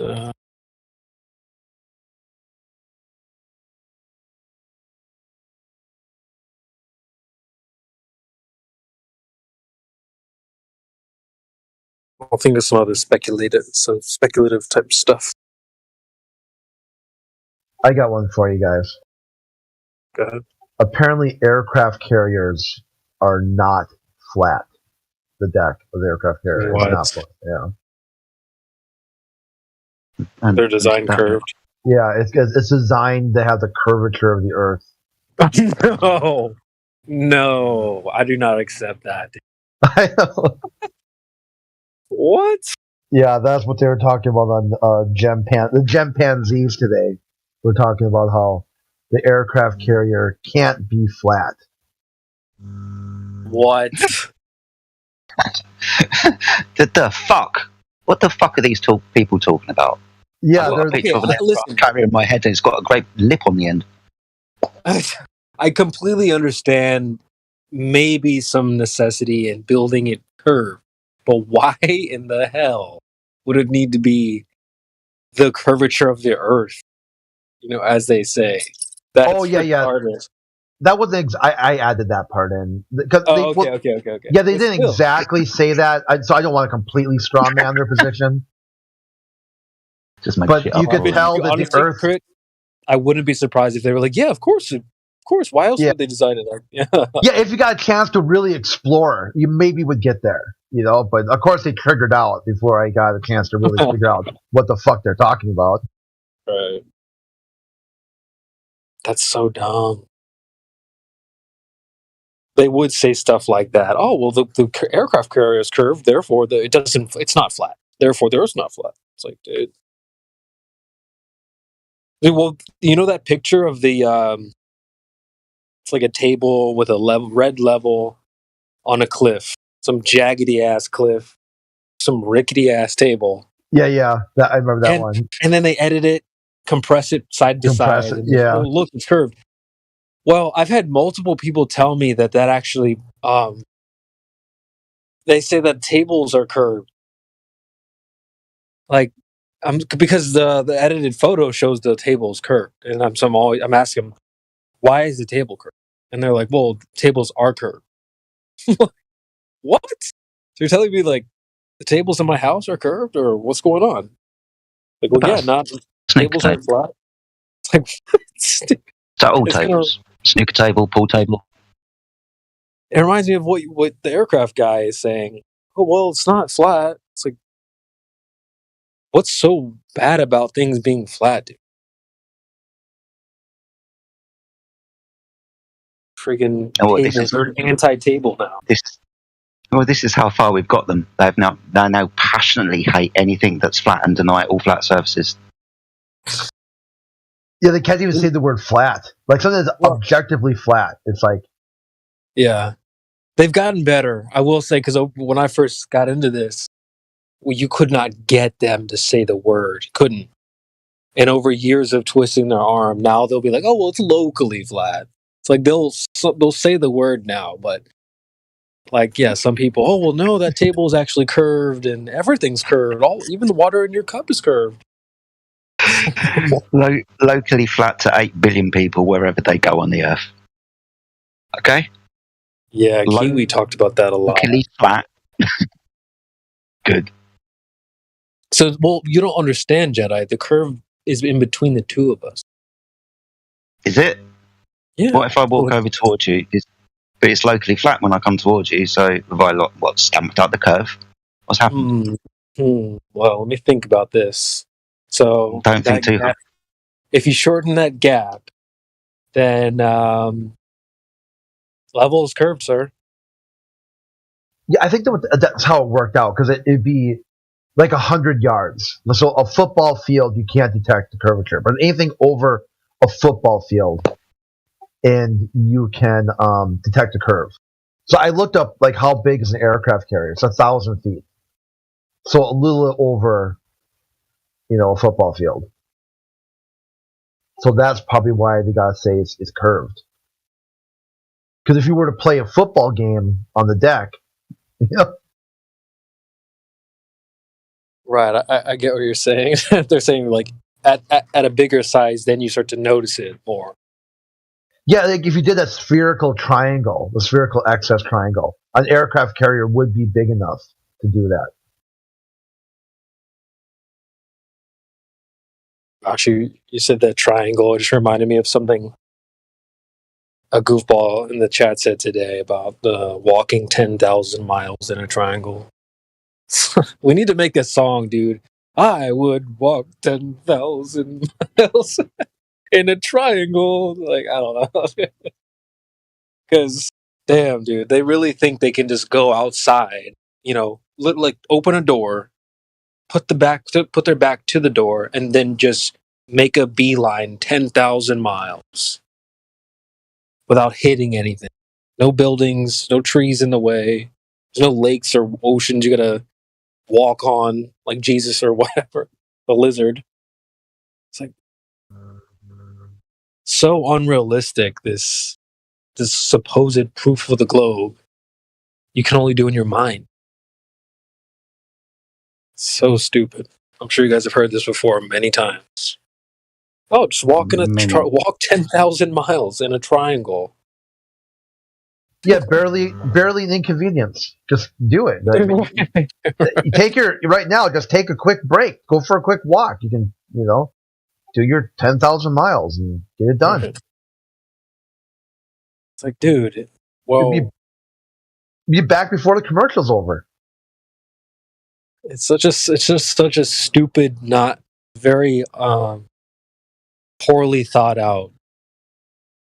Okay, when I go outside, there's a lot of buildings, freaking trees, and cars and things in the way.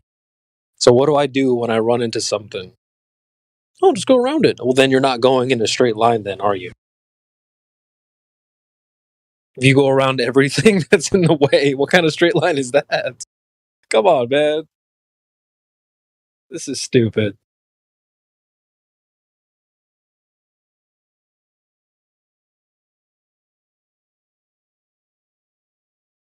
It's like half of the things that they present are just piss poor, half-baked thoughts like that. Oh, aircraft carrier is curved. Okay, and? Yeah, because look at, I posted a picture of it. So you've got 3 runways there. So that's 3 simultaneous games of football being played with 3 separate curves. Wow. But the horizon behind looks completely flat. Yeah, exactly. And then you could use measurements from the tower to get your spherical excess by spotting each football at any given time. Remember seeing a few years ago there used to be an image that a bridge had been built factoring in the curvature of the Earth, and the river that it was passing over was completely flat. Does anybody remember that one? Yeah, they say about the Golden Gate Bridge. It's like I think so, yeah. But if you look at the Golden Gate Bridge, the bridge is curved, not the Earth. So if you do that, they factored in the curvature. You can clearly see that they shouldn't have, because the bridge is curved. You can see the bridge curved. Because how they did that is because the people were jumping off the Golden Gate Bridge to commit suicide.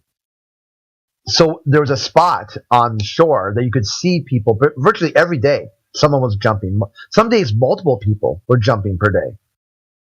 So then people were filming it, on YouTube. You could just go to this one spot, see the bridge, and sooner than later, someone would jump.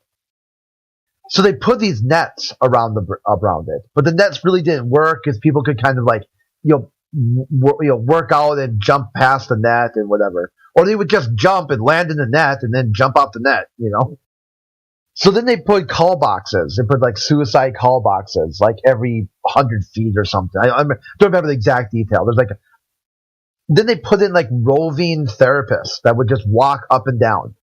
And finally they said, okay, we're going to have to just close the bridge for pedestrian traffic. Only at certain times of the day or only during this, whatever.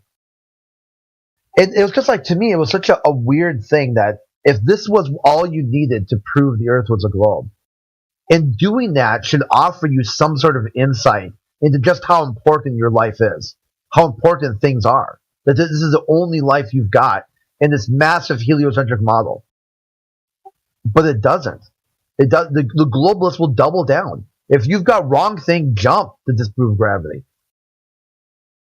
I was just like, I really kind of value the irony in their worldview when they can't even use something that they think it proves the Earth is a globe to get there to value life and just how precious the Earth would be.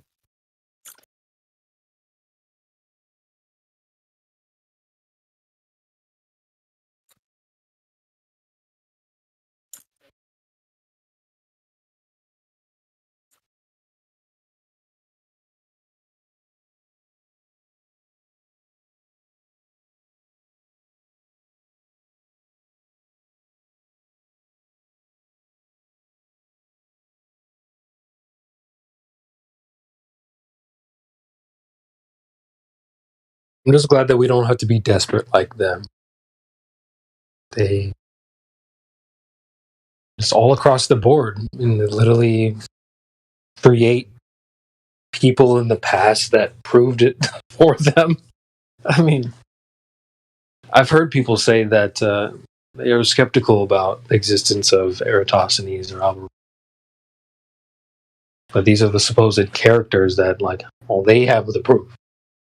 Imagine if, like, we as flat earthers, like, had to create historical figures that, like, had the proof for us in the past somewhere. Yeah, and you can't recreate it. Or before that historical figure. So this historical figure thought, the Earth might not be flat. It might be a globe. And then they tested that assumption, tested both flat and globe. They said, okay, sure, now they've proved the Earth is a globe. But yet they reject, they'll say, oh, but flat Earth was never a thing. I go, well, how did they test? Why did they test if it's flat or if it was curved? From the very beginning, they had to assume it was one or the other. And they were starting from one or the other to test one or the other. Like, oh, no, flat Earth was never a thing. And like, well, why would they test it then? See, if you took away their modern, their science book they have today, they wouldn't be able to get back to a globe. Because they wouldn't be able to start at a flat Earth to get there. CB, did you ever thought that Eratosthenes is also flat Earth proof? Yeah.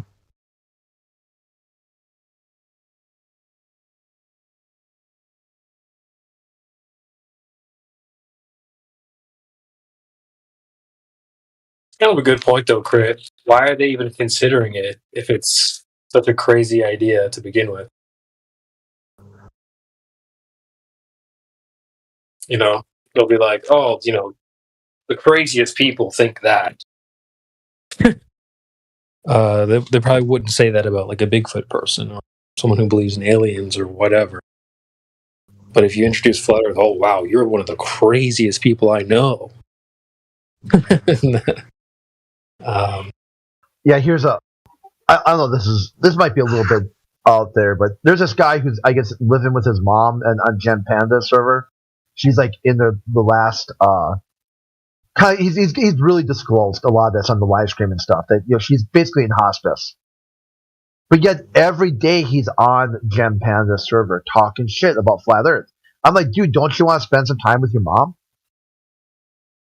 You think that, you know, like, this is it? And you can worry about flat Earth, you know, later. My take is that you're gonna blame flat earthers. You're gonna miss out on some chance here to really talk to your mom. Time is running out. You're gonna have to say goodbye to someone you've known your whole life. But if you don't do it, you're gonna blame flat earthers for why you didn't do that. And I'm telling you, it's okay. Flat Earth will be here when you get back. Take care of yourself and your family. And his response was, fuck you. Go to hell, or something like that. I'm like, okay, whatever, dude, you know? Like, that shouldn't be that hard of advice to take, you know? You could have said, oh, she's resting right now, or whatever, or, you know, like, don't worry about, you know, I've got this, or whatever it was. It's like, I understand you care about me and my family and want to make sure I'm in a good spot. And fuck you for that. Because you're a flat earther. Wow, dude. You know, like, sure, okay, you win this one. Good job. Yeah, I don't know if I just hand wave over a group of people, and I try to tell people in the VC check-in, like, hey, you should understand that there's good people on both sides. There's goofy people on both sides. There's angry people on both sides. It's not just, don't just loop everyone into a barrel. Oh, you're a flat earther. It's like, okay, dude. Give me a fair shake. I think what does that even mean? Like, okay, I'm a flat earther, so what does that mean? Oh, it means you're a scientifically literate dumbass. I don't know. Okay, well, sure, and that bothers you. Why? Why do you care about that? Because if that's the only criteria, the whole world is flat earthers. Okay, because there's a lot of science denial going on out there. A lot. Okay, so if you think that's the only criteria that makes someone a flat earther, you're gonna have to narrow that down a little bit. Okay, homie.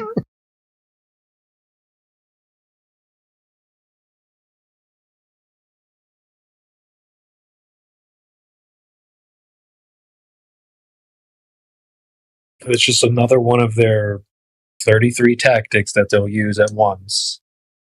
You know, to not address an argument. Oh, well, you're just a flat earther. It's like, well, so, dude, what is the argument? You're just too stupid. It's like, what? They're not just, they're not trying to give it a fair shake. They don't want to entertain it. But I liken it to the snowball effect. I really think people have this natural resistance. They kind of know things are going to build up. Like, especially if you come to them and you start talking about like second law of thermodynamics and all these things, and they're not really familiar with this type of stuff, they're not going to let you get going. You know, oh, I know where this is going. You know, so that's kind of where people will be resistant, hesitant. So I feel like that's where this anything a flat earther says is wrong syndrome comes in. Oh, well, he's just wrong automatically, so I won't even have to address anything he says. And you notice the people that do start addressing and listening and kind of going back and forth with some of the stuff that we talk about, they end up having to concede on stuff all the time. Like, wow, I guess I didn't consider gas pressure or whatever. So I think a lot of people aren't willing to be that vulnerable. So they'll put up a shell. Oh, well, you're just flat earthers, are just all stupid. It's like, well, okay, dude, you're not willing to play, so be it. Whatever. That's on you. It's your journey.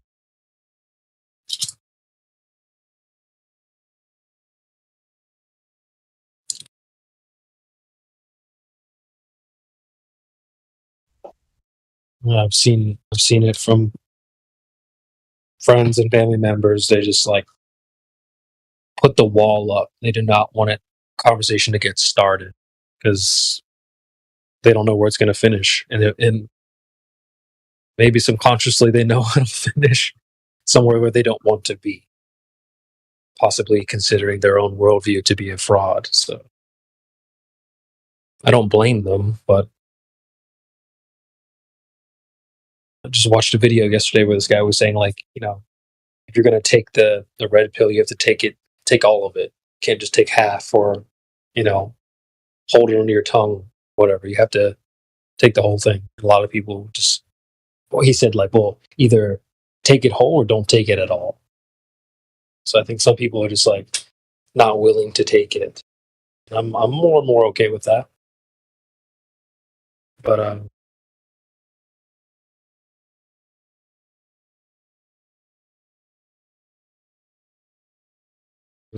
just accept there's going to be people out there that aren't able to take in the information. Besides, you need someone to go against anyway.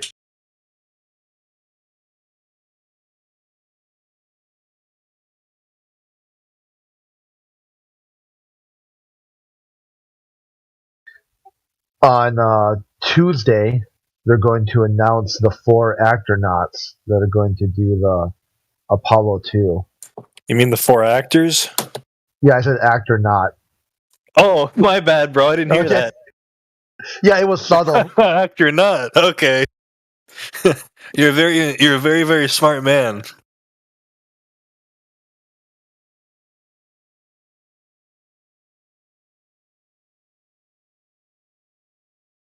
They're actronauts because they dive deep into the act.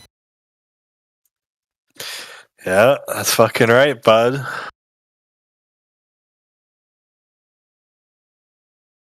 I guess they released one of them or hinted at one of them. I can't remember her name, but I took a screenshot of it and then I was like, I'll just wait till Tuesday. You know, like who cares if they tease and say like top 4 astronauts that will be going to space on Apollo 2 sometime within the next 5 to 80 years.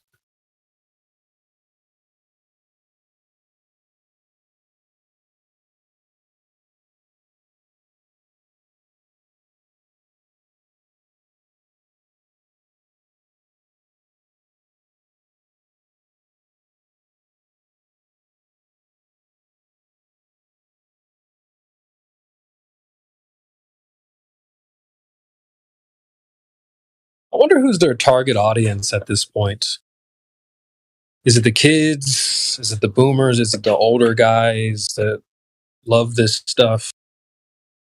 Is it the future generation? Is it us?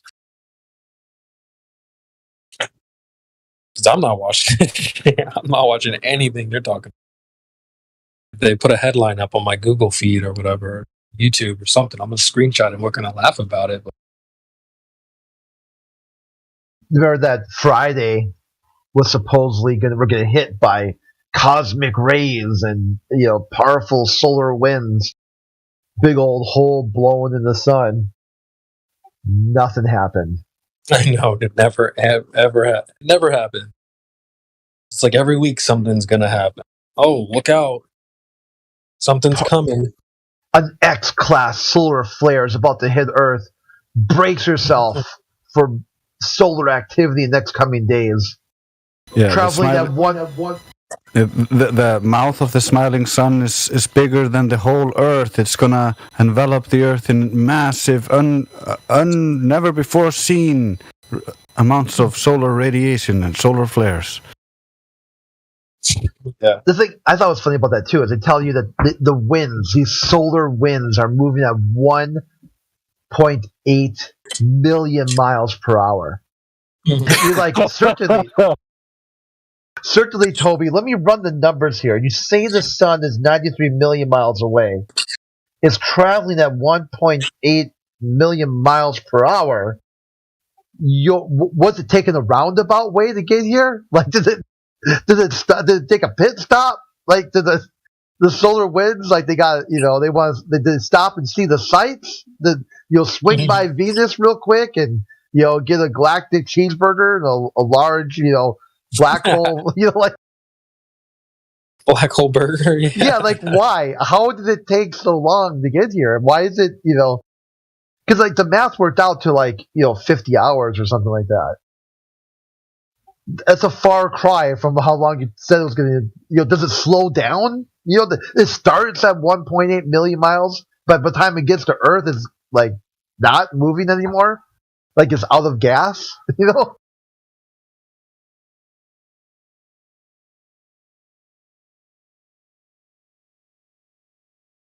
I'm convinced it can say anything at this point. And I find it interesting that I don't even, that's why I asked who their target audience is, because I don't know who's paying attention to that stuff. Wouldn't be surprised if you start presenting these articles and news headlines back to a globe earther. They'd probably think you were, you know, trolling them. Or yeah, with the GIF, I post the headline GIF on like all their servers. So yeah, it turned out to be 51.6 hours, which is 21.15 days. But yet they said it's going to take 3 to 4 days to get here. and now it's Sunday and nothing happened at all. So, huh.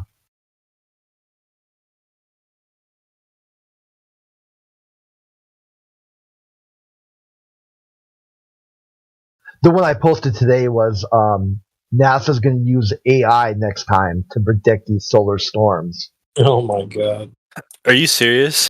Yeah, yeah. Here, I well on this server I posted in the Cog Disk section. These people are ridiculous, dude. Like, Crit, have you ever had anyone be like, "No, dude, that's fake," or like, "You made that up"? Yeah, a lot. They'll start saying. asking for source. And I'm like, use the source you want, right? Because on the screenshot, it does like show what source it, right? Because it's a screenshot of the headline, and then like it's fake or I made that. I made them up. I mean, some of them I do make. I'll take a screenshot of the headline and put it over like a white background. Because if I can't find a good headline with a good photo, then I'll mix and match them. But I mean, that doesn't change the headline just because I'm using a different photo. It just tells them that the stories are out there. They just have to find the source they want. Yeah, that's what I find extra funny. Like, they probably wouldn't believe them, especially coming from a flat earther. Like, oh no way. Yeah, that's bullshit, right? They look. That just shows how crazy the stories are.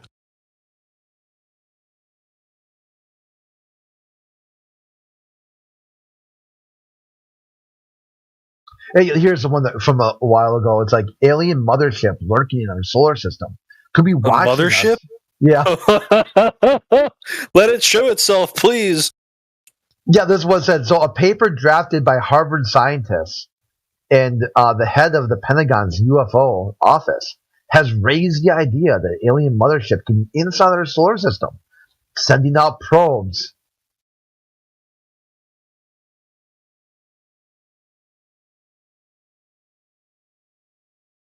This is just too much, bro.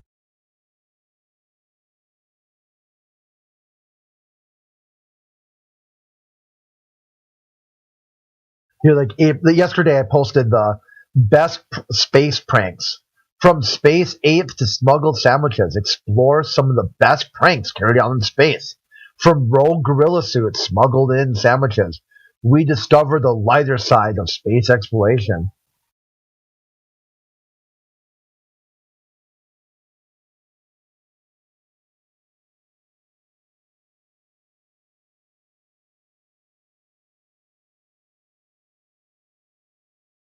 I started a channel, folks. So, Crit, make sure you add this list to your where you post. But oh yeah, this is the type of stuff I get. I know you have lots of them too. I like that. I like doing it as well. But yeah, folks, if you can get into this room here, I posted the articles, news clippings. Feel free to post anything. If you come across something, headline, screenshot, whatever, post it. Yeah, I don't have permission. Oh, really? It must be okay. I can ask a moderator to move, or an admin to move the channel to a place where you guys can. Yeah, I never noticed that this channel before. I mean, there's a lot of stuff to go over. It's like,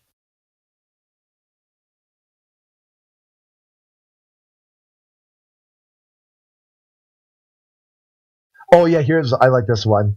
Jupiter now has 92 moons. That's what I used to do with a couple of years ago on Gempandi server. I'd be like, how many moons does Jupiter have today? And like, if they even knew, like sometimes you get like, oh, there's 68, like 90, 89, and I'm like, how many more moons are there going to be? Like, are you going to find another one? Like, when's the next time you're going to find another moon of Jupiter? And don't you want to be that person to find the new moon of Jupiter? Then you can name it what you want to name it. Or the one guy, like someone would say, they found all the moons of Jupiter. I go, when? When do they find every moon? Because just yesterday they said they found another one.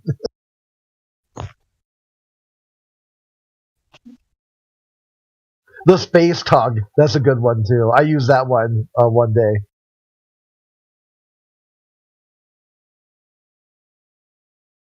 Yeah, here's the hole, the giant hole in the sun.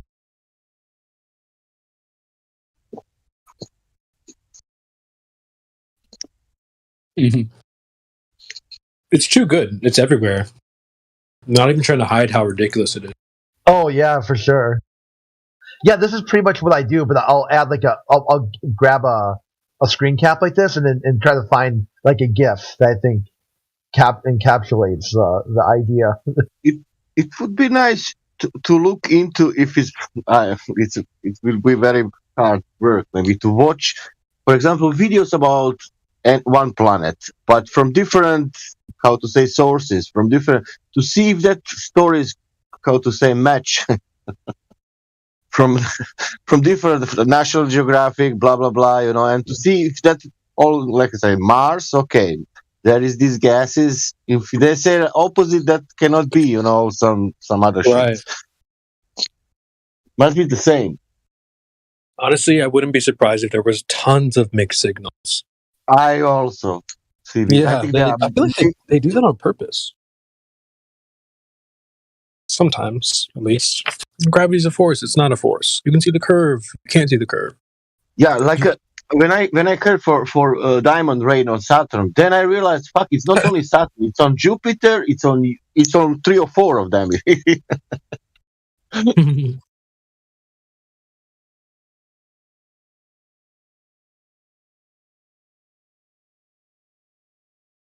You know that stuff about gravity. Take 10 Globers and ask what is gravity.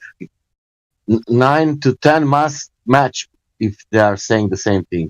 But I think 3 of them maybe will match. 7 will be totally different.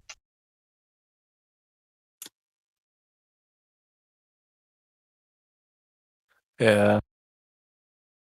Space-time bending, bro. Well, that's a good idea, Sasha. That's something I never really thought of, because I've been talking about lining up just 10 random people, say just your neighbors. They would have different ideas as well, even though they have similar overarching vague ideas. Say they all believe in the globe or gravity, but they don't really know the finer details. And they would probably have mixed answers. What is gravity? What is gravity? They'd be like, oh, force, it's not a force, or it's pulling, it's pushing. People would be, they're all over the place. So now you're talking about holding the media accountable. Like, are they even putting the stories out there consistently? I doubt that. Maybe to some degree, but I bet you there's a lot of mixed signals there as well. You can make some kind of survey like that, and then you make a third part to listen that and to choose. Okay, now you can make a definition for yourself from all that what you heard. Choose wisely. I kind of feel bad for just like your regular Joe Blow. He has no chance. If he hasn't really, I don't know, he's just your average everyday guy. You go to Google, all the answers are there. All the experts have figured it out. There's just, and like I said, the mixed signals, you go to look up what gravity is and it'll tell you it's a force, even though the experts are saying it's not a force. You're screwed unless you've, I don't know, you really need some type of help or something. It's kind of surprising how all of us get here. Something kicked you off on your journey. It's not like you're just the same sleeping guy as your neighbors. Go ahead. Somehow I feel that we are wrong in this. We need to every time, we are not saying, but every time you need to say from your point of view. That means you need to ask him where I'm wrong when I'm watching this observation.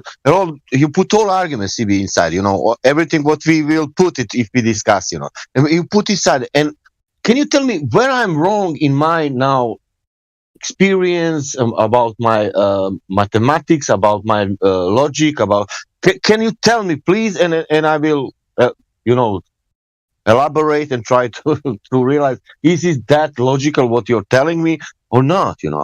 Because when you ask, you can ask, guy, where I am wrong with that I want that 8 inch per mile squared. Where I'm wrong with that there is something physicality showing me that it's flatness, and I see that. And then where I'm wrong in seeing the reality in a case what it is.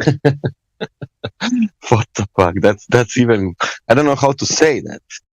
If you see that, that point, lighthouse or whatever, bridge, island. If I see that's that. Where I'm wrong with that, And then he can say, "Oh, look, this is where you are wrong. This is not an island," or whatever. He can start and say whatever.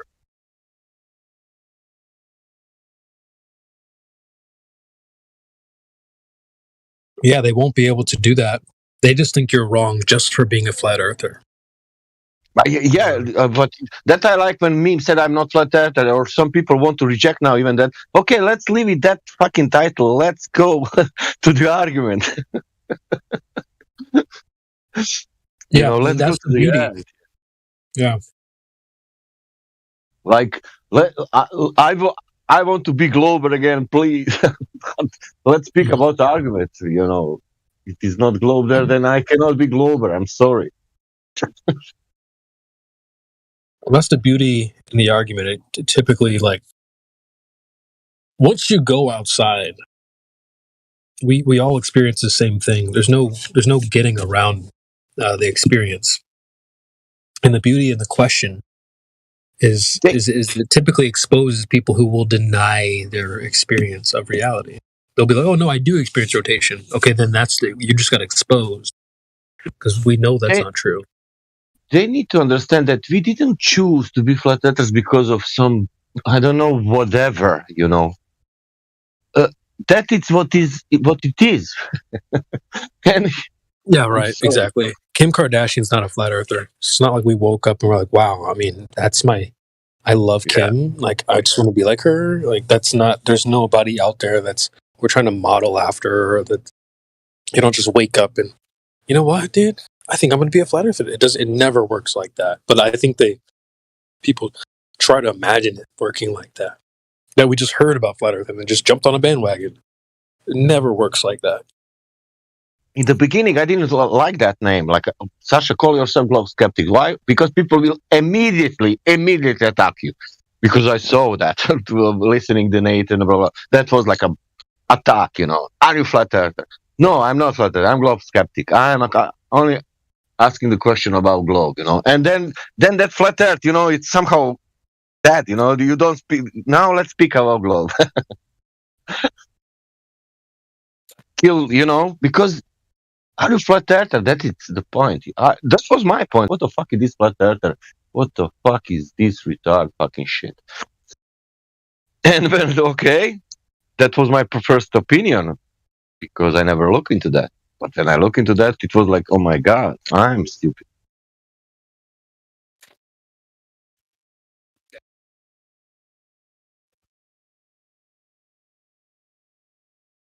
Hello.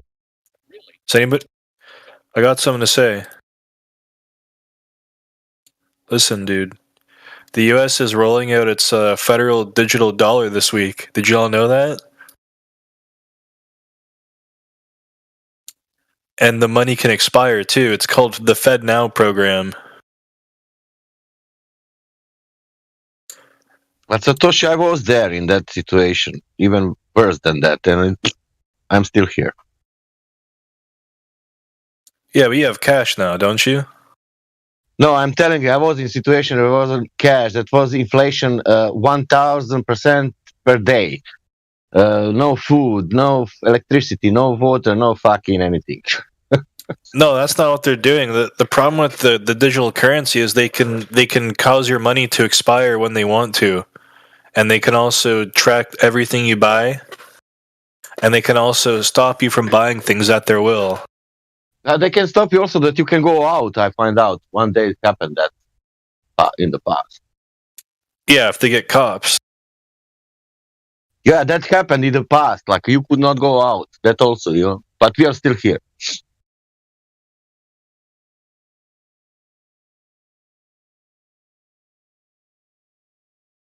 That guy, 1937, didn't know that 3 years later will be fucking everything will be burning. But what guy? That guy somewhere in 1937, let's say in Belgium. And he never thought that Europe will be burning 3 years after that. But it was burning for 6 years, but then again, something happened and then we go on.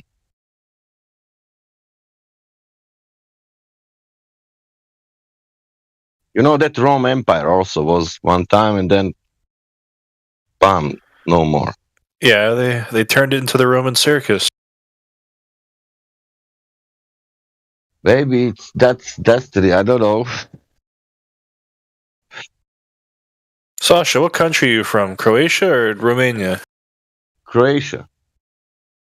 Well, what was inflation like? When did that inflation happen?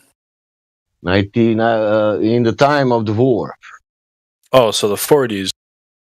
Are the girls in Croatia, are they boss bitches or are they feminine? What? Godric, I didn't understand you. Are the girls in Croatia boss bitches or are they feminine? They are so feminine that you cannot imagine. Really? Oh man. Yeah. If you ask for them. Yeah. All right, boys, pack it up. We're heading to Croatia.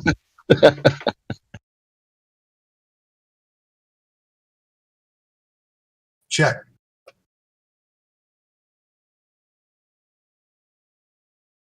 Yep.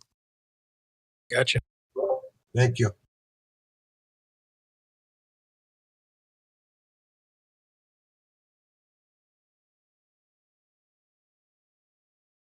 So what's going on today, guys? Anything? No, not really, mate. Not really? No, some people missing the blatantly obvious, but yeah, not really. Man, we got another severe storm warning coming in tonight and tomorrow. Did you say warm by accident, or it was an actual warm storm warning? Actual storm warning. Severe storm warning. Okay. We already got 17 feet of snow on top of the mountains, which is, we broke all the records from as far back as they can go. We got it's already flooding. I mean, it's going to be crazy. It's going to be. Where are you at again? Utah. Oh, okay.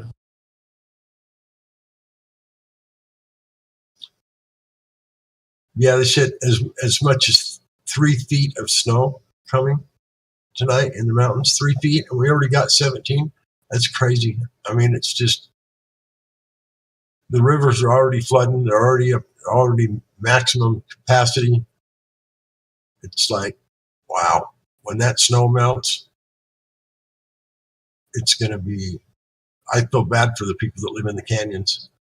Well, especially Ogden Canyon, because there's a lot of houses that are like built right on the side of the river, the riverbank.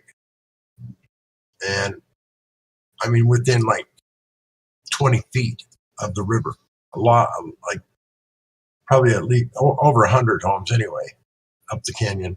It's not a very long canyon. It's only like 8 miles, but there's a lot of houses along the riverbank. And the river's already like almost coming up over the top of and they're letting as much as they can out of the reservoir up above. It's crazy. It's the craziest thing I've ever seen. I've lived here my whole life. Never ever have I seen this much moisture, this much snow. Every day it rained last month. I'll bet 4 days, I think, rained or snowed, and it's never happened as far as I know, in the month of March, that rained or snowed every day but 4 days. I mean, back in, when I was back 20, 30 years ago or whatever, it would rain maybe 3 or 4 times a month, in March.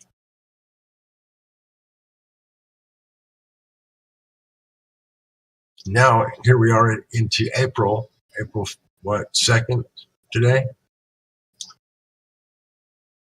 Yeah. And then the forecast says rain coming. And also severe storm warning along with it. So, yeah, crazy. Never seen anything like it, ever. Severe HARP warning. HARP warning. There you go. Red. You're probably right, I'm not sure how all that works, but yeah, the rumor has it.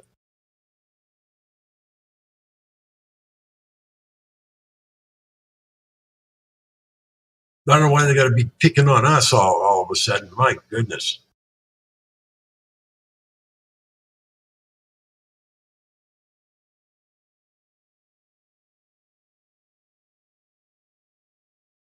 Thank God I live up I live on what's called the terrace, and it's like up above the city, pretty much everywhere. They have to build a catastrophe so then they can save us and we can vote for them. There you go. Oh.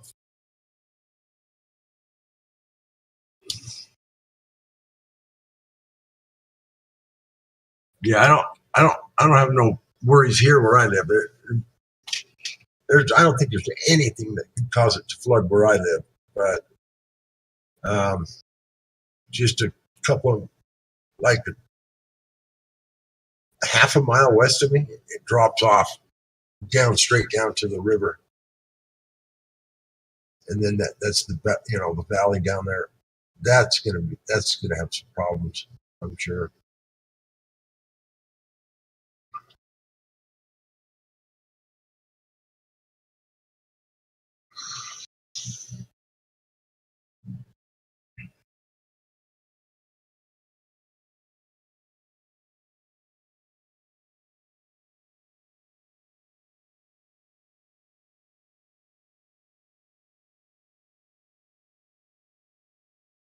And because the Earth being flat, where's the water going to go? It's just going to get deeper.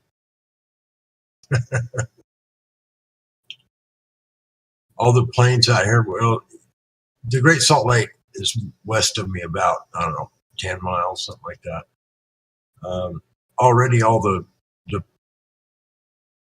fields and open area out there just before you get to the lake, they're already got a foot of water on them. Already. And that's abnormal, to say the least.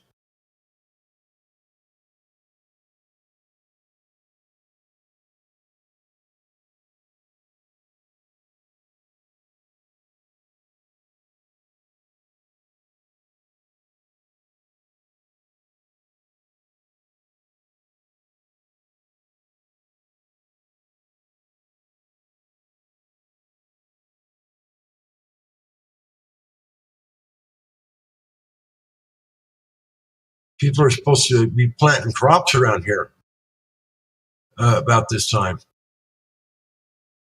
And you can't plant when there's snow on the ground.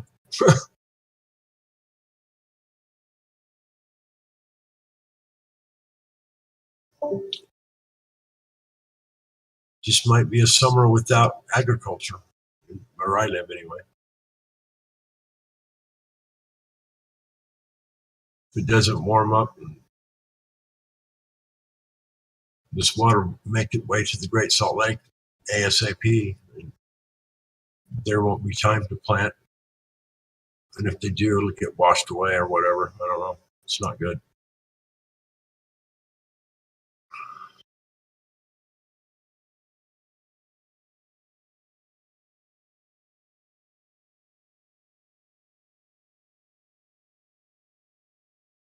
I don't know if you've seen the stuff on Lake Mead being emptying and can't run the turbines and all this kind of stuff. They were all freaking out about that. Well, now they're saying that because of all the moisture here in the Rocky Mountains that feeds the Colorado River and the Green River, which all dump into Lake Powell and then into Lake Mead. Now they're saying there's so much runoff that it might spill over the top of the spillway. And last summer it was like at all time lows. Like I don't know if they shut the turbines down or not, but it's raised up in the last 2 weeks. It's raised up like several feet. And Lake Mead is huge. I don't know if you know how big it is. It's the second largest lake, or the biggest, number one biggest man-made lake in the whole nation, in the whole United States. I mean, it's humongous, and it's raised like several feet. I mean, you know how much water that is?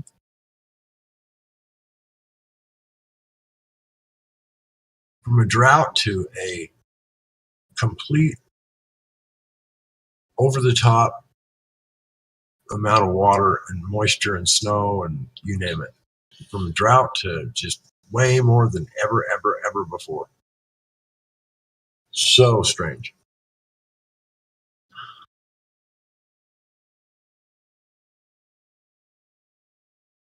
You know, I wouldn't doubt it. Like you said, Harp, man-made, at least man-assisted.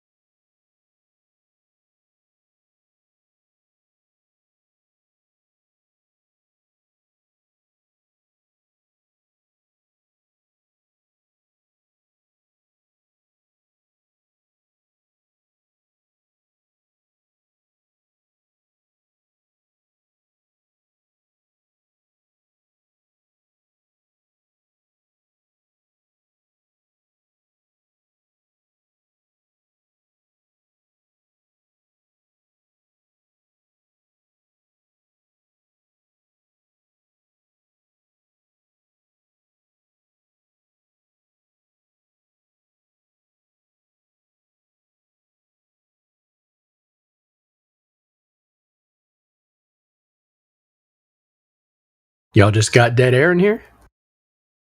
Yeah, we've all just got dead air, mate. Nothing's really been happening. How are you, though? You good? Yep, I'm doing all right. Good stuff. Doing what I can with what I got. Yeah, no, it's been a bit quiet in here, buddy. Had a couple of interesting chats earlier on, but nothing outstanding. Speculation Sunday usually is wild. Oh yeah, I forgot about that. Hey, Mimas, how you doing today? I'm doing all right, God Rockin'. How you doing? Good, thanks. How you doing, Jedi? Yeah, super fly, thank you, mate. Really well. It's all good. Awesome as always. So what have y'all come up with? Which regard, mate? Speculation? Yeah, speculation. It's open floor. I think the sky's made out of water. There you go, there's one. All right. I think it's coming from the waters above type of thing. There has to be something, not nothing. Yeah. So I go with some kind of liquid. Right. I agree. Absent a void, it has to be filled with something. Yeah. I think we're surrounded by water, to be honest with you. I think it's below and above. I think we're totally surrounded. Is it the same kind of water? Or is water just a word for liquid? Well, I think below us, it says in the Bible that the great deep, the face of the great deep is frozen. So it would be solid. That's why the pillars go down into the great deep. They go into the frozen part of the great deep. That's why we're immovable. That's my take on it anyway. Right. So water takes the form of ice, liquid, and steam, I guess, and humidity, whatever you want to call it. So, yeah, there's several different forms of it for sure. Do you think when it's described as water being below and above, that it's the same kind of water that we experience, or is it or are the ancients describing a state of matter, like liquid? State of matter. Yeah, some form of liquid. I don't think it has to be H2O. It could be anything, right. That's what I'm thinking. I mean, every time we drill down, what do we find? Find crude oil, right? Yeah. I mean, that's a liquid. That's very true, yeah. Yep. That's within the earth, though. Well, if it's within it, maybe it's what's under it. Yeah, I suppose you got a point there. But then again, all the fresh water, like oil and fresh water, both come from within the earth. So it's interesting, right? Maybe there's like some mechanical separating facility. Maybe, yeah. You know, I personally view the earth as mechanical. A mechanical structure with organic pieces. Oh, it certainly functions as a system for sure. Dynamic system. There's no doubt about that. So, it could be. Hey, but you think it's like a broken? You think it's broken? That's why there's charge and stuff, right? Yes, that is what I think. I think that there is some sort of plate that we exist on top of that is shattered. And where it's close enough to arc, that's where we get earthquakes, and that's where we get volcanoes. They're just giant arc furnaces. And when it's just arcing and not arcing long enough for a lava response or a volcanic response, it just creates earthquakes during those arcings. That's why there's all sorts of sky phenomena and stuff. And animals react weirdly before it happens, right? Yeah, they do. Yep. Yeah. Well, they'll evacuate an area before the earthquake happens, like they know. They sense it before it's coming. We call it evacuation, but what if it's just confusion? Like the animal just becomes confused and so runs. Well, that could be that very well could be, but it's still a form of evacuation. Right. They do like a fear response, definitely, because an earthquake affects 150-mile radius. They can't really run that out in an hour. No, but they start leaving like days in advance. Is it days? Okay. Yes. Most of the time, I get reports that they're acting up an hour in advance. So maybe the more sensitive animals just do bolt days before, huh? Right. Yeah, I know that there was one example that in Yellowstone, when there was an earthquake that happened, that all the animals were like leaving. They were gone. They were like evacuated the area, and then like 3 days later, they had an earthquake. So that's where I get that from. They because there was an actual example of that. I remember watching a video on it. This was like over probably 10 years ago or whatever. But yeah, they said that the animals were slowly migrating away from the area. Right. Well, it's certainly the idea of being on top of a plate of iron, maybe. I don't know. Well, is that what you would you call that the foundation that we're sitting on? Oh, I don't know if it's a foundation or not. I would say if you're going to build, like if you have a like a welding table, the top of it, right?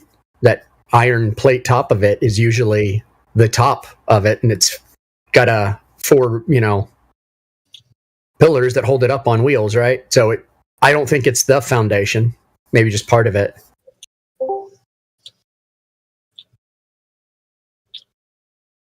And then we always start asking the questions what the foundation is on. Yeah. What's the foundation on? I don't know that it's on. Pillars. It's on pillars that go into a frozen great deep. That's what the Bible says. And where does the frozen great deep end, or is it like an? It says it's the face of the great deep is frozen. So that would be the top part, the top part that you first encounter, the face of it. So I would say, right directly below where the earth stops or where the dirt stops, that would be the face of the great deep. So the most accurate depiction of quote unquote the earth would be those fantasy underwater dome cities. Well, I mean, really, if you think about it. Yeah, we could very well be in an underground dome. Underwater. Yeah, suspended in water. Well, not suspended, but held firmly by the ice below because of the pillars. Yeah. That then lends credence to like the fantasy world outside, right? Like, are there other domes, other worlds? Well, I don't. Oh, yeah, I couldn't tell you. I couldn't tell you. It certainly is, something to think about, I guess, but it's not anything we'll ever get answers for. So I wouldn't spend a whole lot of time on it. It's not in this life, anyway. Right.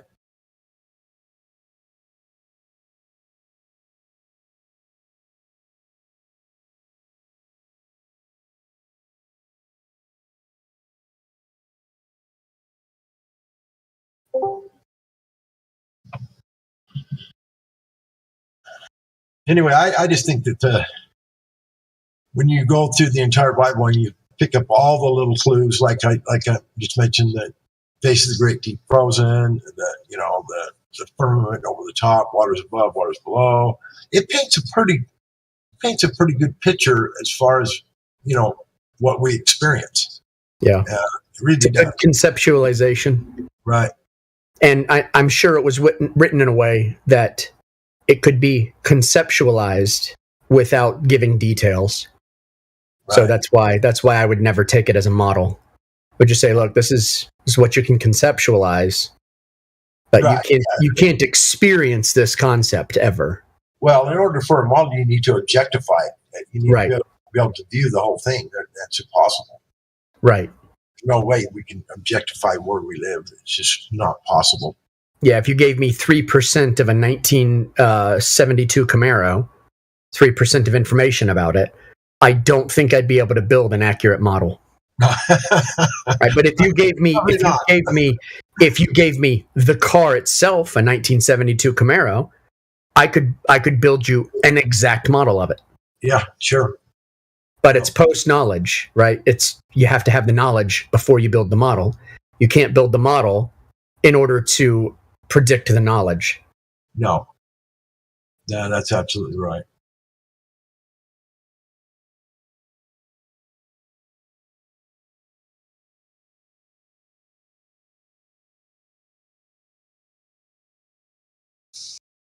Anyway, the research I did in the Bible and found all this other little stuff out. All it did was confirm for me that that we're not moving, that that we're living with a dome over us, that all these things that it just confirmed it for me basically that because a lot of people don't say, well, they don't believe the Bible, they don't believe this, believe that, or whatever. Oh, well, why does it match so perfectly to what we experience? That's what I want to know. It's not right. How does that is one thing. That's one thing I'd like to speculate on. The fact that it kind of points to being a dome instead of something else. Above us, because sure. Because of our the latitude lines and stuff, and how they're drawn out in a great circle using celestial navigation. I think how does that point to a dome? I think when you say dome, do you mean? Sorry, God Rocking. When you say dome, do you mean arch? Yeah. Kim, when you say dome, do you mean arch?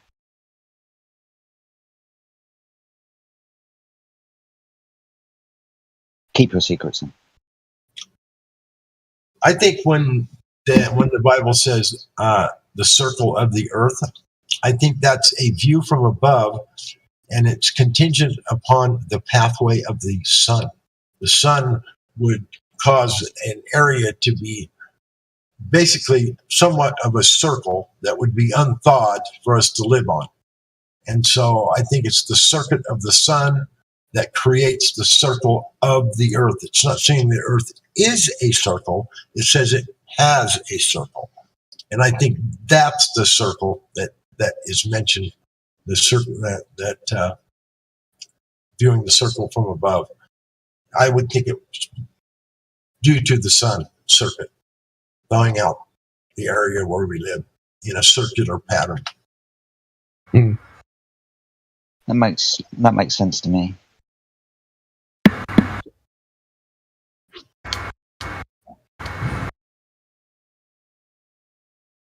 It's definitely hard to say, though. It does make sense, though. They do say underneath Antarctica, about 2 miles underneath the ice, is just rock anyway. Yeah. Which would necessarily have to be circular, I guess. And the sun wouldn't necessarily melt that now, would it? No. I think when it says the four corners of the earth, I think that the earth does have four corners, and it's maybe beyond the dome. And the dome is over the circle of the earth where we live. And that's just my speculation of what all that means. I think we could be living on a rectangular or a square piece of chunk of rock or whatever foundation. And then the sun circuit creates a circle that's thawed out or in the middle. It's a circular shape, and the dome covers that part of us. I don't know. I'm this is just where my mind goes. I mean, I get you. So within that kind of biblical idea where you've got four corners of the earth where the angels reside, you're saying that those angels reside outside of the dome? Well, I'm saying they very well could. Yeah. Just being clear on what you say, mate, that's all. Well, and not only that, it's because not only that, don't they open up there's windows that get opened up by the four winds and the different things from the different corners of the earth. So maybe that's what the angels are doing. Maybe that's their job. They're and they could be on the inside or the outside. I don't think it matters for them. I think they're an angel. I could give you both ideas. I could give you both ideas, especially with what you just mentioned. Yeah. They could most definitely be outside and using portals or gates or windows or doors. Yeah, that's fine. See that. What about a pyramid? Four-cornered pyramid. See, this is what when people say dome, they invoke a shape, don't they? Like an archway, like a snow globe, But the sky could be any shape, I think. Right. You know the coin ceilings, where it's the two arches joining together in the center. Yes. So if you have that shape, that's what if you had a hollow pyramid, that's what the inside would look like, right? Mm-hmm. So like that could be another. That could just be another idea. That would give you your four corners for sure. Yeah, and that's true. I'm sorry, I had a call and I had to. I'm doing some errands. No, you're just rude. Just rude. I'm just so rude. I like the idea of the pyramid too because there's so many times that it refers to it as a tent right out above us. So, but then again, back then, how did tents look compared to now? No, see, this is what I get when I think about the tabernacle of God that they used to carry around with the Ark of the Covenant inside. Does anybody remember that? Now that's a tent, like you just pointed out, right? Yes. That very easily go along with what Meme was just pointing out. Very easily. Doesn't have to be like a arch or a dome or something like that. It could be another structure. This is why I bring up the tabernacle of God. Have you ever heard? And they do speak about the different types? Hardly you, mate. Have you ever heard of the different types of skins and fabrics and things that were made for the tabernacle? Yes. Only Clean Beasts were for those, weren't they? Well, they use them in certain combinations for I don't know what reason. Oh, okay. But they had certain skins and certain fabrics in specific locations over the top of the tabernacle. And there was a guy that did a presentation on it that said it was because the skins and the fabrics and the different things would in some way create an environment inside that was the Holy of Holies. The fabrics and the skins and the way they were organized had something to do with purifying the inside where the ark was stored in the center, I guess, or wherever. Yeah, this guy did a real good presentation on how the skins were and the different fabrics that they made. And was it that you could get a better isolated atmosphere when you could seal it together using skins? Because with cloth, obviously it's permeable, right? Right. But leather is not permeable. Yeah. Right. Like if you wet down leather and you treat it with oils and stuff, it becomes impermeable. Right. So you could conceivably create an isolated environment. Right. And that's what he was getting to, exactly. Right. And I don't necessarily think that's I'm not sure where the line is drawn at what is ritual and what is mechanical, right? Right. Is there a mechanical, physical, practical reason that they would have needed to isolate it in such a way? Because obviously I don't believe in like that kind of magic, right? Well, I don't necessarily, that wouldn't be magic if it's mechanical. Right, and that's what I think. Are there certain conditions that you have to create where you have to specifically isolate, almost like an airlock, a different atmospheric condition in the tent? Right.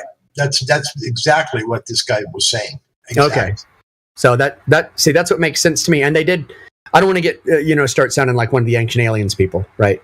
But they did wear a lot of gold armor over the genitals and the chest, which is where you're going to wear things if you are being exposed to like gamma rays and stuff. Right. Yeah, it's the densest known substance we know of. Yeah. And somewhere in time, it got lost in the practicality and just became the ritual.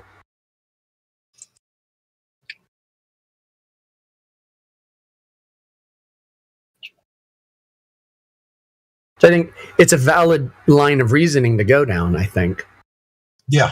The guy made a lot of sense on that video. He made a lot of sense. It really did. Yeah.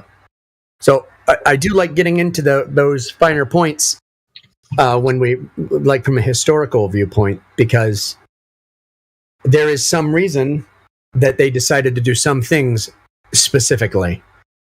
And I don't think it was... I don't think anything started out as just plain ritual. Because they were carrying around something that created obvious problems for people who didn't handle it the right way. Mm-hmm. Yep.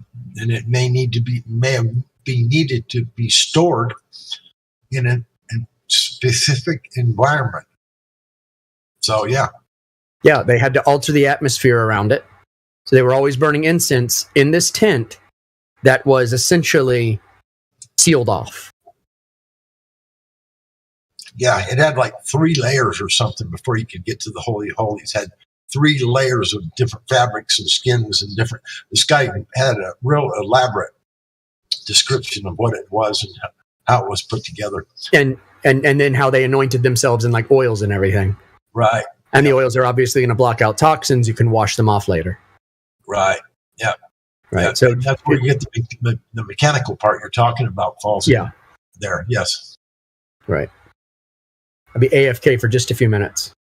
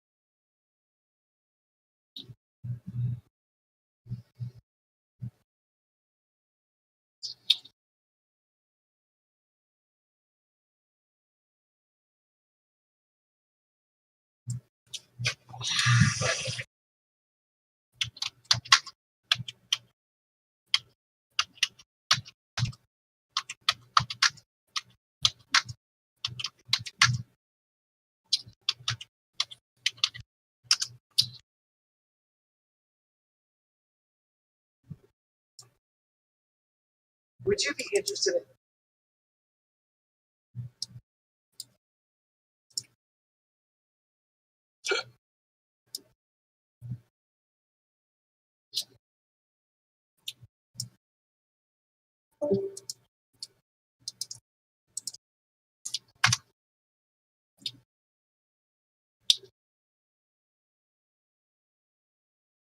I just posted a link for the discoveries of Ron Wyatt. And if you watch this whole thing, it's amazing where they actually validate where Mount Sinai is. Mate, that is one of my favorite videos. It's long, but yeah, Ron Wyatt's discoveries are phenomenal. Phenomenal discoveries, mate. Right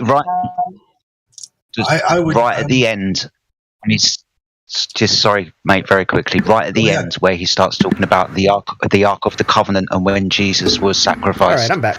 Where Jesus' blood lands on the mercy seat. That story touched me. Yeah. Like, seriously, when I was watching that video, I had tears rolling down my face because it was beautiful. If you watch, But yeah, if you watch every, whole thing, the whole Ron Wyatt Discoveries thing, mate, is absolutely brilliant. yeah, if you watch everything that Ron Wyatt put out himself, all the stuff his wife puts out, and then this. So did we get anywhere? Huh? If you watch all of them, everything you can find, you will see very clearly that Ron Wyatt did find. Can y'all hear me? Yeah. For some reason, I don't hear anybody. Yeah, we can hear you, but I don't think you can hear us. Maybe you need to go in now. Maybe we need to telepathically communicate with him, or somebody send him a DM, because obviously us telling him isn't going to help. Maybe you could kick him and then he'll come back. There he goes. He's off. All right, there we go. I just had to disconnect and reconnect. Now I can hear. That's weird. Yeah, good stuff. Well done. Well done. Right. Anyway, like I was We were saying, just talking about. Yeah. Watch every single thing Ron Wyatt put out, and every single thing that his wife puts out, everything that his sons, and everything that you can find. If you watch all of it, it'll take you a minute, but if you do that, you will see very clearly that the things he claimed he found, he did find. There's evidence. He shows evidence for it. He shows the cattle, the things they built for the cattle. The calf. Mount Sinai. I missed the name, but you're talking about Ron Wyatt, I'm guessing. Yes. Okay.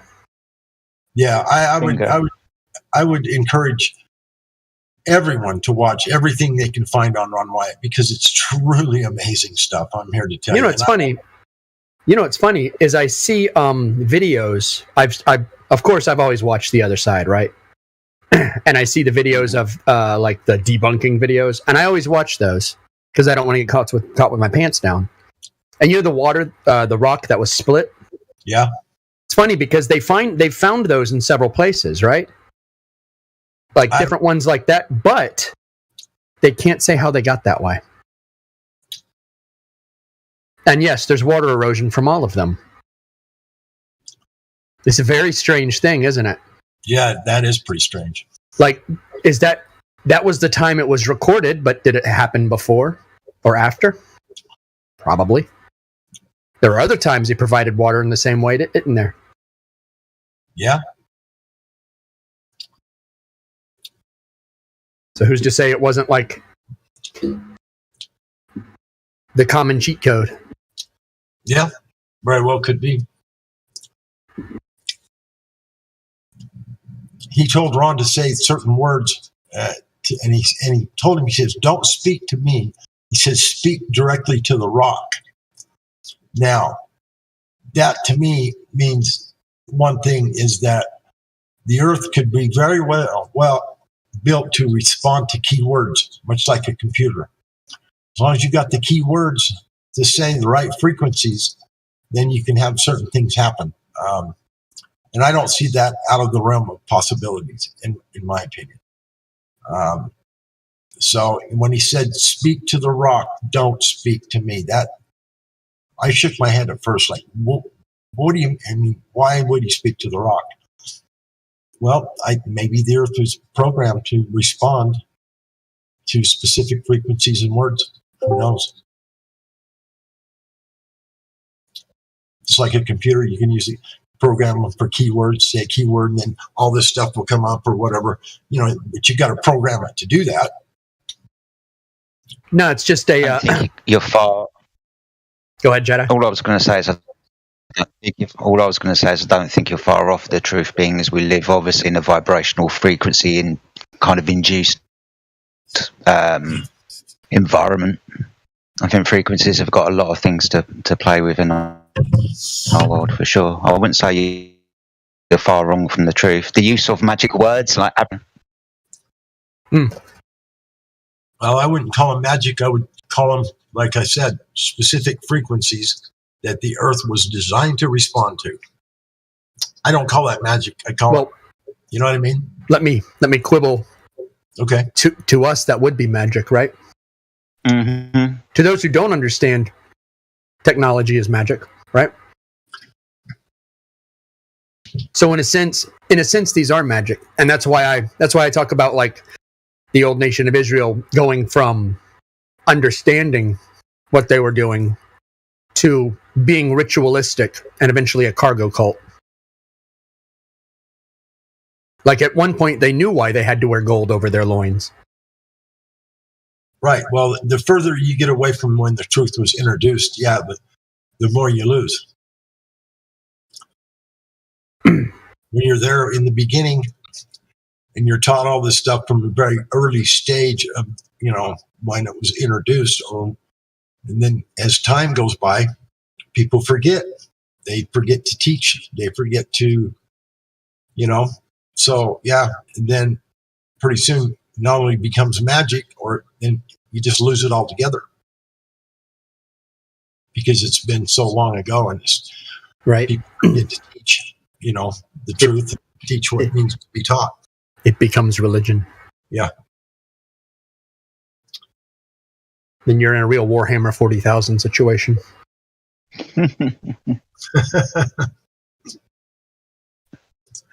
But yeah, what do you think crop circles are? That's a bloody good question. Because obviously Great Britain's well renowned for crop circles. They pop up every summer. We do have those people that say that they go out with bits of rope and planks of wood and, make these crop circles. Liars. But when you compare them to I don't think all crop circles are made by man, that's for sure. I've seen videos where it appears like orbs are going over some cornfields and making crop circles and so on, but hey, man, that's a fucking image, and I've seen that type of CGI before, so... Yeah. I don't know.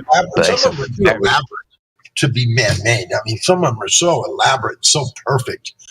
I don't see man-made. And like numerically encoded, too. Yeah. Oh, yeah. Then you get the ones that have got alien faces in them and stuff like that, and then you decode these things from other planets. So that puts me in mind of maybe these things that are creating them aren't too helpful, want to be more of a hindrance. I don't know. Just speculation because it's Sunday. Yeah. Yeah, I know a guy, and you guys know him too. He's part of the server. He claims that years and years ago, he used to go out with a few gentlemen, and they used to make crop circles with, like you said, with the flatboards and the whatever, and with the strings, and laid them out and blah blah blah. But I haven't really discussed with him as how elaborate of ones they made, and how big, because some of those are humongous and they're just elaborate as all hell. There's no way they could do that in one night. No way even an army of men could barely maybe do it in one night. I mean, it just doesn't make any sense. I have a problem trusting anybody who would intentionally hoax people. Well, he claims he went out and actually did it a few times. So, well, I've seen what they make, and their circles are not. They're hardly circles. Right. They're crooked. They're oblong. They've used a rope to try and measure it out. Right. That's what I said. These ropes, yeah. Yeah, and like, okay, you can make a perfect circle doing that, but can you trample down corn to do that? And by the way, when corn bends, it kills it. It breaks it when you bend it. And here in the States, at least, with all the corn that gets bent, it's not damaged. The corn is still healthy. It's got some weird node. It's got some weird node right where it bends too. Yeah. And I don't know what that node is. I can't remember what they called it, but I think that's what allows it to stay alive. Yep. I think maybe some of the radioactiveness or the magnetic kind of frequencies within some of these things as well is something that can't be man-made. Mm-hmm. And there's some crazy phenomena that do or are said to have happened, because I've never experienced them, but are said to have happened within these circles. I don't think a man walking around with a bit of rope and a flatboard could do that. There's some strange things. Like you just said, they're not killed, they're not bent, they're not broken, they're still alive. And if you've got men or 10 men or like 20 men or whatever trampling across corn, you're going to kill some corn. Yeah. Yeah, and there's no trails going into these either. except for the people who found them. Mm-hmm. So, like, I put them on the level of phenomena. They're a phenomena. It may be that they're actually a natural phenomena, right? Yeah. Like, what if they're just a completely natural phenomena? like say you have a computer that's throwing code at you. Like, it could be as simple as an error message. Oh, I get you. Okay. Yeah, I get you too. So something like some kind of cymatics or something on that kind of. Yeah. Possible. Something's making them. There is some cause. And I think everyone jumps to conclusion about the cause. For some reason, they look at a phenomena that's happening here and attribute it to something extraterrestrial, which I think is bonkers, right? Like, why would you assume that? It's happening here. Why would you conclude that there's some cause that's not from here? So, Yeah, I mean, there's the people who say it's guys with boards, which is clearly impossible. Yeah, I don't buy for 1 minute that, like you said, it's happening here. It's not coming from elsewhere. I don't think no one gets in or no one gets out of where we live. That's my take. No one gets in. Yeah. No one gets out. To me, these can be classified. I think if we looked at them as natural phenomena, we'd be able to find a cause eventually. But nobody wants to look at them as natural phenomena. The same way I look at UAPs as natural phenomena.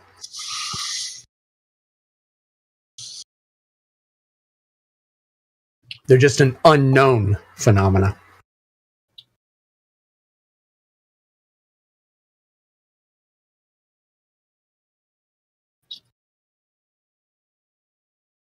Well, from some of the elaborate ones I've seen pictures of, they certainly do look like some kind of phenomenon because they're just too elaborate. They're too perfect. They're just right, and they're also encoded with math.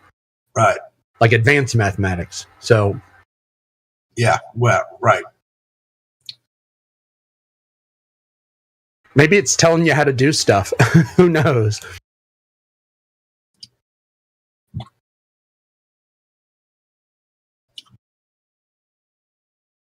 I would postulate that they are intelligently created, though, being as you brought up, say, 5 minutes ago, that there seems to be things encoded within the structures, say, numerology, that type of stuff. So I would definitely point to some form of intelligence.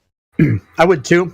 I would say that whatever created the system would have to have been intelligent. If it's doing this somatic, like throwing a code at us that's filled with information, that would be necessary. Just mathematics alone is enough for me to say that it was intelligently created. I mean, yeah.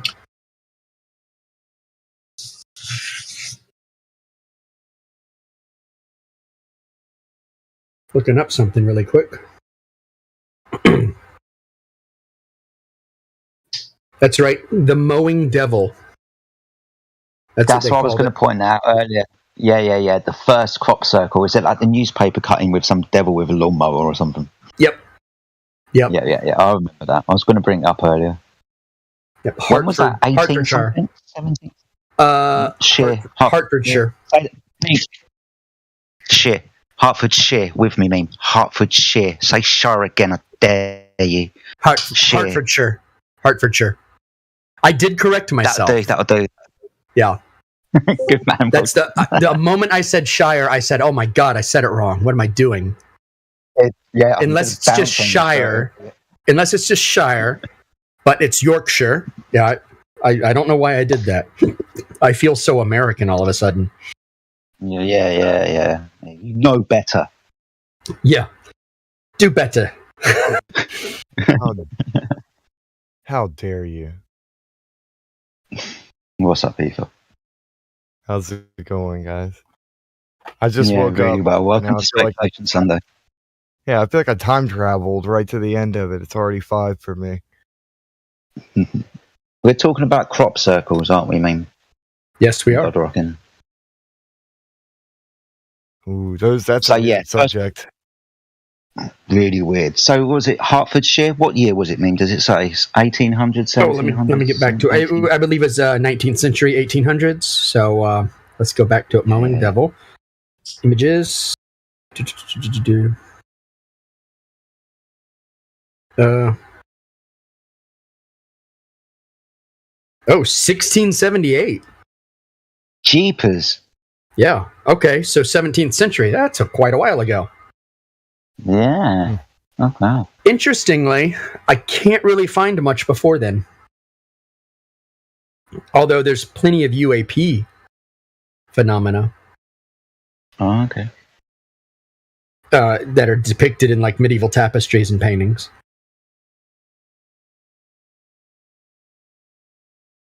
So,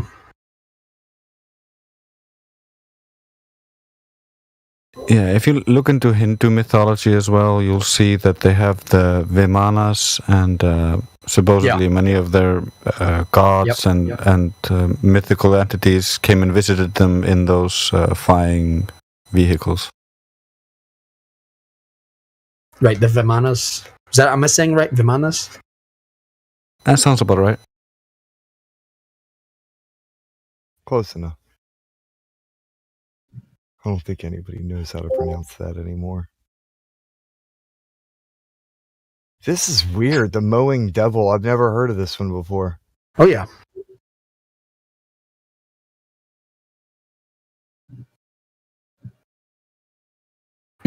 Like, what would have possessed someone to start doing that? Like, it wouldn't even make sense back then. I don't know. See, maybe I'm a little bit secluded, but I've always thought of this as kind of a British phenomena.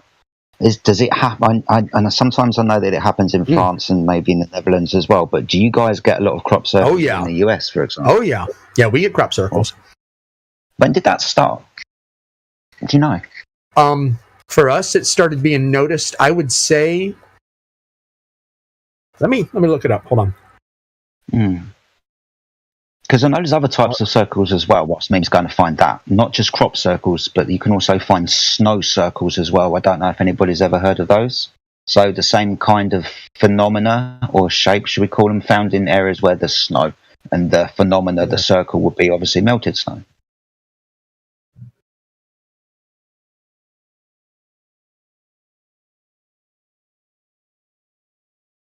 It seems like the ones in America are more modern than the other ones, but that just means when people notice them. It doesn't actually mean when something happened.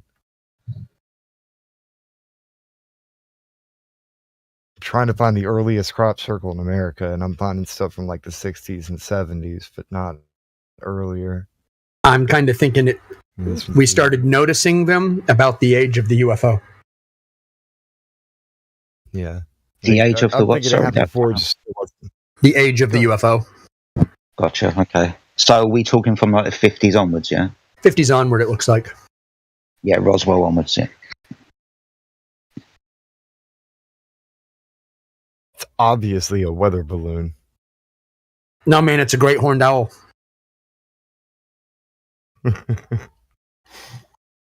That's always the skeptic excuse. What you saw was a great horned owl having the light refracted by Venus.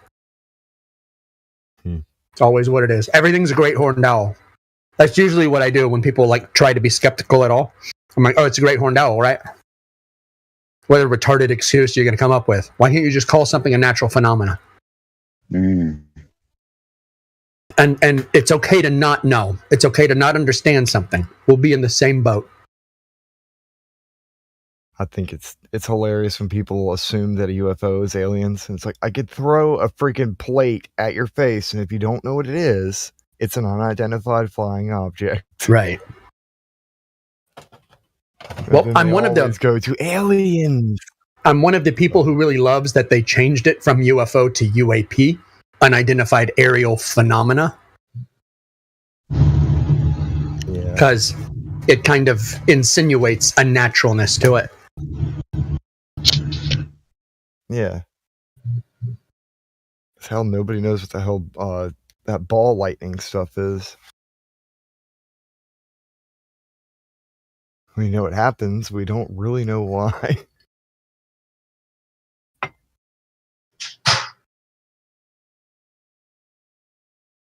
That is some weird crap. Looks like a will-o-wisp or something.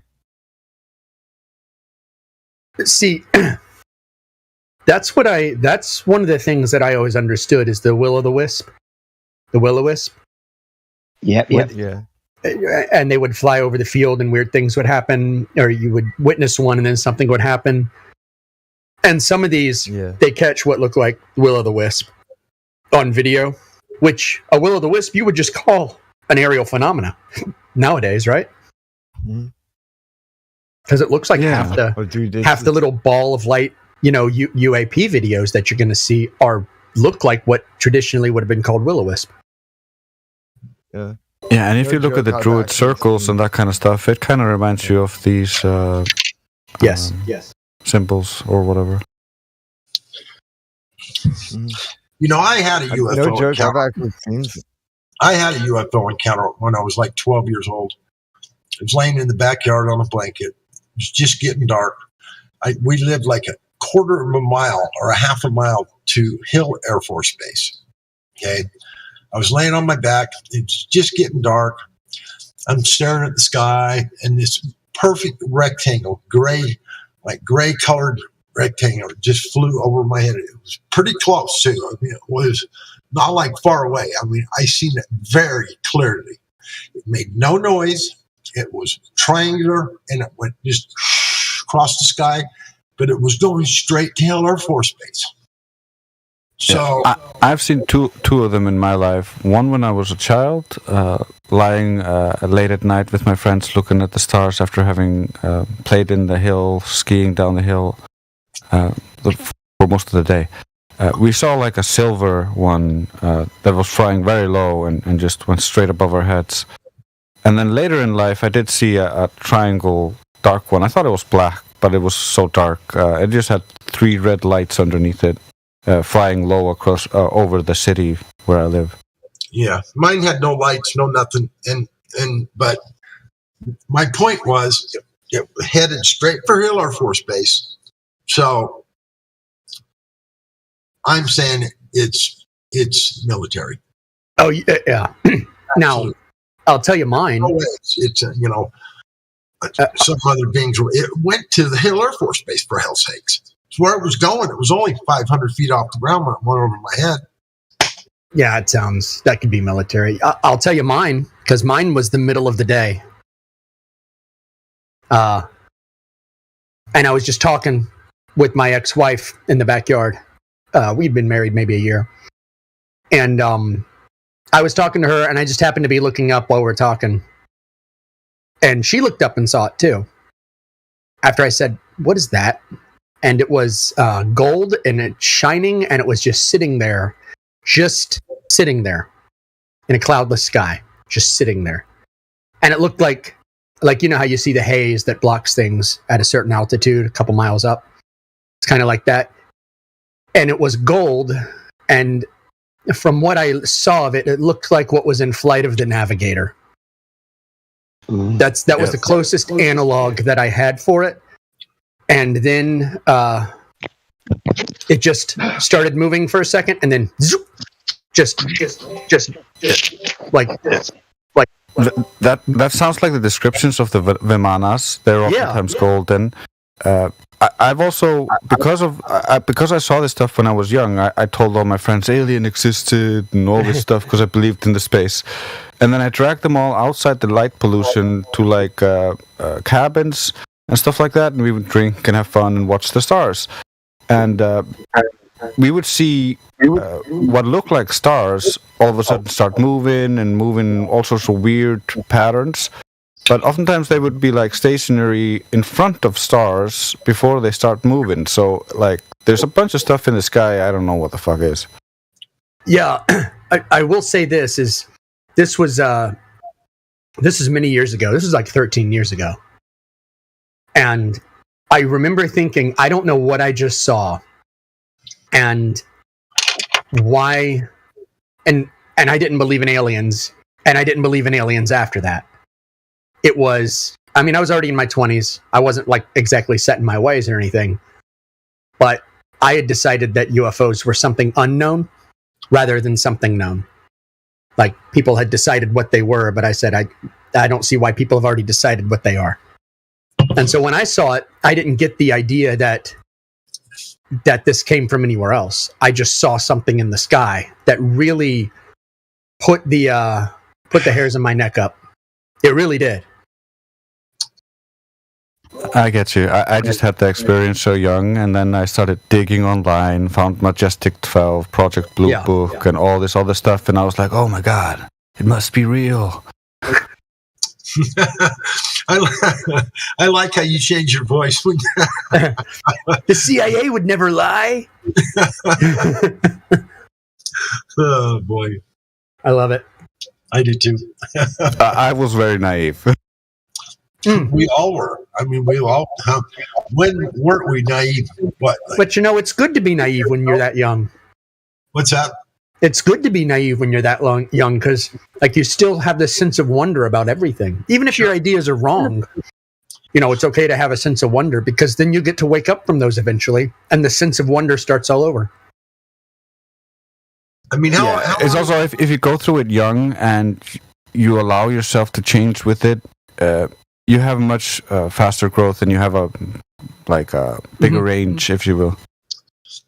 Yeah, I'm with you. I used to believe for sure that we had, outer space and, planets and all that kind of stuff. But waiting for our alien brothers. Yeah, but when I flipped to become, as they say, coined flat earther, which I don't like to coin myself as a flat earther anymore. I have a different thing I like to call myself. But anyway,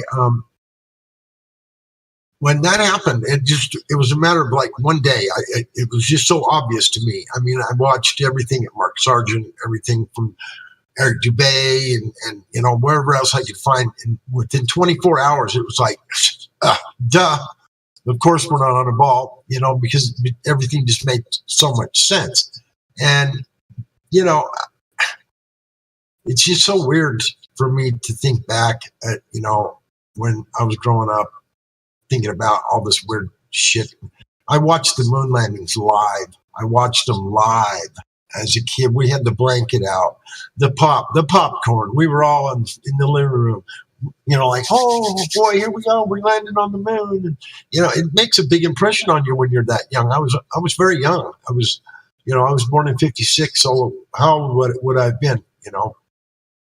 Not that old. And, yeah, it's just crazy to me because, when you find out some truths and you actually see all the lies we've been told, the indoctrination and everything, man, does it make a difference in how you think about everything? I mean, for me, it did. I mean, it made me just completely take a new look on life as a whole for everything, period. I mean, it's an amazing venture. I'm just grateful to be finally awake at least a little bit. You know what I mean? I can't even say I'm totally awake because I just don't know how much more this indoctrination has affected me. It was so complete. Yeah. So you're awake. You're awake. We're all of us in here are awake. It just depends on how aware we are now, right? Yeah. Like say we all woke up, but we're all like rubbing the sleep out of our eyes at different rates. Right. That's what I was thinking, man. So that's why I like to differentiate between awake and aware, because there are people who are asleep and they wake up and then they become aware, right? They start becoming aware of things after they wake up. Like that's when information gets into their mind. So if you can take information in and change how you think because of that, that means you're awake.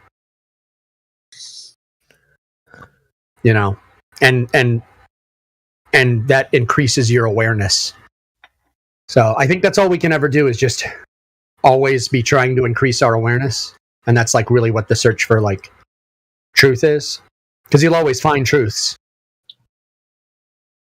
But you'll never find the ultimate truth.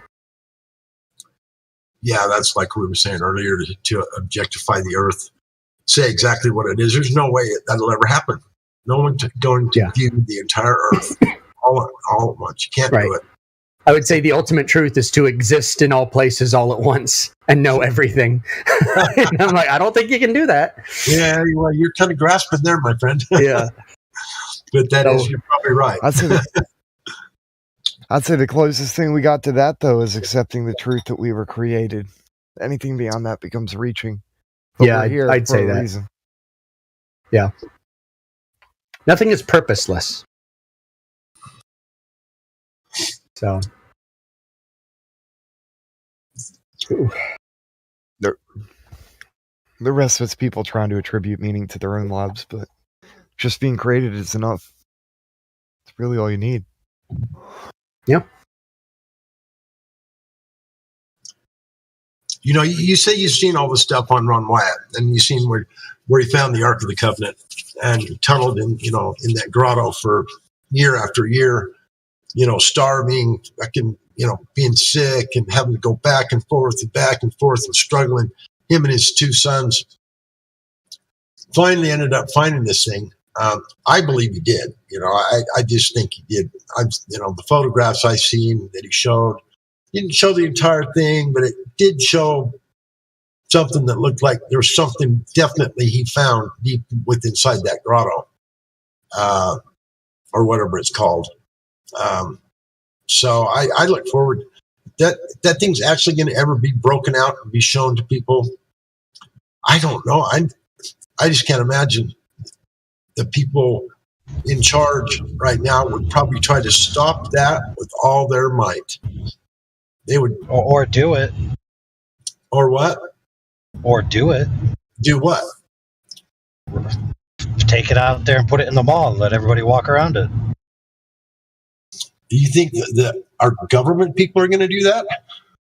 Well, let's say they took this object and put it out there and it looked similar to the descriptions that were given in the Bible, and people believed what it was, and then they claimed to have possessed it and now possess the power and therefore the directive from God himself, right? You know how many suckers are going to fall for that?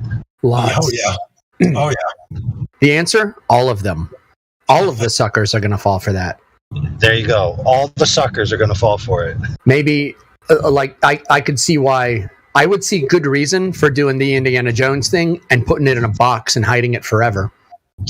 If I were in charge, that's what I'd do. Well, there's an interesting, mythos about it, that the power that it possesses, but when you read the Bible, there's no reason to believe that it still possesses the power that it once did. Right. Because the seat of power has been transferred.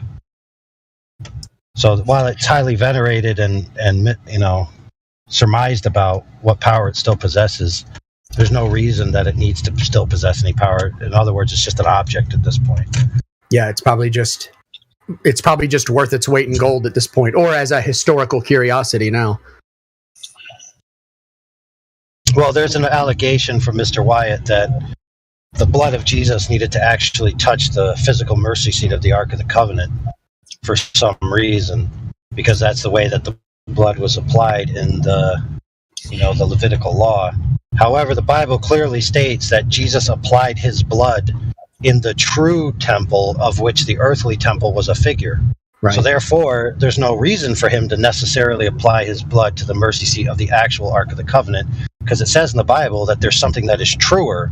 He went there and applied his blood there. So the physical object is really no consequence.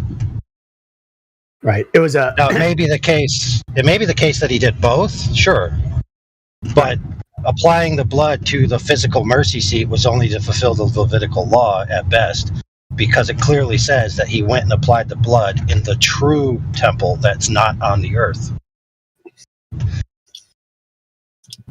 Well, if that blood actually truly only had 24 chromosomes, if that can be verified, if they can actually pull that Ark of the Covenant out, pull a little bit more blood off the top of it, analyze it again, and have it show true to 24 chromosomes.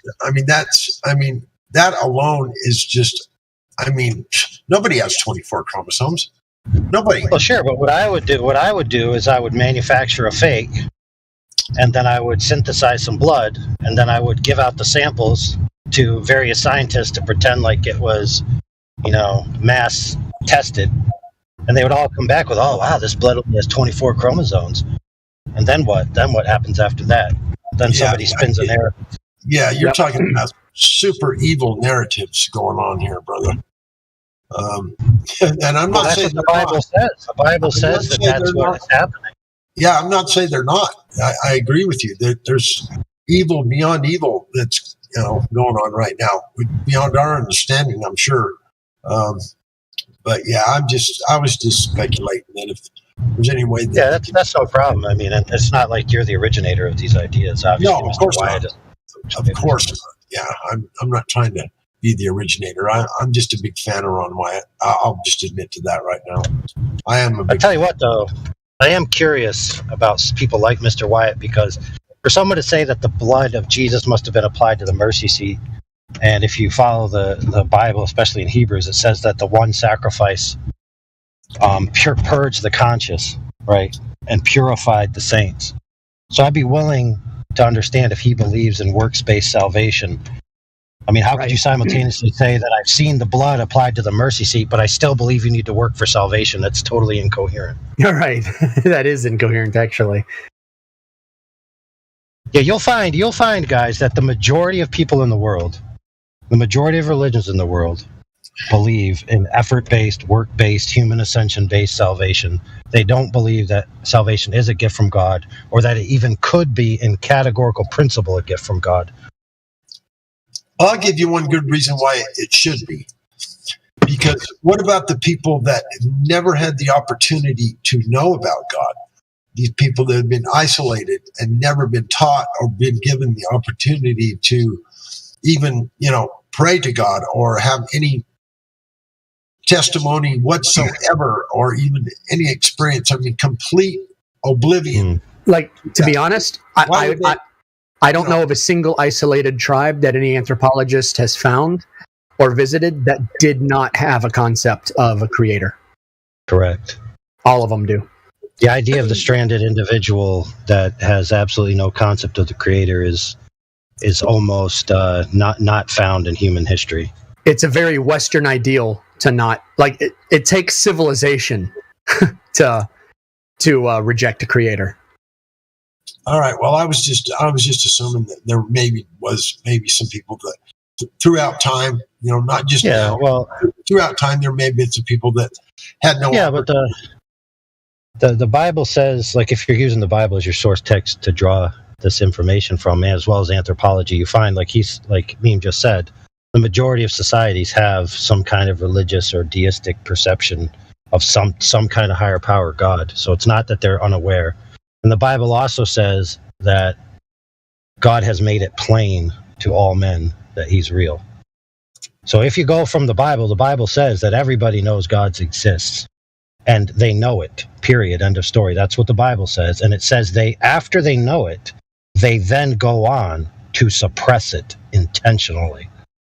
It's not like they don't know. It's they do know, and they're purposely covering it up and lying to themselves about it. It's actually the default setting. Sucks to be them. Whew. That's all I can say. What's funny is I find that it's not even the elites who try and suppress it. It's like people in the public and academics.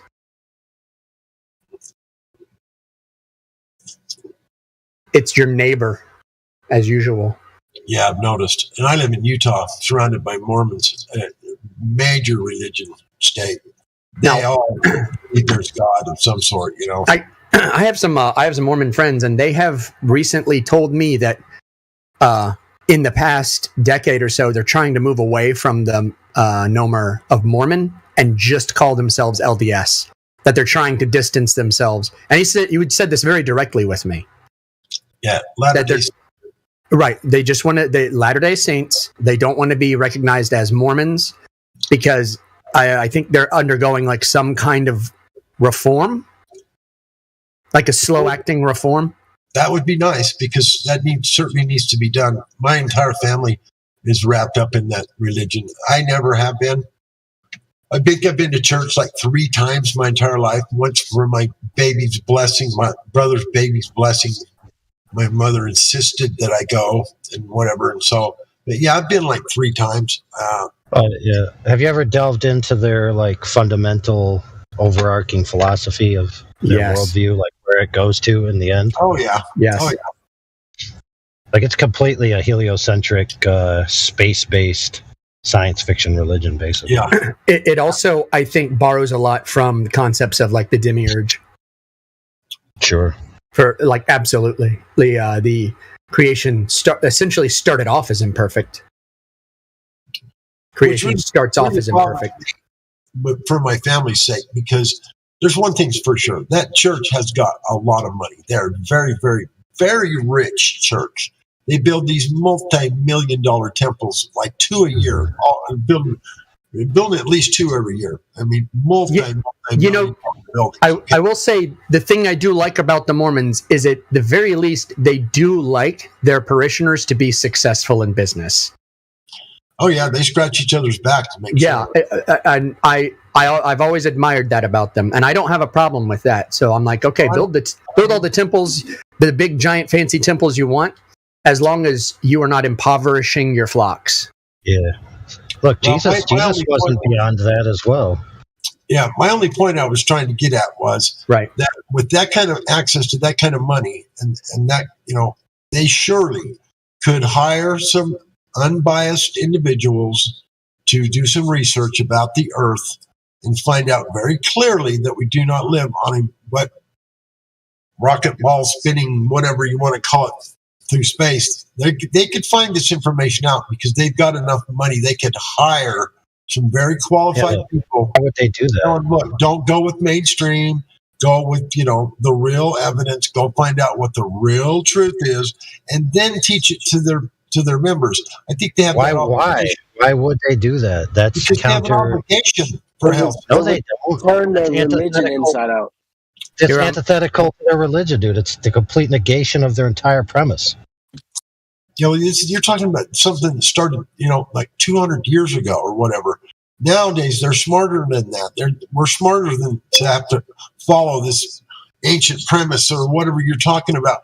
Yeah, I'm posting a video specifically about this kind of subject. Yeah, they're smart enough to know better. So I'm not buying into that shit. And if anyone can play this through the bot, that'd be great. Well, look, reforming Mormonism, if you found out the Earth was flat, the only way to reform it is to leave it. Yeah. There's no room for the Earth being flat in Mormonism. It's completely destruction of their paradigm. Wrapped up in it, and I feel bad. That's all. So if you could demonstrate to them the Earth is flat, you prove to them that Mormonism is false. Right, because it's part of the DNA. It's literally part of the DNA. Oh, they all know I'm a flat earther. Trust me, they all know. Yeah. I've tried more than one. This video I posted is really good. Can somebody play it on the bot? How long is it? It's 1 minute and 13 seconds. These 2 circles.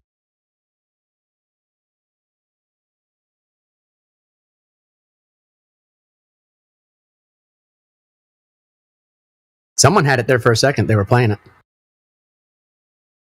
I think it's just Bill, or isn't that Willie or Yeah, Matt Willis or just Bill, but it wasn't me. Okay. Yeah, just out of curiosity for anybody who's noteworthy of curiosities, there's an extreme compellment for people to co-opt the authority. These 2 circles are not equal.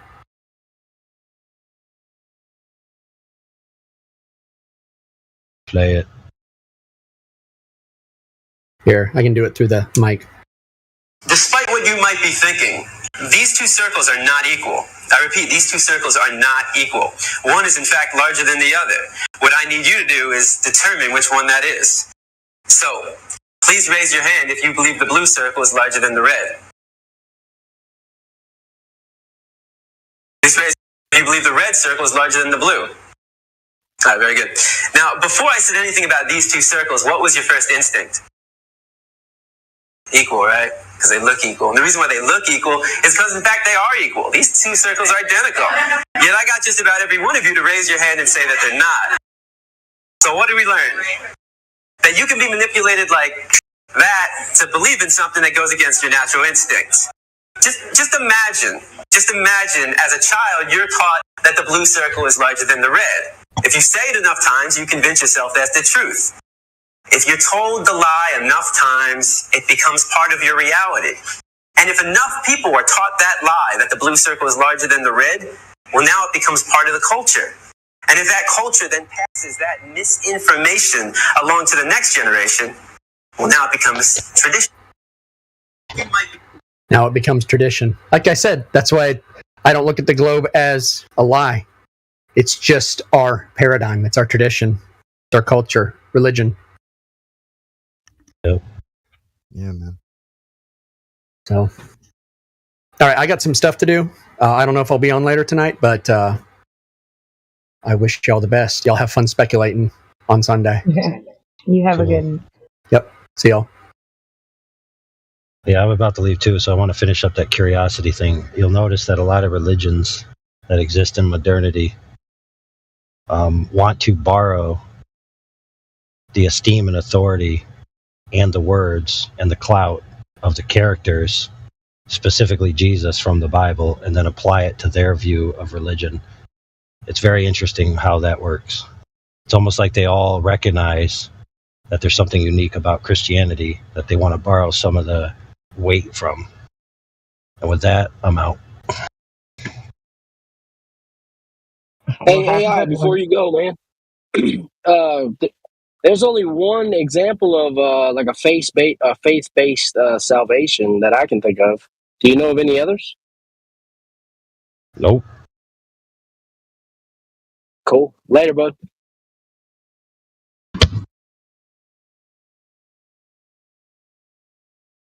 It's a good point.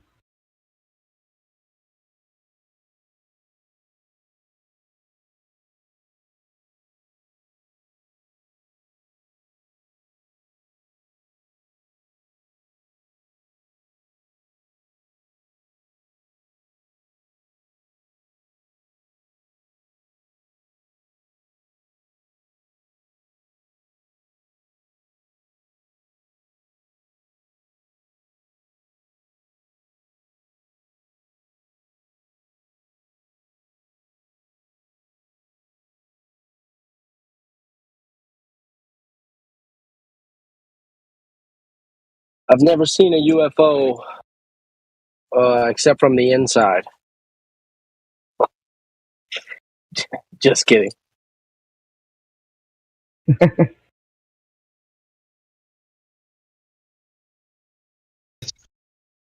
would just like to say, when I'm from the UK. I live in Spain. I'm from the UK. When I was a kid, growing up in the early 70s, I must have been about 7, so it would have been 1977, and we used to play football in a place that we used to call the Little Park, because we had 2 parks. One was massive, but the closest one was what we used to call the Little Park. And we saw a UFO, and it came down so close. It was so big, and a couple of us, because we lived, our parents, we were just kids, because we lived so close to this little park, a couple of us ran home, me included, to tell our parents, look, there's a UFO. And eventually, about the UFO was there for about half an hour, something like that. Parents came out. Everyone was looking up at this disc, this huge disc-shaped object in the sky. And then the very next day, it was all over the tabloids, this UFO. And then the day after that, nothing. Nothing. So that was my introduction. That was the first UFO that I've seen. I've since seen another in Spain, a about 2 years ago. So, literally like 30 odd years on. But yeah, we all saw it as kids. Parents came out, they saw it, they witnessed it. The news, the local news came out and they saw the UFO, they witnessed it. They photographed it. And then the very next day and the day after, nothing, no mention of anything. Yeah, that's my experience. So they released it and then covered it up. Well, yeah, I mean, 1 minute it was, front page. I mean, it was all we could talk about for weeks, at our little street in our community. But yeah, it was highlighted for 1 day in the media, and then literally nothing after that, no mention or anything. But we all saw it. Lots of kids saw it.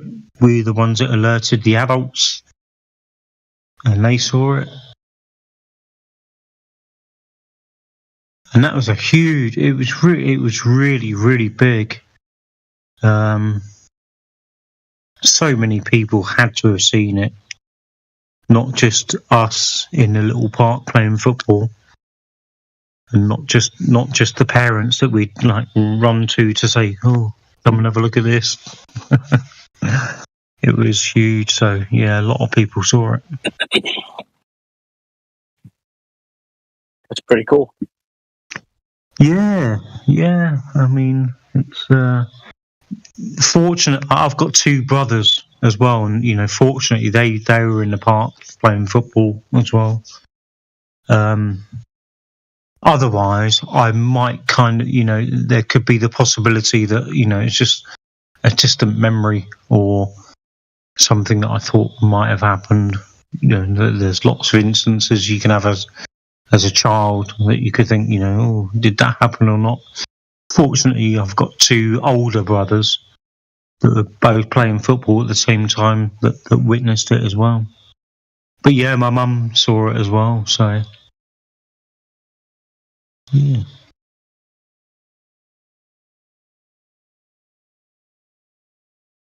Well, now it's UAPs, not UFOs. So now it's a phenomenon. Now it's a UAP, exactly. Yeah. Well, they call it a phenomenon. That's one thing we were discussing earlier. Is that they changed it to UAPs, which is unidentified aerial phenomena. Yeah. That it could possibly be, since they say it that way, it could be a naturally occurring thing. Yeah.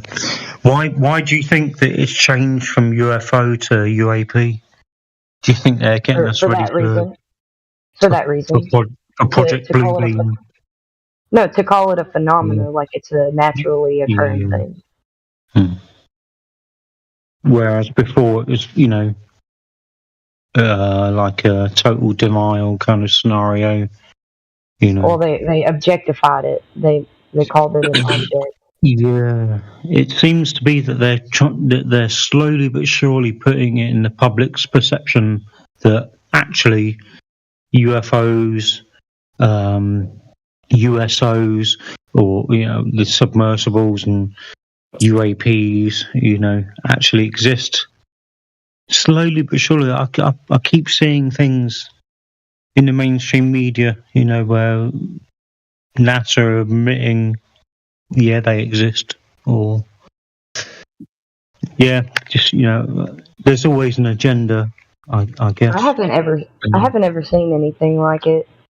My husband has, and he's got a story that he's told me about seeing something that was like that, but I've never seen anything like it, so I don't know. Some people witness it, some people don't. There also about. I live in Spain, in southern Spain, and maybe about 4 or 5 years ago, we went to a friend's house, and he lives up in the mountains, and it's really high up in the mountains. and it's like the cold. It's the hottest and driest part of Spain, and it's really it's really inhospitable. But he's got a place up there, sort of like he's got solar. He's grown his own veg. He's almost self-sufficient.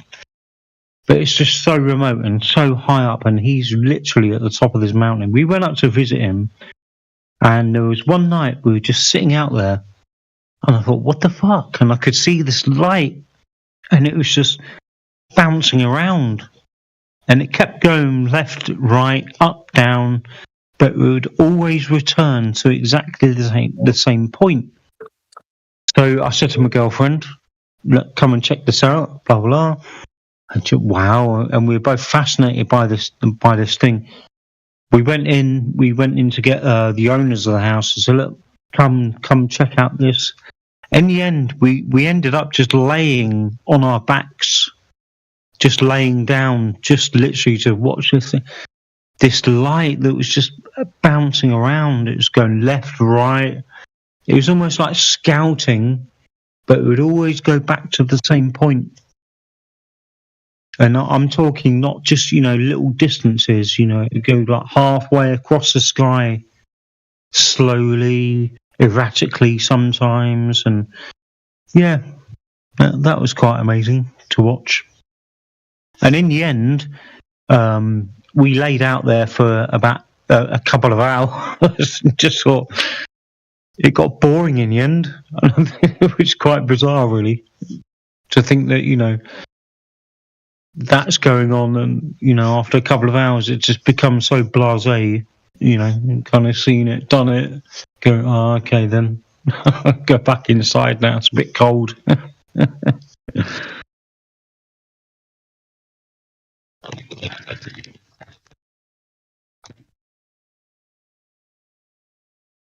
I got a bit of a speculation. I mean, of course, if you take like a futurist interpretation of Revelation, right? And you're reading the scripture, and you're kind of looking for, I don't know, for a third temple, right? According to that view, you'd be waiting for a third temple. Well, the Dome of the Rock sits right there on Solomon's temple. There was the first temple, the second temple, and then the futurists would be looking for a third temple to be rebuilt. And I'm asking myself, how would it be possible for anyone to take down the Dome of the Rock in order to build a third temple? And just a bit of speculation, what if it was like a false flag and they blame it on the aliens? The aliens destroy the Dome of the Rock. It's just would seem like it'd be kind of convenient.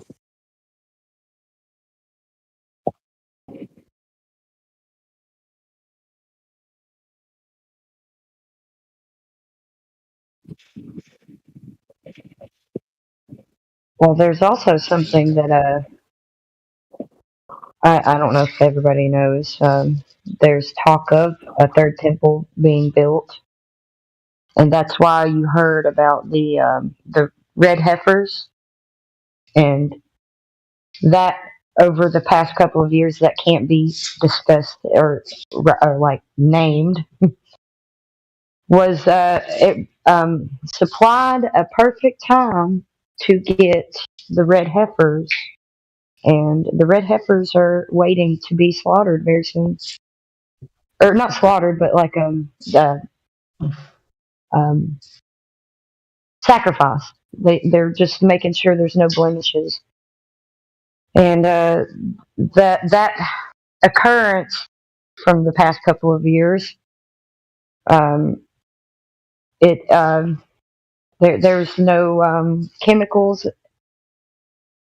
There's no anything to like with these red heifers. They're literally blemishless, and it supplied the perfect condition for them to have them. So that's something to think about. Yeah, they would need a temple, though. Well, they already have been talking about it. It's not like it's hidden. It's being discussed, or it's actually they're being trained to build the temple really fast, or something like that. So they'd be able to do it really. I don't see how the Dome of the Rock can come down without starting World War III. Yep, all of those events haven't been carried out yet, but like I said, it's like everything is ready. So I guess maybe this is just something we'll find out when the time comes, won't we? I know we're kind of like slightly a bit off topic and stuff, and so I hope it's okay for me to talk about this. But you know, when we're talking like about changes and that we're ready for this, I've been looking into into Tartaria and the 308-year cycle where things have been reset. I don't know if it's all right to talk about that kind of stuff here, or if anyone's sort of genned up on it.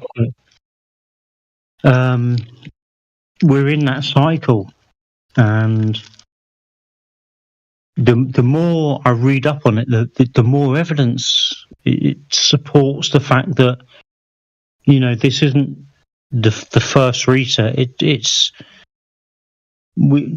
Technology has been suppressed time and time again, but usually on a 308-year cycle or something, and we're in that cycle. So well, we're capable, and especially if we're not put into a system that's meant to keep us dull.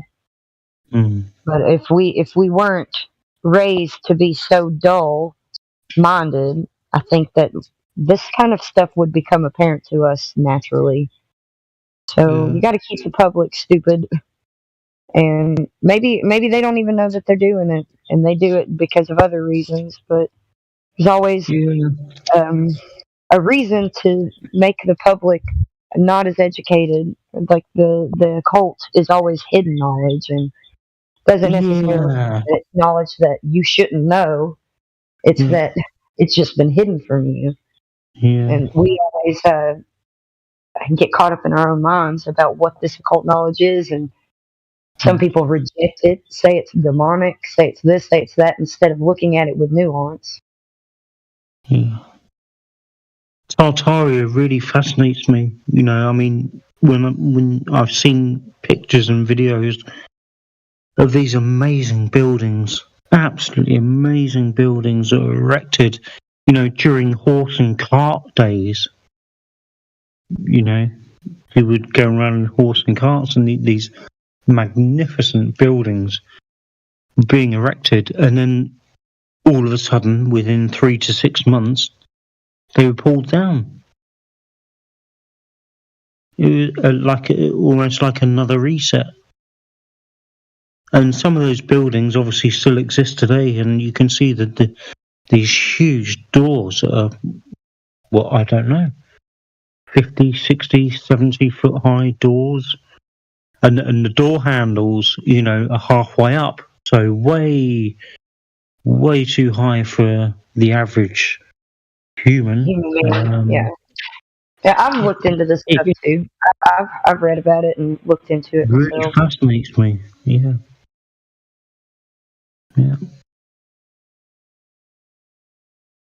That's my thing at the moment. You know, I like to go down certain rabbit holes every now and then, and the one that really gets me at the moment is Tartaria. Yeah, and I think everybody in here has probably, I don't want to speak for anybody, but it seems to me like everybody in here has gone down that road and researched it too. So you're not like talking to people that haven't heard about it. Yeah, I just wanted to make sure it would be alright too. You know, I know it's flat Earth predominantly, so but you know there are so many spin-offs. Yeah, it's Speculation Sunday, so we get to have fun with some speculation. Oh, happy days, happy days. Okay, so that's cool.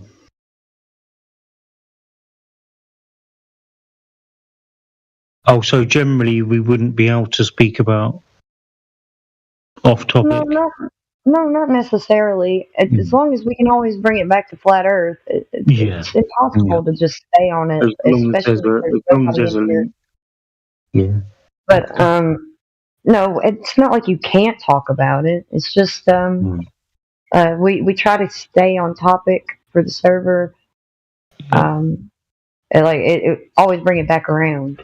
But I get that. there's no, you can't. The only thing that you can't talk about are things that would get the server in trouble. Yeah.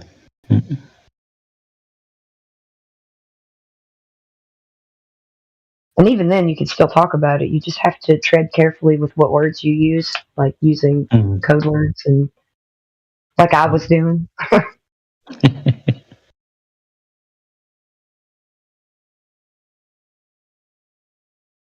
How's everybody doing? Hey. Doing all right. Speculation Sunday. Pretty chilled here. It's midnight. I've had a day in the sunshine. Time to relax and listen to some good conversation and learn some stuff.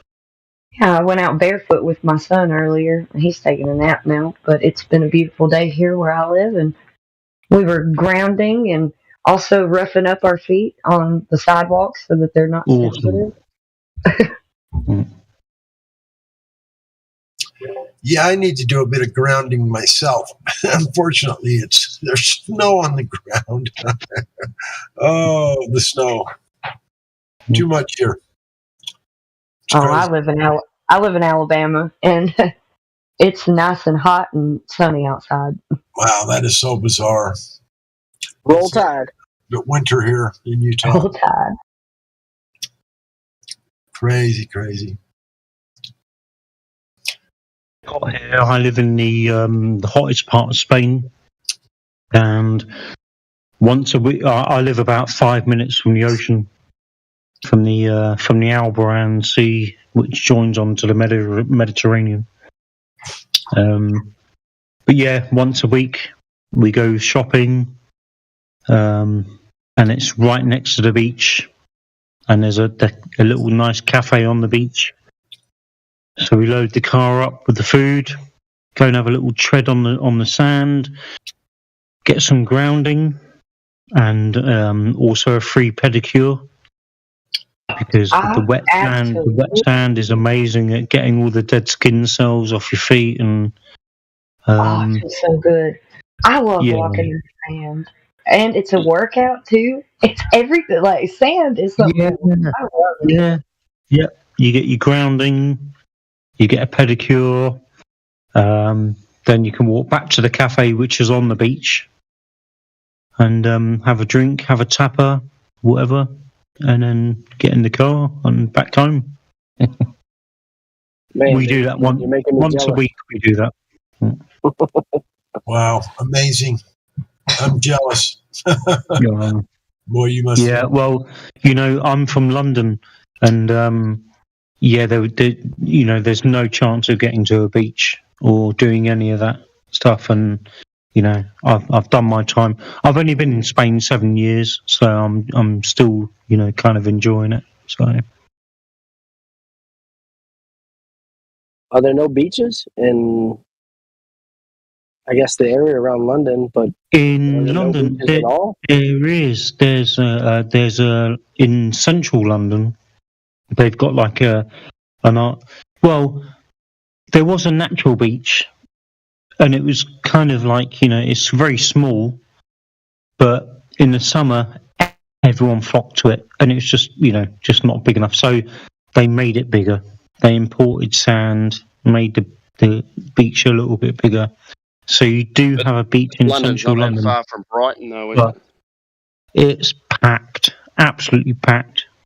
You're much better off if it's nice weather. You're much better off just jumping on a train, for like 20 minutes, half an hour, or whatever, and just going to the home counties. You've got beaches, to be had in the southeast. London's predominantly southeast. And there's lots of beaches that you can go to, but it might take 20 minutes, 30 minutes, or maybe an hour on the train, depending on where you want to go. But you'll definitely escape the crowds, and you'll have a much nicer time, because that little beach in London, you can imagine, it's the only beach in city central West End postcodes. So it gets really busy. Hyde Park is great. You've got the lakes, and you've got the boating areas, you've got the bathing areas. It's huge. It's big enough, and it can cope with lots and lots and lots of people.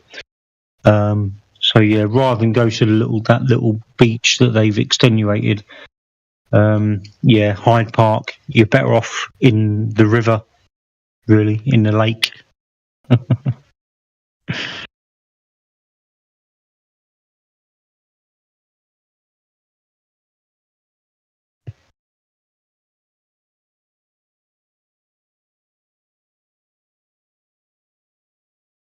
Plus, they've got a lot of wildlife there as well in Hyde Park. They have black swans. They've got aviaries. Lots nice. It's a nice place to be. They've got a boating lake, literally just for boating. Good spot. Very quiet in here. Has anyone spoken to Grenade Head?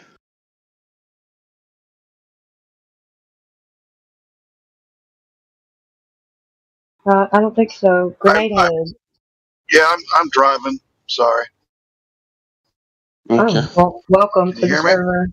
Yeah, we can hear you. It's driving. I'm rambling. Sorry. That's a good combo. Can you guys hear me at all, or am I breaking Yeah, up? mate. Loud and clear. Okay. No, I'm just driving along right now. I'm over in Ohio, northern Ohio. It's a nice Looking at the sunny day. Looking at the flatness. Sunny day. No flatness happening here. Are you kidding me? Well, it's mountains or it's curved. This is the northern part of Ohio is mainly flat with a little roly-poliness. No mountains. But it's kind of boring. The glaciers kind of wiped out most of the points of this area. Are you a glober, or you think we live on a flat stationary plane? Oh, I'm not. I'm just listening because I'm driving along here. I'm not all right, man. here to argue or. I was just listening background. That's all. I'm not looking for an argument, buddy. Are you sure, Timbo? You sure about that? Yeah, mate. Yeah, mate. Just looking for different opinions, and feel free to tell us yours, because it's not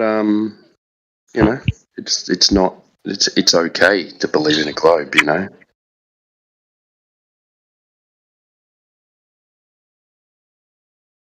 Good day, mate. Timbo. G'day. We're not like the other side, mate, where you say, it's not okay to believe in a flat earth. We say it's okay to believe in a globe, because that's what you've been told. Oh, So feel free. The way that you said it's not okay to believe in a flat earth, or you were doing quite a bit of an impersonation there. So that was nice. I liked it. We're our distant cousins are rocks. Well, for someone not wanting an argument, that's quite a whopper of a story about glaciers. That's why I asked.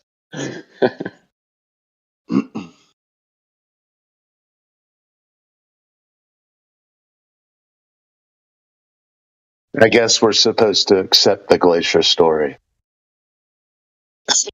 It's funny because we've got that same glacier story here in Australia, but there's no remnants of an ice age anywhere. They say, "Oh yes, these." Oh, I've been told these valleys. Go ahead, mate.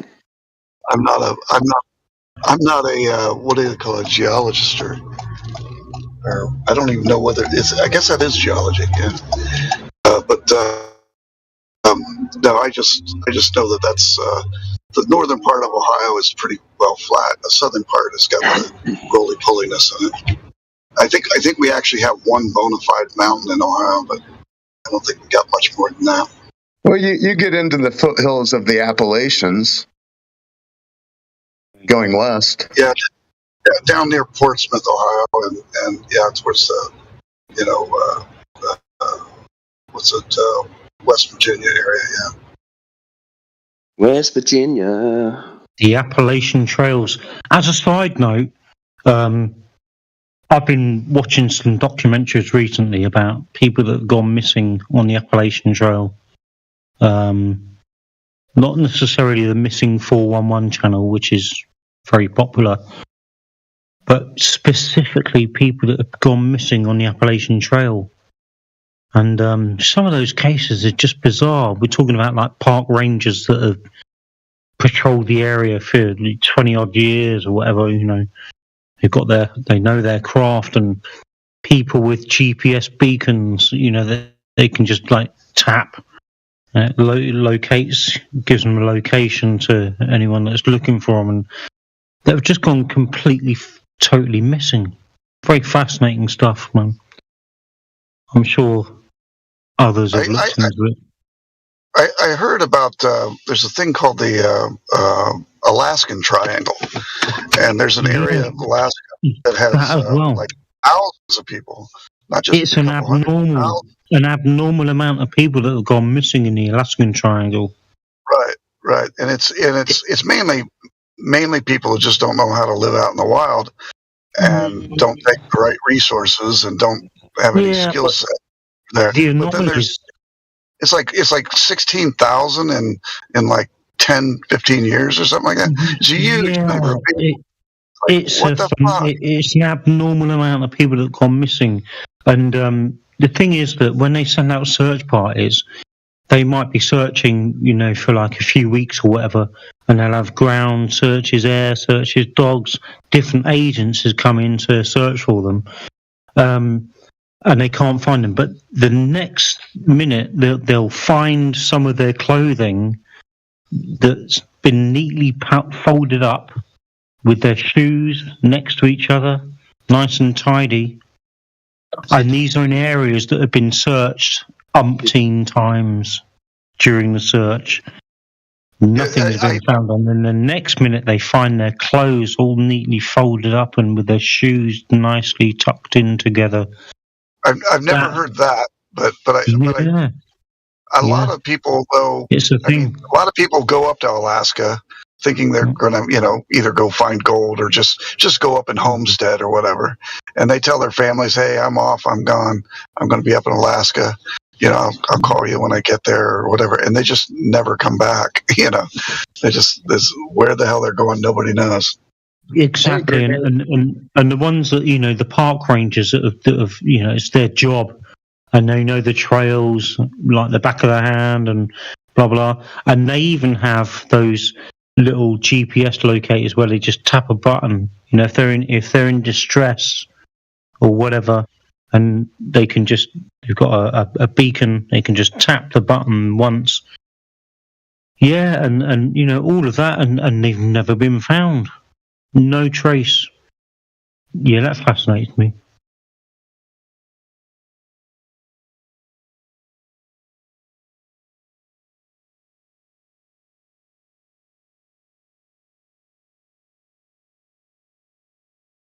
Watched that Alaskan triangle thing last night with Linda Moulton Howe. Mm-hmm. Seems like a load of crap to me. Linda Moulton Howe, wow, what a UFO freak. Yeah, they were talking about Blackstone pyramids and them being energy devices for flying saucers. So they'd fly over this point in Alaska and charge up. all I know, you know, I don't know about any of that really. All I know is that it's just an absurd amount of people, an abnormal amount of people go missing in the Alaskan jungle. But it was a good also, comedy also show. in America, in America and Canada, the national parks, again, you know, people go missing in the most absurd circumstances. I've seen so many videos and documentaries on it. It's just incredible. You know, 1 minute they're there, you turn around, next minute they've gone without a trace, literally without a trace. They could be like 5 feet behind you, 1 second, you turn around the next second, and they're just gone. It's incredible. Yeah. And also the Not fact sure about also, that, man, because we have people go. also the we have fact that people in go America, missing. if somebody goes missing, the FBI will not get involved in a missing persons case. However, if a missing person goes missing in a national park in America, the FBI are on it. So I don't know. How Make of often that have what you you been will. to a national park? I don't know. That fascinates me, man. You know, just the fact that they won't get involved in a missing persons case, but if it happens in a national park in How America, often have you been to a national park? me never. Yeah. Do you know how big these places are? Oh, fucking huge. Yeah, absolutely. Absolutely. So all I know is that I travel I'm around. just all I'm saying I is go that, around you know, all I'm Australia referencing is the documentaries that I've been seeing, and these people that go missing, you know, they could be national park rangers, you know, that have been working the land for 25 years or whatever, and they go missing literally without a trace. Yeah. It's Well, like they can roll off they can have an accident, roll off a cliff, and roll down and still never be found. Well, maybe a cadaver. Of course, it happens here all the time. Yeah, in Australia all the time. Some of the cases that I've read, some of the cases that I've seen or read about or watched documentaries about are people that are literally have gone missing in a very small circumference, and literally. Well, that happens all the time. 5 minutes later, you've got people looking for them, going, "What the fuck?" All the time, and it's just a flat area. But there's you hear about the people who are found 100 yards from their car, and they've been missing for a week. Yeah, I tell you what, and tell you other ones, children that have gone missing in national parks, and they've turned up about 8 kilometres away. They've turned up 8 kilometres away. I'll tell you a story, mate. With no scratches on them, no marks, blah blah blah. I'll tell you a story, mate. So, well, it happens all the time. I love all that kind of stuff. Am I not coming in clear? I hear you. I don't think he hears anyone else. Sorry, I just wanted to say that. That's all. No, you're all right. So we have these things all the time where people live in we call it the bush. Yeah, it's near national parks and forest land, and the kid will go missing. Yeah. And they do this search for a week, and then this search, and then the kid's found 200 meters away from the house, sitting in a creek or something, drinking water. You know, like it's easy to get lost when all of the bush looks the same. You get disorientated, then you start to stress out, and then you start walking around in circles, and then you leave a spot, and then you don't know where you're going. Like I don't think there's anything mysterious about getting lost. Yeah, people get completely lost forever when they pull off their car at like a sightseeing. You can always get a rational explanation on it. That's cool. When someone goes out into the wilderness of a national park, these aren't places that just have parking lots every quarter mile. This is the wilderness. Yeah. Absolutely. And I get it. You know, east of the Rockies, west of the Rockies. And I listened to it for decades. And they're all the clothes folded. Those go hand in hand with all the Sasquatch stories, and whatever. But people can get. Unfortunately, people don't have respect for the surroundings, and they get lost. Yeah, the national parks are most times they're trying to hide something. They're hiding like ancient, like here in Utah they do. Anyway, I can show you pictures of a national park that is clearly an ancient civilization that they're trying to hide. They don't let anybody hike down in there. You go down the trails. But when you look down in there, you can see buildings and structures and everything. And I think it's very possible that these people get in a place like this and they find a ancient cavern or a building or whatever, and they go inside of it, it collapses, or they get, maybe there's still people living in them. Who knows? I no idea. But most of national parks in Utah are hiding something. And you know what? Can I just say that there was one case that really fascinated me when there's a toddler, literally a toddler, and he went missing. And they found him kilometers. This is in the snow, by the way. They found him kilometers away. 2 hunters were going along their natural trail that they've hunted for ages. Blah blah. They're on their way to their spot, and they came across this toddler. And there were no footprints leading up to this toddler. It was like literally that he'd just been placed there. And this toddler had been missing for like hours. But I can't remember how many, it was kilometers away. There was no way that this toddler could have traversed the landscape and ended up where he was. And especially he was like next to a tree, and there were no footprints, there were no marking. You know, the snow was quite deep, and there was no footprints of him going in or coming out from that spot. But he went missing kilometers away, and then a couple of hours later, it was just physically impossible. There's no way that a toddler could have made that journey. So, yeah, I don't know. These things fascinate me. I'm glad it's Sunday and I can get away with rambling and talking about off-topic stuff. I've never heard of the Alaskan Triangle, but 16,000 people missing over how long of a period of time? Someone mentioned there was like 16,000 people missing on the Alaskan Triangle. Do you know, it is. I'm not sure the figure, but it's an absurd amount of people that have gone missing in national parks and the Alaskan Triangle. Oh, there's also there's another triangle as well. Somewhere inland, in the interior. I can't remember. There is another one. If it comes to me, I'll mention it. There's another one, I'm sure. Oh, I see what you're saying. Over the course of the past couple years, or past like decades, it's gotten up to 60,000 people. This one says more than 16,000, but there's a total number that... Oh, there's 50... Okay, 60,000 reports doesn't mean they actually stayed missing, though. Okay. Well, still, that's a lot of people. In a couple minutes. I had to read it right, but yeah, that is a lot. It's just some of them, they end up finding them within 5 minutes, and it's still a report on the list. Hey, Godrockin, since you brought up the national parks, possible like cordoning off areas, have you ever? And it's Sunday, I'll speculate. I've heard people, and they've done surveys, aerial photography of golf courses, claiming those are just a smaller scale of keeping places that they don't want people digging around in separated. Because there are a lot of weird mounds and features on golf courses that are just supposedly natural. I just thought I'd run that by you. That's true, and a bunch of rich people own the land that golf courses are on. Yeah, and it's usually really valuable land.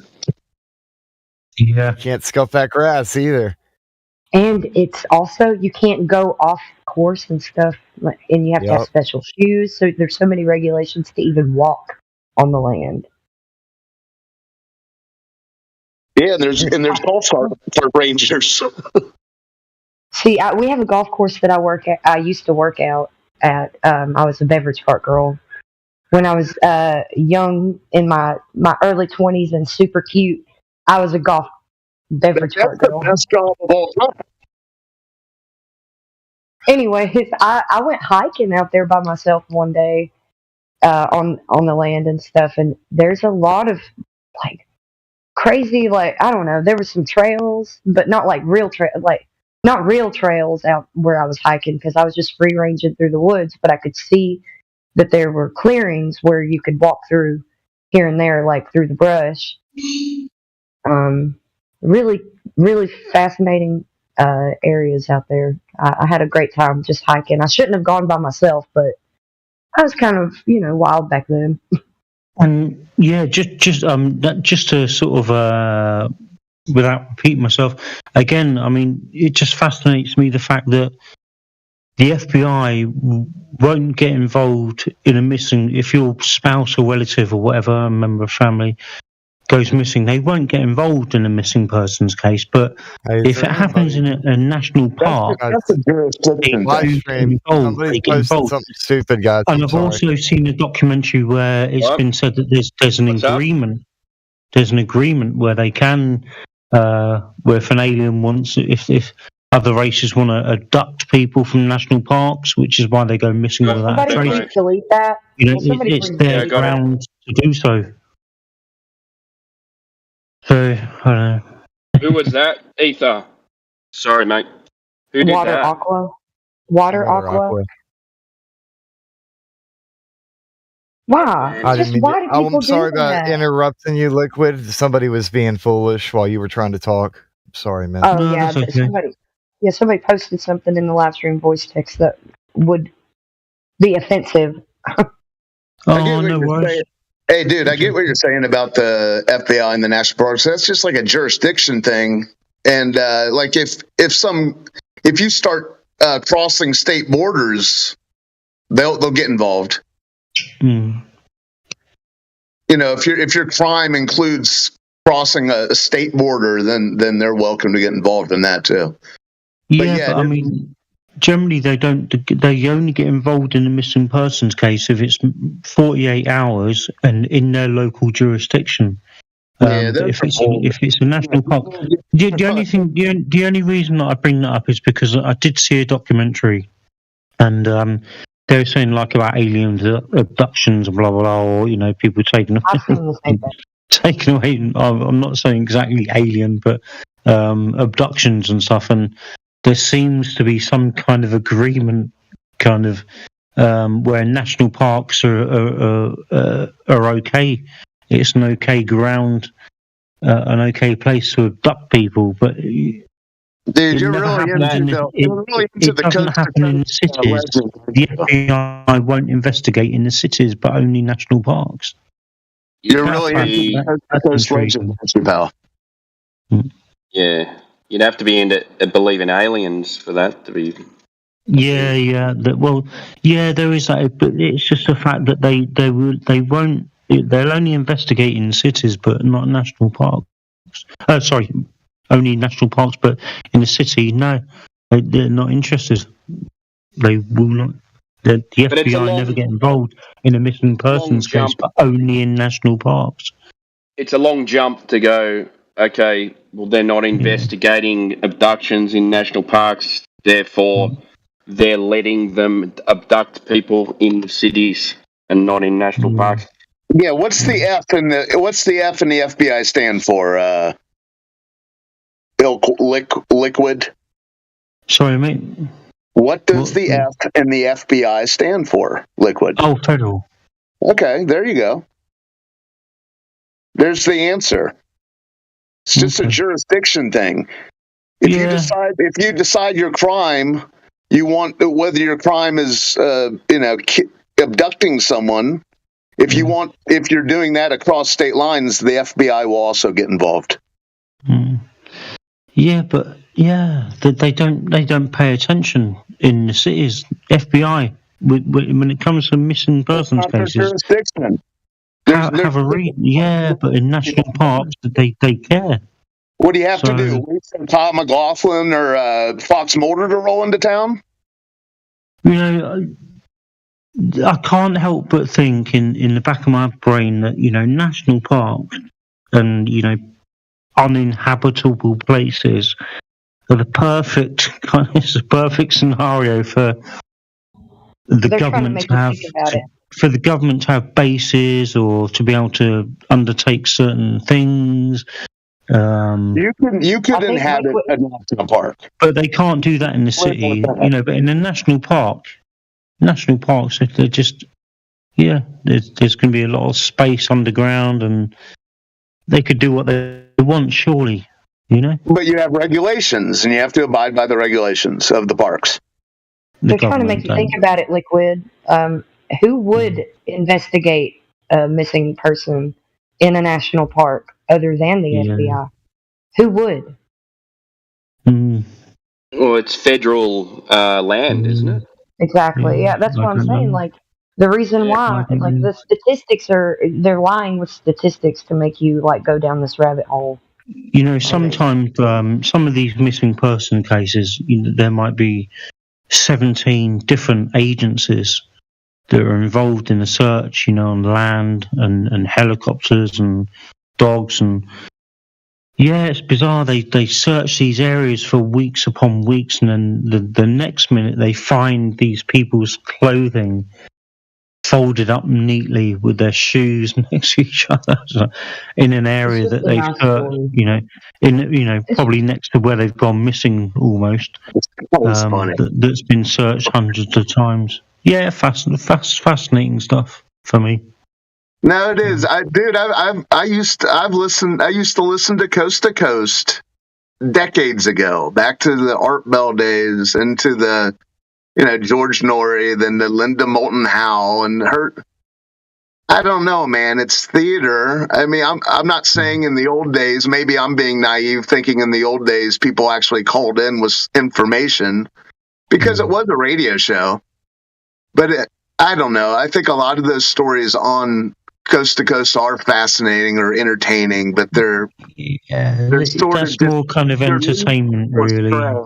Yeah. Anyway, I'm massively into Tartaria at the moment. So, I've been looking at a lot of videos. Yeah, that's a big old rabbit hole to go down. Pictures. I've been down it. I've emerged. Here I am. I'm just learning, and I love this channel because, I've learned so much. It's I great came just out alive listening. somehow on that rabbit hole. I went down it for like 2 years. The Tartaria rabbit hole is a very deep hole. Be careful. You'll be there forever. Yeah, you may even make a whole Discord channel about it. That one's not just a rabbit hole. You got to go splunking for that one. Suit up. Make sure you got some rope. Med kit. I remember when I saw the moon map for the first time, I think tears actually came to my eyes. When you say the moon map, do you mean the one that reflects the Earth? Yeah, like they say that there's more land and that there's a part that maps out where we live, like right now, in a part of the moon. Yeah, like it had taken some sort of X-ray, or I don't know. That's not the right word. What was it? Just some sort of like image was imprinted on the moon of the land. I saw, that's what I saw once, where the image of the moon, the grey areas, literally matched the areas on the Earth, the land areas on the Earth. Well, it didn't actually. Is that right? Or not? Yeah, there was some places that are not accounted for, so it's not actually correct. So it's a stretch, that's for sure.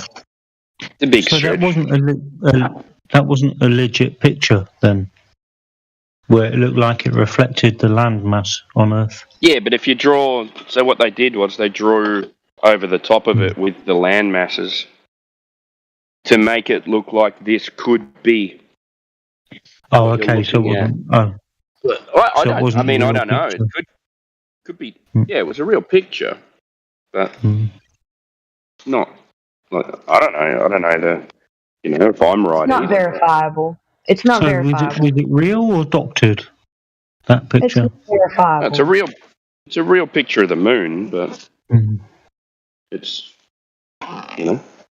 like just because it's got some dark spots that could resemble. No, things this one was pretty much a impressions of- mirror image. It was pretty much a mirror image. You could got quite the- clearly see that. Have you got the image? Huh? Have you got the image? No, I could try and find it. If you can find that image and it's a mirror image of what we're supposed to be looking at, then I'll agree with you. But from what I saw, it wasn't.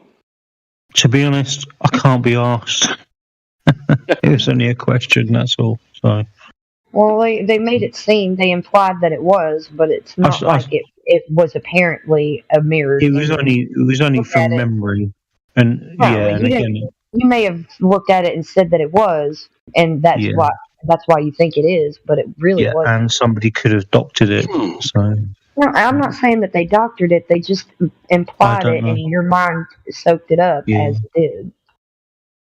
Mm-hmm. Just like when Mimas was showing us the that video where the blue and red circle, somebody tells you that one is bigger than the other, and you agree that one is, even though they're both equal. Like, you can be told a lie, or they don't even mean to lie to you. They just put it out there, and you take it as truth without any evidence. Yeah.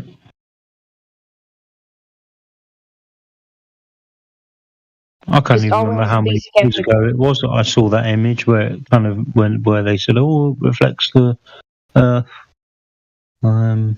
It was in AWAR's presentation.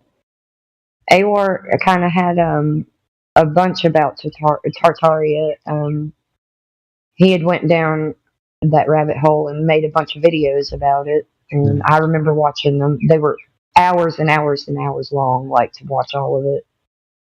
And just one of the videos, he was talking about seeing the reflection of the moon in the water, and it hit him that the moon was the map or something like that. And yeah, I can't remember exactly which video it was, but I know it was AWAR, like AEWAR. He made a bunch of that stuff, or that content.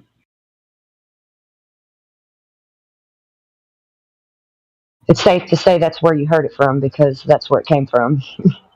Yeah, I just remember seeing the image. But again, just an image, just a picture. So Yeah, well, as Just gotta- humans, we like to see patterns, yeah? So yeah, we can Oh, make no, a pattern this- out of what we're looking at. yeah. And, I mean, but this we'll image did just say, actually reflect. It did these two images of the moon and the Earth did reflect. You got- the that's why the you got Earth's the image. So. it's a big claim. Yeah, well, exactly. Like I say, it was just an image. So Because I've anyone seen can, exactly what you've anyone can seen, make and an it image. doesn't look Yeah, like it. exactly. Yeah, somebody could have just made up and gone, "Oh, look, the moon's surface reflects the Earth's." Yeah, that's right. Yeah. Landmass. It was just, it was literally just an image. So. I think it's safe to say that it's really good to keep looking and searching and going down these rabbit holes if they interest you. Just be skeptical. Don't just take everything in as truth. Be skeptical. Yeah, because even Iwaranon, like you said, Kim, he came out after that and made another video saying that a lot of the stuff that he said in that 5-hour kind of video that he made was incorrect. Yeah. Well, he didn't necessarily say it was incorrect. He just said that he may have been jumping to conclusions. Like, don't take Yeah. everything that he said as the truth. It's more like a speculation. So Yeah, that's right. yeah. I absolutely. And I was like, man, I commend him for that, because it was fun to hear the story, and it was like a huge story. But yeah, that's what it is, though. It's just a story. You don't know for sure, so don't. And I'm glad that he didn't do that. He's being careful not to make claims. And then a lot of people were attacking him in his comments, saying that he was a shill and all of this, and Yeah, for telling the truth. unfounded. Yeah, just being honest. Yeah. He was just being honest with them, and they were like, "No, this is true." I'm like, "Dude, he's the one who told Yeah, you." he And made the video and he's telling you that it's not. It might not be. people are crazy. Yeah, you got to hang on to just because you start believing something, like Oh the yeah, person who it was a told you snapback for it me. might not be true, and then you go, no, it must be because I believe it. Well, yeah, it was a snapback for me because I dove into it. I was like, "Yeah, this is awesome, and this is making a lot of good points." And yeah, he probably did hit some great points that could possibly be somewhere along the lines of true, or he was getting in that realm of truth, but not necessarily right on the head. Yeah, But it was entertaining. it was nice to be presented with that information and not take it as the truth, but just, like, hey, Yeah, this 'cause what information may tie up some loose ends down the road. Yeah, because all that information he came out with, I'd heard all of that before, And then I looked at what he was saying, and I was like, oh, he's just grabbed bits and pieces of everyone else's videos and kind of created a timeline story with it, like what they do in documentaries, little bits of footage from other people and tell a story about an animal and, get to know the animal and then the animal dies or something and then you get a little bit of trauma. It was the same kind of thing. Yeah, just kind of connecting dots that he wanted to connect, and Yeah. not necessarily the dots to be actually connected, and drew a narrative around it.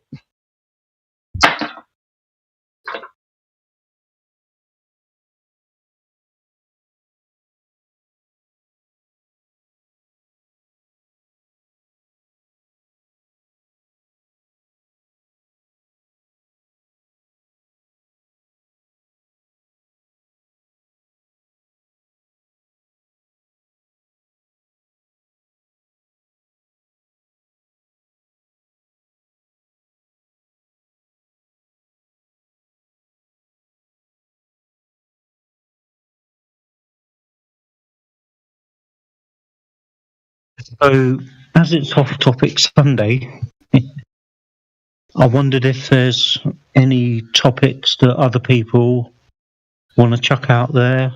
Because I'm always up for learning something. Or Well, I was just kind of wondering. So I just checked out your roles. You have flat out earther role. How are you juggling these stories of outer space on the radio with realization of the Earth being flat? I don't believe in space. So who is the monster at the national parks? Sorry, who's? You were talking about all these alien abductions. When I say abductions, I don't mean from space. It could be that they're being dragged under the earth. There have been reports of children that have gone missing and they've turned up. Well, and they were saying I was with the little people. They took me into the earth. They took me into the earth. Can this guy not hear me? The radio show you were referencing is definitely talking about space aliens. No, not specifically. What they were saying is that these people had literally gone missing without a trace, almost as if they'd been zapped off the earth or zapped under the earth. And like I say, some of these children that have gone missing have reported that they were taken by, or that they were with the little people. The same radio you're referencing, Linda Moulton Howe, correct? I don't. No, wait. She's the same person who's talking about cows being zapped all the time by spaceships. Okay. Well, now I know CB's here. I was just saying it fascinated me, the fact that they just went literally missing without a trace. That's what fascinates me. Okay, I guess since you brought it up in that context, I thought you were talking about space aliens, but now clearly you're not. No, just the fact that, they'll have multiple agencies in these national parks looking for people, searching over, hundreds of acres or whatever, only for them to find evidence of the person, with their clothes neatly folded up and their shoes tucked together in a almost next to where they went missing kind of thing, very close to where they were last seen. But an area that had been searched multiple times, that's where their clothing would be found. And yeah, there's lots of documentaries about missing people in national parks, and just there's a lot of things that just don't add up. Things like that. Hey, but there's a documentary of a bunch of folks being really racist against white people, but Yeah, sure. Yeah. Yeah. But real people going missing in especially park rangers. What do you mean, people? People that work the land, that know the areas that have gone missing without a trace. Bizarre. Sorry for mentioning it. I know thank God it's Speculation Sunday, because otherwise I'd have been shot down on a Monday. No, you're fine, buddy. And don't get the room wrong. Some people are ready to jump on anyone. I know. Hey, this is why usually it's okay. That's cool. I like listening usually, so I learn a lot. We're just challenging. We're just challenging you. We challenge others around here. Yeah. We like to challenge you and each other, and Yeah, I get that. that's what we do around here. We challenge. Yeah, dude, it used to be the highlight of the beginning of the night when that theme music would start bumping on. Dun, dun, dun, dun, dun, dun, dun, dun, dun, dun, dun, dun, dun. I get it, man. West of the Rockies, east of the Rockies. It's not like it is in the old days. And it's funny the crossover from that show to Ancient Aliens. It's, you know what I'm saying? They're on the Ancient Alien show, the modern cast of Coast to Coast. They're trying to just tie it all in a pretty package with a cute bow,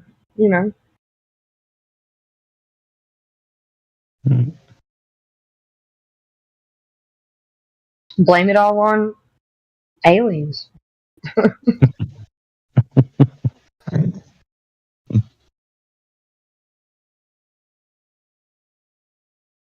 Even myself included, but it's a shame that people fell for that kind of narrative. And still do, It's a shame. And will do again, I'm sure. It just goes to show you how malleable and easy to trick we are.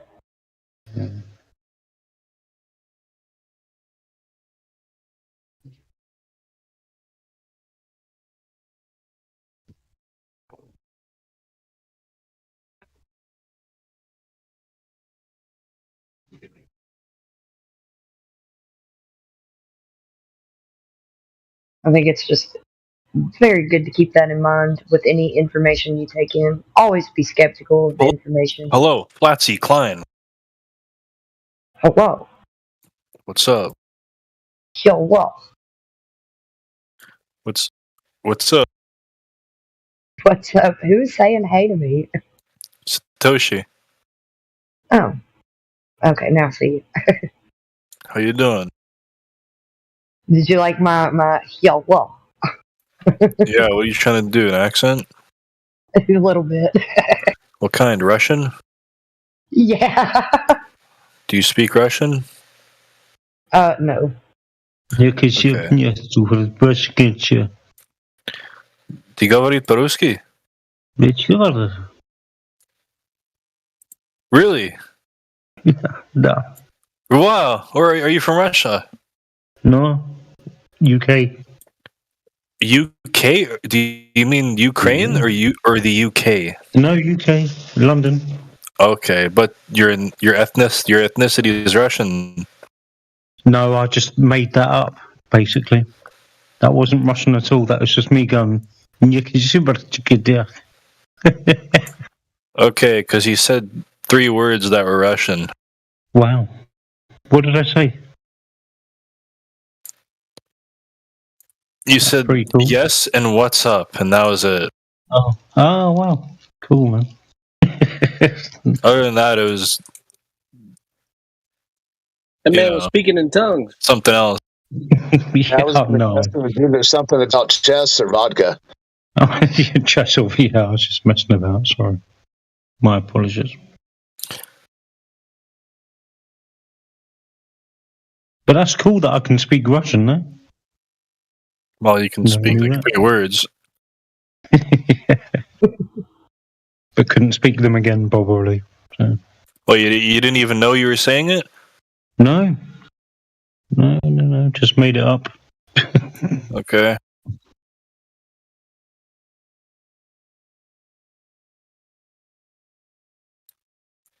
Do you like the king?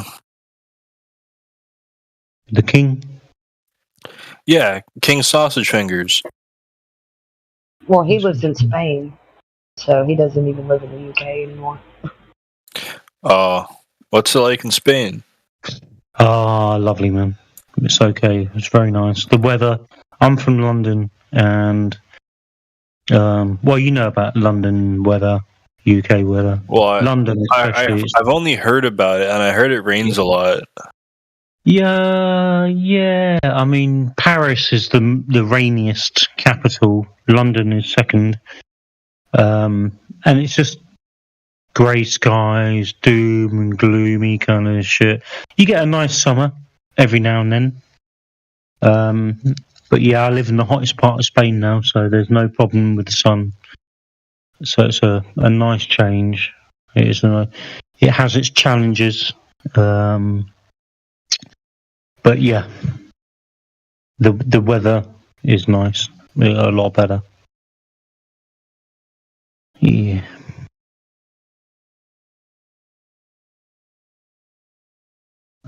And it's just started to get hot. So we get 8 months of sun, 4 months of cold weather during the day. During the night.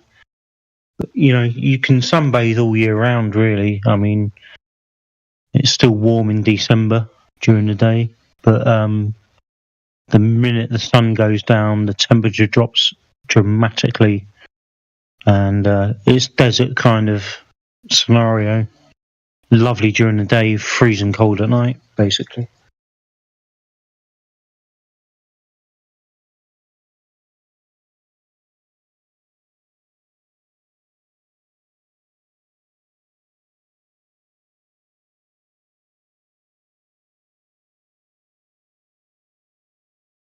You guys are so silly in the chat.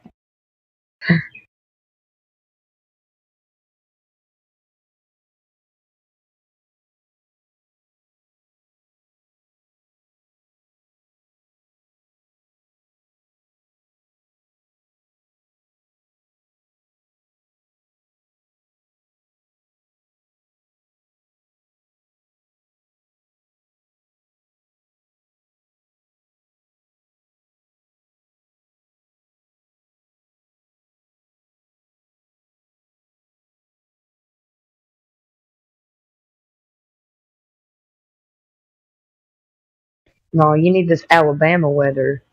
It's nice. I have a friend in Alabama. Oh, yeah? And called Jordan, and he said sometimes it's so hot that you really, literally cannot leave the house. Well, your girl here is pretty good in hot weather. It sometimes can be miserable, but here's the thing. I have a car that I've had since I was 16.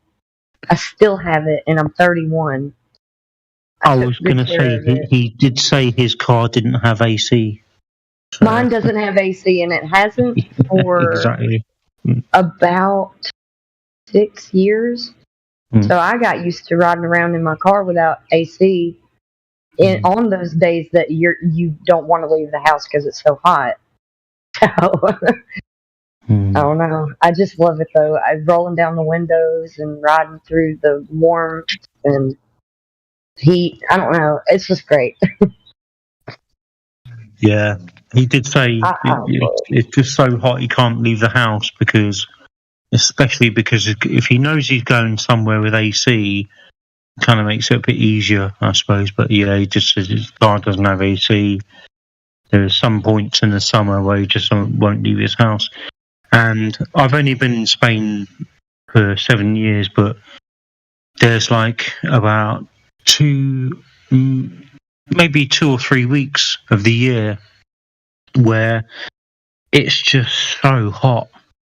It doesn't make sense that so many of the females around here wear makeup on those days. I don't understand how they do it or why they do it, because like it's gonna sweat off and you're gonna have to keep applying to a sweaty face. Gross. Yeah, sometimes I mean, you can be out in the heat here, and if you start thinking about something, you start sweating. It's incredible. I've never experienced. This is the hottest part. It's the hottest and the driest part of Spain, and I've never. I'm from London, so I'm not used to this. It's not dry around here. It's really humid. Yeah. So your whole body is caked in just a layer of sweat sometimes. Yeah, that's the thing, isn't it? And when it's difficult to breathe because of the humidity and also when I guess you get the hot wind as well. If it's windy, it's even worse because it's like a convection oven. Yeah, it can be. It can be.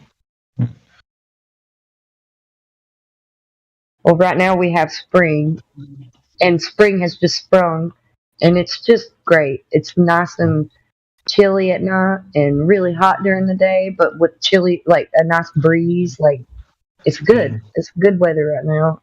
Yeah. Well, we actually slept with the AC on for the first time yesterday because it's getting really warm. It's getting really warm. We've been opening up our doors and letting the breeze come through the house, and no air on at all. Just letting the natural air ventilate the house. Yeah, we've got these. I don't know if you have them in America or you know what I'm talking about, but they're called Persianas. So they're like French doors, double doors that you open up into the bedroom, but you can drop these Persianas down so it lets the air in. But yeah, it's definitely getting hot. That was the first time that we did that and stuck the AC on as well yesterday. Summer's coming. I'm excited.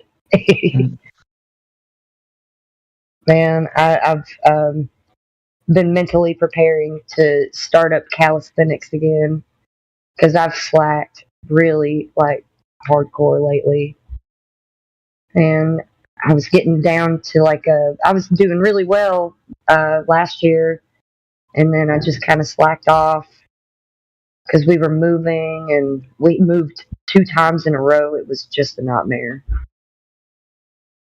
But also, I got sucked into this Discord server, so I've slacked a lot lately. So I'm gonna start doing my calisthenics again. I'm just gonna have to start from a remedial place and work my way up. Did you say calisthenics? No, calisthenics. What's that? I know I've got a weird accent. I'm so sorry. Calisthenics is like a just your own body weight workout type thing. Okay. What's that to Classic, find you ever jump rope? like an Jumping rope is equilibrium? underrated. Well, okay, hold on. What now? You ever jump rope? Yeah. Jump rope for a few rounds.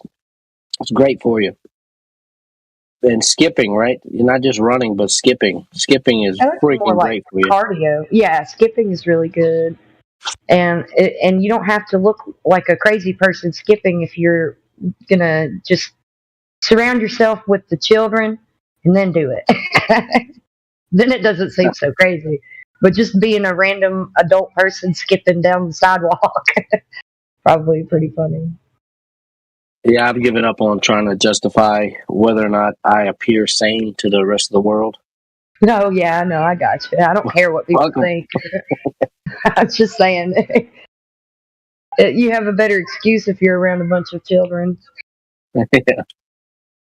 Well, you could always go out to the national parks and start skipping, but if someone sees you out in the middle of nowhere skipping, you'll end up on the radio show. or they'll think that you're nuts and they won't mess with you. You might be safer doing it that way. Man, I tell you what. No, I tell you what though, like I'm like, I hope somebody tries to like pick me up. I'm gonna make them want to drop me back off. Yeah, take to a better place for a while. Yeah. They would want to drop me back off. They'd be like, "Get this chick out of here! Give it a rest." Yeah, right. She's a crazy flat earther." Taking you back.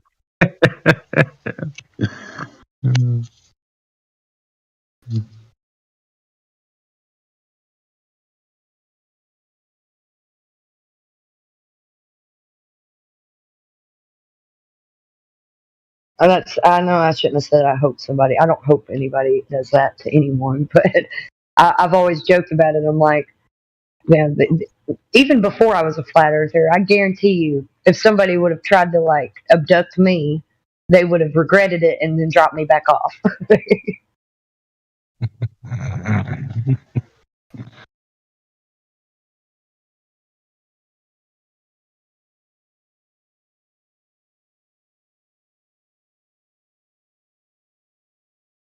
You should get you a punching bag, Flatsy. Go a few We had rounds on one. it.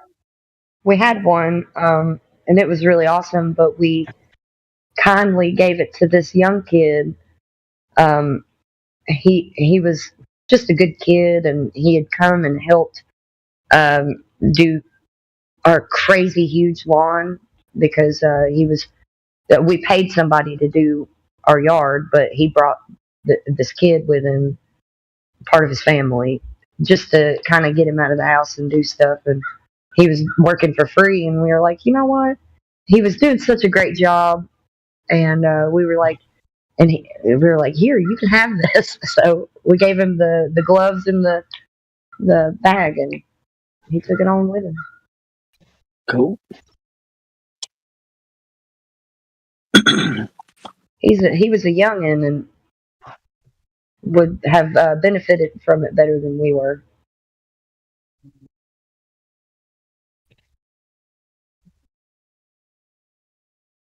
Yeah, I prefer the calisthenics workouts as well. It seems like you can just hurt yourself with the weights, really. And it's not, I don't know, to me, it doesn't seem functional. Like, you're doing a bench press or whatever, but how do you really apply that to anything that you actually do in real life? Here's the way I try to explain it to people. If you're using weights and you're doing certain types of workouts, you're only focusing on one part of like one muscle, at a time. But when you use when you do calisthenics, you're working that muscle and muscles that you wouldn't normally like even engage with in your body and strengthen those that some people those muscles remain dormant and not used. So it's like a well-rounded type of workout for all the muscles, not just centering in on one, if that makes sense. I got you. And it's just, I don't know why more people don't do it. It's way better to do calisthenics than it is to weightlift.